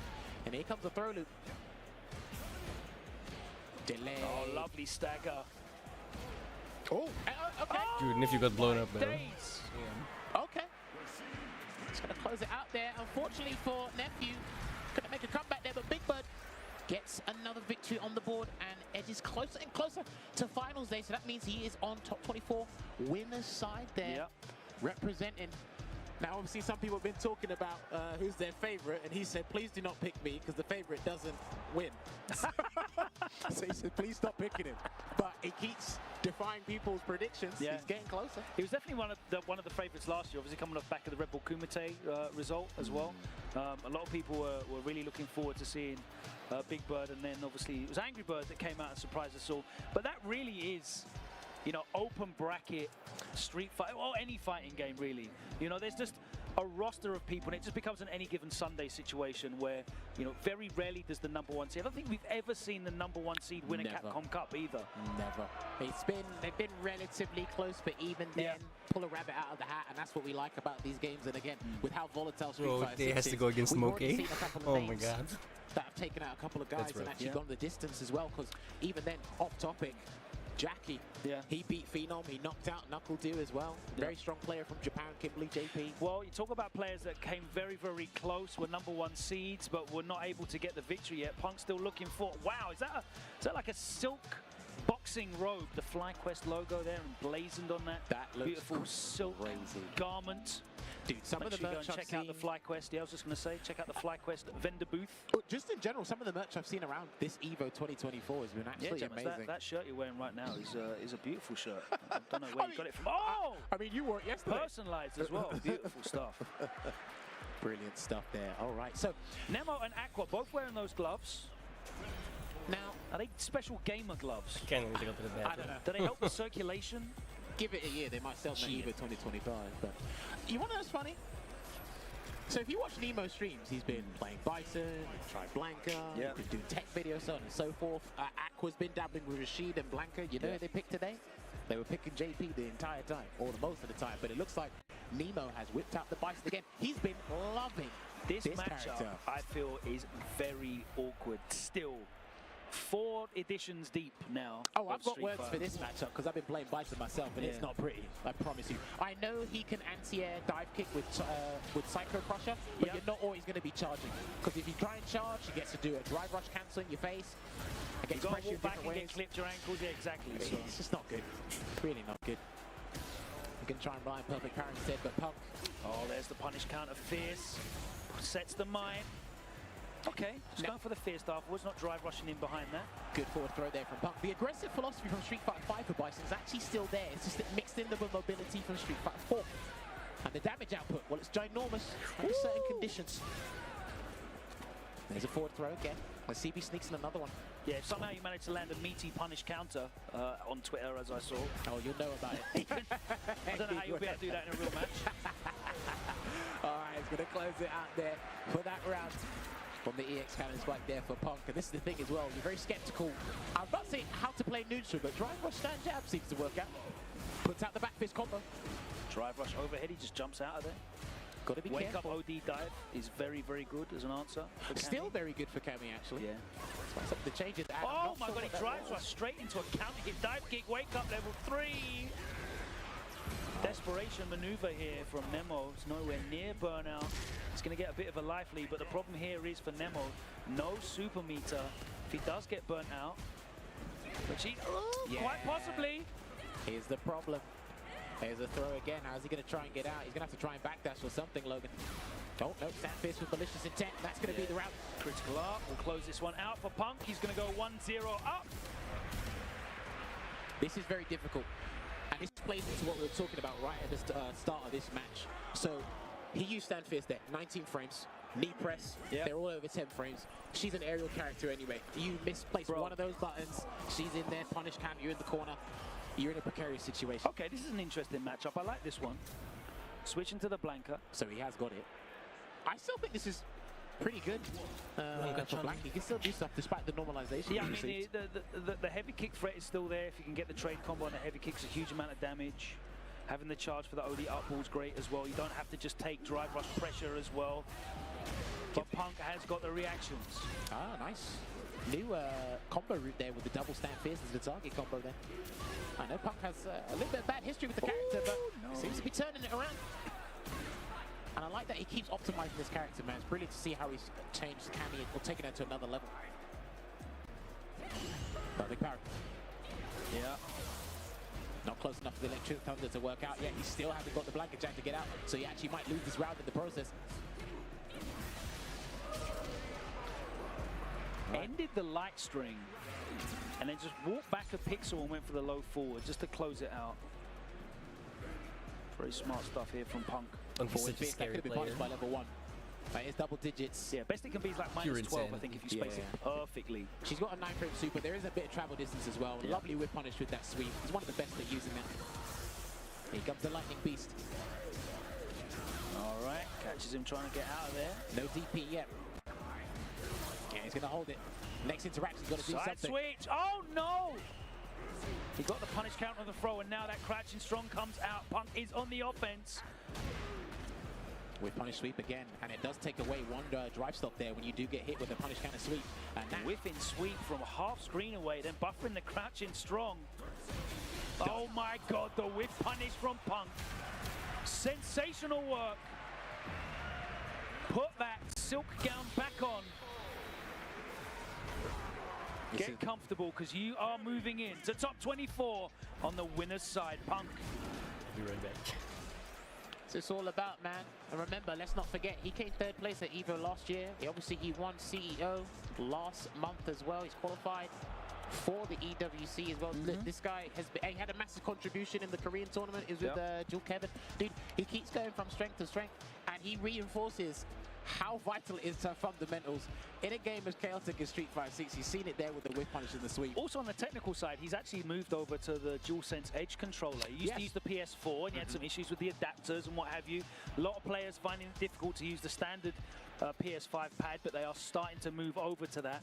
However, I know a lot of players like Knuckle Dude, Jewel Kevin, were kind of leading the way on using that DualSense Edge, which also has the lowest latency of any controller on the PS5 as well. So for tournaments like that, it's a fantastic tool to use, and obviously Punk has adapted to it very, very quickly because he is looking very, very comfortable right now as he moves on in the winner's side. Yeah, looking as sharp as ever, but it only gets bigger and better Back from to here. back. All right, maybe they passed each other as they were coming on and off the stage. But next up on stage, we have Xiao Hai going against Ajax Fidelity, of course, a Red Rooster. Indeed. He's actually had a really good day. Obviously, he put a clip out because he wanted to land a decent combo on stream, which he did as well. Now, it's interesting where Ed's position is. You talk to Westerners, they got a very different opinion from what our Asian counterparts think. Bro, there's so many Japanese Eds. It's crazy. They see some sort of stability that we don't see. Wow, look, he's got the brother. He's got the hand covers. Bro, he was confident. The least you could do is cover your mouth, my guy. Like, this is jokes, bro. He doesn't even know how to put it. It looks like he doesn't know how to put it together. Oh my God, he's struggling. There we go. Yeah, no, he's there. It's all good. Who was the guy? It wasn't him who done it first. Raiketsu. Yes. Against Infectious 2014? Yeah. Okay. All right. I'm remembering the same guy. Okay. That one was certainly a less fancy setup. There was no golden stick or branded. It was just a cardboard box. Cardboard box. Hey man, you gotta work with what you gotta work with. You know? So. Oh man. Do you know what? If I was Ajax, I'd start messing with him. I'd start moving my chair back, like inching it further and further back, just so I could like. People used to do that. Though. Yeah, come on. People legit used to do that. I can sit where I want on the stage. If I want to play from 4 foot away from the screen, I can. Shout-outs to production. They said if we want to go further back in terms of cardboard box contraptions, 2012, 2013 in King of Fighters, Cafe ID. He actually done that against someone as well. I actually don't remember that match. So is it a KOF thing? Maybe. Remember, Xiao Hai just won KOF today. Of course he did. I didn't even need to watch it, and I know Xiao Hai won KOF. But yes, he's actually one of the most persistent Bison players I've seen out of all the pro players at the moment. You will see him at EWC as well. There's a lot of players you're seeing here right now in this latter stage of the tournament. You'll see EWC soon. This matchup, we see it with Problem X and Ending Walker. A fair bit. Drive rush overhead to set things off. Gets the plus frames as well. Listen, we can write a thesis on how Bison functions in this game. It's absolutely crazy. With punish. With that stand fierce, he's going to go for the basic B&B into the back fist combo there. Wake up works. That was the first interaction, by the way, after the bomb was planted, so we need to keep an eye on that anytime he's get put on. Superman punch gets clipped by the OD Psycho Crusher. Ajax fighting his way out of the corner. Again, wake up buttons from Xiao Hai. This is a good choice, actually. I like this. One. I like this knee press nightmare. You can do meaty knee press. There it is. Yeah, lovely spacing on that. You have to be really careful spacing the scissors against Ed because of his 5-frame light kick, but that was very well spaced. That's just automatic. So once you knock him down, light scissors, and its drive gauge damage is actually pretty good as well. Yeah. For Bison's drive gauge damage in general is actually phenomenal. It's kind of crazy to think about. There's another forward throw. Oh, that's unfortunate, but it doesn't matter. Okay. Already committed to it being a block string. Perfect parry, close enough to get the punish the 2 bars, finishes as a blitz. He's going to duck in. Here we go. Jumps out though. No chase down. And that's going to be it, I think. No, that was from a jab. He might still be alive because that was from a jab. Yeah, level 2 scaling, yeah. Well, I mean, listen, if you do the breakdown on Bison scaling, it's actually kind of absurd in general anyway. Yeah, all those OD moves as well, like, really help. Hang on a minute, Logan. Let's see what he does. Oh no, he wanted him to block. Got messed up by the counter hit, stun. He wanted him to block. Too much frame advantage. And they're going right back in. He seems to be pretty comfortable in this matchup. This is to change his way of defending himself and adjusting that neutral game plan there. Does Ajax Fidelity. He's had a really good day today. Takes the throw after the plus on the knee. No more plus frames. Back fist combo again. He backed off this time just in case he wanted to see what Ajax Fidelity would do. After the wake up OD in the first round. Good target combo into the blitz. Xiao Hai not respecting these frames here. I imagine he hasn't got that much matchup experience, and maybe online against Ed in general, so. Cycle uppercut again. Reacts to the green star. I don't know what Cobra Punch hit from mid-screen, but it worked out. That's an interesting anti-air choice. Yeah, sets the mines. And he's trying to run away this time. Super. Oh, okay. Yeah, the bomb's gone off, so he's got to take another guess. Instead, he's too far to get the counter hit, converted for the jab, and he took a risk. That wasn't even Shades gonna... of Street Fighter 5, that was. That wasn't gonna take the round, I don't think. I'm not sure. I know Psycho Uppercut does a fair bit of damage, but I'm not sure if that one would have taken it. Nice, light upper. Look at that. That drive rush stand light punch. I know that's 5 frames, but the range on that light, one of the better lights in the game right now. I mean, drive rush 5 frame button's a really good answer when you notice the opponent's trying to check you. And we did see him check him do a drive rush back roundhouse earlier on, which is obviously 10 frames. A lot slower on startup. Got him in the corner. Works really well for Ken when you do drive rush jab. You start seeing him trying to interrupt your drive rushes. That one got toned down over time, so he's going to get the target combo and close out that round there. Let's see if Ajax Fidelity can equalize this set here. Still This is point down. Oh, nice. Gets into the flicker. That's exactly what Edge want. They want you walking straight into those flicker buttons. I just think, I love the range that Ed plays at in general. I think he's a well-designed character in Street Fighter 6. Well. I think he's got really fun mechanics, loads of expression opportunities, definitely well-defined, well-defined weaknesses as well. Yeah, clear cut. Okay, you can see the ball to throw that time instead. Oh no, that was definitely it if he'd have converted into the OD. Any hit will do it here. Let's see how Zhao deals with this pressure. Psycho Crusher, and he's going to confirm it as well. He's going to burn him out. Yeah. So this unlimited Psycho Crusher will do its work, but he still has to deal with the Psycho Storm if he gets too close. No anti-air. Oh, he went the wrong way! Word! He looked the wrong way! Oh dear! Oh no! Zhao Hai looked the wrong way. He looked completely away from the screen after that happened. Dude, that happens in the game a fair bit. It doesn't only happen with uppercuts. It actually happens with normals as well. Sometimes the game doesn't register. We saw it in Bison earlier on as I was commentating with James Chen, and the Devil's Reverse came out backwards, which was super weird. I think it was Momochi playing head as well. He walked a little tiny bit and carried on walking. The wrong arm came out. It was so weird to see. There's the bomb plus frames. Hold that throw. He hasn't gone low. Every time he's planted the bomb, he hasn't gone low to catch Ajax Fidelity standing up, but he's been getting low conversions again. Let's see what he does this time. Jimmy. Oh, and he didn't go for the cannon. He didn't want to burn him out. Back top. So point again here for Zhao Hai. And Ajax is just taking a little bit too much. It's difficult, man, especially at this stage of the tournament. I like Zhao Hai playing that reactive style as well. He's not walking back and going for like a fierce. He's walking back, waiting for the throw animation and punishing it with a low forward, which is way less risk, which as Bison you need because you can't risk that momentum turnaround. He hasn't got the defensive options. Right, there you go. Oh, wake up. Works again. Lovely. Oh, too far. That's unfortunate. You're right. He done the right combo as well, by the way. And that might be it. No, he missed it. So this is huge. Is he gonna? Yes, this is a very good choice. He's gonna lock him up in the Psycho Chamber here. Now Zhao Hai does have some options, but he's got to respect this level 3 on wake up as well, because that will be the set. Yeah, but he does. But Ajax Fidelity has to close the gap. He has to get him to block the snatcher. And he can't get close. Yeah, he has to get him to block the snatcher, but he's got to be the charge version. Cobra punch. Yeah, see, and he knows it. They both know it as well. That's 0. That's gonna be it there, unfortunately, for Ajax Fidelity, but great stuff there for Zhao Hai. Continues his run in the winner's side, and he will be in the top 24, which I wonder if it's been determined yet. He'll be fighting not just yet. We've got Big Bird there, we've got Punk there. Zhao Hai has entered the space, and boy, does it get juicier from here. I mean, look, I'm looking at all these games on the bracket. Make sure you go look at the bracket. Oh my word. This is absolutely bonkers. Can I spoil it? Can I? I want to make sure that they don't miss the start. I want them to run really quickly to the refrigerator and come back with any snacks and beverages. All right. Angry Bird versus Momochi is the next match on stream. We're going to a break. You've got 2 minutes to go and get yourself whatever you're going to get.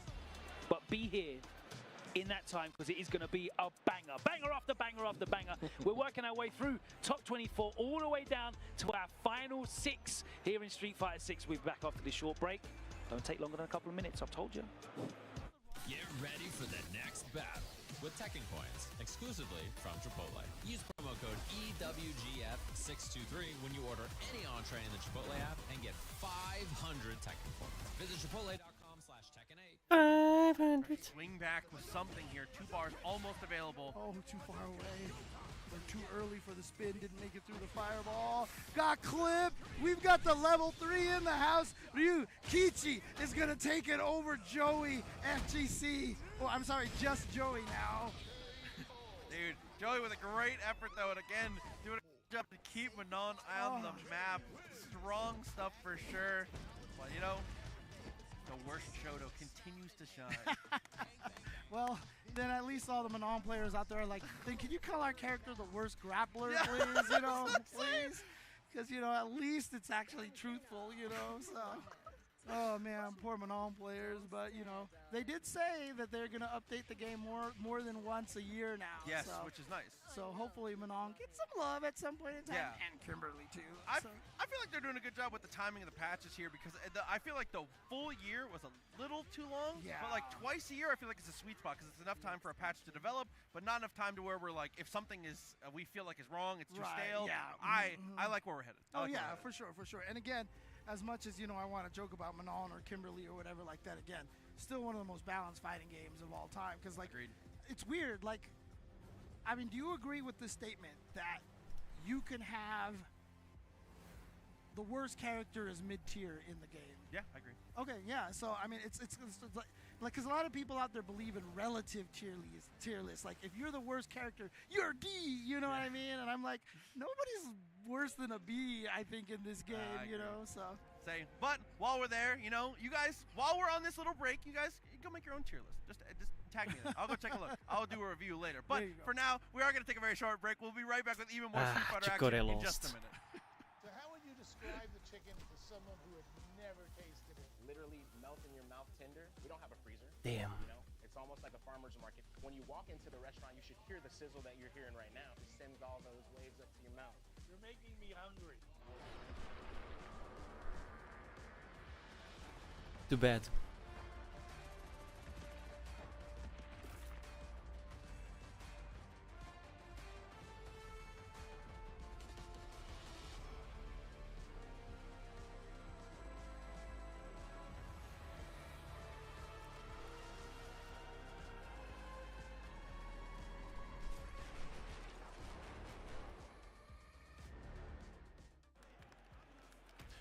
Welcome back to Evolution 2024. We're trying to wither it down and get through the remaining matches here in the round 4, get that top 24 to round out our 6 finalists for tomorrow finals day here. Myself, Jammers, and Logan Summer calling the action. We've already had bone-breaking matches, but I guess it's going to be, we're going to shout out a couple more. What a description. I mean, it's going to, look, that's how dangerous some of these matches are. And we got the pleasure of calling this out. Yeah, I mean, and you're looking down into the losers bracket as well. If you're looking at home at Start GG, there's some heartbreaking matches there. Some of the tournament favorites down there already in the losers bracket. Guys like Mena RD, Problem X, Kakaru, Daigo just been eliminated. It's crazy down there. But all the fun is happening right now for us in the winners side, and it's going to be Angry Bird, the reigning, defending Evo champion, up against Momochi. Of course, a man who has formerly won Evo before. And of course, that was back in 2014. Now, Angry Bird won the mix-up.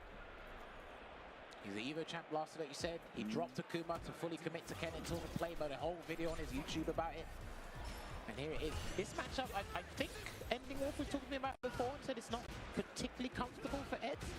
Yeah, I think Ken does really well in this matchup, I'm not going to lie. Just ability to continually apply pressure. Doesn't really worry too much about the mid-screen game. Medium kick's very strong. Yeah, but I do like Ed's crouching light kick in this matchup because if you misplace a bunch of stuff, around, exactly. Yeah, you just do crouch light kick into heavy psycho blitz and he gets the punish of the knockdown. But right now he's just literally running all over. Yeah, you force him to start having to use medium Jinrai or even like heavy, which is not real. If you've got sound, it's not real anyway. Yeah, but I really like how Ed fights Shotos anyway because he can play further away because of the stab medium kick against the crouch medium kicks. The thing is, like, Ken definitely wants to get inside, and yeah, he can't use a step kick, definitely -7. Ken wants to get inside that range anyway, so it's kind of like a game of fencing. You know? I think that's a good way of articulating it, actually. Oh, that was only -6 for the stab medium kick. Wouldn't have got the punish that he wanted there. Oh, interesting. He's got to be careful where he puts those. Or that could have been a cool whip punish there. I was saying that with Ringe early in the days of the game, and it's going to be the decent combo here, Logan. No, he's going to go for a different route instead, a safer one. Yeah, he gets the corner carry anyway. He was mid-screen. He wasn't like near the corner. Oh, yeah, too far away, yeah. They only do it really from the Psycho Blitz from the corner, when they're trapped anyway. Lovely walk under. No whiff punish there from Momochi. That could have been punished by a crouching heavy kick or even a stand medium kick. Nice interruption. There's a real gap there. Well, he's got the super advantage here, does Angry Bird. Jumps in. Can be very careful, especially. And the thing is, despite Ed being well designed, his slow defensive choices really do let him down in a couple of scenarios. Oh, what a whiff punish, and he didn't. No. I think he was too close for that to connect. Yeah, there we go. Neutral jump gets punished, put in the corner. Oh, the little tiny walk back to cash out the level 3. All right, here we go. He's got such a huge life lead here that all he needs is one more touch and a throw. Yeah, but he might look for the desync activation if he gets the chance, because he's trapped in the corner. The thing is, he's forced to get it on hit, right? Yeah, he has to. If he doesn't get that activation on hit, this is why he's waiting. Jumps away, back throw. Okay, this is a big positional advantage here for Momochi. The light upper and the juggle as well. Oh. Okay, he went for an early stun, Logan. That was interesting. I thought he would have tried to do something a little bit more to try and get the kill, but this might be better for him. Empty low. And he dropped it, unfortunately. And that's going to be negative 2. He's in burnout though, so it's okay. He's still got super, so yeah, he's still got it. Jesus. He Good reaction. still had the Psycho Chamber locked and loaded. And I promise you, with some of these characters, because it can be difficult sometimes to use a 13-frame reversal, you can do that. They're going to come at you with a drive rush and attack. They're not going to stop. And he saw it there and he caught him with that super arc 3. So there's 1 game up to Momochi here. Bro, and he should have already been 1 game up. Big drop from Momochi, but the composure was there. Reacted to that big full screen drive rush, almost full screen anyway. He got the perfect carrot on that flicker, but he couldn't chase it down, unfortunately, there. And he wanted the punish counter off that roundhouse. Yeah, you see the spacing he has to play out now. This is why I like Ed against some of the Shotos. But when Ken gets in and plays a different game, whole different ball game. Backs away there with the kill rush. Not to like make a stereotype against the Japanese playstyle, but talk to me. Drive rush into jab, into throw is incredibly reliable against many of the Japanese players' playstyle. Okay, no, I can understand that. Especially because you can see a lot of them are like trying to OS off the drive rush. Yeah. So yeah, clear case in point right there. There we go. Oh, the big trade. Puts himself back in the corner. Oh, the light kick into the fireball connects because of the counter hit. But again, with the way they play, they're very disciplined. And Momochi's actually one of the most disciplined players. Yeah, out there, he's hardly ever like biting on these shimmy attempts. Yeah. Really noticeable. But even he can capitulate under defense, depending on the circumstances here. Gets hit with the overhead, but that wasn't meat enough for the combo. This is what you were talking about before. He's got to get that Psycho Blitz hit. Okay, we'll take that. Beats him to the punch. Cashes out. Interesting. This isn't really going to shift his position from the corner, though. No, and it doesn't even level up the lives either. That's not too bad. Gets a little bit of breathing room to play a little bit neutral, and yet create a lot of space. Angry Bird about to burn himself out. Backing off. Good throw take there from Momochi. Cobra puncher there. Trying to sneak a turn in. Bro, that fireball from that range was wild. This is good. This is actually pretty good for both players, but he's got to be careful here. Yeah. And that is going to be 1-1. If in doubt, throw the little forward out. It's worked since Street Fighter 5. Hey, it's working against all the top guys. And the thing is, you just don't want to sit there and take an accidental delayed back throw. You don't want the guy neutral jumping on your wake up, some stuff like that. Takes him down with the throw tech there. And there you go, you see it there. You don't see Angry Bird using crouching beating kick just yet, but he gets beat to the punch for his fireball to stop the startup. Look at that chip damage. I love his chip damage from mid-range. It's actually some of the better stuff in the game, I think, with Ed. All right, takes the target. We very rarely see Angry Bird finish off that medium kick target combo. He's normally fishing for the counter hit into the light kick afterwards. That's very true. And then gets the delayed crouching medium kick, and that's actually pretty safe on block anyway, so I But love it's very that interesting that he's playing at the range where the target combo is really the only follow-up. He's not playing at a range where the medium kick isn't close enough to give him the counter hit advantage for the link. Cobra punch. Oh my god, he's got counter hit by literally everything there, and another one. Dude, people are actually pretty fortunate. He can't get a full combo off of that, unless it's punish counter. You are very lucky he can't get certain on counter hit. Every single thing Momochi pressed in that last 5 seconds landed counter hit. Angry Bird super active. Switching it up there, is it? And there you go, the Angry Bird special. Really conditioning people with the special cancel stuff so he gets that button into drive impact. There you go, that should be the round. You might only have to use Shippu Jinrai. No. Doesn't have to use any of it. Still gets the perfect raised eyebrows from Angry Bird. I think he probably did want to go for the level 2. Oh, beaten to the punch there. Goes for the safe jump. Because he's standing, he had to block that. Standing heavy kick for the plus frame. This is huge. Last game, last round for these two. I think one big combo to level 3 might have to be done early.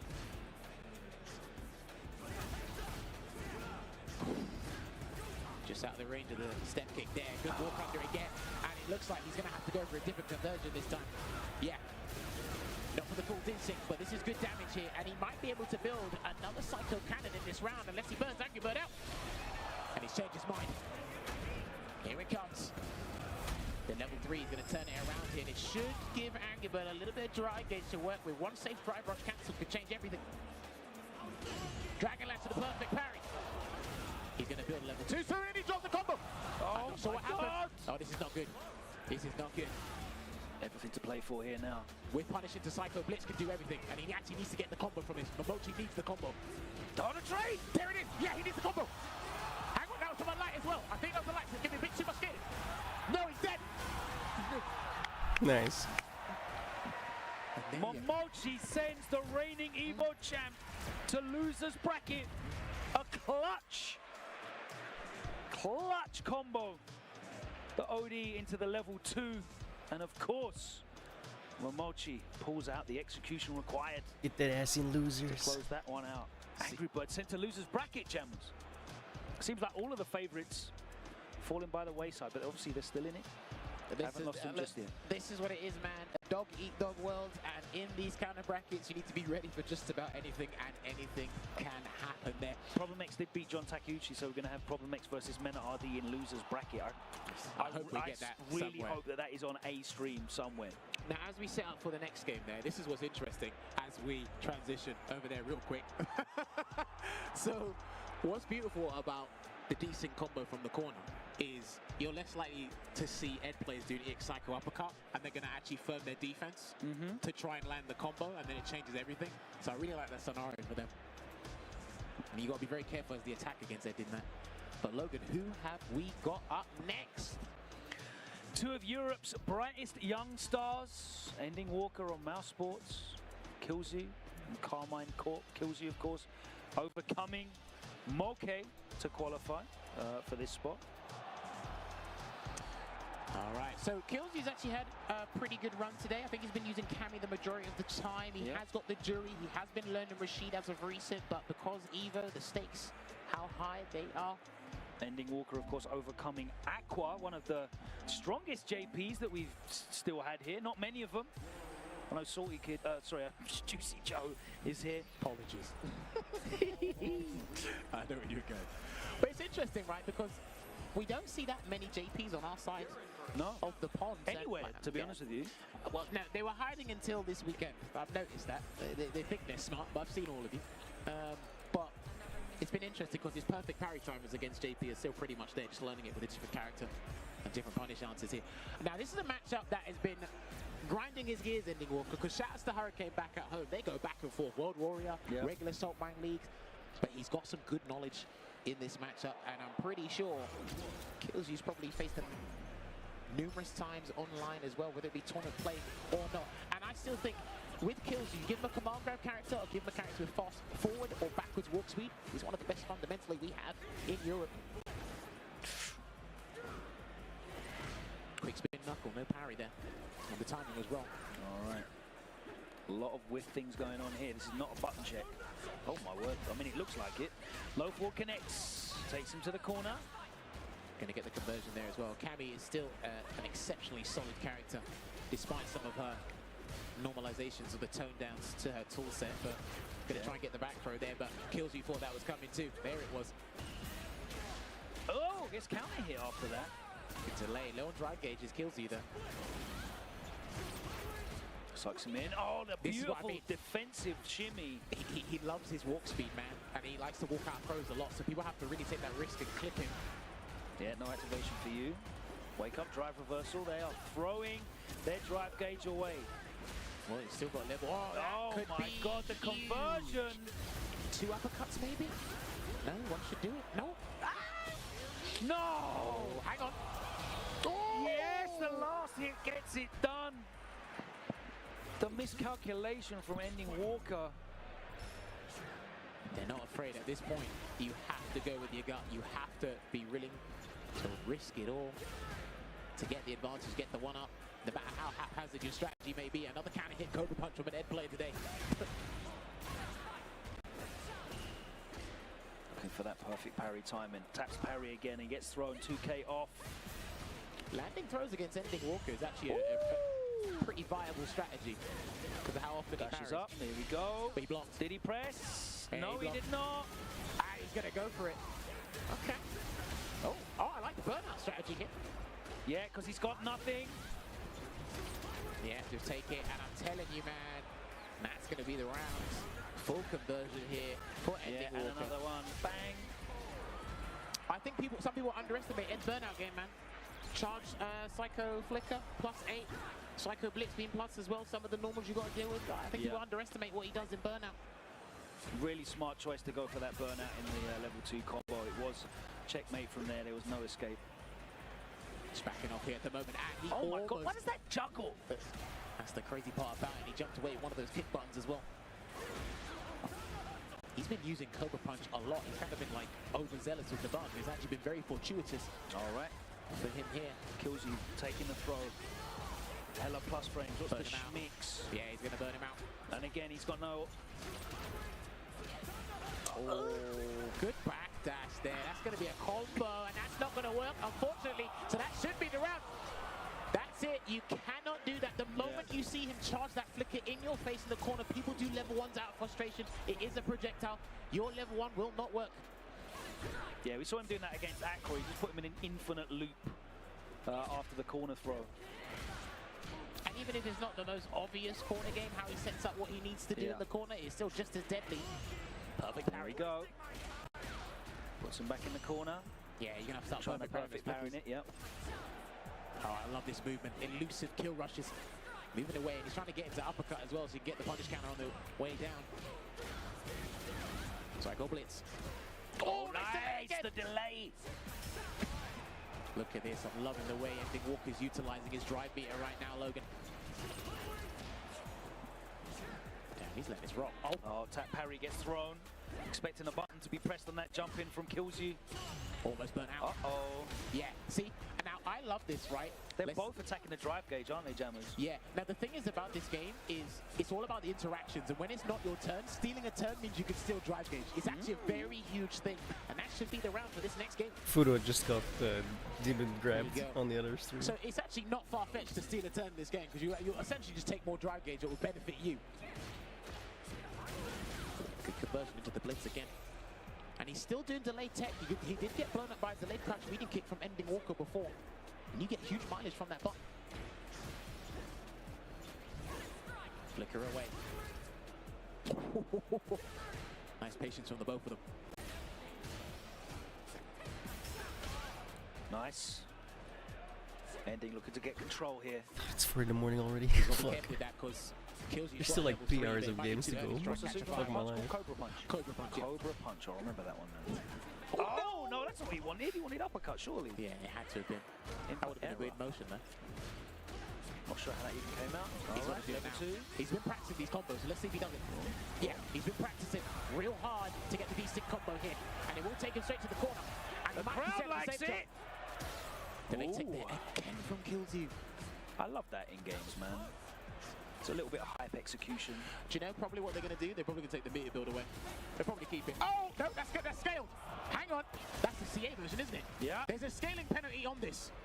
They did put a scaling penalty on that fatal leg twister. That's right. Yeah, that would have killed last season. There's a scaling penalty, and he got frustrated. Why? He got frustrated. And remember, Kills you done it to him in the very first round. That was like nuts on both sides. Yeah, I wasn't sure about that combo taking him around there because one of the biggest changes is that Camargo got a scaling penalty. I think 30% it was. Yeah, even with the CA damage. Still can kill. There you go. It looks like Ending Walker's going to have to be a little bit more elusive in the neutral before he goes to catches Killsy walking out, and you said how much Killsy loves to do that. He loves it, man. And defensive shimmies. You just have to clip him low, but people don't want to burn themselves out doing it, which is pretty smart for Killsy. Nice challenge. Ending. Yeah, he got it. Finally gets him to bite. And again.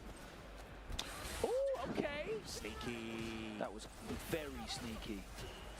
Can hold it down here. Killsy hasn't really got many options. It's fortunate.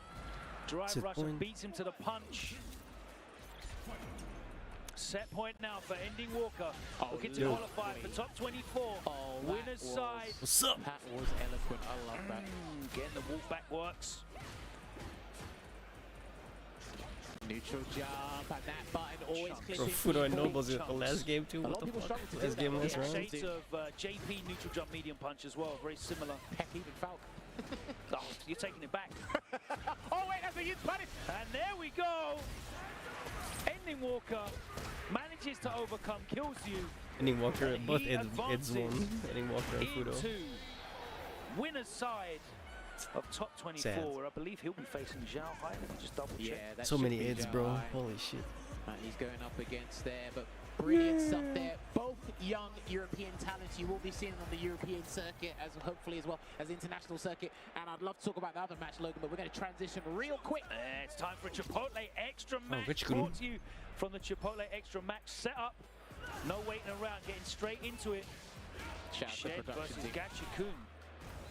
Now, he actually practiced really hard in this matchup in Season 1 of the game. Gachi-kun really learned the stuff. He actually got super comfortable with it. I do think there are some uncomfortable aspects about this matchup. Case in point with the jumping. Against the whirlwind shot there. And I've been drinking too much water. I need to go to the bathroom again. There you go. Going to get a little conversion there as well. Looks like Gachi-kun's had a good day too. But so yeah, he's not playing Bison. I'm not sure what his opinion on Bison is right now, but he's been using DJ the vast majority of the day as far as I'm concerned. Baby. Oh, trying to get shimmy there, and that's a classic scenario when you think you can shimmy the opponent, but they walk away, they let you press your button, you would punish them. They lose a chunk of drive gauge. Wow, eats it on the knee shot. It's actually pretty annoying for a Sheik to anti-air that, actually. Yeah, because he's got slow anti-air options, right? He's going to save that level 2. Yeah, there you go, empty jump into the jackknife maximum conversion here. And that's going to be +2. I'm telling you, DJ's burnout frame there is still just as good as it was before. Gets the throw. Can he sneak in a stun? Not quite. Uh-oh. This is huge. You going to side swap?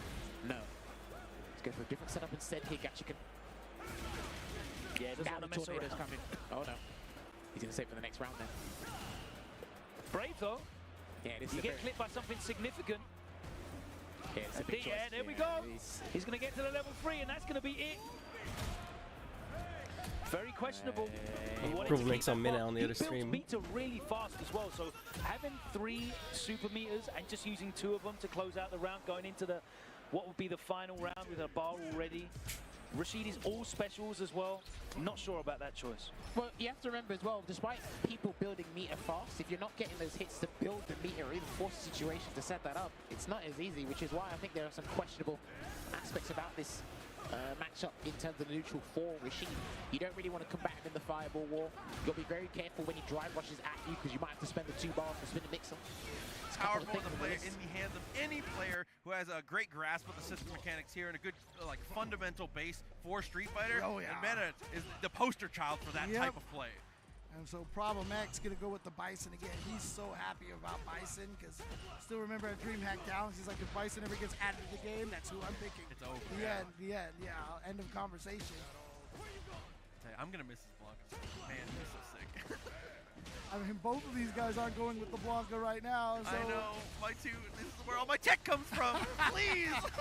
That's all right though. Drive reversal, get away. I like that decision, especially with the Psycho Bomb on you there. Clearing that off is important. Oh no, got caught first. Mana RD just getting punched in the face. Oh, into the level 1. Wow, okay. Not gonna quite kill, but it is gonna get the guard break. I'm sorry, not the guard break, but the burnout. Right now you are at threat of getting chipped out here. Psycho Crusher, as soon as you see that neutral jump when he's on the way down, you're ripping that every time. Yeah, oh my god, Tokido. For fuck's sake, bro. Too many streams, too many games. Vulnerability, but don't have enough He's eyes. gonna turn Bison's legs invulnerable, so you gotta watch out for those crouch kick, drive rush cancels. I love that his drive reversal is just a standing drop kick, by the way. It's so sick. Oh, there's so much care in the animations, man. Nice use of level 2, little beast mode action. Tasty Steve cosplay? with the sound effects? I like it. Oh my god, good use of the throw there, keeping that pressure up. Perfect parry. Nice, okay, gonna get the back throw. Now you're trapped in the corner. There we go, standing heavy punch into drive rush cancel to keep the pressure going. Yeah, and in burnout, it's just lights out at that point. Either you just kind of hold the pressure and accept what's going to go there, or you got to spend some meter at some point. Right. So 1 round apiece here for game number 1. Who's going to take this important 1-0 lead? An important note about that, too, is that Meta spent level 2 in that last round. He already has another level 2. Right. That is one of the reasons why you do spend that meter in those situations. Oh my god, we got perfect parries all over the place in the house right now. Forth and everyone in between gets the whiff and turns into a throw. Ooh. Interesting. Look at this. Just let Problem X kind of walk out of the corner in a way. But okay, sorry, I gotta swap over. I'm talking about ranges. Okay. Because some characters can make him whip if you just initially try to react to something like that. But he's going to get the conversion in. Jumps in for the perfect punch. Oh dear, these guys are swinging with their mediums and heavies right now. Throwing out a lot of drive gauge as well. All right, Tokido just got Slither. Nearly 2 stocks of drive gauge to work with, so if he can get close enough, but he needs 3 to make anything happen. There we go, and then the DI, no button press there from Tachikawa, still has a modern reaction Just with raw the level DI 1. is very good against Ed in general. Yeah. There we go. Ooh. Tachikawa passing out. I feel like there was such an aggressive reversal from him in that first round. There you go. Gonna get the anti-air and chase him down. Oh, interesting. Held the parry there, went for the drive rush, and Tokido is gonna convert into the super R3. It's just going to give him a bit of a life lead and a slight drive gauge advantage, but Tachikawa sitting on all 3 bars as well, so that's a huge deal. But let's see if he goes for the combo. No, he doesn't get given another Is that side parting. And that's going to be the round there from the EX Jinrai converting into the Shoryuken. I'm going to close it out there. Interesting, because again, if you have to make that executive decision on defense to get the right guess and turn things around, pivotal moments, it's not going to be easy. Toss it to the corner. Oh, the cheeky overhead. Yeah, I think he's waiting for the step kick and the overhead just came out, to be honest. Oh my god! Counter hit conversions into the drive rush extension. He's going to spend it all. That should be it. Where's Tasty Steve when you need him? Do you know, every time I say that super, I can't unhear it. It's actually insane. All right. So my profound sadness as I see the problem's been eliminated from the tournament as well by Mena RD. That, of course, is some of the additional matches that are happening right now on Evo 6 channel. If you're not watching that, you're missing out. Make sure you have those screens open. Your phone, your laptop, the TV. The command center with your, you know, you've got the wall of screens like the architect in the Matrix. Shout out to Aggie, because I know he has that set up at home. He's got like 12 billion streams open. Oh, okay. He done this in Topanga League as well. I thought he was pretty questionable at the time, but Seems like he feels pretty comfortable. I don't know what this matchup is like in Season 2. I didn't like it in Season 1. I know it was not good in Season 1. Shouts to Senga. Maybe change characters. But I know she got quality of life changes. Like, despite Ken having a couple of things changed about him, I know EX Hadouken, the scaling on that has changed as well. But I think Manon, like the EX Red Burst, can go through the fireball pretty easily. Better damage overall. More ways to level up. Gets a medallion there. I think it's alright. You have to be pretty confident you're neutral and pretty patient. And she's got some of the most frustrating buttons in neutral in the game anyway. So, oh, sneaky. Backs away to the Sakita.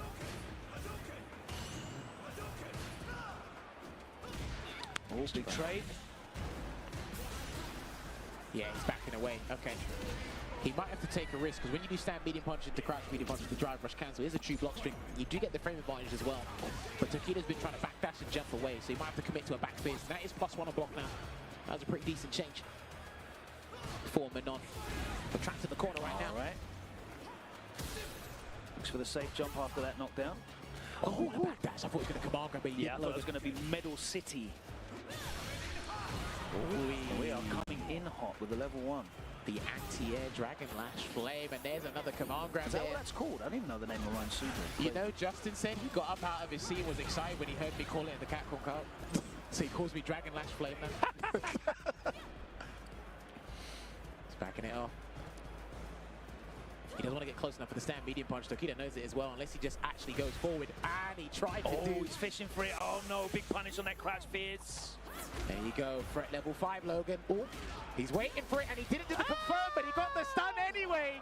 And that should be the round. He's got to commit. Yeah, this is going to be huge. And that should be the round. There you go. Level 5 Red Burst taking it no there. good for your spine. Oh, of course not. No man should be bent in that way. No character or no person should be bent in that way. Anti-air EX Ryuken, interesting. Is he feeling the pressure? Oh, Come nice. on, can he sneak in another one? Is Tokita going to wake up with something? Yes. Well, there you go.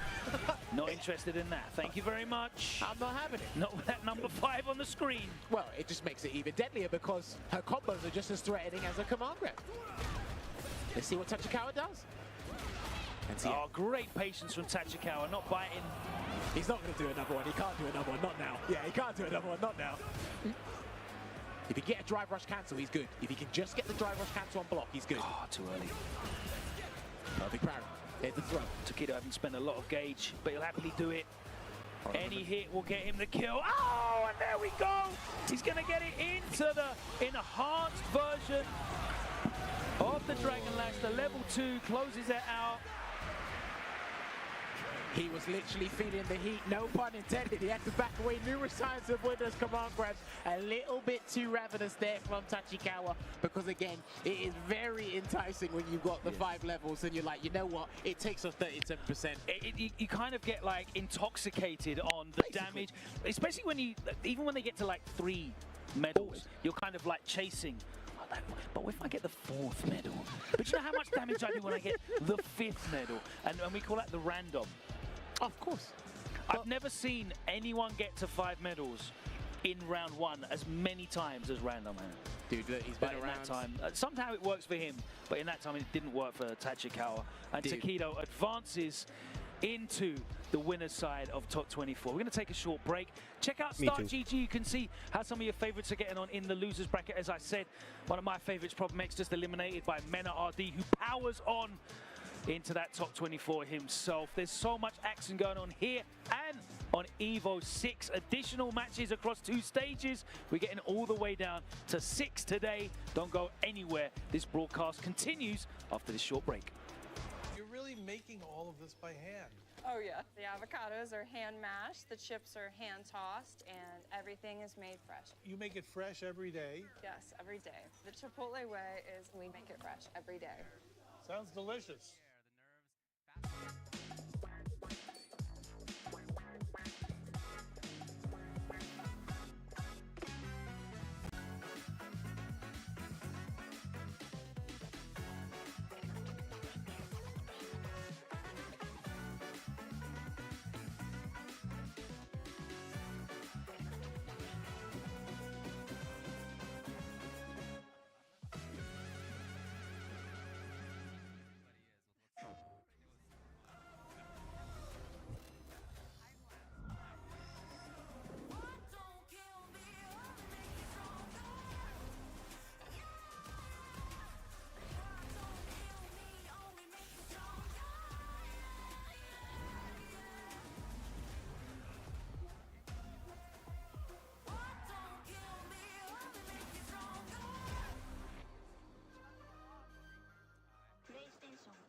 fighting game playing style and an anime character. And Bleach, we're gonna go Ichimaru again. Yeah, fast speed. So personally, I would say I'm some type of Uchiha clan, you know what I'm saying? Sasuke, Itachi, somebody with a Sharingan. I would probably be like the most evil character you could think of.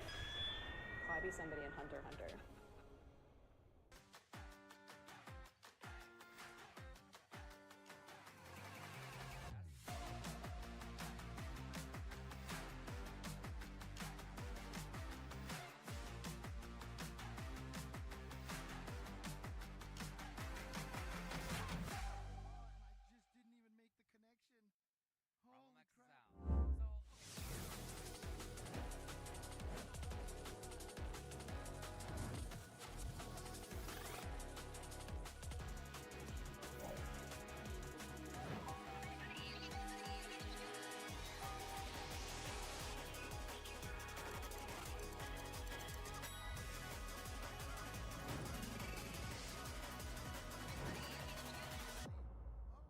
Dude, why'd you put your new rig in the basement?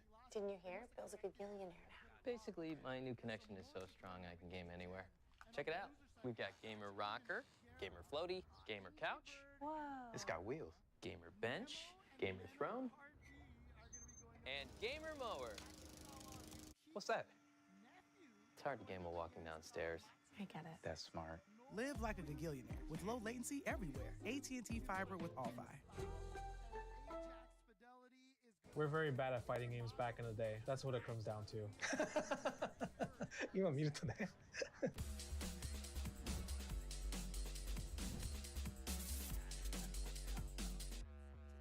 ついてってのはどういうことだろうな。竜を使いました。はい、僕ずっと竜を使ってて、竜しか使わなかったんで、その試合でも竜を使いました。Before Evo, I played against John Choi Ryu and I beat him with Abel. That's why I wanted to do Abel vs Ryu. そう、まああんまり当時のことよく覚えてないですけど、でもまあ日本にもアベル使いは何人かいたので、一応はいまあ対戦は経験はありましたね結構ね。The crowd, I mean, at first it was pretty boring because I was losing, and they were screaming out switch, switch, switch. やっぱりまあジャスティンにとってはホームで、こっちにとってはアウェー。でまあ知名度はすごいありましたけど、やっぱりこういざ決勝となるとジャスティンの応援がすごくて。Daigo's so humble. People always cheer for him. Balrog was my first choice in terms of I wanted to pick Balrog against Daigo, but then all the Ryu players they told me not to pick Balrog against Daigo. All the Ryu players sabotaged me not to pick Balrog first. Look at this poke. Standing jab. So this round I got up, and I thought in my head that I won the game. I reset the bracket, but I didn't know there was a round 3.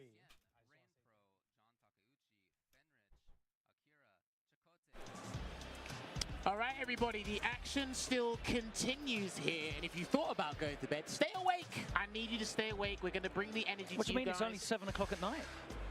It's 3 o'clock in the morning at home. I still think about home. Stay awake, European viewers. If you're just trying to take a nap, don't take a nap. Get those drinks, get the energy drinks. We're here. We've actually got our top 24. Ice cold Red Bull or coffee. Anything. Whatever you need to power through, because we are here at top 24. It's been locked in. We've gone from 5,600 players in this bracket down to only 24. We must condense that even more, Gemmers. We must discard even more. Get it down to only 6. Only 6 may go into that arena over there tomorrow to compete for that prestigious Evo title. And we will be crowning a new champion because... Oh, well, no, we might not be because Angry Bird is still in the tournament. But he is in loser's bracket. We haven't lost him yet. Tall order, though. Tough bracket. Well, I mean, look, it's a tough bracket. Tough fixtures for anybody. That is especially down there in the shark pool. But, I mean, this just looks like a giant shark tank. I made this joke with James Chen earlier. You can't call it a shark pool because there's not that many sharks in the ocean. It's like a bucket of piranhas. Yeah, well. It's just packed full of people ready to eat. On the winner's side, we have got Zhao Hai against Ending Walker. Zhao Hai, that top legend rank with M. Bison. Yeah, he actually got #1 at some point as well. Like I said, one of the most persistent Bisons I've seen here. We're going to actually talk about all of the other winner matches when we get to that point, because there's Fudo versus Big Bird, another classic, Tokido versus Punk. We'll talk about that. Well, there's some results there to talk about. Momochi going up against Zen. But we are actually transitioning to a losers match right now. Somebody's going home. Both people. This is a team kill, ladies and gentlemen. The Good 8 squad. Gachiken going up against Pugera. Now, Gachiken didn't make the final day. Actually, no, I don't think either of them made Topanga finals, the championship day. No. Which was unfortunate there, but Pugera has been playing Barely. Dictator, and I gotta say, I love his philosophy on Dictator, because there's a lot of situations which you may see him do, you may not. He actually prioritizes Psycho Crusher Oki over putting the mine on them sometimes. Interesting. And it does give you damage. He gets the dash up, and then when he's close, he gets the guess, and then he'll put the bomb on you afterwards. Okay. So I kind of like that. He might change it up today, but for what I've seen before, he likes to do the Psycho Crusher. And when you play against Bison, neutral jumps are a double-edged sword against him. Because if you light your knee press, neutral jump will beat that up. He likes to wait, charge, and then he'll anti-air you the Psycho Crusher. Yeah, Psycho Crusher is such a great anti-air option as well. Because at some ranges, he does struggle to deal with neutral jumps, but if you catch him with the heavy kick... Like Akuma's a really good example where Psycho Crusher comes into play as a very reliable option to many of his aerial mix-ups. But Gachiken, of course, had fantastic success in the second half of the season with Rashid. One of the few Japanese players that actually managed to make it through to the final stages of Capcom Cup. Spinning mixer already there from the drive rush, though. With that Olympic sprint, we call a drive rush there for Bison. There you go, nice buffer. Puts the mine on that time. Good stuff there. Takes the extra damage, nice. No anti-air. Not sure it was going to come out from that scenario, but there's the Psycho Crusher. Despite that being 2 bars, that takes away 1 drive stop from the opponent. I think that is a very potent OD move in this game. What's the best frame advantage you can have? Because it's variable, right? No, I think it's -3 the whole time. Always? Yeah. Okay. Press Nightmare. I think he's still alive. Just about. There you go. Stand medium kick, 10 frames. Good poke. It's a fantastic button. And if your standing medium, your stand heavy punch has been beaten, which it wasn't there, then you actually start to resort to the stand medium kick. Has a drive rush in, good check there as well. He doesn't have a reversal, but he does have a good drive rush check. Conversion links into the mine plant. The back fist combo. Nice delay this time round. Pressure. Holding all of that late drive reversal, I like it. Gets him out there, it still maintains. Interesting, yeah, he registered it too late in his mind that he saw a parry, tried to go for the opportunity. And actually, Rashid struggles to deal with light knee press. He's got a good stand light punch, but at a very good space that most people can punish, he can't. Here he comes. Yeah, I like the timing on that Psycho Crusher as well, but still low on drive gauge on the pair of them. Burns him out. He's in there with the Arabian Cyclone pressure. Yeah. Good backdash there as well. Blows up the drive impact, and the throw will close it out. Well, he's about to get Super R3 locked and loaded here, while Gachiken's actually waiting for the Yasar to be ready and available himself. Whirlwind shot. All right, there it is. Swing out at the moment, no commitment there. He can play a little bit closer, but Gachiken's not going to throw out a whirlwind shot. Tokido versus Blink. Oh, too much advantage after that jump in hit. He was expecting it to be blocked. Delay tear backs away. Lovely medium kick there, counter poking away. Shades of Street Fighter 4. Yeah, and he needs to try and stay on him like white on right so he doesn't get the chance to activate. Didn't convert off of that drive rush crouch short. He'd already committed to the mix-up afterwards, and now Pugera's put him in the corner. Okay, nice and simple there with the throw loop. Okay, tried to press after the crouch strong. Well, that was crouch jab, no? Sorry. Crouch jab being made to 8 frames, so it might have been a delayed button, may have been a medium, but good firing on all cylinders in this next round here. Nice plus. He thought Pugera was going to overextend from those plus frames, those heavy attacks, plus on block, take off 0.5 drive stop. Those are dangerous buttons to deal with. You do have to make that executive defensive decision. And there's the Psycho Crusher. So he's changed it up a little bit with his combo routes. Puts him right in the corner. There's the shimmy. Nice interruption. Close it out with the damage. Set point now to Pugera. Yeah, Gachiken might be making An early exit. This isn't looking too good for him right now. And he's had a very consistent competitive year, or at least since Street Fighter 6. Ready to convert off that drive rush short as he beat him to the punch. Nice anti-air, picks him up with a juggle, blocks the overhead, and the micro walk back was a beautiful spacing trap. Stand fierce again, throwing out malicious intent. Yeah, stealing a bunch of frames there, but the spacing was really nice. Well, the drive gauge is low for Gachikun as well, which is why he could actually be belligerent in that situation as well. There's that Olympic dash. Oh no, whiff punish. Oh, he might have wanted scissors and he got the charge. He was charging instead. Sometimes the players do get that. Oh, that's it. That's going to be done. Stand fierce. And then work your magic. Your demise ends here. And that will be the team kill, unfortunately. So Pugera advances deeper into the bracket, where he'll be awaiting the winner of Angry Bird and Aqua. Well, good time it has been, especially Bison came out, he just put Ed down. I don't think he's been playing Ed recently, so this is actually a really good look for Pugera at the moment here. And again, like we said, there's been an abundance, an overabundance of Bisons throughout the day. So I was talking to Vicious before, I said Bison could make it. He could go to the final day, who knows? Yeah, I mean, it's very reminiscent of when you saw so many Kens in the bracket. Like, they're going to have to get there. One of them will get there. There's so many. And now it's just Bisons, Eds, so many of them. You know, almost every matchup we've seen has had one of those characters in. So, as we set up our next game, I spoke to Shuhei and Nakayama earlier today and said, how you been enjoying the event? They said, a good time. And I said, Bison's too strong. They laughed. And then I said, out of all the characters you've seen today, who's the most you've seen? They said, Bison Akuma. And then Nakayama said, Geef. I said, Geef. I've seen a lot of Geefs as well. So he went, yeah. And then I looked at him, I said, well, you know what to do. And then they both laughed. They said, thanks, Jammers, we'll take that under advisement. Man, those guys are brilliant. I love the producers of this game. But yeah, man, I love the competition of this game it's been bringing as well. And this is there. Look, we already put it on the screen, Logan. So we're going to find out if the Evo champion is going to make an early exit. One of his most famous matches was against Kakeru rivalry at the first season. Yeah. A lot of experience against JP, a lot of innovation in the matchup. We'll see whether he's still got that locked and loaded. Not a lot of JP experience these days, though. I think he's, to me, like, even throughout season 1, like, his knowledge, his understanding, it's still there. And I'm pretty sure he's probably played Juicy J once or twice online, of course, especially when he was in France for the mix-up. And I remember one of the biggest things he told JP players at the start of the game, it probably still applies here as well, is if you think the opponent's going to throw you, just go for Amnesia. But obviously Amnesia has been toned down I to saw the someone ground. land an OD Amnesia combo earlier and it did less than a throw. Like, it was crazy. It should be doing reversal damage. Yeah, it did nothing at all. Now, I don't want it to go back to season 1, where like I try and throw you and then I eat 60%. I don't know how that was a thing in the first. When you break it down, like how that was a thing in the first place is quite ridiculous. But he hasn't got a reversal.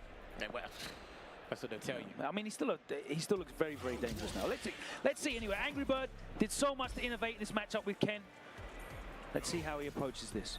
I still think you can overwhelm and just be incessant with Ken against JP because again, he's been normalized. He's got a couple of new toys. He can use a couple more OD moves here and there and be a little bit more aggressive with them. Oh, wow. The winner of this has to go against Pugera. Is still highly successful.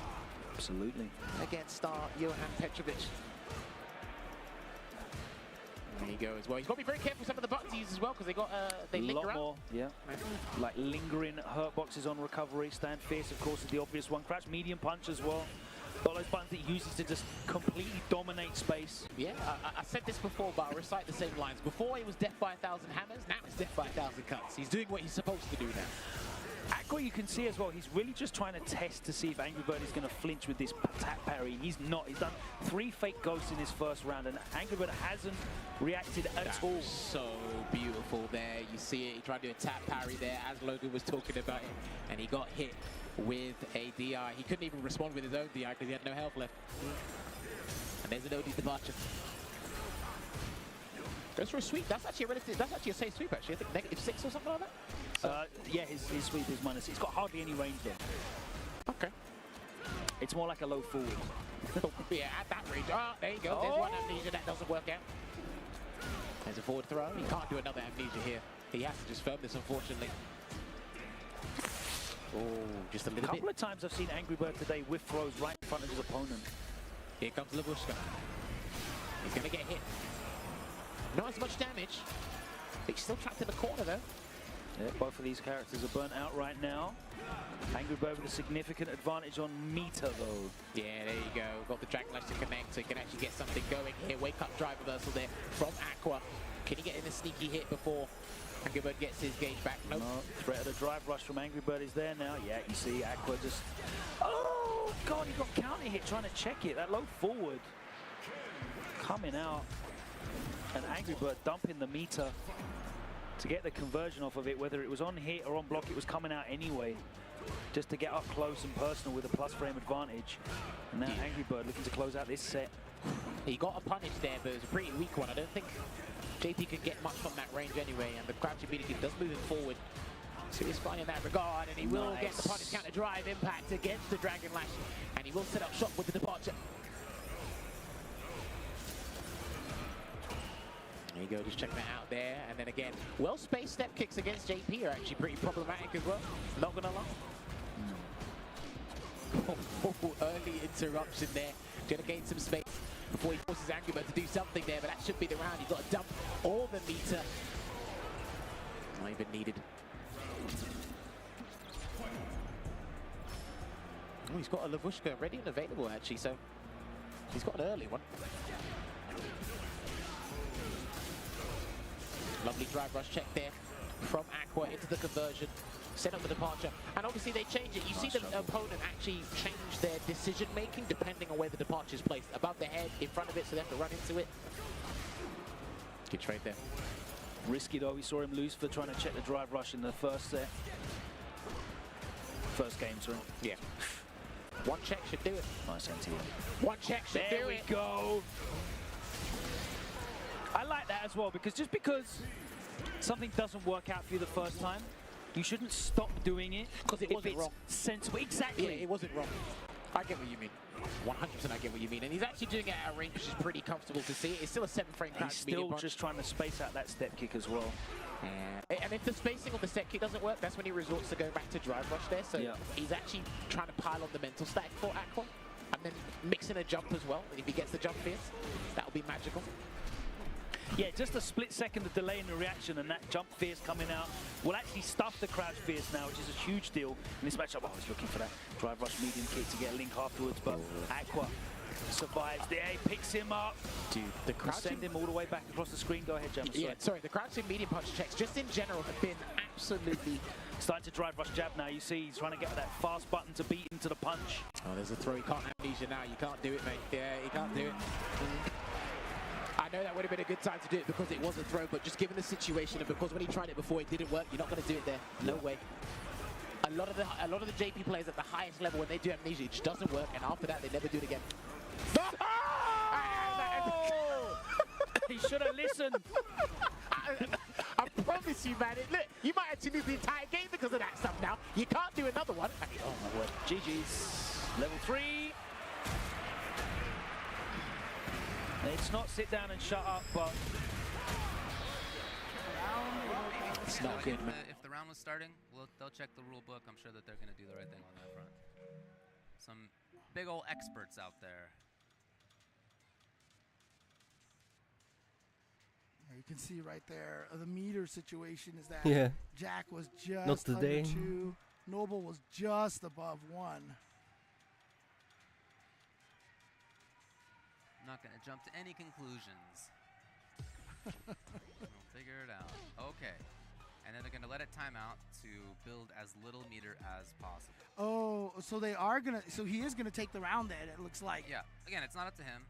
It's going to be the... Right.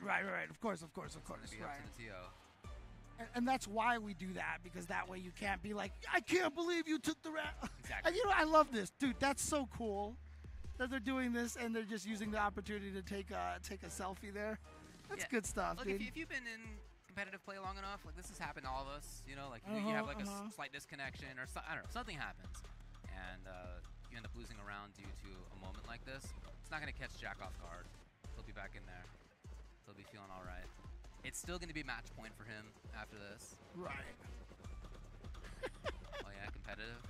Oh man. You got those 1-frame bags. Oh, he does? Okay.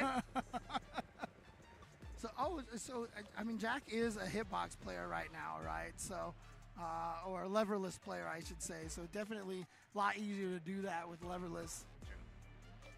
That's the main reason to use leverless. You know, it's really cool too. I guess Noble knows a lot of English here because they're definitely having a nice little conversation. Yeah, respect that. In the meantime, you're getting a look at what is basically turned into casuals at this moment. Yeah. What's going on behind them? Still a ton of people. Shout out to everybody out there who's like, man, best players in the world playing up on the stages. 200 feet from me? No thanks.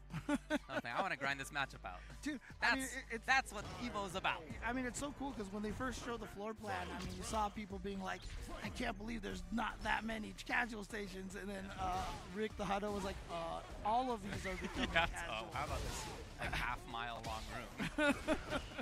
Dude, it literally takes like 15 minutes. I was not joking about the length of the room. Yeah, I'm not sure about this one, you know, because there are a couple of normals that Luke whiffs. I actually think light knee press is a very good whiff punish tool. 13 frame starter. Yeah. It's got a scaling The penalty on punish it. counter on it is lovely though. But it's got 70% scaling. So, oh sorry, 30% scaling penalty. Yeah, it drops it down to 70%. Yeah. You're right. Yeah. There you go. There's a tackle I straight there. understood what you meant. Start the throw again. He's gonna wake up drive reversal or leave it. No. Oh, he could have done. Never mind. Tried to. Was that crouch fierce? I think so. Yeah, the fierce punch was coming out. He's trying to let him out. Yo! Ballsy. What a response from Mena RD. And again, like you said, despite all the strengths, there's a DDT. Going to be extra damage there because of one of the changes he got. Yeah, you actually see it now. Yeah. And it's got good Oki anyway, so the fact that they're encouraging you to use that more is brilliant. Oh, Lancer gets the punish on the recovery of the overhead. It's another laggy button, man. You've got to be very careful with that. He's got a lot of them, man. You really have to be on point. And another wake up super. I get it. It's got a lot of range and it's plus on block and it takes 0.5 drive stocks, but dude, you've seen people neutral jump it today, people try to perfect parry it. You can't keep resorting to that. You might have to do a drive rush approach, try that, get close enough to do a back roundhouse because that is +1 on block as well. He's got to change up the approach here. Good drive reversal there from Mena.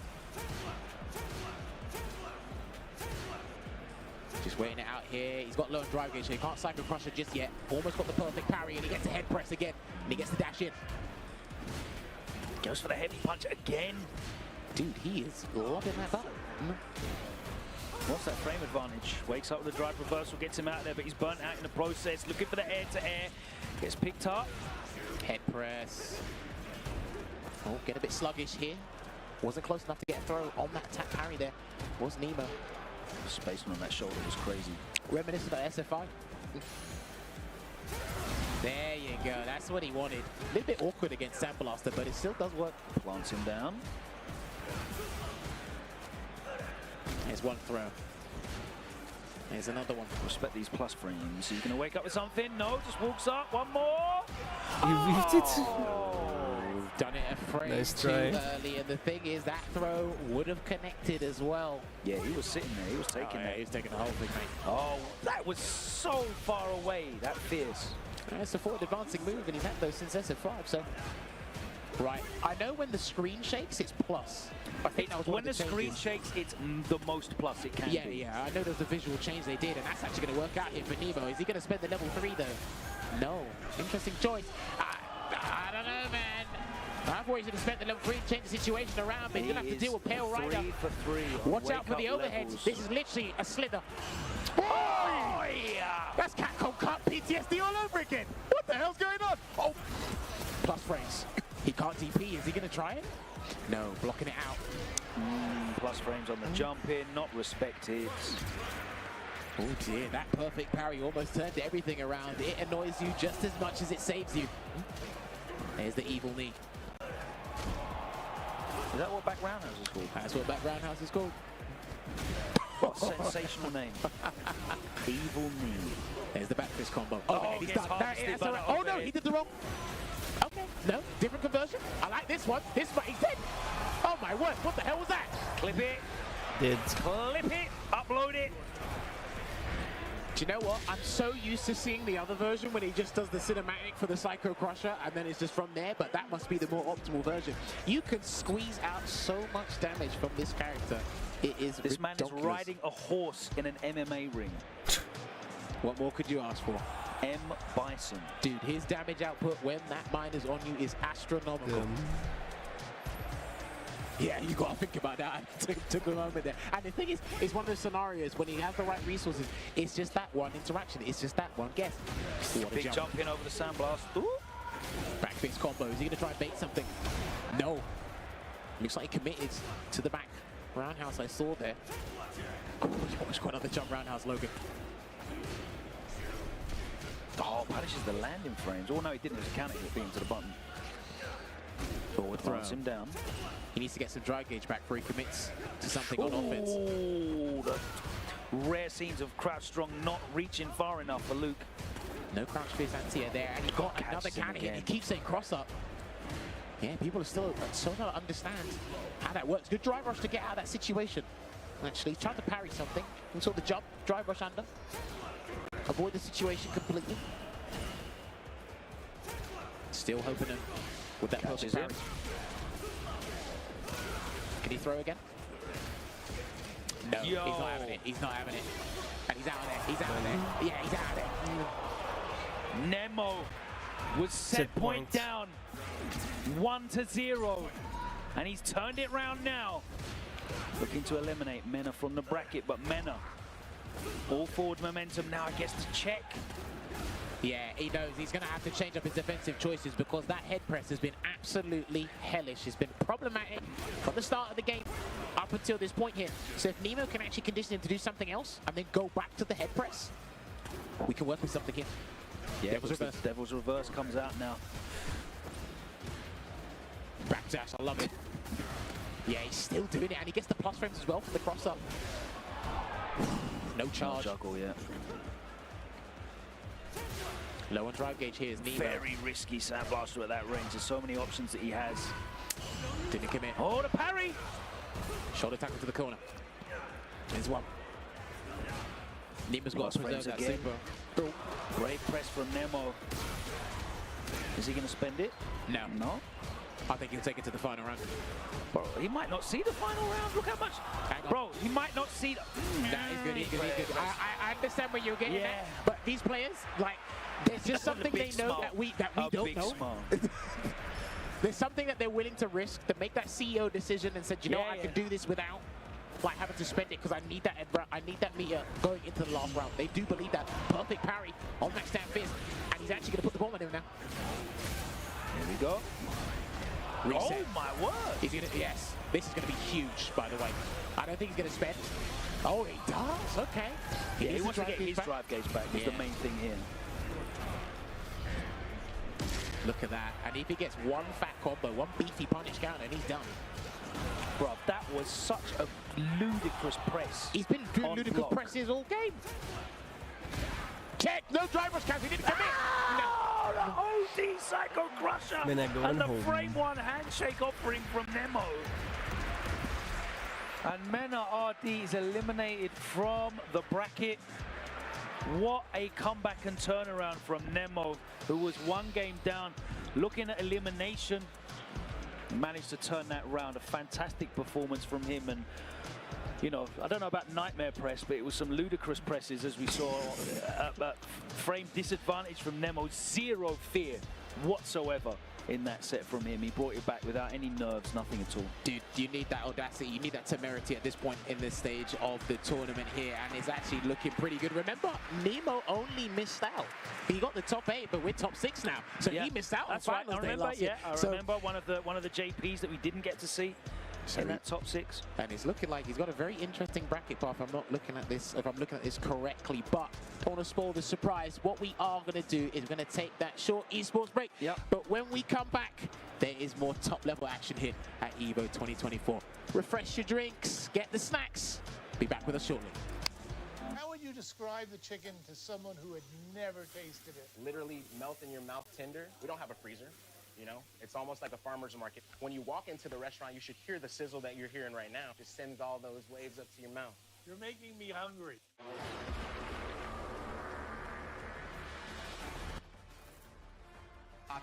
6 the last 2 years. Very close. And unfortunately for him, this result, you know, you can lose and you think, okay, I played well, I lost. That happens sometimes. To lose and to do it with a couple of combo errors is going to be a tough one. Yeah, you know what? The Zenny Gaming guys didn't give me one of the Evo glasses. I don't have the Evo. I got Evo. And you know what's special about these glasses is that the sides actually deform. Yeah. And the purpose of that is so that you can put them on and wear headphones as we do for the entire time we're on commentary, and it doesn't hurt. It doesn't like poke into the side. What do you think? Let me tell you, is like a 15-year problem I've had. So. What do you think about these rims here? I think you look great. Awesome. I like you. I think you look great. Again, Ajax Fidelity and Mago coming up now. Ajax Fidelity, the remaining player from Puerto Rico in here. Mono made a pretty deep run himself. I mean, maybe another jury player that we're going to get on stream, I think that's who I was trying to think of. Yeah. Oh, no, Ed, yeah. Oh, that's right, of course. Yeah, he's at Ed now. What am I thinking? Of course, yeah. Maybe there's somebody else. I don't know. Maybe we'll get to it eventually. For Ajax Fidelity, Xiaohai sent him down to losers, 1-2. Other than that, he beat Gentleman Thief and Joey and Ryan Hart and a bunch of others as well. And Mago, how'd you get here? He lost to Zhen. He beat Xian and Sade and Goichi and Dr. African as well. Wow, okay. But again, you know, he did say he is all-day Mago now, so, you know, let's see if he can keep that up. But, I mean, we're pretty close to September as well, you know. Before we get September Mago. So. Yeah, the old reference. They're checking buttons right now. Don't worry about it too much. It is Jury and Jamie. And still one of the last players still on a joystick. It's all the old school players. But again, one of the things that's really telling about the way the action still continues. We need to get our 6 finalists here. We had a beautiful match with Men at RD and Nemo Angry Birds going up against Axport. I'm just looking at this and we've had the luxury of being able to call the action. Hope you guys have been enjoying the action just as much as myself, Jammers, and Logan Summer. Do not forget, just to regurgitate, twitch.tv/Evo2 is us. /Evo6 is the other stream. We still got our winners qualification matches to happen. That's right. Got a couple more losers matches to round out. I'm looking at this bracket here. Nephew beat Matsu 56 2-0. Jack beat Noble, the Akuma player, 2-0 as well. So there will be a jury mirror happening. The X-Bow eliminated kills you. Sad to see him drop out of the bracket. Yeah, there you go, and you can see it there. Oh, a lovely yawn and a lovely death. Still not necessarily deaths there.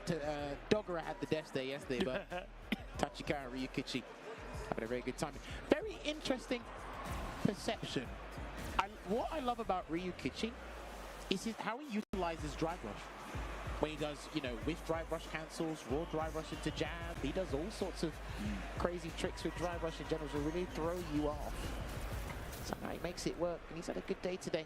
I think the only person that beat him was Big Bird, if I'm not mistaken. I could be wrong. Yeah, I think it was Big Bird that put him into losers. Already runs in. These guys are swinging it out right now. They have to, man. That's what it is. Now, we did see this earlier with Tachikawa and Tokida. Well, let's see if Ryukichi picked up anything. With punish there, with the flicker. Nice using the drive rush to get the follow-up. I love his mid-range punish counter conversions, man. It's such a good thing to have. Though it goes for the meterless version in the corner. Good backdash there, because he done the Psycho Spark to do a feint, or bait a parry probably. Because I still think Ed's got some of the best perfect parry baits in the game. They're really good. What he does. Oh, no wish punish. Just a walk back. If you press Stand Fierce against Ed Stand Fierce, that would have won.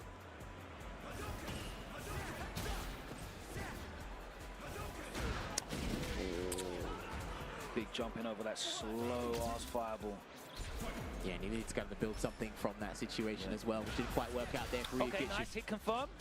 Also confirms that he was crouching. So we get that a little bit of free damage. Oh dear. No. This is huge for Tachikawa. What's he going to set up here? And another backdash after the Psycho Spark. With punish. Nice with punish on the flicker. Oh my god, blesses that side parting.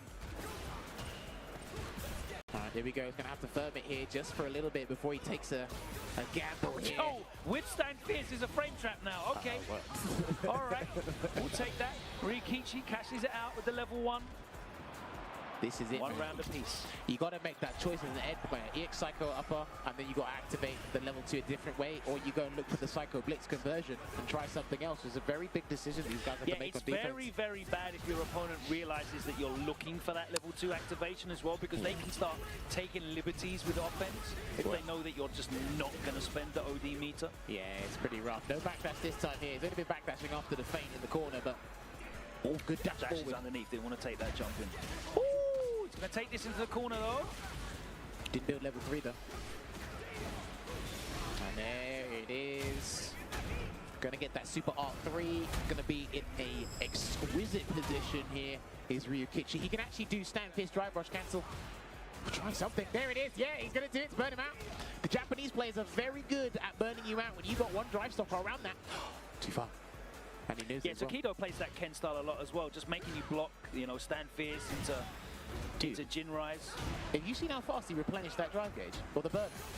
That's pretty damn quick, and he got him! Yeah, he got him! Option select!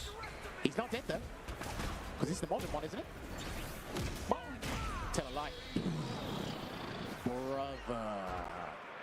And that's the thing as well, you have to remember. I don't know, he might have done the full input, you still get the full damage then, right? Yeah, no, that's true. You have to remember as well, so his invincible reversal is pretty slow, 13 frames, so his level 3 is actually slightly faster. A lot of the guys will commit to the level 3s if your health's below the drive gauge, but this could be big damage here. For Tachikawa into the Psycho Uppercut, and he went for another reversal. Did Ryukichi, didn't quite work out. Giving his tournament life away this way. EX Psycho flick Smart. out. Tachikawa looking to run away with this one, though, going to kick him out of the tournament. Uppercut. It's really great to see that, you know, there's still modern players doing the business.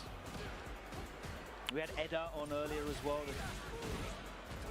The other Japanese modern player. Oh my god, the perfect parry's going to get the side switch off the throw. Dash up. All right, how's he going to react to this? Look, he's always backdashing after he sees the Psycho Spark. Interesting. Going to get a little bit more damage because they did buff that final hit on the Tatsu. And here comes the D6. I think he's done. He should be able to stage. Nah, he's just doing level 1. Oh, I didn't even need it, I was going to say, didn't even need the... Didn't even need the fancy damage. Look at that, Tachikawa doing the business, Can working you the do magic. the decent combo in modern? Yes. It's still able to get everything out. I've seen him do it before. Okay. Yeah. I'm not sure how much, I don't know what the damage parameters are in general, but I'm pretty sure he could still pretty much do it. But again, one of the strongest Ed players around in general, representing the modern. He's actually going to be going up against Nemo now. Bison versus Ed.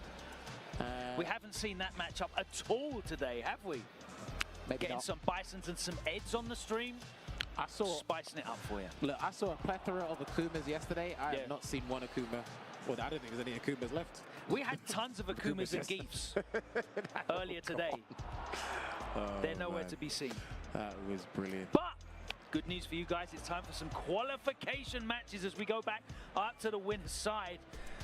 And this one is going to be an absolute peach. Xiao Hai against Ending Walker. Xiao Hai going to bring out that cardboard box. How can you have a golden stick and a cardboard box? Surely he's got to have like a golden box next time. Maybe. Give it 3 years. We'll have glass cabinets Maybe coming like, into... you know, well, glass cabinet kind of defeats the object of the purpose of what you're going for. Listen, but at least like maybe like a fine, you know, oak or some veneer wood with a velvet lining on the inside, something a bit classier. He'll a foldable get bit of something. paper over your golden stick. And we got a golden stick. We've got to maintain those standards, surely. Well, maybe not. There it is. Look, there it is. Wait, hold on. Let's see what he does. He's got to plug in the pad first. Then Oh, we'll see what he does this was the afterwards. clumsiest looking thing I've ever seen. Oh, wait, hang on. I don't think he's gonna. Yeah, I don't think he's gonna do it. He thinks Ending Walker doesn't care. You're a noble man. Hold the as an phone. Englishman, you would not look at my stick. Hold the phone. Is he said Ending Walker's too young to see my box? Is that it? Wow! Wait, what did he pull out? Oh, okay, he got the. I forgot he actually uses that. No way. It does. I tell you what, man. I love these players. It doesn't get any funnier than this. Oh wait, there we go. And he's false. Why does it look like a book? Do you know? No. Do you know what it looks like? It looks like there's cake boxes. He's gonna box up. He's been to Costco. He's got a beautiful celebration cake that we can all enjoy. Look, he doesn't even want to set up. Look at his face. He's tired of doing it. Oh. My words. Oh, man. Oh, wait. He's ending walking. Okay, he asked him, is he all right? Man coughed up his lungs. Sorry. Well, obviously it's so funny, but... Oh, man. All right. These guys... We laugh, but Xiaohei is one of the greatest fighting game players of all time. So, nothing but respect to his abilities and achievements in the arena. Already an EVO 2024 champion, as you pointed out. Yeah, he's made one finals day. It wasn't in the arena, but he's looking to make it into the arena for tomorrow. Hopefully you guys can tune into that. If you are actually here in the venue, you're watching from your hotel room, hope you can join us tomorrow as well. We've got Angry Bird and Pugera playing on the other stream. It actually looks like it will be Ken versus Dictator, so they will be there playing it out. Now we should be looking at, because I know like Xiaohai's invested a fair bit of time into a number of characters in this game, but Bison is the latest one that has been doing the business, working that magic here. Yeah, make sure you got this multi-stream up. EVO 2 and EVO 6, both broadcasting simultaneously. As Jammer said, Angry Bird and Pugera are fighting it out in the loser's bracket right now on the second stage. But here, it's time for qualification for top 6 winners. Xiaohai of China against Ending Walker of the UK. And Ending Walker's going to have a fair bit of experience in this matchup. But I do think at times the aggression from Xiaohai's Bison. Well, I'll cut off my point. That's certainly a way to start the set. Yes, he picks him up with a flicker as well. We're going to the corner. Fight fire with fire, baby. Yeah, absolutely fair and balanced. It's completely unbiased commentary that you're going to be hearing now. Nice hell attack conversion. Oh, that's a sick pickup. Yeah, hell attack is brilliant in this game. In a couple of scenarios there, the bombs there.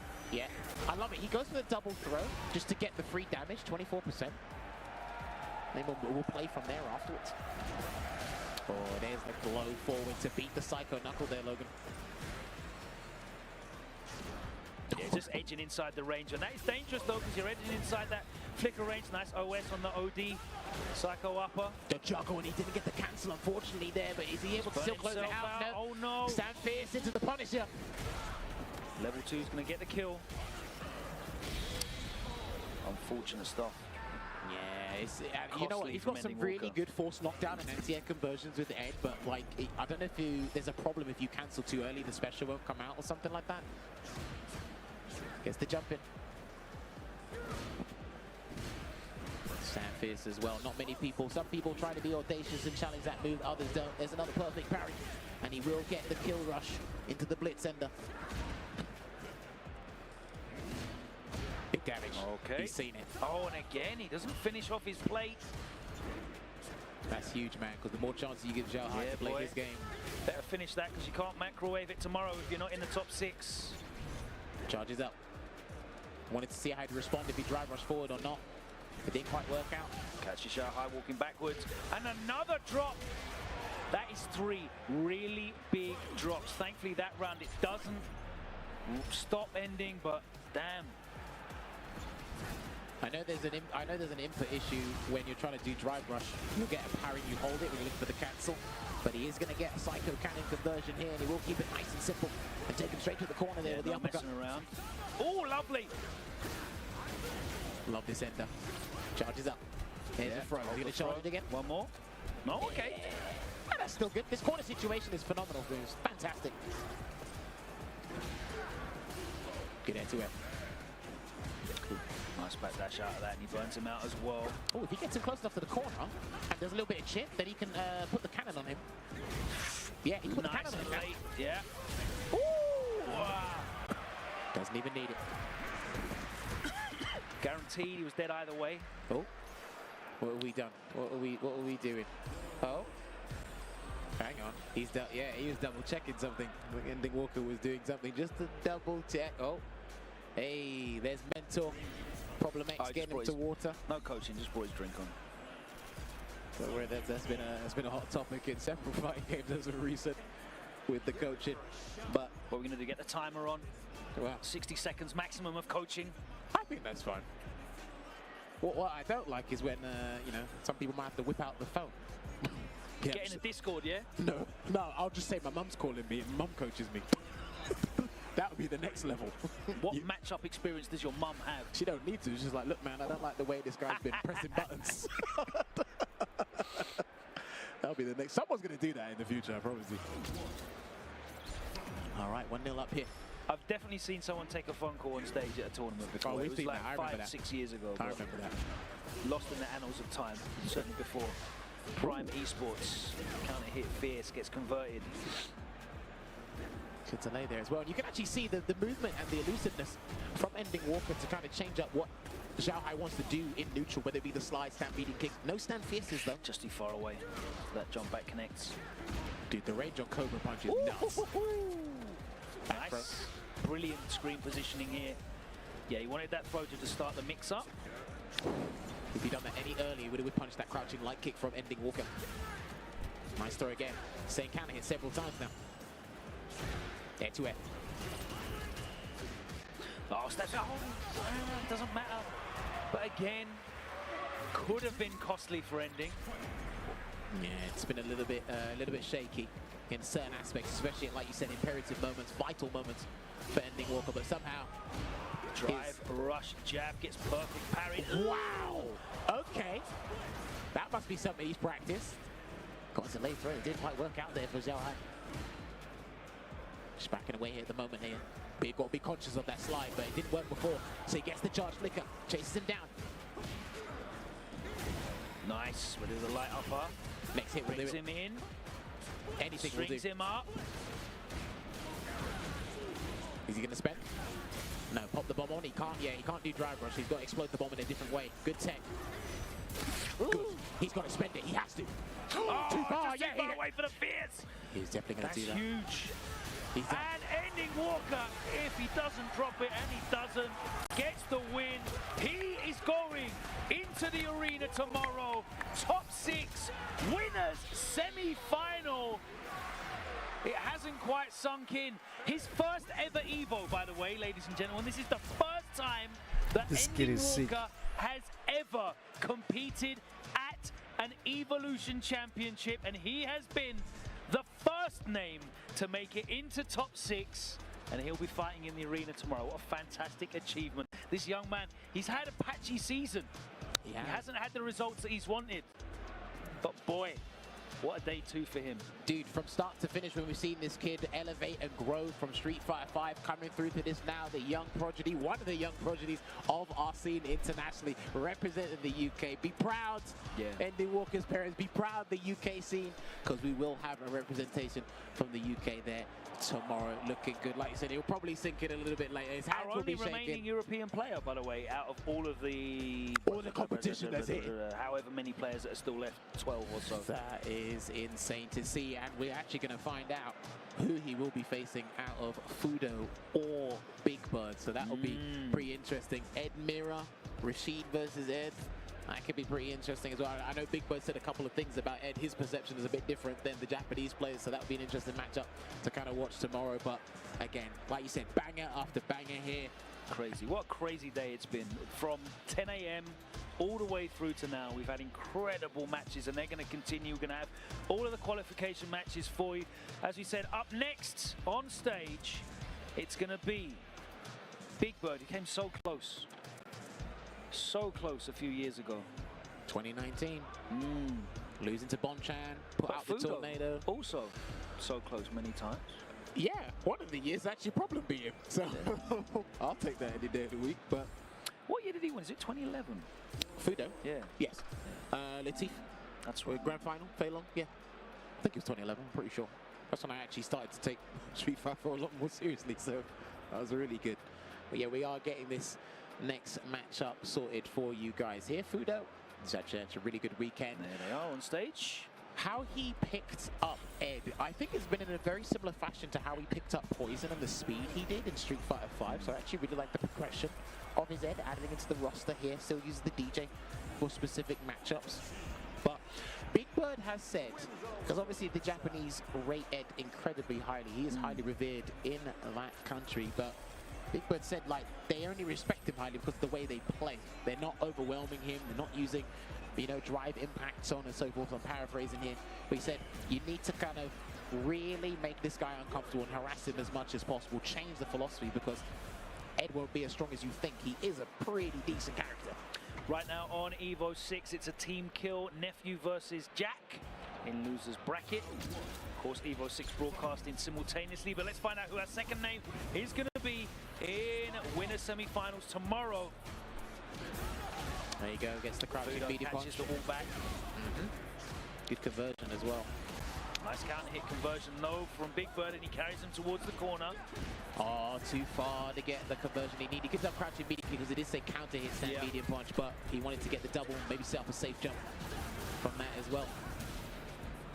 Now the neutral could be a little bit interesting here. Both guys could be patient. I do think Rashid's sweep is good against Ed's kick buttons there, but a water whip punish there from Fudo. Delay, and he's going to go for the Psycho Cannon, the heavy version, and then charge up the flicker. Too much scaling. So much scaling. That basically, that sequence after activation, that did about 50 damage. Still take it. You build the bar, see what happens, because again, there's a limited capacity scaling of up to 40%, right? So it'll be capped at 40%, I think. DR, not close enough. Catches him reaching. Here comes the safe jump. Is he going to go for a low, or is he going to go? There's this throw. Just quick fall into the throw. Now cancellation there from Big Bird, so he's going to get the knockdown, so he's going to get a parry and steal the turn, and steal some drive gauge in the process as well. That's the risk of those light strings. Oh! Okay, goes for the dynamic entry just to play it safe there, because I think a medium eagle spike would have closed it out, but he's not messing around here. Oh, this he's is a got 2 bars, qualification and that's all he needs. Yeah. Even despite the normalization or not building meter during the level 2, it's still pretty powerful. Got a different objective now, but it still works. Fudo's got his Psycho Cannon as well, so he can actually try and counter the level 2, but it's not a good idea in most scenarios. Fudo risk of burnout. Jumps out of there. Right, he's going to set it up. There he is. Here he comes. He can walk into it for a little bit. Let's see what Fudo does. Pushes him out, catches him low. And then it's going to connect. If you just inject him. That's the re-spinning mixers. Nice custom combos there. Gets the counter hit, and he spins. He's in the corner there, and he's burnt out. Level 1 again. He's in the corner, and he's burnt out. Oh, he ran away. That's the crazy thing. I'll mention it after. Let's see what happens with this round. Here he comes. All right. Oh, he's going for this instead. Okay, how much damage is he going to get from this, though? That's the question. Not enough. And now this is so difficult. I think he was looking for one button into the Super R1 Fudo, but it was a trade of the whirlwind shot. But yeah, so when Rashid's burnt out and he tries to finish the round with level 1, he'll put himself in the corner, he's burnt out. So he actually sets up his own demise there with the stun. Luckily, it was avoided there. Yeah, immediately Fudo backed off rather than press the advantage. Which was very interesting there. There's going to be another safe jump. What's it going to be this time? Goes low. As a forward throw. Tap parry. Big chunk of damage. Not looking good. Throw loop needs. Yeah, it's what's for breakfast. Jesus. Throw loops. All the good vitamins that you need. That's nasty. And a drive rush overhead, and he actually has a Yasar ready and available, so if he gets pushed away far enough, he will set it up here. So Fudo, once he gets that hit, you know what's coming. Here comes the cannon. That could have gone for either player. That's very true. I left it ambiguous. It was ambiguous and it worked. Drive rush in. And he's out of there. That's huge for Big Bird, and he's going to get the punish. He's going to back. Yeah, he's going to push him out, and he's going to kick him at him. Yeah, he's going to kick at him. Yeah, so if he could just kick at him now, there you go. We'll burn him out there. This is actually good for Big Bird. Unless... Yeah, he's going to recover so much sooner. If he can. He can't survive this. I don't think he's going to survive this burnout, Logan. Oh! Psycho Storm doing its work. But now he's got nothing. He's burnt himself out again. Himself out. Not sure about that at all because he was so close to the corner and he had no resources at all if he'd have clipped him with a heavy button. Dude, he pulled out alone. He might not be able to pay back. It's all right, though. Still set point for Big Bird. Again, the drive rush overhead connects. Again, we're going towards the corner. Gets clipped overhead again. That mix-up working so frequently on Fudo. He can't do an uppercut. Yeah, that's it. He's going to do the level 2. Oh, no, he's going to build level 3. I actually think he's going to build level 3. Yeah, there you go. One of the big changes there, cancelling it out. Super Art 3 going to close it out, and we have Big Bird, ladies and gentlemen. He's qualified for finals day in that top 6. Cheesing. Look at that big smile that he had on his face. Now he sits up, lets it sink in. The crowd cheers. They are very happy. And what a turnaround it's been since that move to Rashid. Angry Bird meets him on stage.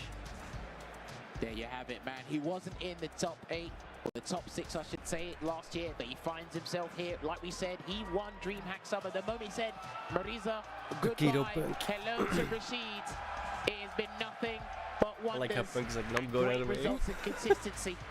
Bro, I'm looking at this bracket, it is great to see like the warm reception from the crowd as well.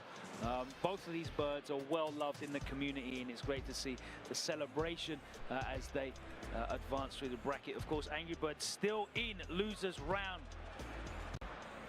Still in it, still could possibly qualify, but Big Bird is the one who's going to be facing Ending Walker tomorrow in the winners semi-finals. So that means Fudo has to fight Angry Bird. Yes. So he could actually be hit by the birds. The duo. A double bird elimination. Well, we'll find out what is happening in the rest of these brackets. We've got more qualifications in winners side to go through, and then of course we'll take our attention to the losers bracket as we must progress all the way through to a final 6 today. We'll find out who that is by the end of this evening. We're going to take a short break. We'll be back after this. Evo 2024 Street Fighter 6 top 24 action. Everybody else, for sure, is watching Evo too, but welcome to all of Nemo's childhood friends who are still watching this one. The other stream, of course, is going to be the Tokido versus Punk match coming up. So, you know, I mean, I'm not going to blame any of you guys if Morpheus is fighting Neo and you're all just going to run over there at that point. Hey, keep the tab open. Maybe we'll have good stuff after this, but...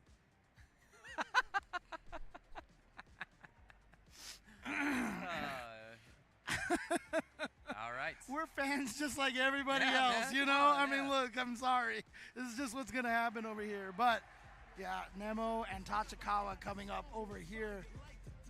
And, is Tachikawa actually a Manon player? So, wow, a Manon player has made it this far into the bracket. Wow. Dude, I'm sorry, Dave, but where's all the Hondas? Well, I know one of them ended up in 129th. Oh, I don't know about the rest, though. Okay. Nice! Good job, dude. Thanks, buddy. Let's go. I wonder if you're the highest Honda player here. Here's Nemo coming in already. Oh boy, 2 punish counter throws here. Counter hit, but just went for the low chain. Catches it right away. And very quick, efficient round. Do that again, this is a tough situation here. You're Nemo. You're the one who actually defeated Mena RD and sent him out of the tournament. Like, you want to make sure that counts, right? You're like, I need to get to this top 6.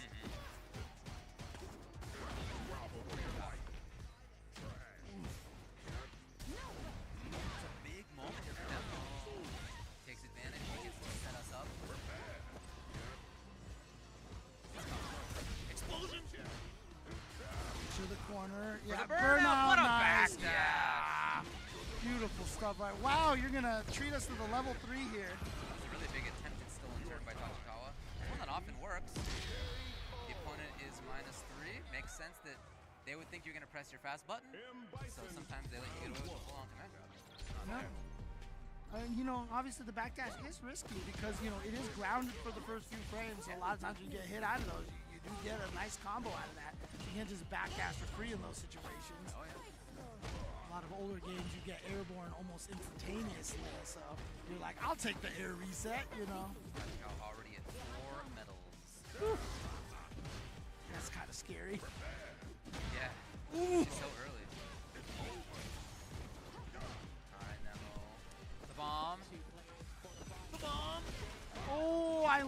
that. Just went for the frame trap. But what a jump forward from Tachikawa. He's going to get the level 1. And he's going to be able to get the kill here. Tachikawa, yeah, with this Manon still doing the work.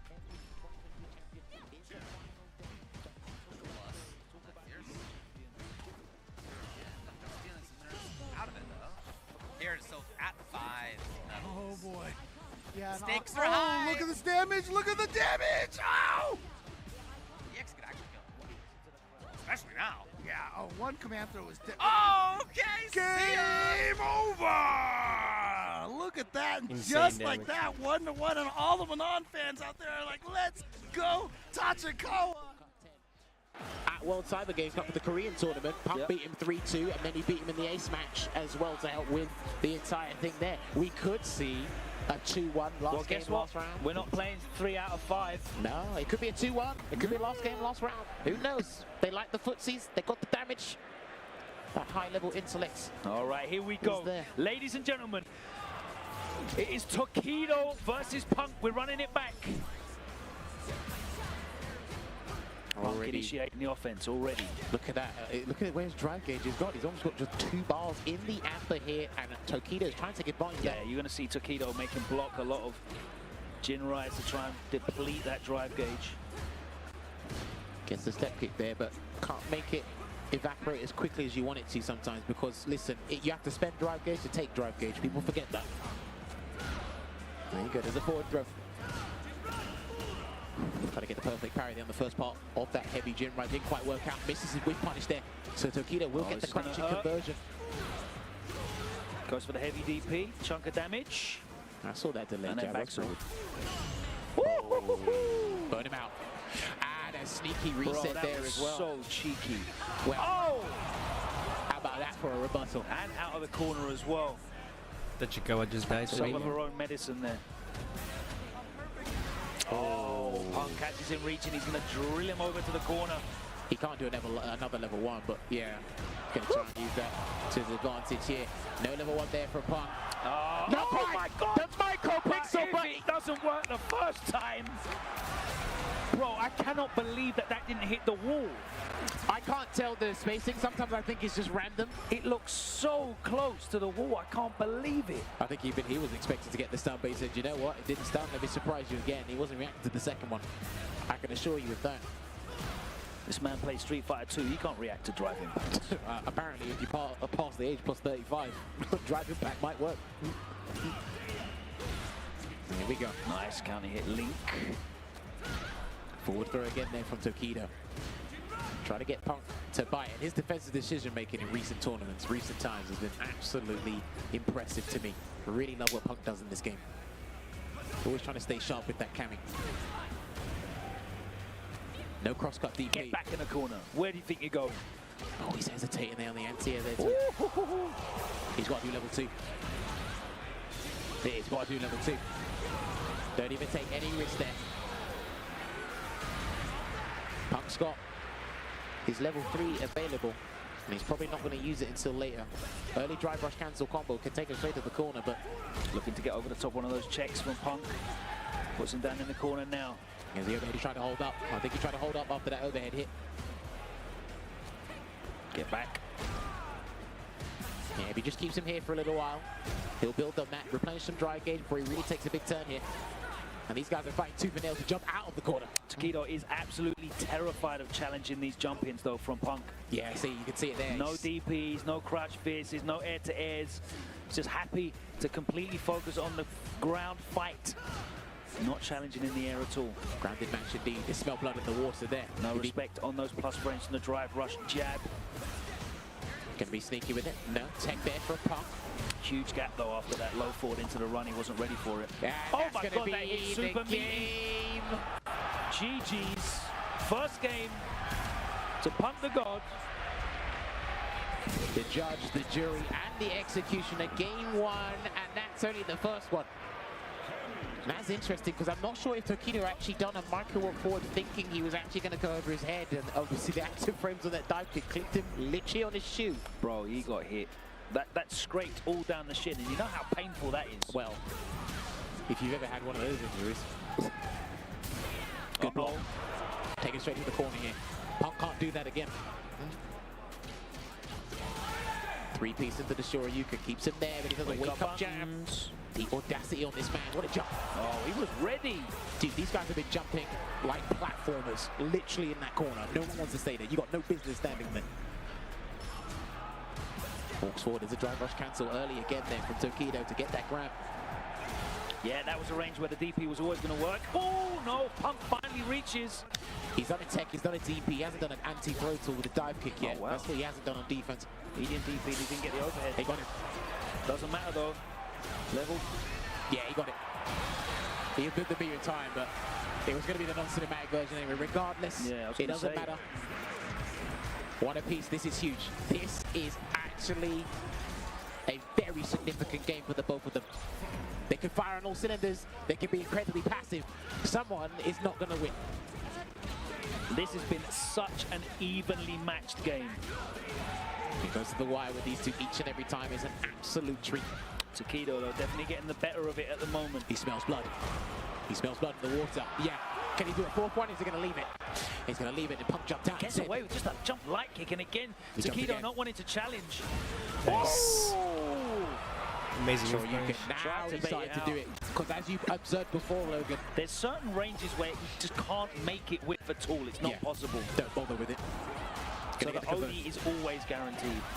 Nice new conversion there into the cannon spike. To get that round there, is Tokido going to try and jump again or do we something haven't spent more? a lot of time in this corner, have we though, Jammers? Not this side of the screen anyway. And that really tells. Where he's waiting patiently before he gets the drive rush cancel. Here he comes. He's got to spend. I think so. No, oh, you sneaky! Oh my god, he's still in it though! Oh, Tokido wants the round, Logan! Oh, and he's got to wait. He has to have the perfect carry. And he doesn't even do it. He traded with the spiral and the fireball. A huge sigh of relief, but it's not done yet. It's a final round and this crowd is getting excited. Someone's going to get caught by a shimmy or something. It's going to be something they're not going to like. And it's police sirens, level 3s on each side, those flashing lights. No punish counter there. It's going to be a punish counter drive impact instead. He's going to get sent straight to the corner there with that spiral out. Another jump away from Tokido. Still not looking to challenge at that range. He knows the risk associated. And he can't that time he could have DP'd if he wanted to, but he'd already committed to the forward movement. Apricot. One hit from Punk will do it. It's a wonderful thing. Goes straight into the level 3. Pumps his chest. Tokido is frozen in his chair. I promise you, man. And that's what's crazy. That's what separates these two. It's just a fine line, that fine margin of something that you need. And you can hear the chants throughout the entire convention center. That USA chant, he finds himself back into the finals day top 6. He was there last year and made 3rd place. Can he improve on that? It's very possible. He's in some of the best form he's ever been in his life, in his career. You know, he's approaching that level of Street Fighter V that we saw, the flow state that he was in. But that was a beautiful set of Street Fighter 6. It was just back and forth, the pendulum swung of momentum as they both tried to impose their wills. One of the big things, though, you have to say, is just the way that Tokido was just absolutely unable to deal with that air approach. It gets Punk so many free get-ins, it gets him so many free turns, it forces Tokido to take so many guesses. It was very, very difficult. And in the end, I think it really paid off. You know, Cammy is so good at putting you in these situations where you have to make a guess. And if you allow him in to do that, he's going to be able to pay off. Not even just that, right? Because like you said, you were talking about the anti-air situation. Look at the last interaction that happened as well, the drive impact. Look at the way they were playing, so grounded, so respectful, and then again, a hint of disrespect can just take the distance there. You just have to just whip it out. That's what you need, man. That's seriously what you need, and that's what Punk did. What a time to pull it out. And he will be there tomorrow for finals day, but we need to get another qualification match happening So here. this is going to be our last name in winner's side. And we've spoken about young players that have come through and made a big impact. Almost no one has come through and made as big an impact as Zen at Capcom Cup, the last year of Street Fighter V. Fake Problem X on CFN, we'd all seen the name. He showed out, he won the LCQ, and he almost went the whole way. We actually were blessed that year. We were actually blessed with 2 fantastic storylines. Yeah. Double Capcom Cup, champion. No one's ever done that before. And then a guy went from no seed round 1 of the LCQ to almost take the entire cup. I mean, Ending Walker finishing top 5 on his first ever trip to America was sensational as well. Unbelievable year that was. A great send-off. But here we are. Zhen is back. He's had mixed results with that DJ. He's always dangerous. Momochi made the conversion over to Ed. I just like Momochi's philosophy and discipline to this game, honestly. How rigorous he is with his training, how, like, you know, interactive he is with his stream and the content he does. Shout out to everyone that views his stream and watches in practice. Again, he's actually been a true innovator for a lot of the DLC characters in this game. Obviously, sticking with Ed, because I actually thought he would have jumped off Ed and maybe just stuck with Akuma or something like that, but no. He's stuck with the Ed. He's having a ton of fun with the character. I'm not saying he's got, you know, ocean floor level of depth, but there is a lot of stuff to work with. And of course, we say it time and time again, the D-Sick combo, which I think actually one of his viewers told him. I don't think it was Momochi. I think a viewer told him about it, and then he was practicing it, and then obviously popularized it. So I think if I'm getting my knowledge right. He's got super fun mechanics, the character, you know. Yes. A lot of very unique mechanics that don't really exist outside of him in Street Fighter 6. And he's got very, very strong situations. And if you have, you know, the patience, the ability, the temerity to work your way through those defensive situations and maintain a kind of counter-punching style and really waiting to get your opportunities to overload and force your opponent to make bad decisions, then he's certainly an incredibly viable character. And we've seen the wealth of Asian players, because it's not just Japan. We've seen LaShaw have great success as well with that Ed switched over from Chun-Li. So there's just an abundance of them out there. A lot of very successful tournament players with a lot of accolades, big reputations. He's been putting their belief in this character, and here he is. So far, we have one already in top 6 in Ending Walker. We could have a second. He has been well represented internationally indeed, and these guys are getting ready. Zhen using the DJ. Still a problematic character despite a lot of the nerfs he received, but the damage output is still high. Different combo routes this time round, and some people just don't like that drive rush, because it is still and remains to be one of the fastest ones in the game. Speaking of which, he almost got a clipping with the jab, but the jackknife maximum conversion straight to the corner. And Momochi was not having any of that empty jump. Drive rush in after it. You've got to watch what players do after they block a flicker, and that's going to be a decent amount of damage here, because he might have to do the level 1, the greatest Soba. That was actually really good damage considering the position, by the way. A couple of things not working out for Momochi. Yeah. And good spacing there, because he's too far to get the crouch and meaty punch. So after you do the funky slicer, you charge, you get the jackknife maximum will hit. Despite they changed its verticality, I think it was. They reduced the distance it goes. So it's actually a good spatial awareness there from Zhen. Jackknife maximum. Hard reads on wake up. Gotta do it, man. Good check. Oh, lovely check. I remember when someone told me that button wasn't good, and I'm like, what? Bro, you know that button's hit confirmable. That button is ludicrous. Well, I'll tell you something that's just as ludicrous, but in a good way. Hey! Hey! Straight there. And another jackknife maximum. He didn't care, and he burnt himself out as well. He's actually got a good toolkit when he's in burnout. He's got level 2 as well. Jumps forward. There's a start. Oh, that was sick. He just slipped that in there. Zhen finally getting caught out unawares. He's going to be able to get the kill without having to split. No, he did that. He did it too early. He cancelled it too early, the kill rush. So he got the wrong version, Yeah, so he didn't get the jump. launcher, yeah. Rare executional errors. It happens, man. Especially at this late stage. You can't afford that second air slash. It's been a long old day. They've been fighting for literally 10 hours. Or having to remain focused that long for 10 hours, and the jackknife maximum whipped, and Momochi wasn't ready for it, Logan. Walk under, gets the, not even a punish, just clips him. He's going to send him to the corner, yeah, he's just going to put him in the corner then. Yeah. Double Cobra Punch, I like it. Oh, empty jumped low. Throw a tech there from Dan, and he gets out with an empty jump. Get back in the corner. He's been actually throwing it out there, good. Didn't want to anti-air there, did Momochi. Got a nice life lead and a decent drive page lead as well. Wow, that block was cold. He's walking it out. If he whiffs, or I was about to say if he whiffs anything, that could have been a stand beating kick, drive rush cancel. I think he's looking for it. Santier flicks it out there. Reliable at that range, catches him counter here. Here he comes. And he just catches out the damage. I think he's still alive, yeah. Too much scaling. He can set up something nasty. That was nasty. Empty jump into the jab as well. And it does say counter hit. And people do delay jabs with their throw tech to try and catch it. So if they block the safe jump, they'll get hit. But when they're on the ground, that's when it gets a little bit tricky to find out what the correct defensive decision is to make. Just smash Margo. All right, 1-0 to Momochi. With punish there into the target combo from the stand beating kick. Drive rushes in, and I like it. Momochi's patience and discipline in the neutral to not just allow Zen to get away with too much. Just walks out of that. Nice check though from Momochi. And again, Shen busts out the OD up kicks. I don't think he's missed one yet. Yeah, his reads on that have been very, very good. And he's done it with a healthy amount of drive spacing as well. though with the Soba. He's still -6. I think Ed has a little bit of a tough time trying to deal with that just in general, unless he makes a hard move with the drive impact, but good punish.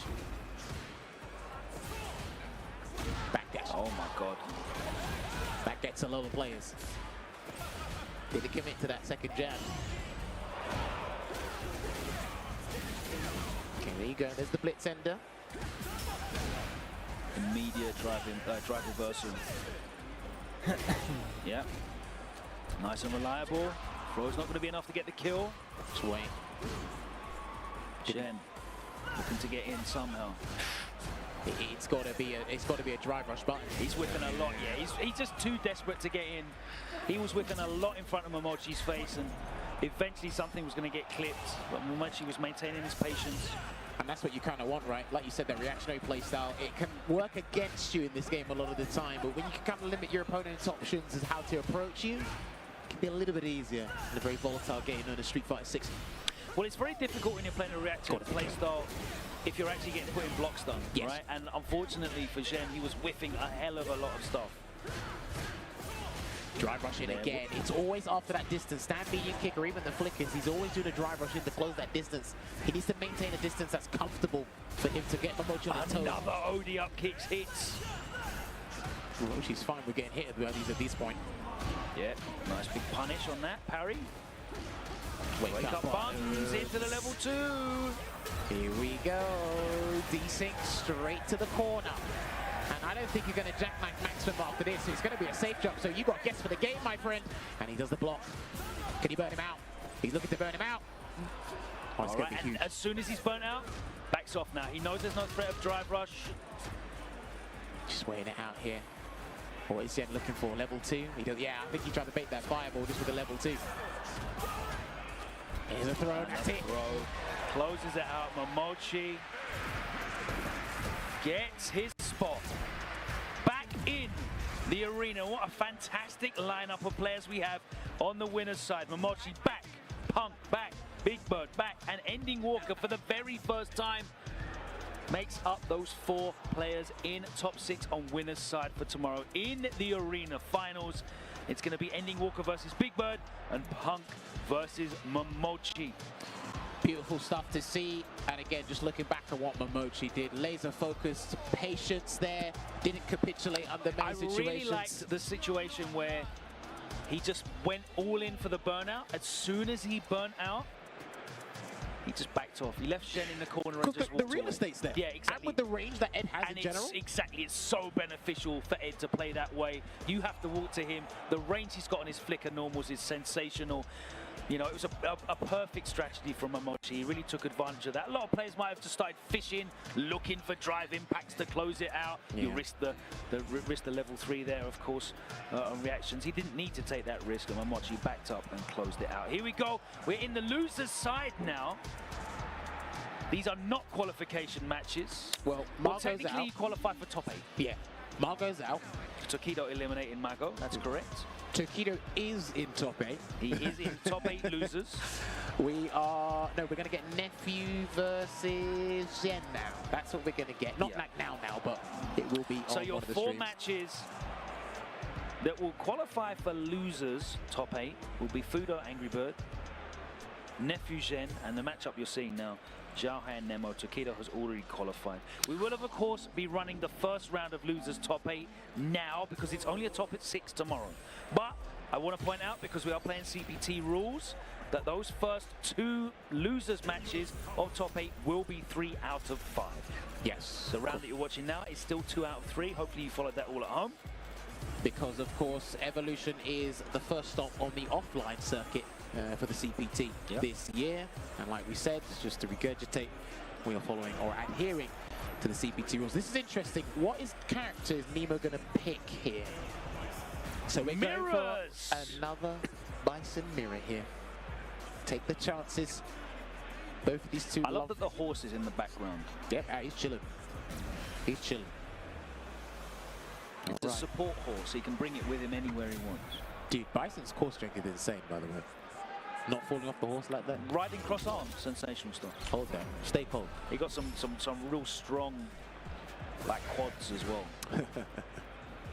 The groin muscles, excellent strength. So this matchup was basically played in the first week. It was basically Bicentropolis online, so you had to just deal with that. And I think it was just better who can initiate the plus frames first. If you get whip punish with the knee press, nice check.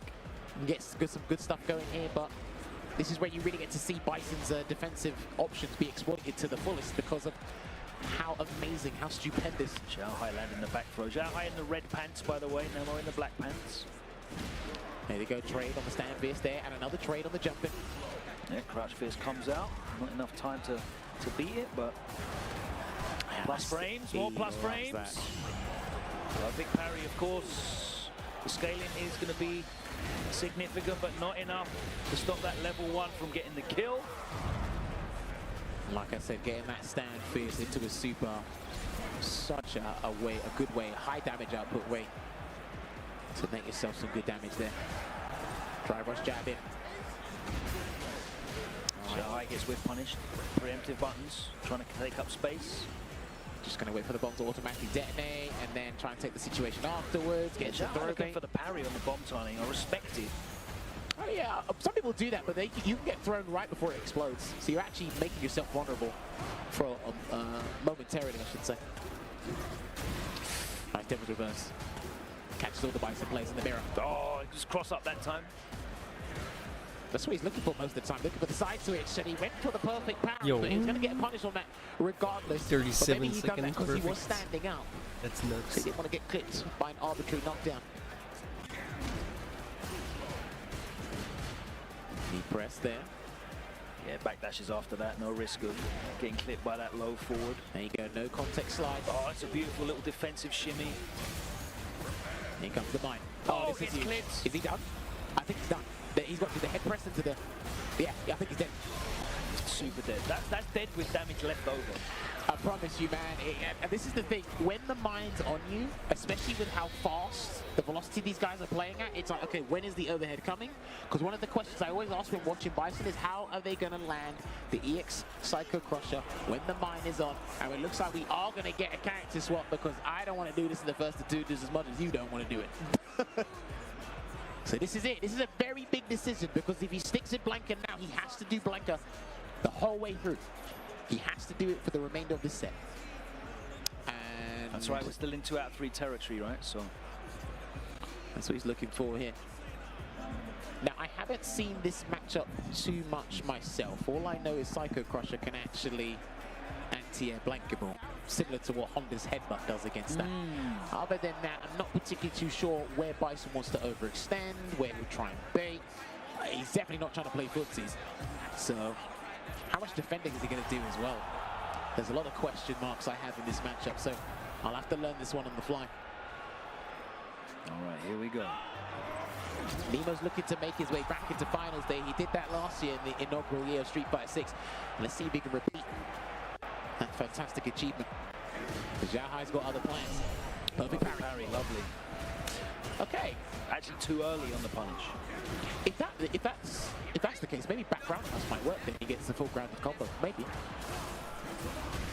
Boy, there you go. Now that was a raw drive rush. He was going for that anyway, but because of the extra scaling on lights, it does less damage than what it would have done in the previous version of the game. Yeah, Blanca really suffers from that scaling on the lights. A lot of his openings are going to be from lights. A lot of his strings from light into electricity. Held the parry there, and he went for a no contact slide again, and he actually would have got whip punished and actually lost the round if Xiao was a little bit quicker to the punch, but he made amends, and he will take the rounds. Yeah, doesn't even need to spend meter there. It's back away here, match point here, set point for Xiao Hai, and less spacing. Nemo has other plans here. He needs to have another plan because it's not working for him. There's the perfect parry. Okay, goes to the slide. Right, plus frames. Here comes the beast. All right, let's see what mix-ups he's got. Just keeping it simple, plus. He's always been doing that, Logan. He's just done the head press to get out, and he gets the plus frames. Gets the cross up if need be. Gets the burnout situation. Yeah. Oh, yeah, okay. I'm not sure how high that there's head press so is, much but recovery on that. That's crazy. dude, there's a lot of recovery on all the level ones. You have so much time against both of them. Perfect KO. That's exactly what he was after. Big statement there. But it's still set point for Xiao Hai, who looks hyper-focused. That's exactly what you need in this late stage. Tremendous amount of focus there, and he's going to get a conversion into the back fist combo again. And what's the choice this time? Meaty back roundhouse. Yeah, when you land the heavy one in the corner, you can do a dash up back heavy kick, and you'll get extra plus frames because it will connect meat. It's got like 3 or 4 active frames, something like that. That's huge. That's negative double digits. Xiao Hai just jumping out, taking that mix. He didn't have level 2, so that stand fist could not be cancelled into the lightning beast. Got it now, though. Here he comes. He's just going to eat away, chomp away at that drive gauge, and actually get some screen positioning in the process. Oh, too predictable. Before he's done half the work for Xiao Hai for him. Oh dear. Light ball, beats out. Missed. Parry attempt. I'm not sure if a drive rush would have caught that, to be honest with you. Just waiting it out. Walk under, no button press from Xiao Hai, he's able to block. But Nemo opens him up. New combo. He's going to take one more. Ah, looking for the parry. And Nemo, the switch to Blanca has worked out. Now is Xiao Hai going to switch back to the Ken, perhaps? Or is he going to stick it for the Bison? I kind of like that throw he did against the parry, because obviously when he was doing the lightning or the rolling cannon sequences, what he did was he perfect parried in between. Yeah, so the light setting up afterwards. Yeah, something so setting up another situation. It's literally an immediate. Only has changed to Ken. Good call for this matchup. Is this the only time he's picked Ken today? What? I haven't seen him use Ken on stream, other than just now. If that's the case, what time to pick Ken? Let's hopefully he's not rusty. Oh, too far for that slide. There's a punish counter. Now, he was actually using some quote-unquote new tech in DreamHack Summer. We saw with that stand like it. Shouts to Ringe within a breakdown on that as well. Oh, in the corner, not good. He doesn't not good seem here rusty. for Nemo right now. Not taking his Oki after the medium DP. Sweep with punish. Nemo is getting clattered right now. Yeah, he's getting destroyed. Oh dear. Fighting his way out though. Xiao Hai just like marshalling this space as well. He's not overcommitting. He's got a huge life lead here. Yeah. Nice spacing on that forward fierce. He had to have something very fortuitous happen for him right now, and because of the patience that Xiao Hai was exuding, he didn't really need to change anything up here. This is set point for him. Whoever loses this is going home, and this isn't even the top 8. Oh, nice crouch fierce.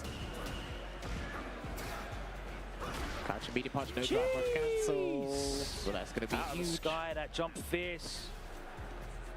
It's backing off here at the moment. No fireball as well. I respect the way Xiao Hai's playing right now. Literally no fireballs have come out.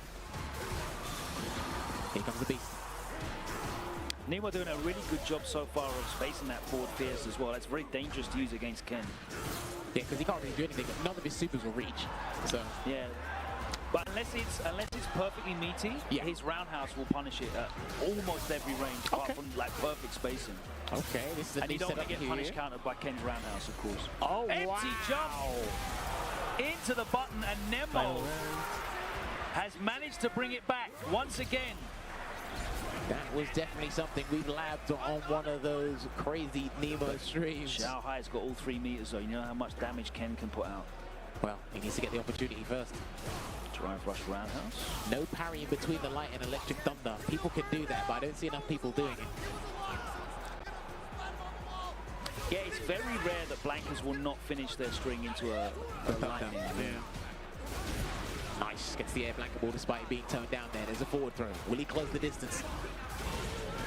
There it is, and there's a Shoryuken just to break momentum as soon as possible. Still has the Super R3 on deck, but he's going to be burnt out from this.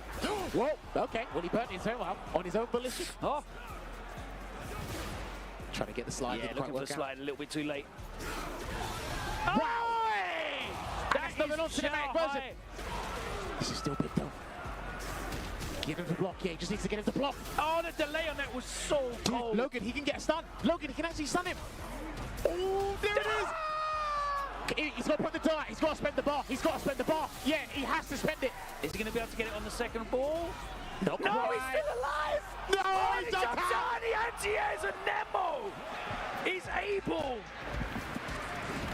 A respectful handshake and nod from Xiaohai. I almost just tore my throat out in that sequence. Man almost jumped out, lunged out on his own, but there you go, Nemo advancing, and it's not even to qualify for finals day, ladies and gentlemen. He still has to play one more match against the winner of Fudo and Angry Bird. I was so scared because those situations, it's like, I have to spend the ball, but if it doesn't work out, but that's it. It's a myth.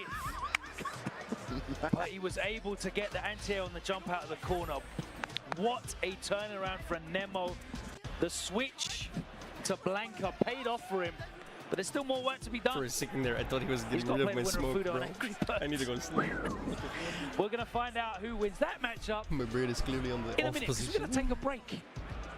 I need to calm down after that one. We need to compose ourselves, but we still got 3 more matches to go. One more match here in Losers Round 3, and then we're going to get into top 8 losers. It's going to be 3 out of 5 to determine who gets into that top 6 tomorrow in the arena. But boy, what a fantastic day it has been. We are approaching the end of day 2. Please do not leave. Do not take too long. Only a quick break. Just top up the drink. Don't get a whole new one. Grab a snack, something that's already made. The action's going down right here. It's Evo 2024 Street Fighter 6. 3 more sets for the end of the day. We'll be here when you get back. Take care. Short break. The action will continue after this. Making all of this by hand. Oh yeah, the avocados are hand mashed, the chips are hand tossed, and everything is made. Such a fake-ass commercial. Losers side top 6. And on the other side of losers, on the other stream, Nemo just took out Xiaohai.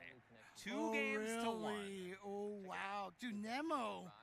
Dude, can we look at that list of players that Nemo has taken out? Yeah. Absolutely, yeah. Because this is a crazy list here. What's that? Well, it's hard to gamble walking downstairs. Internet. Sorry. Oh, man. All right. Boy, this is... Here it is. So, Nemo was sent down to loser's side earlier by Punk. Okay, right. 2-0. Other than that, dude, actually, let's just... Well, you know what? We'll do the whole thing. This will also give you an indication of just how many matches he's played. Right, So, took out Lil Chow Mein, still zoned out. SD Kato, Ski Wokel, ETR, Shuto, Yangmian, Oil King, Mena RD, Tachikawa, and Xiaohai is his path. Man. That's 11 wins and 1 loss so far, and he is not yet at top 6. That is... 12 matches.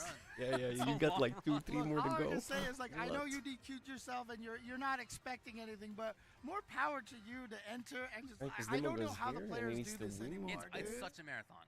To be able to maintain the focus over the course of hours, the round you need to win like 5 more matches. Many players were at 10 this morning. What the fuck? Started early. And then if you were in that pool, then you had to get to round 3 pools. Then you had to get to round 4 Crazy tournament. Then you had to get into top 48, right? And throughout that whole thing, that's the whole day. Here we are still. It's 8:40 right now. 8:40 p.m. We're talking Right, about 5:40 an 11-hour jaunt for some of these players throughout Evo. And it's not like Evo's like not letting them play for a long period of time. Right, Like, yeah, this is yeah. Actually, This a has very been efficiently run tournament. We have been running very, very efficiently here. Yeah. And also, you know, I want to take the opportunity also, I told the story on the other stream as well. I want to tell it here as, again, on Friday morning. We've got a couple more matches remaining here to round out the day. Thank you so much for joining us. If you have stuck with us from the start of the day up until now, you are a real trooper. I'd like to give you some Twitch channel points, but I can't do that. So I'm going to give you some beautiful matches instead. And like we said, we've got to do it, man. That's how we reward the viewers at home. Shouts to the international scene, everyone looking at it. The defending champ. Oh, is he going to... Oh, I thought he was going to air it. I was like, bro. All right, cool. So let us get sorted here. So we have Fudo going up against Angry Bird. Loser goes home. Deep breath. And he is going to be rocking the Ed here against the Evolution 2023 champion, Logan. These guys fighting for a spot in top 8. Beautifully spaced step kick, ready with that counter hit conversion.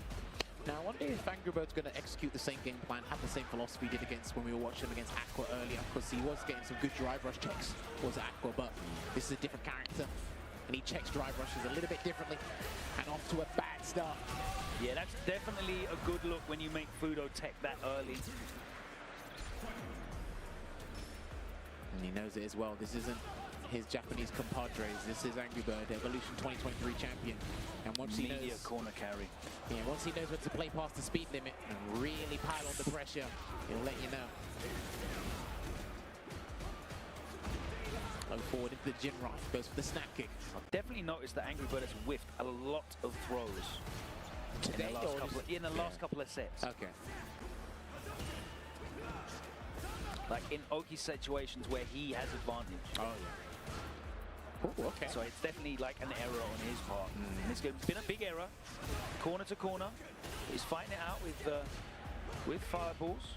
There's the drive rush plus frames, and Fudo very patient. Yeah, not trying to do a perfect parry to try and anticipate the snap kick follow-up there. Ooh, okay. Too far to get anything significant. Probably a sweep could have caught that, but at this point, I wouldn't even bother. Oh, wow. Just didn't do anything after the parry. There you go. Now he's going to switch it up a little bit because he noticed that Fudo's just been walking away and being very passive on defense. Walking away again. Here comes the cannon. I love the development of this Super R2. You can just see it there. The guy's getting way more confident and landing this in tournament play. Yeah, the crowd love it every time it comes out as well. Safe jump gets blown up by the mind game. Yeah, it wasn't a guaranteed. Wasn't a guaranteed throw. But... See, I notice any scramble we see as well from Angry Birds matches, it's almost immediate drive rush that comes afterwards. So he's ready. This is a great situation as well because obviously Fudo has to decide with, do I want to go for a reversal here? Or take the Or stand do I fist? want to wait and try and activate this level 2? Yeah, take the stand fist. He doesn't take the stand fist. Do you know what? I find it very interesting. A lot of the Japanese players are like this. They don't want to burn themselves out. They literally don't want to do that on their own accord. There's the back in the corner. Woo! Okay. He's right in the corner as well. Takes that first game there, gets the 2-piece into the Shoryuken there. And Angry Bird is awarded game 1. But yeah, like I said, just go back to my point. Half of the Japanese players, they do not want to burn themselves out. They will take pressure. If it leads to a stun and they won't like die by the stun, I don't know if they're happy with that per se, but because you got to think long term sometimes. Psycho Blitz. I think they're just trying to close the gap to change up the mind game here in the neutral. Punish. Woo! Wakes up with it, okay. He does a lot more reversals than Momochi does. Fudo, just in general, gets the perfect parry. And he will going to get the extender into the Psycho Blitz again. And another perfect parry, that's like the I said. second time the jab's been parried. If he still turns, you can still some drive gauge or something. Ooh, I felt that one in my head. Not that time. Uppercut. He was ready. There's a throw. He's still got some drive gauge to work with here. Drive rush jab into throw, very reliable. Trying to run away. He's done. He's done. Happy to spend the 2 bars to get the round. It's set point now. I think Fudo's Still 2 going out of home. 3 at this stage. If Angry Bird gets Fudo in the corner, I generally think he's screwed because this is last game, last round. Angry Bird can make a lot more mistakes because he's actually got huge leeway. We will get another conversion into the cannon. So let's see. Yeah, he's going to have to go for the impromptu follow-up instead. Here's a throw, burn him out. Start. He's not dead though. That was a checkmate situation. Is he going to spend the level 1 just to get that? No, okay. Nah. That's fine. He could have done it to put him in a guess the game scenario. I liked it to spend it just in the I need to touch you once with flickered situation. But it doesn't matter because he closes it out and gets a perfect KO. That's 1 set point saved. But also he didn't spend the bar because when you do that from level 3 to 1, you just need the 1 bar to get another level 2 again. Absolutely. They're properly preserving this bar and they're thinking about the Psycho Cannon damage. Yeah, it's a very similar situation to like the Rashid approach to using the supers, yeah. Basically identical. Step kick, no counter hit though. Gets a counter hit off that Jin right follow-up. I think he tried to walk away there. Didn't quite work out for him. Okay. Boy. Oh no. Oh no! I think that's done. Yeah, double drive punch Level cancel. 3. And Fudo eliminated from the tournament. Angry Bird makes it into top 8. But we still have 2 matches left. I love how they walk out like full minute before the game ends. Tomorrow. Technically. Angry Bird still in it to defend his title here at EVO 2024. Man, it's getting deadly, and it's getting even more heartbreaking for a lot of these guys when you just know you're just 1 or even 2 games away from that So sweet spot good. finals day. Just looking at the Bro, bracket now. only Zen 2 more beat games, FU please. 2-1. We had that 6 on in the one of our other morning. screens here, but just looking at the bracket on It's looking really light start.gg. outside now. It was a 2-1 there. Tokido did beat Margot. We said that like about 30 minutes or so ago. So it's actually, man, this is crazy. Just looking at Nemo's this in now. the position that he doesn't want to be in as well, by the way, where he could finish 7th Holy again. shit, sorry. We could have history repeats itself, or you could break the cycle. It's entirely up to you. So we're going to get Ken versus Bison. Yeah, We're so gonna get first DJ versus up, Ken. it is going to be Tokido against Jen, so we're going to have Ken and DJ. And then it will be Nemo against Angry Bird. That might be Bison, might be Blanca. The Blanca worked out well for him. Fair dues. It did after back and forth changing, so he could do that from the jump. But again, that's when you got to make that executive decision. Am I going to do this from the jump? I don't like that matchup for Blanca, but Nemo seems to be playing very well with that character at the moment. We'll see. That one's coming up a little bit later because first up it is going to be Tokido and Jen. I can see them both on the stage getting set up, ready to go. Okay, having a little chat there, a little bit of discussion again. Love it when the competitors have a little talk before they get that bloodlust going and ready, because this is what it is. And again, like I said, thank you so much for staying with us You're welcome. through and through, I'm ladies dying. and gentlemen. This is the penultimate match of the night, another qualification match here. We're going to be rounding these out very, very shortly. There it is on your screens there. Tokido. He is a huge role model, great figurehead, domestically and internationally. What is there not to love about this guy? We can write a whole dissertation of achievements he's had and what he's done for this scene. And Zen in the spotlight in recent years. Well, he's actually been playing fighting games for a pretty long time, but obviously came to stardom in only recent years, the last 2 years or so. And it's what a way it's worked out for him. Tokido, of course, no stranger to that arena. Yeah, Jen no, has you're been right. on the biggest stage of them all, of course, the Capcom Cup Finals. This is the first time we've seen him in a top 8 of EVO, I believe. All right, so these guys are getting their buttons sorted. It looks like we will be doing the DJ versus Ken. This is what it's going to be all locked in. I promise you, Akuma won't come out if he loses. He's not going to hoodwink us again, I promise you. I just think he's waiting. The ironic thing about that whole situation was when he said, I'm not playing him, the rest of them started playing him. So I'm like, what is going on? That was so crazy to see, especially in Topanga League. All right, they're getting ready.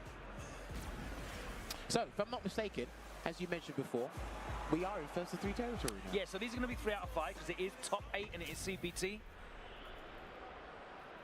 Let's see what happens. I hope they know. So enjoy these extra matches.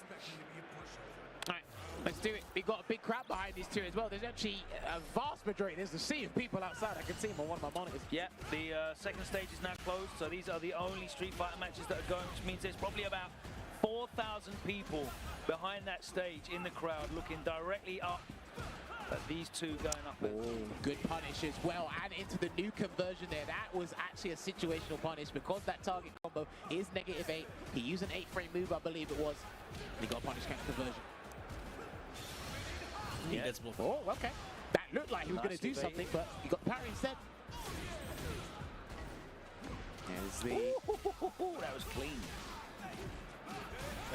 All right, level 1, gonna close it out. I always forget he actually has enough frame advantage to combo off his stampede kick, despite it looking like a very ordinary poke.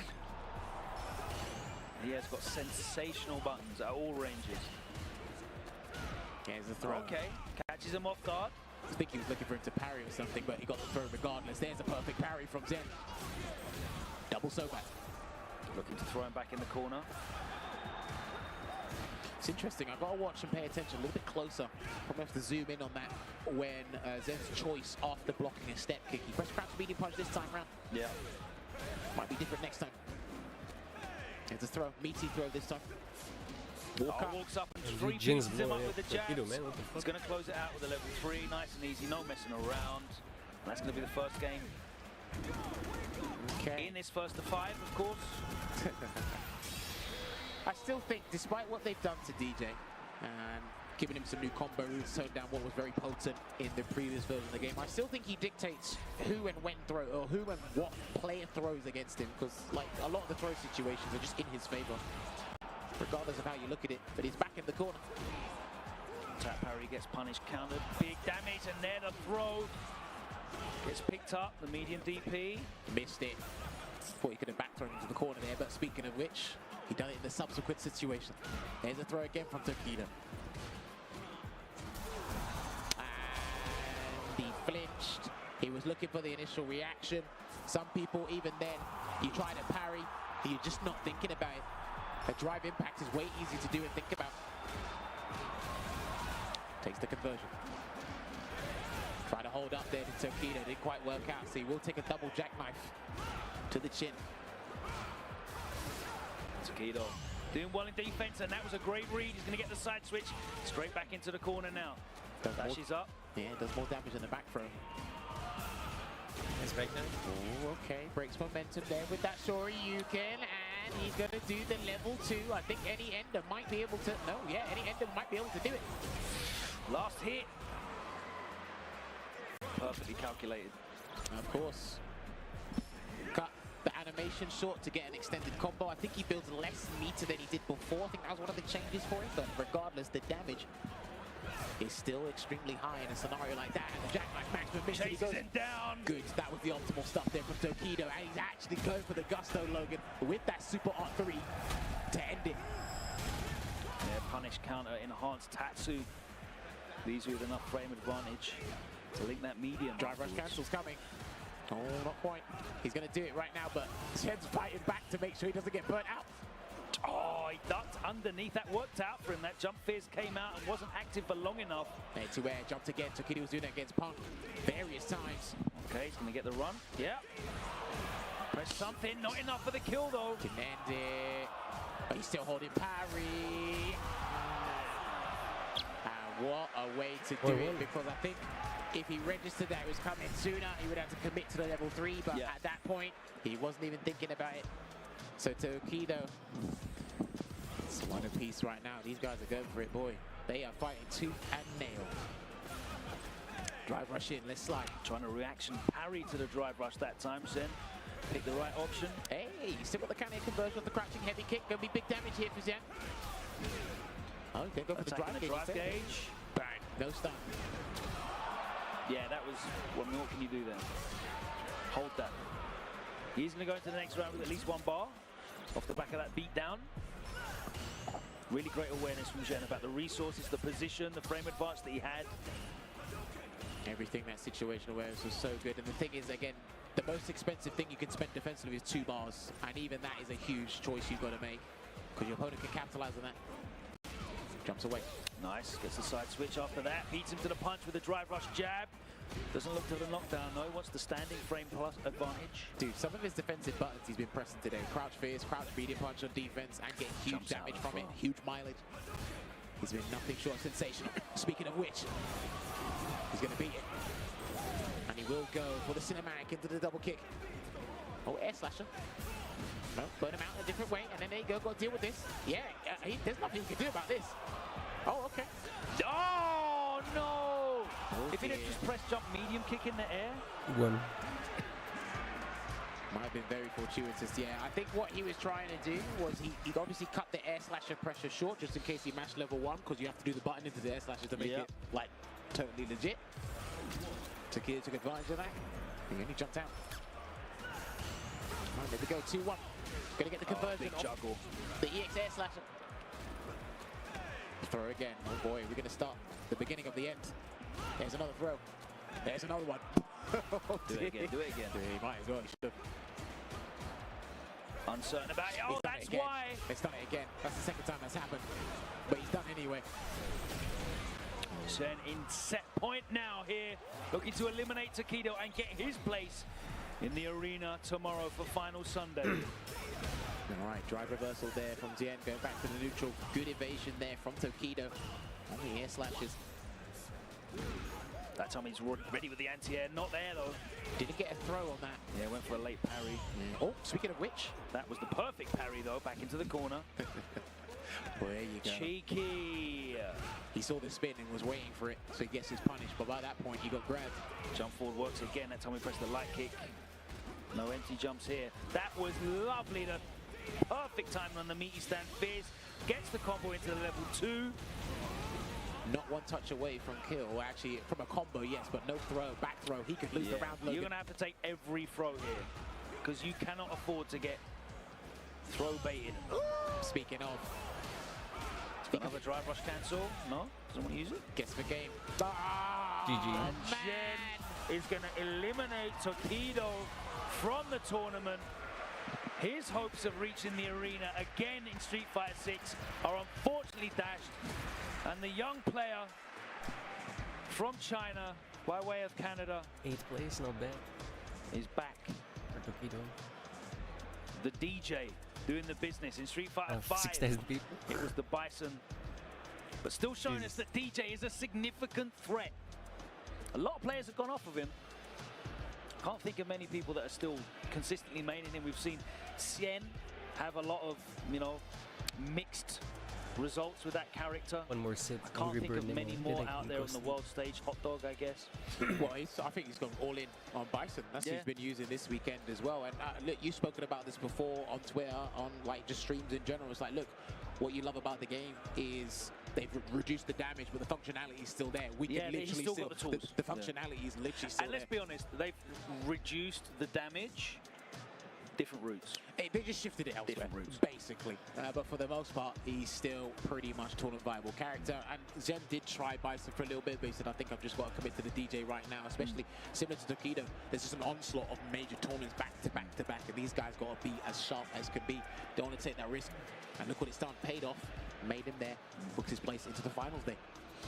Absolutely, the results speak for themselves. 2 players, though. It's great to see 2 players that stuck to their guns. Yes. And maintained their Season 1 mains.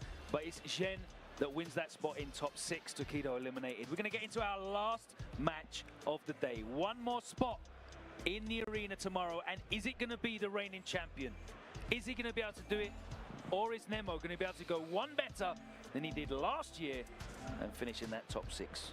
This is so interesting because you just can't write this stuff, man. And they've saved the best for last, or the most intense match for last here. So let's find out, because we will tell you if Angry Bird is out, a new champion will emerge tomorrow. If not, the storyline of retaining his title and being potentially a player that can retain their Street Fighter title in an Evo since Daigo 2009, 2010. I think that's the last time it happened. That's a potential storyline, but one step at a time. So we got the Ken. Smart choice. Now, Logan alluded to it before. Blanka's on the cards, but I wouldn't want to start with Blanka and swap to Bison. No, and that's the benefit of this, right? It's a first to 3 set. Can certainly make this Bison work. He's been putting in a lot of work, man, and he's a very technical dude in general. Nemo, he loves his creative characters, high damage output, the ambiguity, the nasty mix-ups. And absolute nonsense mix-ups, that's what he's here for. And I know that Big Bo was playing Bison a little bit so we can get Angry Bird tournament ready for the EVO. And already sitting there with absolute patience, so stoic on defense, and he gets rewarded for that stoicism. Yeah, huge reward getting the fierce into the crouching only combo. Ah, he looked the wrong way.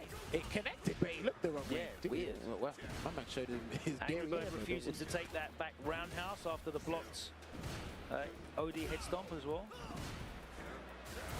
Psycho Crusher, that's safe. Too slow.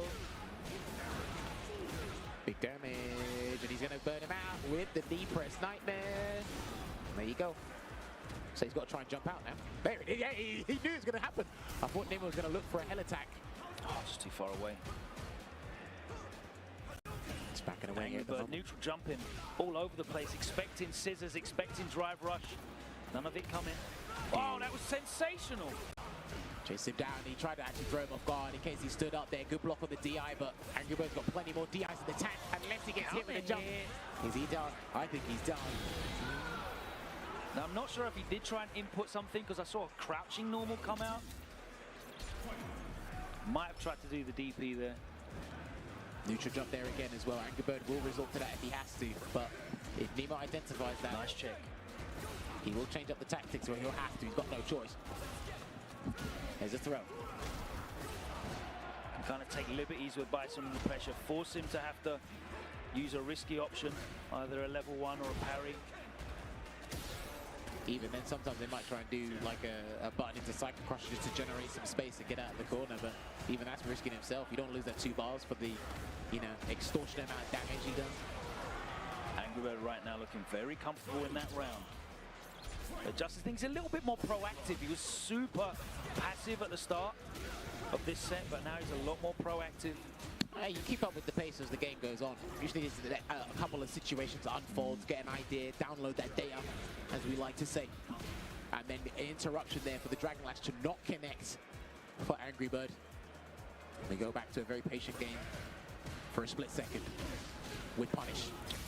Drive rush very fortuitous, manages to punish the recovery, but the back throw. Got him. Is he going to spend? That's the question. No. Going to put the bomb on, and that's the thing. You really got to be careful about that. Gets the frame advantage. Goes low with the target combo. You rarely see people bother with that, right? Yeah, not too often. Count here. Going to get the crouching conversion. No level 3. Safe jump instead. Next hit will win it for Angry Bird, and I think he knows that too. There we go, straight into the level 3. Nemo must have probably thought that he knew his next hit would have win, so okay, let me try and take a risk with that back dash in case he throws me again. One more guess will work from there. But Angry Bird stuck with plan A. Got that jab conversion despite the scaling.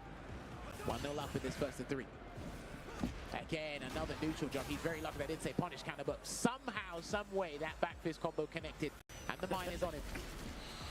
Wow, not enough frame advantage. Oh. But Angry Bird doesn't make it count. He's back in the same situation he was in before. He's going to set up the bomb. It's going to cannibalize itself and lose into itself, and that's going to be the round. He's going to do the damage. And Nemo pulls a big round out there. All from that back fist combo working off. It's almost like looping offense is good. Yeah, no. Gonna get the counter hit conversion off of that stand fist. Put him in the corner. He's still trying to run away or hold up there, Logan. He's gonna get punished for his troubles. Just blocking it out here in the moment. Trying to get another perfect parry there. Let's see if he takes him across the screen. And he will. There you go. This is huge. You can build the level 3 in time as well. Now he's going to go for a back fist combo instead, and a perfect parry. Can he burn him out? There's going to be huge scaling on this. He's going to get level 3. Perfect calculation. He threw all of the drive gauge in, believed that it would be enough to get to that level 3. If it didn't work out for him, boy, he was in trouble. And that's super important as well, because when you perfect parry, basically everything is scaled now outside of your positioning. The damage is scaled, the drive gauge damage that you do, that's scaled as well. So that's very good meter awareness and situational awareness from Angry Bird. And that's going to be a counter drive impact there. Is he going to go for the side swap? No. He's going to keep it simple. Put the back fist combo on. What's the mix-up going to be? Oh, just backs off. Yeah, he baited something last time. Thought he'd be anxious this time. Kind of hit. Yeah, he got him. Big risk there, because that would have lost him the round. We haven't really seen him land those. Like, he's gone for a couple of ODDPs today, but he hasn't had a huge amount of success rate. Forward throw again. Time it paid off for him. He's not going to run away now. He can't run away. He can't run away. Oh, one time! That's huge. He has to go to the level 3, surely. No, what the fuck? Yes. There's the delayed back throw. Here's the bottom. He crossed up, and he's done. Is that a legit mix-up off the back throw then, if you got the bomb on you? I think so. I'm not sure. I have to really do testing. Because it was like looping throw timings, right? Yeah. And there you go. We've got a game on our hands, Logan. Definitely going to check that one out later. Yeah, we have to. That's one for Rins. Shout out to Rins, my guy. Here's a throw take there, backs off, lower dry gauge here. And again, you see he gets counter hit. I'm not sure if he's trying to go for an anti-air option when he sees him take to the air, but... All right, he's just going to let the pressure build, but he interrupts the crouching beating kick, so the bomb dissipates. Stampedes, he's done. Oh my god, that's huge. Drive rush cancel, he's got to spend the nightmare booster. Oh boy, and the thing is, I know that he's speedy. He's got a very aggressive playstyle, but you don't want to be running to that character that's got a ginormous damage output like this. You don't want to be whipping buttons in front of him when he's got that fierce as well. There you go. Speaking of, that's why he's neutral jumping now. There's the touch into the corner. He takes him to the corner. Double dash, catches him. Delayed tech in. Looking good here. Just wants the damage. I respect it. Throw tech. No biting. Not at even the Devil's interested. Yeah. Good punish. Ooh, what did he try there? Was that forward dash? It was like a dash, yeah. Okay. Well, perfect KO. Good rebuttal there for Angry Bird. Now, this game is huge. Whoever wins this game, it's going to be massive. Drive rush. Catch the neutral jump. And he got the bomb. Yeah. He's going to keep it simple. Damage. Yeah. Back fist Puts again. it back on, DP. of course. No DP there from Angry Bird. Wow, brave check after the drive rush jab. And that's what I was talking about before. People trying to get the parry timing on the explosion. There's the burnout. That's fine. Early jump fierce. Wow, we're scrambling, but in the skies. Chip him. Oh! Angry Bird with the right actions. Literally, he snubbed out the chip. He's not burnt out yet. But he's going to have to hold Dragon this. Lash, do not Dragon Lash, please. Oh no! And the thing is as well, where's the recovery on that cycle crusher? It's almost instant in the blink of an eye. He actually had a phenomenal 5D chess move with that level 3 before, but he didn't have anything to stop that. So that was basically guaranteed there for Nemo, and that's 2-1, Logan. Plus frames that he challenged he's again. not letting him get away with that back roundhouse after the blocked head stomp. Oh! Oh dear, that could have gone south. Yeah, he got off with it there. Good nice punish counter. The Shoto's got really good light punches against those knee presses, man. 5-frame lights. Oh my god. Huge round here. He's going to just cash out. A lot of perfects in this set. A lot of momentum, a lot of big damage, a lot of looping offense. Things can go wrong very quickly against both of these characters. Good back dash, but he got chased down from that drive rush jab again, and he's gonna block. Yeah, he's gonna block the knee press nightmare. Nemo starting to panic. No meter on deck in terms of the super gauge. Oh my god, and Nemo is teching all over the place. Good delay. That's gonna be the game. Gonna get the level 3, and this is going to... Oh no! Uh-oh. What? Miss input. He can still take this one, but this is going to be an unbelievable comeback if it happens. I can't see this happening. No, neither do I. Yeah, in the air. Throw. All right. There you go. Yeah, no, I get comebacks can happen, but like me and Logan being realistic is like the way the situations are panning out and unfolding. 7 things would have had to have gone right for that to be a comeback. Sometimes all right, game number 5. Drive rush, he got him again, and it clicked. The latter part of that is what's connecting. Interesting. And he's going to get the bomb explosion again. What's he going to set up this time? Angry Bird can't take a choice. He's got to block it. Watch out for the overhead. There we go. There's a low. Yeah, looking for that counter hit. There's the perfect timing though. He's going to go for the screen carry. There's a throw. Oh dear, here we go. Deja vu all over again, and he backdashed the first time round.